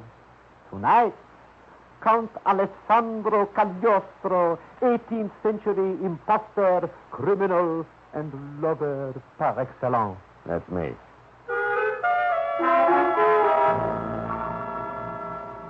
All in all, it was another hour, and I was just about rid of the afterglow of the day's goblins when I finally pulled up and parked in front of John Bishop's neat redwood and glass square in suburban Pacific Palisades.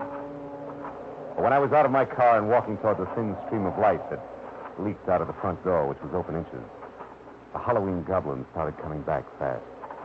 They whispered to me of what I might find across the threshold ahead. It took only a fingertip to ease the door open. Then inside, in the middle of the living room floor, a framed picture of a girl, face up. The glass over it smashed into a huge starburst, and around the edges, a trickle of blood. Ah, but the girl was beautiful. Hair spun from a red sunset. Skin as smooth as warm honey. A generous mouth that laughed without moving. Beautiful. Except for her eyes. They were green. The green of emeralds, clear and wide and deep. And they laughed, too. But the sound you felt somehow wasn't nice. You approve, Mr. Marlowe? Mr. Marlowe? Oh. Oh, forgive me. It's the first time I've seen a green witch. Well, it's Halloween, remember? Yeah. Of course, I know I'm missing the blacked-out teeth and the bushy eyes. My picture. What happened to it? Oh, it's probably the wind. What? But if I may, Count Alessandro Cagliostro awaits your pleasure. Oh, kind of... Oh. Oh, that's you. Yeah, that's me. Oh, how nice. And how handsome for so bad a man. All John said was you were an old friend. Your arm, please, Count dear. The Green Witch is ready. Do we drive or fly?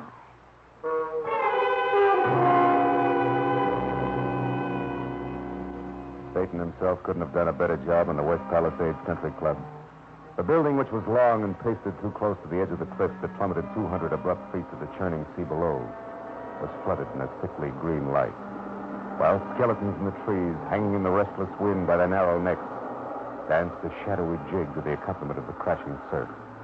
The long, narrow path which ran along the cliff's edge leading to the country club entrance was labeled Dead Man's Walk, and every 50 feet a life-size dummy of an infamous man perched on the balustrade and stared blindly out to sea. Somehow, you couldn't quite laugh. However, inside, life was more pleasant. The lights were brighter, the costumes 5 parts fun to each part fear, and Madeline was a little prettier than possible. And when she marched me up to a grande dame who was dressed as Marie Antoinette, but who was wide enough to have also passed for 4 of the ladies-in-waiting, I couldn't make my eyes let go. Oh, Mr. Marlowe, Your Excellency.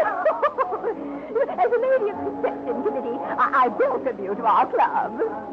I said I welcome you to our club. Oh, excuse me. I mean, thank you. I'm sorry. I was looking for a friend, a beast with wings. Oh, that one. John's over there near the punch bowl. Has been ever since he got here. Oh. Over there, a giant-sized rum bottle for a costume. Quite appropriate, my dear. The only demon the gentleman on the inside knows is rum, believe me. And if it only... Oh, pardon me, newcomers. No wonder Marie Antoinette was executed. Hey, look. Still that man in armor, the one with the hump on his back, heading for the veranda. He's there, too. Uh-huh. The gentleman's the notorious Duke of Gloucester. Historical hero. He looks perfectly ridiculous with that beach boy complexion. Yeah. And crew cut. Madeline, you haven't powdered your nose yet, huh? But it doesn't need it. Oh, yes, it does. Honest, honey, besides, I need a breath of fresh air. I feel faint. All around the town. If I fall down and break my crown, I'll bet I'll never spill a drop. It doesn't rhyme. No. Hello. How are you? It is not. I just fell down and broke my crown. But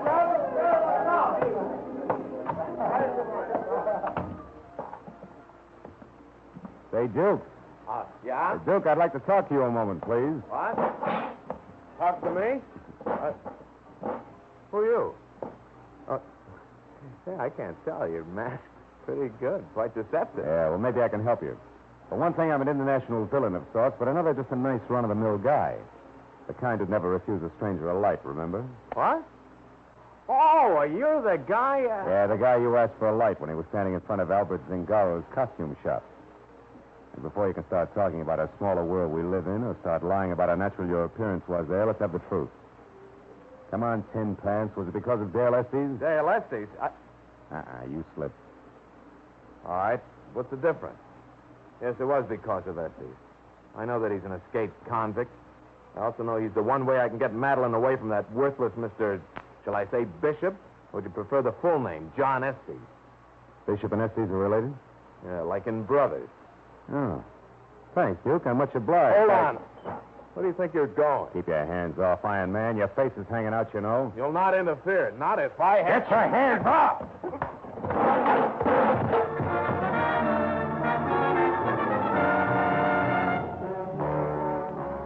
When I dropped the Duke of Gloucester, his face twisted in hurt surprise, and his suit of pony armor landed on a flagstone path like a truckload of tin cans with him in the middle. He was still clanking as I left him and went back to the ballroom where I spotted my client, the beast with wings at the punch bowl again, making himself even more hideous looking by pouring punch down a slit in his neck under the long papier-mâché chin. When I got close enough to see him, he spun toward me like I'd stuck a pin in him. What? What do you want? Hey, you're getting pretty jumpy, Bishop. You better take it easy. Also, you're getting a little thick-tongued. Don't you think you're riding the punch bowl too hard? That's really none of your business, is it? Certainly is. This is my business, too. You hired me to protect you against Dale Estes. But you didn't say one word about Estes being your brother. How about it? Well, I didn't think it was necessary. How'd you find out? From your sunburned friend with the crew cut, the hunchback in armor. Oh? He's been checking up on you because he doesn't think you're worthy of Madeline. Oh, that's so. Mm-hmm. Where's Madeline now? Having a broom saddle, maybe. I don't know. Broom? Oh, yeah. I better go find her. Listen, I think things are going to be all right. You can take it easier from now on. What gives you that idea, Bishop? Well, nothing's happened so far. Maybe nothing will. I'll check with you later.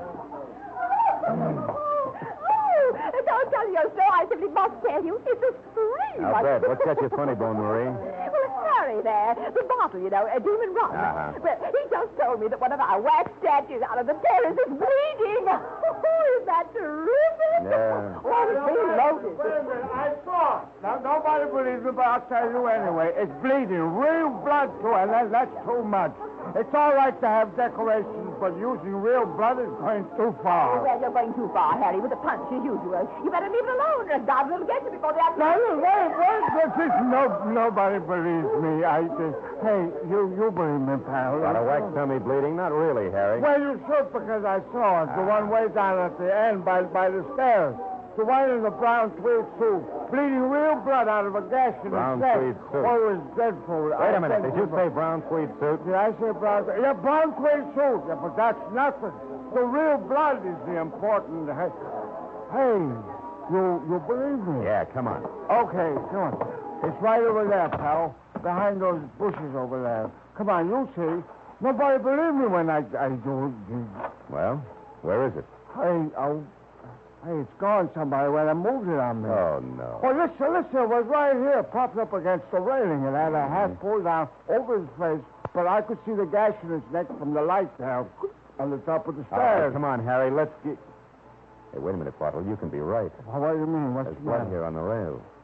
Look, tell me, do those stairs go all the way down to the water? Oh, well, yeah, but an awful climb, better than 200 feet. There's a little boat landing down there. My guess is there's more than that down there now, Harry boy. The bottle of rum stared at me out of the peak holes in his label until I started down. Then he insisted on following.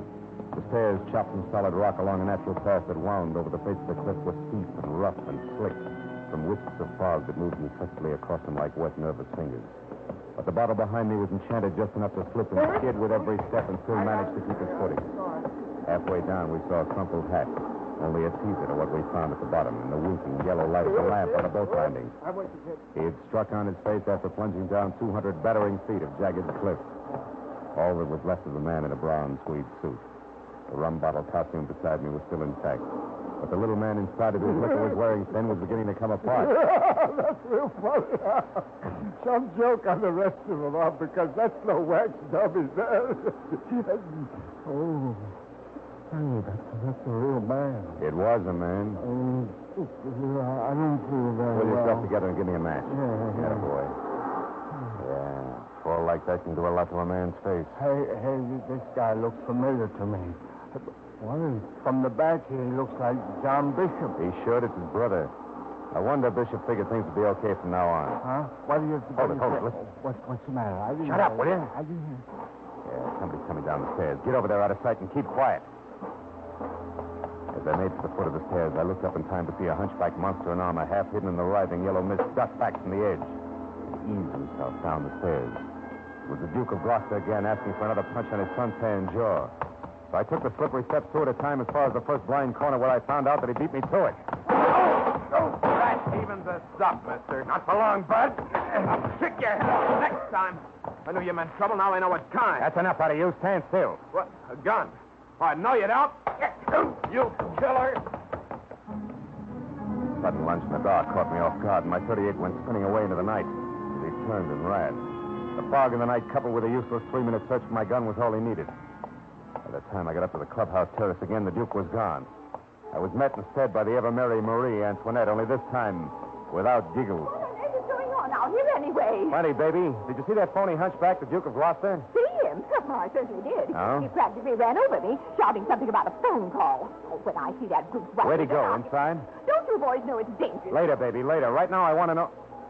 Hey, wait a minute. That bracelet there on your wrist, where'd you get it? Well, it's the band of the Ladies' Auxiliary of the West Palisades Minutemen. The what? The City Settlement Club. Look, do all members have a thing like that? Of course. It's got the club crest on it here. The ladies have bracelets, and the men... I know what the usually men wear. I just saw one. And if it means anything like I think it does, I better find Madeline Hughes, but fast. Have you seen her? Madeline? Well, now let me see. Yeah, she's Now, the witch, the green witch. Yes. Well, the last time I saw her, she was walking down toward the fountain with that wonderfully horrible Mephistopheles. Oh, she and John Bishop are a perfect couple tonight, don't you think? But I think right now would scare you cross-eyed, sister, but thanks for the tip. I'll see you. I ran past the row of wax ghouls guarding the terrace railing and over to the gate where the flagstone path started.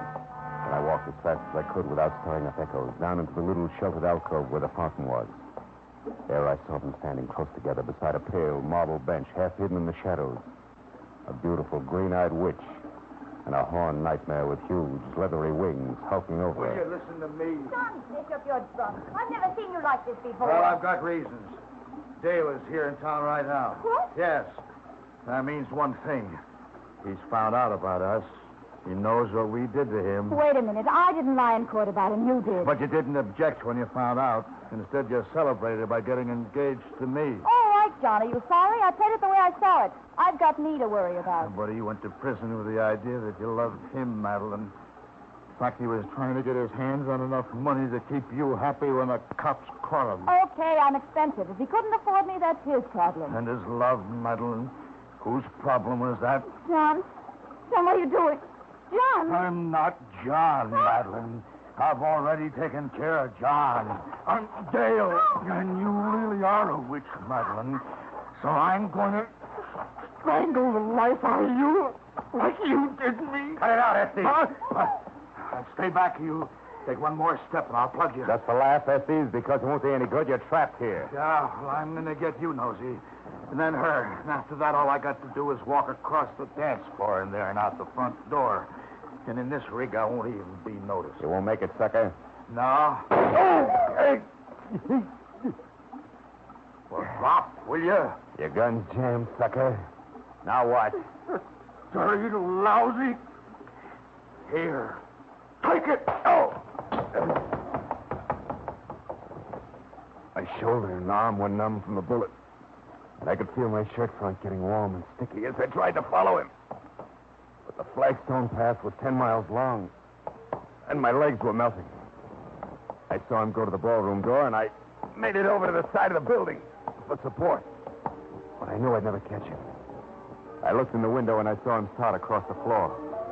A garish horned beast with wings, shoving his way to freedom. A milling mob of prancing demons. I was splashing out. I knew it. I tried to yell to stop him, but the crowd inside was going crazy, laughing and cavorting around the beast with wings, clawing at him, holding him, shoving him back from the door. I saw him fighting and then go down as a horde of screaming creatures closed over him. And then everything went black.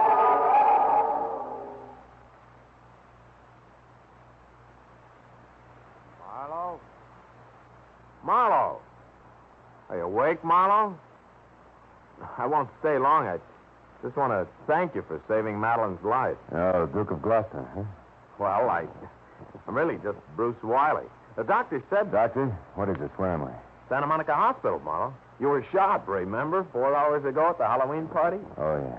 Dale Estes, he got away, huh? Got away? No, he didn't. I just came from police headquarters where Estes confessed. Want me to tell you about it? Yeah. As far as I'm concerned, I dreamed it. Well, Estes killed his brother, John Bishop, out in the terrace before the dance began. He traded his brown tweed suit for Bishop's Mephistopheles costume so he could move around inside. Yeah, that's right. Almost was caught there by little Harry, the rum bottle, remember? Mm-hmm. But when the coast was clear, Estes threw the body over the cliff and went in to dance in Bishop's Mephistopheles costume. Fine Madeline, yeah. Now, look, I know this already, but after he shot me, it was a cinch to escape. That's where it gets fuzzy. What happened then? Brother, as handsome a piece of irony as I've ever seen. The Mephistopheles costume that Bishop wore... Don't tell me. Yeah. Won first prize. That's all. The crowd wouldn't let Estes leave until he received the award and unmasked. Oh, it's quite a scene. Police I called when I thought you were a killer showed up to take him away. Then we found you and Madeline out on the terrace and brought you here. And a happy Halloween to you, too. How's Madeline? Fine, thanks to your efforts. She's waiting outside now. I'll send her in, huh? She's awake now, Madeline. Oh, okay. Don't wait for me, Bruce. Hello, handsome. Hello, beautiful. Your throat's bruised. Yeah, it could have been worse. You figured it out just in time. Dale even had me fooled. His voice was so good. How'd you manage it? No, the corpse was wearing a wristwatch band from the Palisades Minutemen Club. It gave me the switch. When I knew it was Dale in the costume, I figured his only reason for impersonating his brother would be... And you didn't even have a gun when you cut in on him. That took a lot of nerve, handsome. Thanks. Don't mention it. Would you get the lights as you leave? Not so fast. You heard some pretty bad things about me tonight, and probably thought up a few of your very own. Matter of fact, I did. You got that kind of face. Cast spells. Gotta be careful with it, baby. Now, will you catch the lights on your way out, please? Wait a minute. I'm going to tell you something first. I've been scared into me tonight, and I've been thinking things are going to be different from now on. Yeah? Who's next, Bruce Wiley? I haven't decided. But whoever he is, Marlowe, he'll be the only one, and he'll know exactly where he's headed. Does that help? I'll have to see it happen first, baby. Okay. I'm going away for a while, but I'll be back. Watch for me next Halloween. Handsome. Yeah, would you catch your lights? I'll the lights on the way out.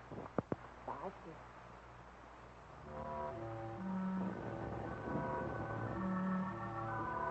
When Madeline left, sleep left with her. I got out of bed, went over to the window, and looked out. The sky and the ocean were still dark. But over in the east, the first glow of dawn was starting on the horizon. And the goblins flew screaming into the mist until next Halloween. At that moment, something moved across the fading moon. Something that looked very much like a beautiful witch, with hair red as a sunset and cold green eyes. And then I saw something else on the white sand of the beach. A discarded witch's costume in green, and beyond it, just for a moment, I thought I saw Madeline leaning against a rock and looking out to sea. I never found out if it was Madeline or not. Because then the sun came up, and she and the costume and the night were gone.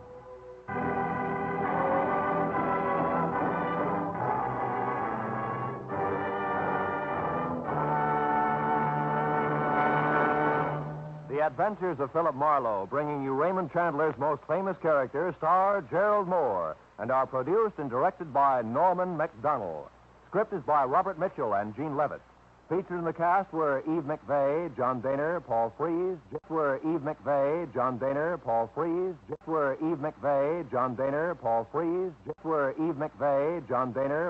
Get this and get it straight. Crime is a sucker's road, and those who travel it wind up in the gutter, the prison of the grave. There was a broken body in a quiet house, gunplay on a merry-go-round at midnight, and a boy and a girl in love running away. All because of one man's fine Italian hand. From the pen of Raymond Chandler, outstanding author of crime fiction, comes his most famous character in The Adventures of Philip Marlowe.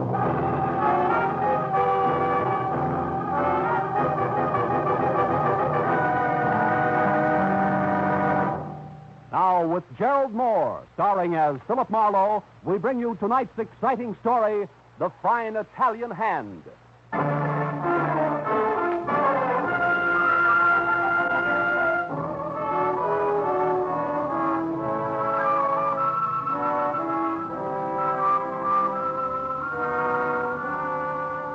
The day just past had been full of jarring contrasts. Laughter hiding heartbreak.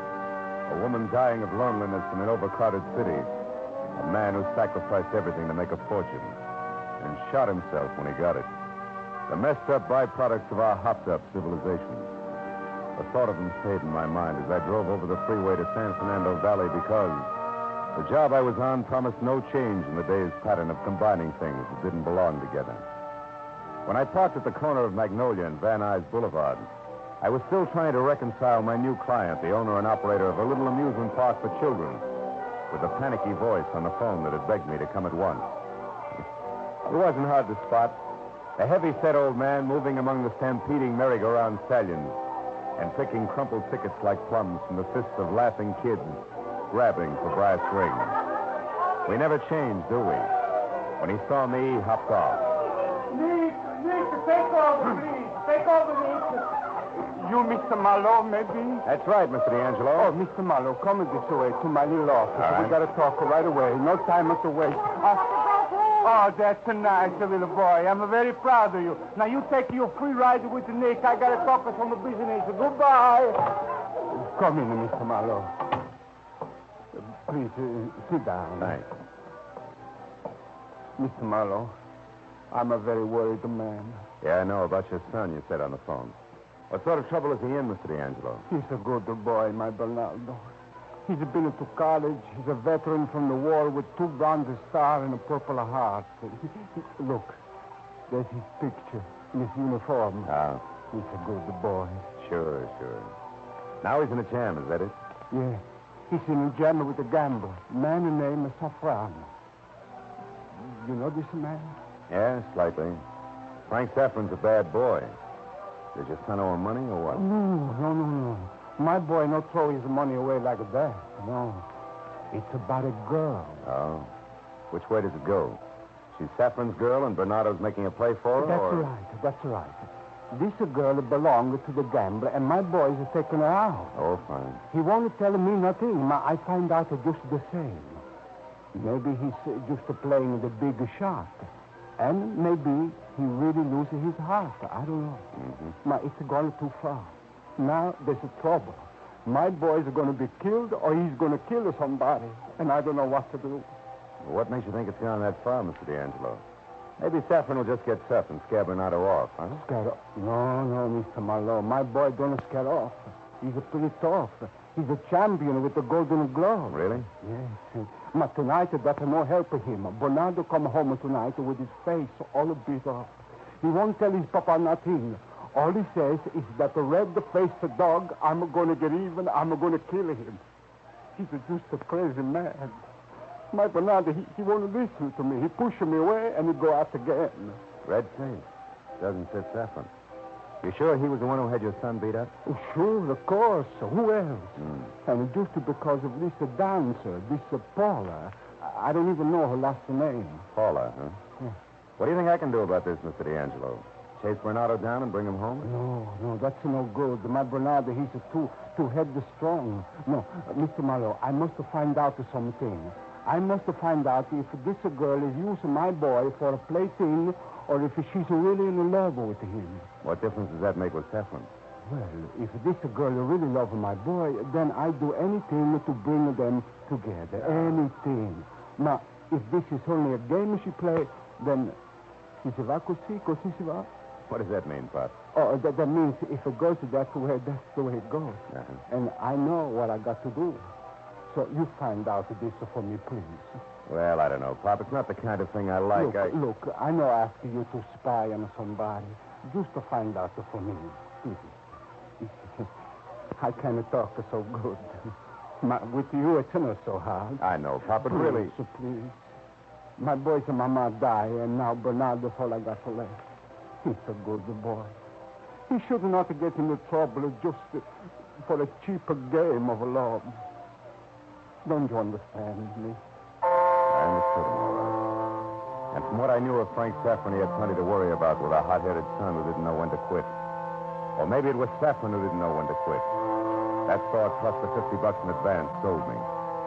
Mr. D'Angelo gave me a description of the girl he'd seen, but once told me that Bernardo had moved away from home. He didn't know where. That the park closed at 10 and that he'd be there all night, and that was all. My first step was to locate the dancer named Paula. So outside, I fed nickel through a phone until I called everything from ballet to burlesque. But got no Paula, which left only Frank Saffron's Easy Money Mill. It was a ranch house, California style, tucked under the hills south of Ventura, on a dead end called Sunburst. After I got the nod at the peekaboo window, I wandered through the bar and past the dice tables, the door at back marked private, and went in. A tuxedoed rock pile with a boiled lobster complexion frowned up at me from the telephone as he talked, and waggled a thick, hairy finger. So I took the hint and waited quietly for him to finish. Do the whole thing over again. I don't care if it takes you a week. This joint don't soak up no $5,000 shortages. You guys find it. Goodbye. Well, what's on your mind, Toots? I don't seem to remember you being announced. It isn't a formal call. I'm just looking for an old friend. We don't have any old friends to spare, Toots. That figures. Mine's Paula. She's a dancer. I understand that Mr. Saffron knows her quite well. You might tell me where I can get in touch with her, huh? Oh, so you're a friend of Paula Baker's, huh? Yeah, that's right. From way back. Well, that's all, Toots. You're through. Her name's not Baker. That came right out of thin air. Now, what do you really want? Take it easy, boy. She's just cagey with last names, that's all. She gave us Jones. Who's that? The Duncan department store, credit section. $300 worth. I got this far in her references, and I want to see Mr. Saffron. Well, he's not in. I'll take it up with him later. If it's worth his time, you'll hear from us. Take it easy on yourself, Max. Just tell me where I can find her. Out that door there. You got the whole city to look in. And take your crummy business. Okay. Go No on, use blow. getting pushy. Hey, blushing boy, one thing more. What's your name? I want to get it straight when I tell you I brought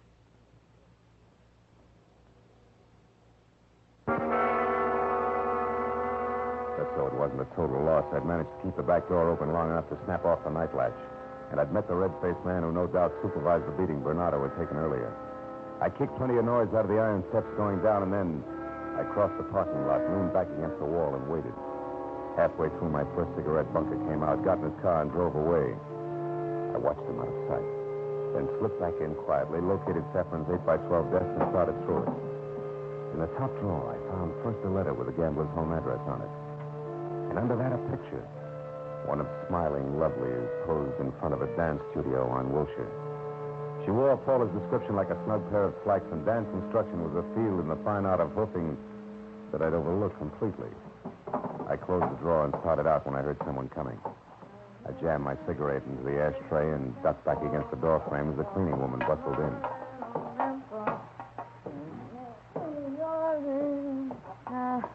Smoldering cigarette butts. No wonder this trap don't burn to the ground. Hey, somebody's been in here. Hold it quiet, baby. Shut up and I'll let you have some air again. Is it a deal? Okay. Hey, you don't belong here, mister. Neither do you, beautiful. Let's forget we saw each other, huh? Look, I'm a trusted employee here. Silence is golden. How golden? $5 worth. And if I hear one peep out of you before I get out of here, I'll come back someday and put glue in your soap bottles. Goodbye, baby. The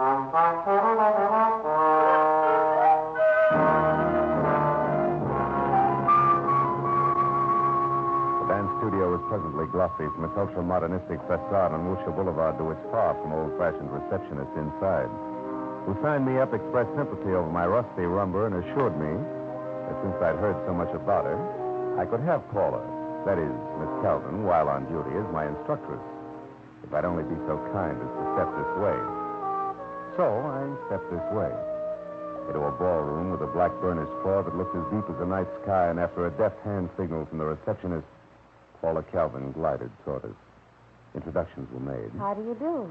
And suddenly, the room was filled with the soft beat of a rumba band, and we were off. Rusty or not, it would have been fun if I hadn't had work to do. That part was tough. You're doing beautiful, Mr. Marlowe. Just loosen up now and relax, huh? Yeah, I'll try. I'm glad I drew you as my instructor, Miss Calvin. Mm-hmm. Bernie said you were top. Told me to insist on you and accept no substitutes. Bernie? Uh-huh. D'Angelo. You remember him, don't you? Yes. Yes, of course, I remember him. Nice guy, Bernie. Good kid. Don't you think so? Keep your feet a little closer together, Mr. Marlowe. Don't be afraid to use your knees. You know, baby, Bernie's got everything. Looks, brains, even a temper, just to keep life interesting. Isn't that right, Paula? Guy thinks a lot of you, doesn't he? Hey, I'm talking to you. I heard you. The next question, I suppose, is how do I feel about him? Yeah. Now it's your turn to loosen up and relax, baby. Listen, I resent being checked up on by anybody. When I want Bernie D'Angelo to know how I feel, I'll tell him. And when I want Frank Saffron to know, I'll tell him, too. And if you came here tonight for a Roomba lesson, then I'm old Mother Hubbard. Okay, Mother Hubbard. I want to find out one thing. Are you in love with Bernie D'Angelo? That's nobody's business but mine, mister. You could be real wrong about that, baby. Then it's my mistake, and I'll make it all by myself, huh? Have you seen Bernie tonight? No, I haven't. And that's all the conversation you get. You can have the rest of your Roomba if you want it. No, thanks. I'll see you around, Paula.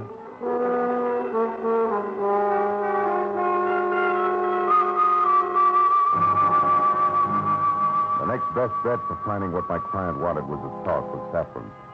I stopped and called his gambling client, but he was still out. So I drove up into Coldwater Canyon to number 8100. The first real hint that something was wrong was a curtain dangling at a crazy angle over one of the lighted windows. Next, it was the front door, standing 6 inches open, and inside, the legs of an overturned table sticking up in the air, and then pieces of a broken lamp littering the floor. That was only the beginning. I nudged the door open and stepped in. It was a mess. I saw his feet first from behind the couch. It only took one glance at his face. Frank Saffron had been literally beaten to death by a pair of very fast, very deadly fists. Don't move 1 inch, Jocko. Do I take 3 guesses or turn around and look? Bernardo with gun. Oh, I got it all right. It was his. Automatic, caliber 45, and I'll use it if I have to.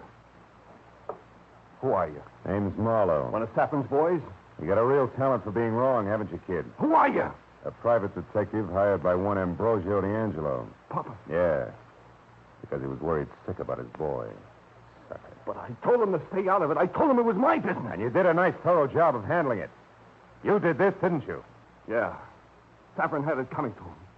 I was beat up tonight on his orders. I came here to pay him back, but I didn't intend to kill him. What'd you stick around for? I didn't stay He around. looks to me like he's been dead over an hour. I left, then I got word, and I came back just a few minutes ago. Yeah, I know. You found out he was dead, huh? Well, I guess I better call I the guess police. you better stand still.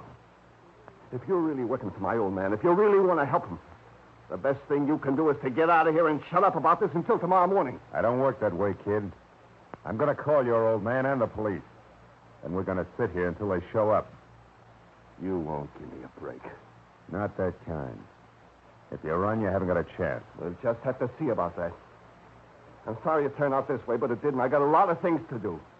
So take your ethics, Marlowe, and sleep on them. Go! Bernie, don't run. Come back.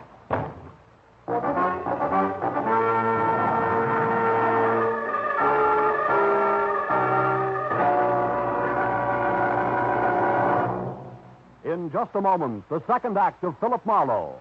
But first, with thousands of dollars of wonderful prizes, Sing It Again is fun for the whole family to play. Make a date to listen over most of these CBS stations every Saturday night.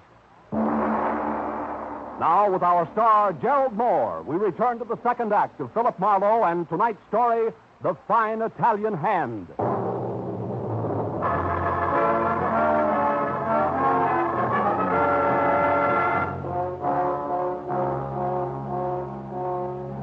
I splashed some water on my face and wobbled over to the telephone that was spilled across the floor near Frank Saffron's broken body. It was too late to do anything more constructive than call my client and, before he heard it from the police, tell him what his boy, Bernardo, had been up to. The kind of job that had given at least an eye tooth to get out of. So when I dialed his number and got no answer, I was glad, even though it didn't quite figure that the elder Deanne wouldn't be in. Now there was absolutely nothing to do but call the police or... Get away from that phone. Or pay attention to a man who had just stepped into the room. A man with a red face who also held a gun in hand. Oh, well, the department store, Dick. That's how he gets around. Or is it just that Frank's last name was Jones, too? You're overworking a bum joke. Also, I didn't do this. And who did? And how do you figure in around here and over at the club? Come on, smart guy, let's level. First, who are you? The name? Marlowe. And the trade? Private detective. Hired by who? Come on, let's not pull teeth. Who you working for, Marlowe? Quiet old guy named D'Angelo. Does nothing worse than run a merry-go-round for kids. Mean anything? Quiet old guy. Yeah, that must be the punk's old man, huh? Which means that the kid, Bernie, must have done this, right? Yeah, he did it. But only after he got cut up this afternoon by the late Mr. Saffron here, or representative. That's not me, Rover boy. I never messed in Frank's private life any more than I could help. Which means what? But I take Bernie D'Angelo one night to a flat he has over on Lancashire near Moore Park. A flat on Lancashire? What number? I don't know. It's the first house off the corner of Moore Park on the south side. He just moved in. Well, what's the difference, what now? Don't move, Marlowe, or I'll knock you flatter than that handkerchief. What handkerchief? That one by the body. Oh, yeah. With the initials D.A. The apostrophe A is in D'Angelo. That does it. Okay, Buster, put away the house. I'll leave quietly. For where? For a crack at that flat in Lancashire near Moore Park, south side. Why? So that if the kid's still around, I can stop him without calling the cops. And only rattle him into losing his grip altogether. Which would mean lots of firepower and a kid sooner or later dead in the gutter. What's wrong with that? A couple of things. But in particular, what it might do to us. Yeah, I know. To a nice old guy who runs a merry-go-round for kids. Nuts. So long, sucker. The howitzers, Lord. Beat it before I start crying.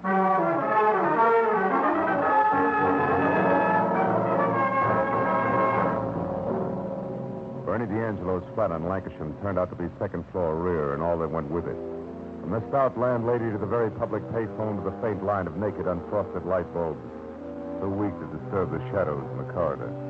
Plus, of course, the unhappy marriage of a half a dozen distinct cooking odors sneaking out of the transoms of his many rooms, where cooking was strictly prohibited. Bernie had room 9 at the end of the L-shaped hall. And when I turned and started for his door, I was glad to see yellow light oozing out of the cracks. And to hear a tinny phonograph making not so grand opera. When I knocked, I did it with the barrel of my .38. Yeah? Who is it? Connor! You better turn that phonograph down. We can't hear ourselves think out here. Okay, I'll take care of it. Goodbye. Not so fast, Junior. Take care of it now. I don't have to come out here again. It'll make me feel nasty. Does that come across? Yeah, real clear. Marlowe. Yeah, Marlowe, get back all the way. Cut it out. Quit shoving. Oh. Quit shoving. What do you want with me? Conversation for a starter. Turn that thing off. Now, we're going to talk, Bernie. About what? Not my old man again. That's a waste of time. What's done is done, Marlowe. You know that. Yeah, and I also know you'll never get any place running. Unless we try real hard. Don't turn around, Marlowe. Oh, fine. Madame Lazanga. Take his gun, Bernie. Throw it over there. Yeah. If you please, Mr. Connor. How stupid did you think we were, Marlowe? Or had you forgotten all about Paula here? No, I hadn't forgotten. Just figured she might be on the other side. Then you figured wrong because there's never been any other side. Never been anybody but Bernie from the moment we met. Which is why you kept dating Frank Saffron? Which is exactly why I kept dating Frank Saffron. I didn't want him jealous and gunning for Bernie. I didn't want trouble. Now that you got it, you don't want to let it go. Is that it? What do you mean, Marlowe? Yeah, I mean if you turn yourself in now tonight, there's still a chance you'll get off easy. Yeah, and a better chance that he won't. All right. But even then, it'll only be manslaughter, prison for a few years. This way, it's got to be worse. Hide and seek from here on out for both of you, right up to the end. No matter when that is. Look, honey, maybe No Marlowe... maybes, Bernie. I don't want you rotting away in jail and me rotting away on the outside because you accidentally killed Frank Saffron. Now, come on, Bernie. Let's get out of here. Put him in this closet here. Yeah, sure. Hey, look, Marlowe, if you do go back to Pop, tell him I wish it had been different, will you? Why? So he can eat his heart out a little more?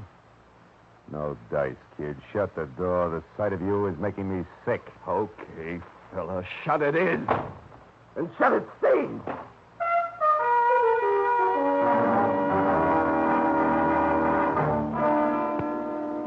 Best had been swinging wild, hoping that a lucky punch, no matter how low, would connect and jar some sense back into the kid. But it had played differently, and as I started to kick the lock on the closet door, I knew now that Bernie D'Angelo resented me and probably his father along with the rest of the world. It wouldn't give him an even break. All in all, it was the kind of thing that made me mad enough to do the trick. Well, that's a fine way to treat a house. What's the matter? Handsome or fight over the girl, or don't you like the way the furniture's arranged? Which? Neither. Before you get too upset about this landlady, I'll cut you in on something. A minute after I get to your phone, every cop in town is going to be looking for your star boarder. Because tonight, Bernie D'Angelo killed a man. Yeah, it's got nothing to do with the stuff you've wrecked. Come on, Handsome, let's settle up. There's one splintered door and a Oh, smashed this is my lucky day. a lot of little pieces that used to be a vase. That broken box over there with them papers in it ain't mine, so it's no charge. Okay, how much... How much do you want? How much? Well, 20, 25, 30 with the vase. $30 in all. Well, Hanson, what is it? What you staring at? Oh, this slip of paper here. Fell out of the box. So did a lot of other papers. Can't hurt you. It's only a receipt. What's the fuss? Because it is a receipt, Granny, from, of all places, a department store. A receipt for a present delivered a long time ago. What? Yeah, it's got to be. All right, Granny, here. 30 you said, huh? 10, 20, 25, 30. $30. And if I'm right, sweetheart, I'll send you another vase come Christmas. Now, forget what I said about the phone and Bernie's being a killer. Because a mistake may have been made all the way around. What kind of mistake, Handsome? A big one, a beaut. And I can't be more specific than that until I find the elder Mr. D'Angelo. Good night, Granny. By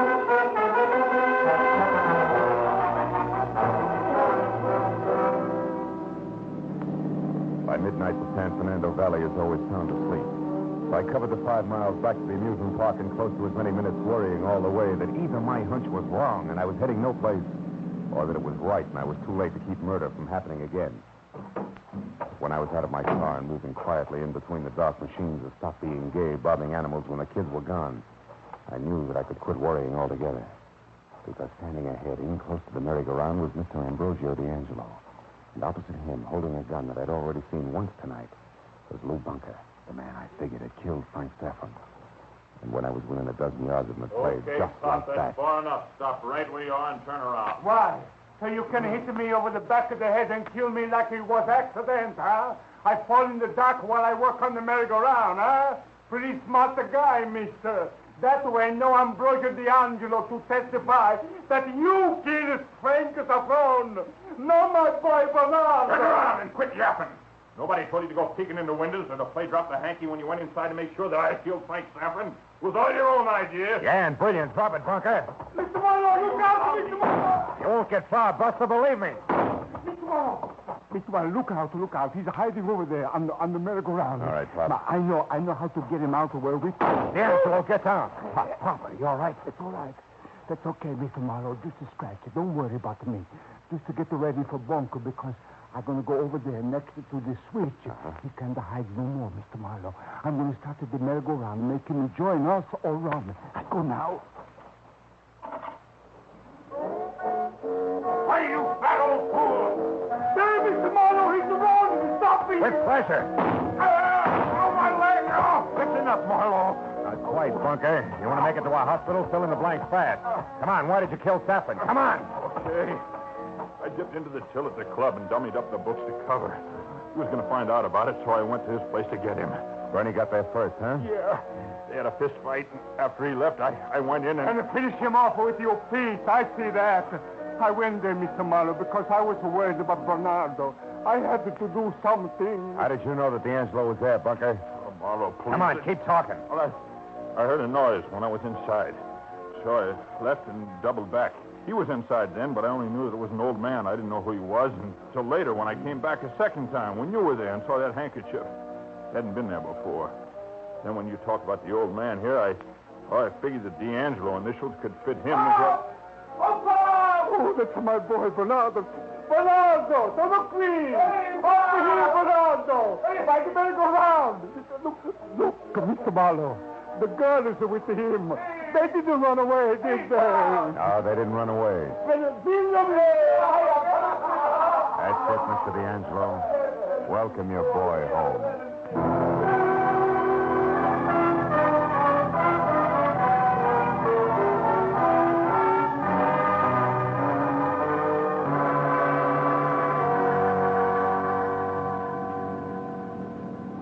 Mr. Marlowe, it's going to be tomorrow morning before all the policemen are finished talking with my boy and Paula. That's right.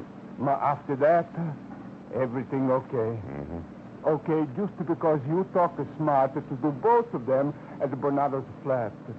Just because of what you said. Well, that and what they were smart enough to do, D'Angelo. I don't think it was easy for them to change their minds and come back to what could have been prison.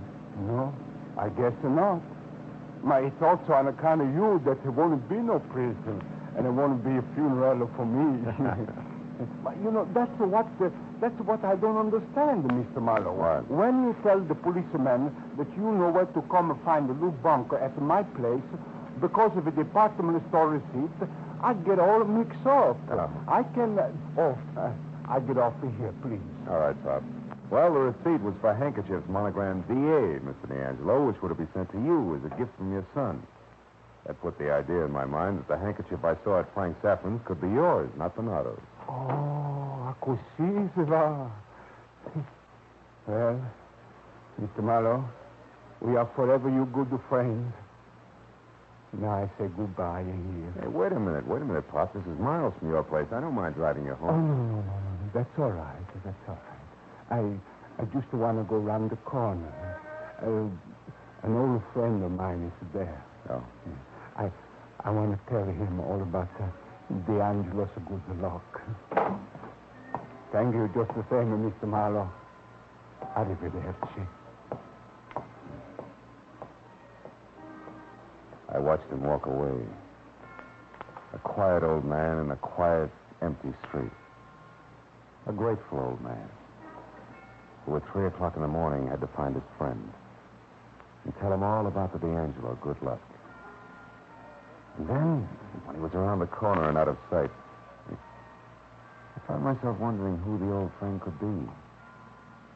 But a minute later, when I had driven as far as the corner and could see which way Ambrosio D'Angelo had gone, I knew. It was less than half a block away. The familiar Gothic architecture. Stone, stained glass. The steeple reaching to the sky. And, yeah, his old friend.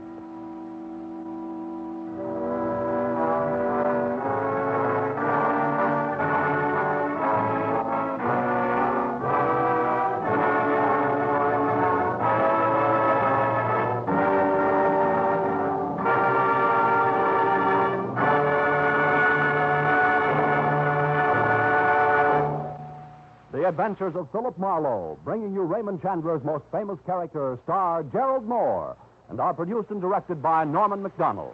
Script is by Robert Mitchell and Gene Levitt. Featured in the cast were Georgia Ellis, Jay Novello, Paul Dubois, Barney Phillips, Ann Morrison, and Vivi Janis.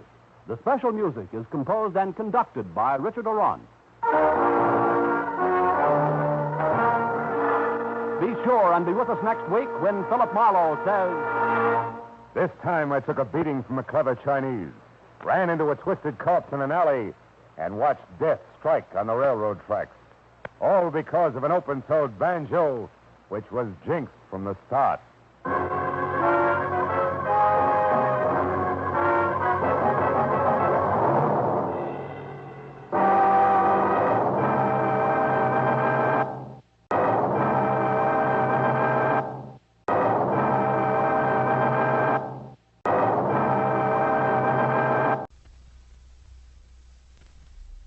Get this and get it straight. Crime is a sucker's road, and those who travel it wind up in the gutter, the prison, or the grave. They dressed in red, white, and blue and jumped from an ancient biplane at 3,500 feet, twice a day, every day, and nobody worried. Until $5 million went along just for the laughs, and death went along for the ride.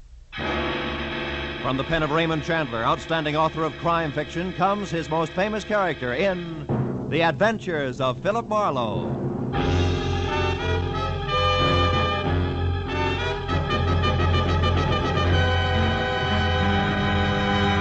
Now, with Gerald Moore starred as Philip Marlowe, we bring you tonight's exciting story, The Birds on the Wing.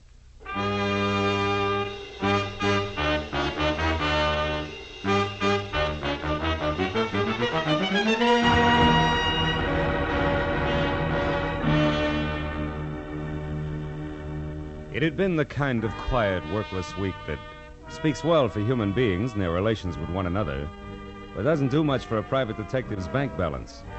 So when at exactly noon, a telephone call had jerked me out of Chandler's new novel, The Little Sister, and a voice edged with anxiety had dangled $100 worth of negotiable bait my way, I had snapped at it. But then I wondered if I'd done the right thing, because it had been my Miss Hattie Pembroke, guardian of the millionaire thrill-seeking screwball Page Pembroke. And now, an hour later, I left the sunlight and felt my way into the gloom of the carefully tucked-away Hollywood bar, where she had suggested we meet. When I could see again, I spotted her at a corner table. That the old girl would be the other side of 50 and doing a little too much to disguise it, I had expected. But that she would be drinking her whiskey neat, I hadn't. When I approached her and introduced myself, Mr. Marlowe, she started to come right to the probably point, know as much- but didn't quite make it. Oh, how rude of me. I'm sorry. You're probably dying for a drink. Oh, waiter. Well, frankly, no, Miss Pembroke. I'm not exactly dying. Oh, now. I know you men in your early afternoon appetite for a friendly drink. There's no harm in it. Matter of fact, I've already had... Well, I've had a small drink myself. No fooling. Oh, waiter, this gentleman's order, please. Yes, ma'am. What'll be, sir? Scotch and soda, if the lady will join me. Oh, no, I couldn't. Really? Well, all right. Scotch for me, too, waiter. Johnny Walker. Yes, ma'am. Now, Mr. Marlowe, let's get down to business. Have you ever been to Oxnard, California? Uh-huh. Good, because that's where my nephew is. Also, it's where the Calumet Valley County Fair is being held. Really? Whatever that may be. Most important, it's where you can probably find out what kind of trouble Page is in. You see, the poor boy is Down to just... his last $5 million. No, I'm sorry, Miss Pembroke. I don't think I want the job after all. Well, now, one moment. Why not? Well, frankly, I hope you'll excuse the reference to actual living persons, but your polo-playing, motorboat racing daredevil nephew is a jerk. I know. Page Pembroke III is an unmitigated ass, a virile egomaniac, an idiot who's never done an honest day's work in his life. Wait, where is that drink? Right here, ma'am. Oh, thank you. Now, Mr. Marlowe, sit down and drink your drink. When I referred to my nephew as a poor boy in trouble, I was only trying to avoid saying all this. Oh. Your health, sir? Yes. Well, my health. Now, your next question. Since I obviously share your sentiments about my nephew, why all this concern over him, correct? Close. Right. I want to help Page Pembroke, Mr. Marlowe, because it's my job. My, shall I say, bread and butter? All right, say it. You see, I'm executor of his estate, which my brother, Page's father, left for him. Well, as such, I get $20,000 a year until Page is 35, another 6 years. But if Page should die, disappear, or be committed to any kind of a public institution... Before then, the entire estate goes to charity, and I go find another job. And specialized jobs like handling $5 million estates are hard to come by these days, huh? Now, Mr. Marlowe, this letter here's all you have to go on. It was postmarked last night from Oxnard. Read it. Oh. If you want your precious nephew to keep on being healthy, you better come and get him at once. The three of us had a nice little act going here at the Calumet Valley County Fair before he joined us just for laughs. We intend to have a nice little act going after he's gone. And one way or another, he's going to go. A friend, huh? Yeah? Well, what do you think? Oh, it's 5-1. It's nothing more than a woman spurned. Very young woman, Miss Pembroke. So you might be wasting $100 sending me up there. Then you'll go. Good. Yeah, but only because of my bank account. Mr. Marlowe, there'll be another $100 for you if and when you get all this straightened out. Now, call me at my home, Beverly Hills. Crestview 5412. 4124? Yes. As soon as you find out what's wrong. And, Mr. Marlowe. Yes, Miss Pembroke. On your way out, signal the waiter for me, will you please?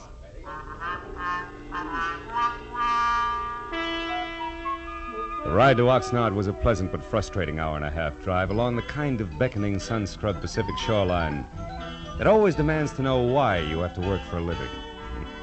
The ride through Oxnard to the sprawling county fairgrounds located at a semi-retired airport was a fast 10 minutes. So all in all, it was a little better than 3 o'clock, and there was still a measure of boyish bounce in my stride when I started past the prize cows and plain and fancy leghorns and headed for the Midway, looking for the act Page Pembroke had joined just for laughs. But it was 4 o'clock, and I had checked a half a dozen death-defying numbers before I was standing in front of a banner Columbus could have used for a sail. It said I was getting warm. In iridescent orange cloth on black, it read, "The Plunging Comets. Taffy Starr and Midge Maynard on wings of death with fearless Eddie Knapp at the controls. The greatest parachute act in the world, admission free. 5 and 9 p.m., north end of the Midway. Come one, come all." Yeah, this had to be it. At the north end of the Midway, just outside of a sagging, weather-peeled hangar, I found the World War I biplane that went with the Plunging Comets being mothered by a mechanic who didn't have grease on his face. And beyond that, on an inside wall of the hangar, were the parachutes used in the act, each on a separate hook, its owner's name carefully block-lettered on a card tacked above. Taffy, Midge, and Eddie. And then, scrawled in black crayon, the name I wanted most of all to see, Page. Lost something, mister? The voice went with the woman and the woman with the act. At the top, there was what used to be called the boyish bob, sticking out of a white aviator's helmet circa 1918. Then a bright red leather jacket open wide at the throat, black riding breeches, black boots, the color of hair that stuck out and said this one was Taffy. I asked if you lost something. Have you? Well, come to think of it, yes. 6'2", eyes are blue, and carries a big checkbook. Seen one around? Maybe. Why? Who are you? Name's Philip Marlowe, the millionaire's friend. I'm a yacht salesman. Here's my card. Never mind your card or the very funny jokes. Now, what do you really want? Page Pembroke before he breaks his neck in your act, or isn't he in it yet? I don't remember. Now, your point. What is it? A letter you could have written? A letter that says Page is in trouble. Where is he? Goodbye, Mr. Marlowe. Take it easy, Wings. You wouldn't want to hold out on somebody who's only trying to help Brother Page, would you? I mean, what reason could you possibly have? Other than $5 million you might want for your very own. Why, you... I said goodbye. What's the matter, Taffy? You having problems? Yeah. This Mr. Yacht Salesman is Emmett Kingston, head of the fair's Midway. And you'll be surprised how popular he is with the concessionaries. Now where you going? What else? Good day, Miss Taffy, Mr. Kingston. You know, sometimes it works. Lead with your chin, ride with a punch, and watch for your opening. And I figured I'd try it just that way. So 10 minutes later, when Emmett Kingston, who was carnival people from checkered vest past ornate watch fob to high-button shoes, and shaped like a bowling pin, left Taffy and started trundling down the Midway, I went after him. When he stopped in front of a lunch wagon, I stopped too. And when he went in, approached a man playing pinball machine who was maybe 5'4", and from where I stood conscious of it, I was still behind him.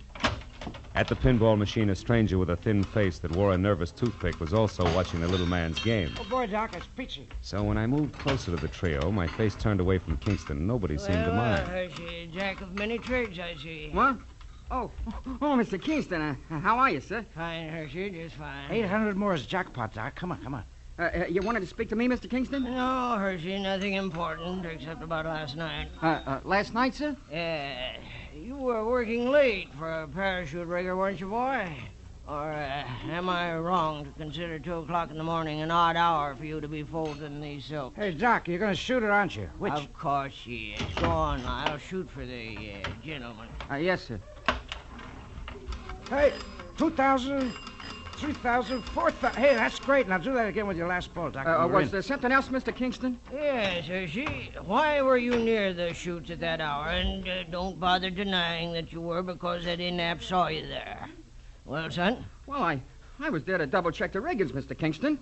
Hey, look, I'm sick and tired of Midge Maynard complaining about the way I pack her chute. It's a stupid excuse, just trying to cover the fact that she's losing her nerve. Hey, boys, don't ignore me. Do we try for the jackpot? Shut up, you, and get going. Rosie, get this stumblebum out of here, will you? Sure, Mr. Kingston, whatever you say. Oh, antisocial, huh? All right, Doc, I'm going. Of my own free will, too. But I could stay if I wanted to. Hershey, you were saying? Well, just this, Mr. Kingston. Midge Maynard and Taffy Starr fighting because of that Pembroke fellow, or because Eddie Knapp is crazy about Taffy is one thing. But bringing me and my work into it is different. Meaning? The parachutes Midge and Taffy use are identical. In the act, both girls jump from the plane wing at the same time. But Midge always gets scared and opens her chute sooner than Taffy. So Taffy is on the ground long before Midge.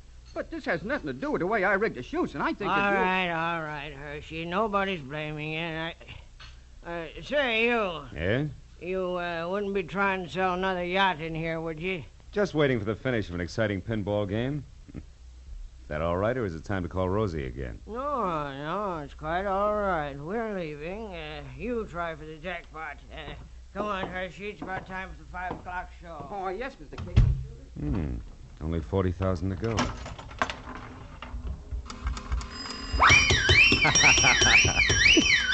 Oh, it's the first time I ever hit the jackpot. Oh, that's pretty good, Mr. Marlowe, considering that it wasn't your nickel you won on. Oh. Now that you mention it, Mr. Pembroke, it wasn't. Which should take care of the introductions, Yeah. huh? And that leaves very little. But something. But definitely.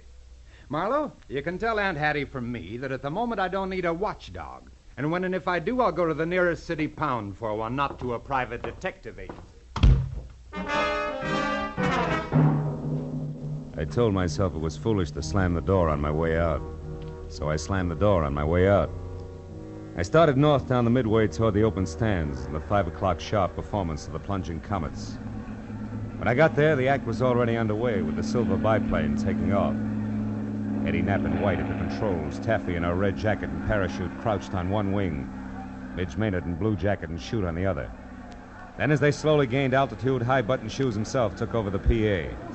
They did it up well, and by the time the plane was at about 3,000 feet, every pair of eyes was riveted skyward, and an expectant hush thicker than winter fog had settled everywhere. At 3,500 feet, the plunging comets, Taffy, Starr, and Midge Maynard with fearless Eddie Knapp at the controls. They will not open their parachutes until they are within 500 feet of the ground. Now watch. They should be ready. Yes, there they go. Knees drawn up tight, arms close into their sides, they jumped.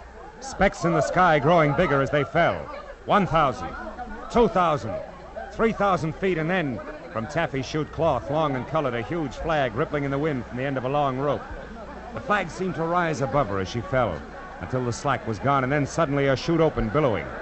And then Midge, another flag rippling from the end of a long rope, and then the flag drifting free. Midge's chute not open, Midge plummeting down to the hard ground.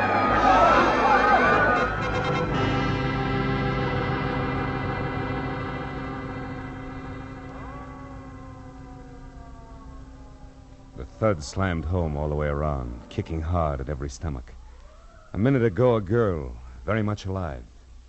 Now a smashed, still body. Someplace near me, a woman cried.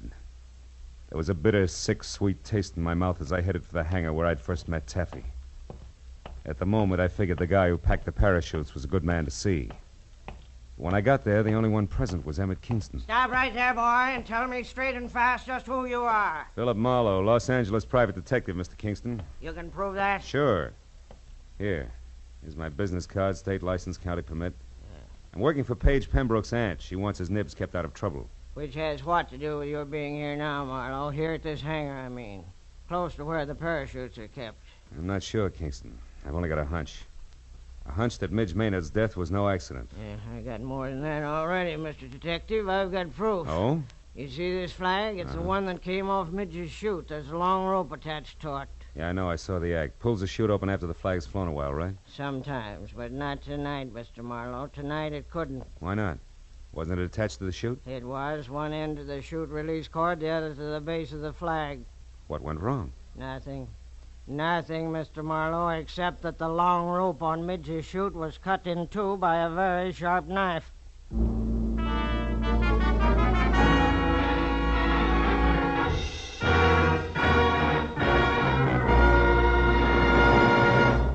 In just a moment, the second act of Philip Marlowe. But first, Sunday nights on CBS. The biggest bargain in show business today. Skelton, Bergen, and Benny without spending a penny. Amos and Andy, Eve Arden, Corliss Archer. 4 A's, 4-star entertainment. The Family Hour with its Hollywood stars and stirring dramas. The Contented Hour with its musical stars in brilliant form. Horace Heidt with his rising stars. 8 great shows heard on most of these same CBS stations every Sunday night, with the 9th, Jack Benny, being heard on them all. Hear them all this Sunday night. Now, with our star, Gerald Moore, we return to the second act of Philip Marlowe and tonight's story, The Birds on the Wing.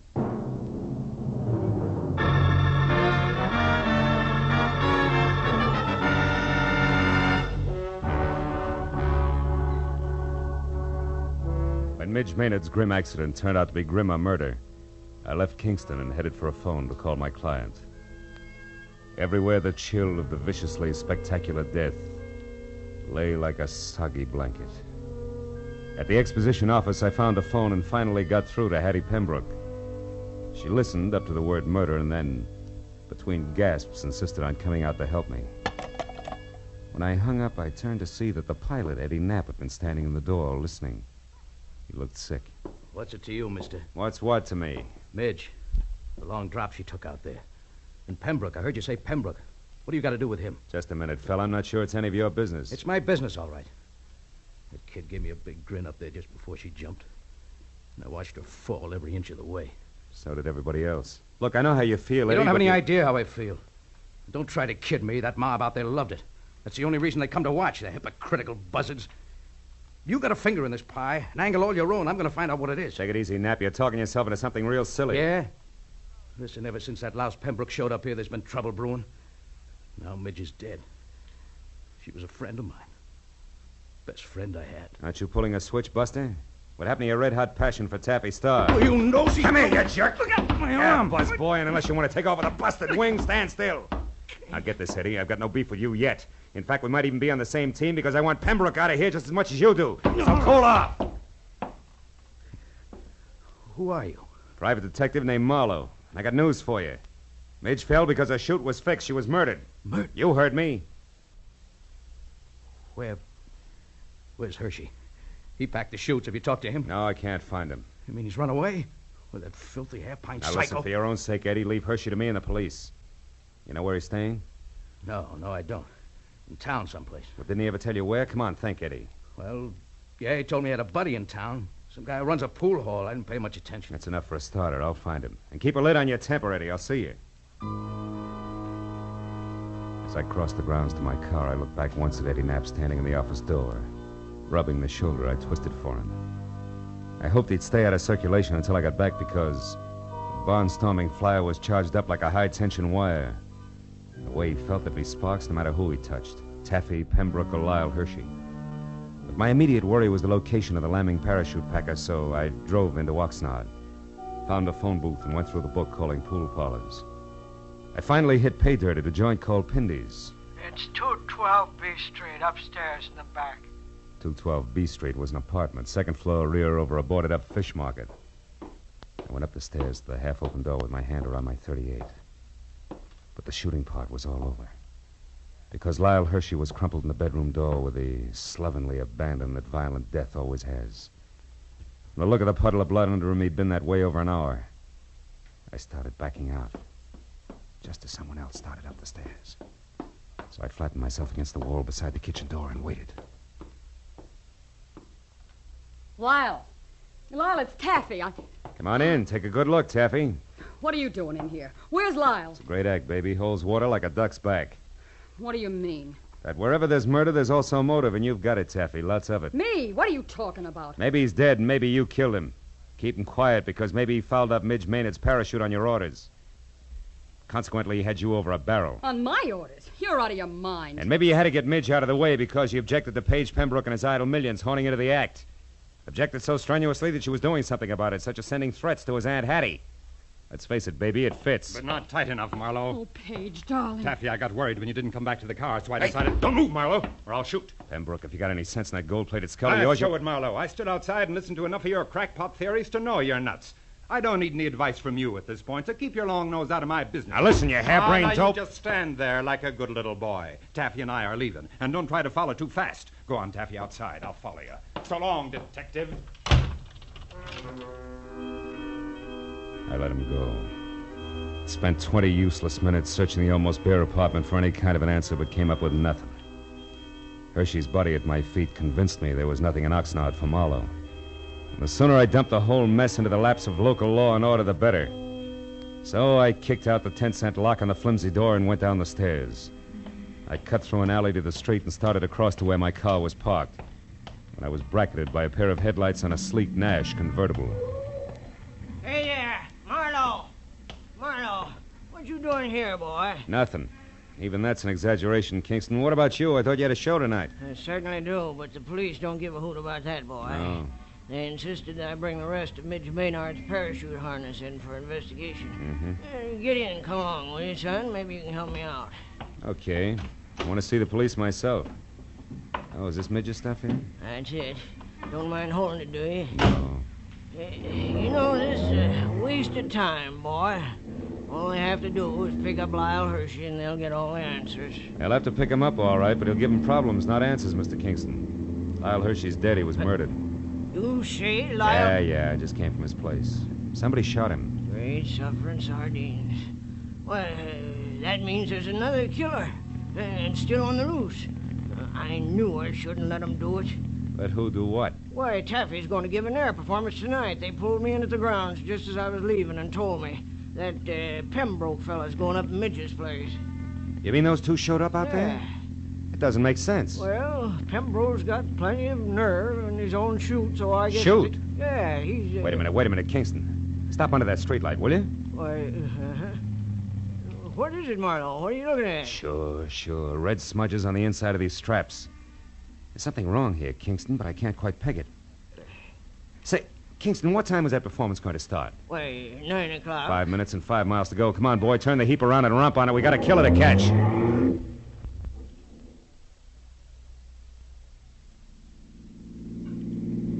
Swing out in front of the hangar, Kingston. Hurry.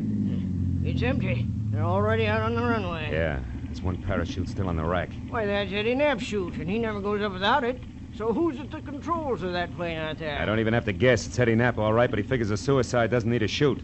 Pile out, Kingston. It's as far as you go. I'm taking over from here. What are you talking Come on, about? move. Get out. They're turning around now. Okay, he's going to make us run back this way. So long, Kingston. Here he comes. What are you doing? Come back! I waited until there was no possible chance for a miss. Then I headed the car straight into the path of the plane, pulled the hand throttle out as far as it would go, and jumped.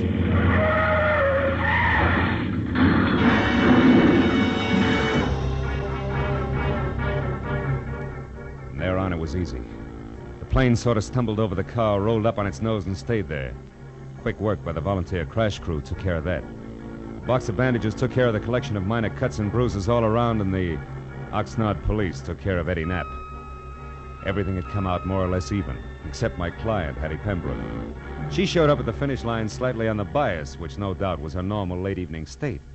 Also, she was as full of questions as an insurance adjuster. Now, young man, I paid you a substantial sum of money for this day's work, and therefore, as your employer, I'm certainly entitled to a comprehensive report of the entire business. And I insist All right, Hattie, whoa. I'll run through it once more, and that's all. Now, look. First, the threatening letter you got was written by Midge Maynard because she was afraid Paige was going to break up the act. You get it? But the real screwball was Eddie Knapp. He was crazy about Taffy Star and insanely jealous when your nephew and his money showed up. Knapp decided if he couldn't have Taffy, nobody else would, because he'd kill her. And yet Midge Maynard was the one who got killed. You catch on quick. Knapp killed Hershey because he was afraid Hershey had seen him tampering with the chutes. You get that? No. No. On second thought, Marlowe, maybe you better submit a written report tomorrow. Yeah, with adding machine and clothes. Now, look, Hattie, it's not Hey, that... Marlowe, Paige and I want to apologize. We treated you pretty badly tonight, and, well, you did save our lives. Business is business. Yeah, that's right. He was hired to do a job, dear, and he did it. I'm only interested in one thing, Marlowe. How'd you know it was Eddie Knapp?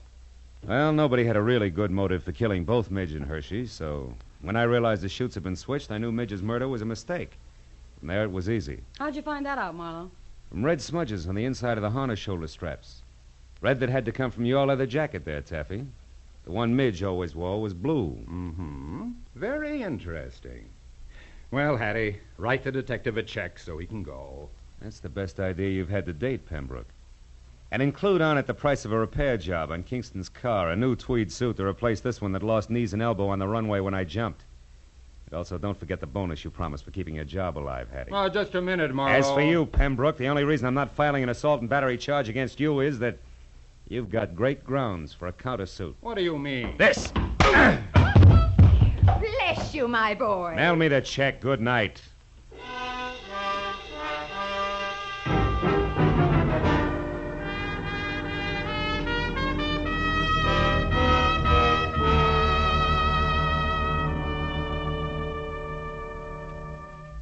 Well, a few informal cups of coffee at the Oxnard Police Headquarters cut through most of the paperwork. But at that, it was after 2 when I finally picked up my car and drove the inland highway for home, past dark, quiet farms, where down-to-earth people made down-to-earth livings and slept at night. Yeah, the countryside was full of them. So it was with a real sigh of relief that I finally opened the door to my apartment and looked forward to some peace and quiet. Hello, Mr. Marlowe. Aren't you Gracie Allen? Yes. Well, how'd you get into my apartment? Well, you see this key? Yeah. Well, it didn't fit, so I opened the door and walked in. Yeah, well, that figures. What can I do for you? Mr. Marlowe, you're a famous detective, and I think you're just the man to handle a very important case for me. Oh, really? Well, I'd be very happy to, Gracie. What's your problem? Well, you see, Mr. Marlowe, our sponsor won't let my husband, Sugar Throat Burns, sing on our program. Mm-hmm. And I want you to investigate the possibilities of another radio program George can sing on. Mm-hmm. And then our sponsor will realize he's wonderful and let him sing on our show. Yeah. Well, I'm sorry, Gracie, and the next time you pass my house, I'll be very grateful. Oh, thank you. And I'll be looking for you, too. Goodbye. Goodbye.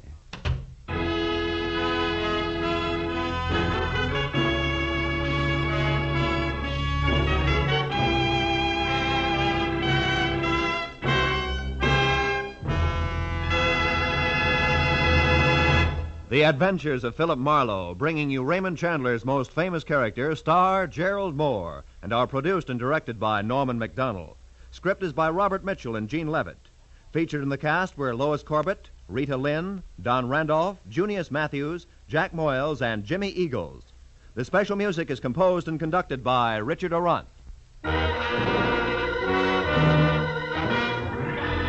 Be sure and be with us again next week when Philip Marlowe says... It started with a kid hawking papers on Hollywood Boulevard and moved from there to a house full of hate on a quiet street, a blonde liar on ice skates and a corpse in a burned-out shack. And it all wound up right where it began, in the heart of the kid on the corner.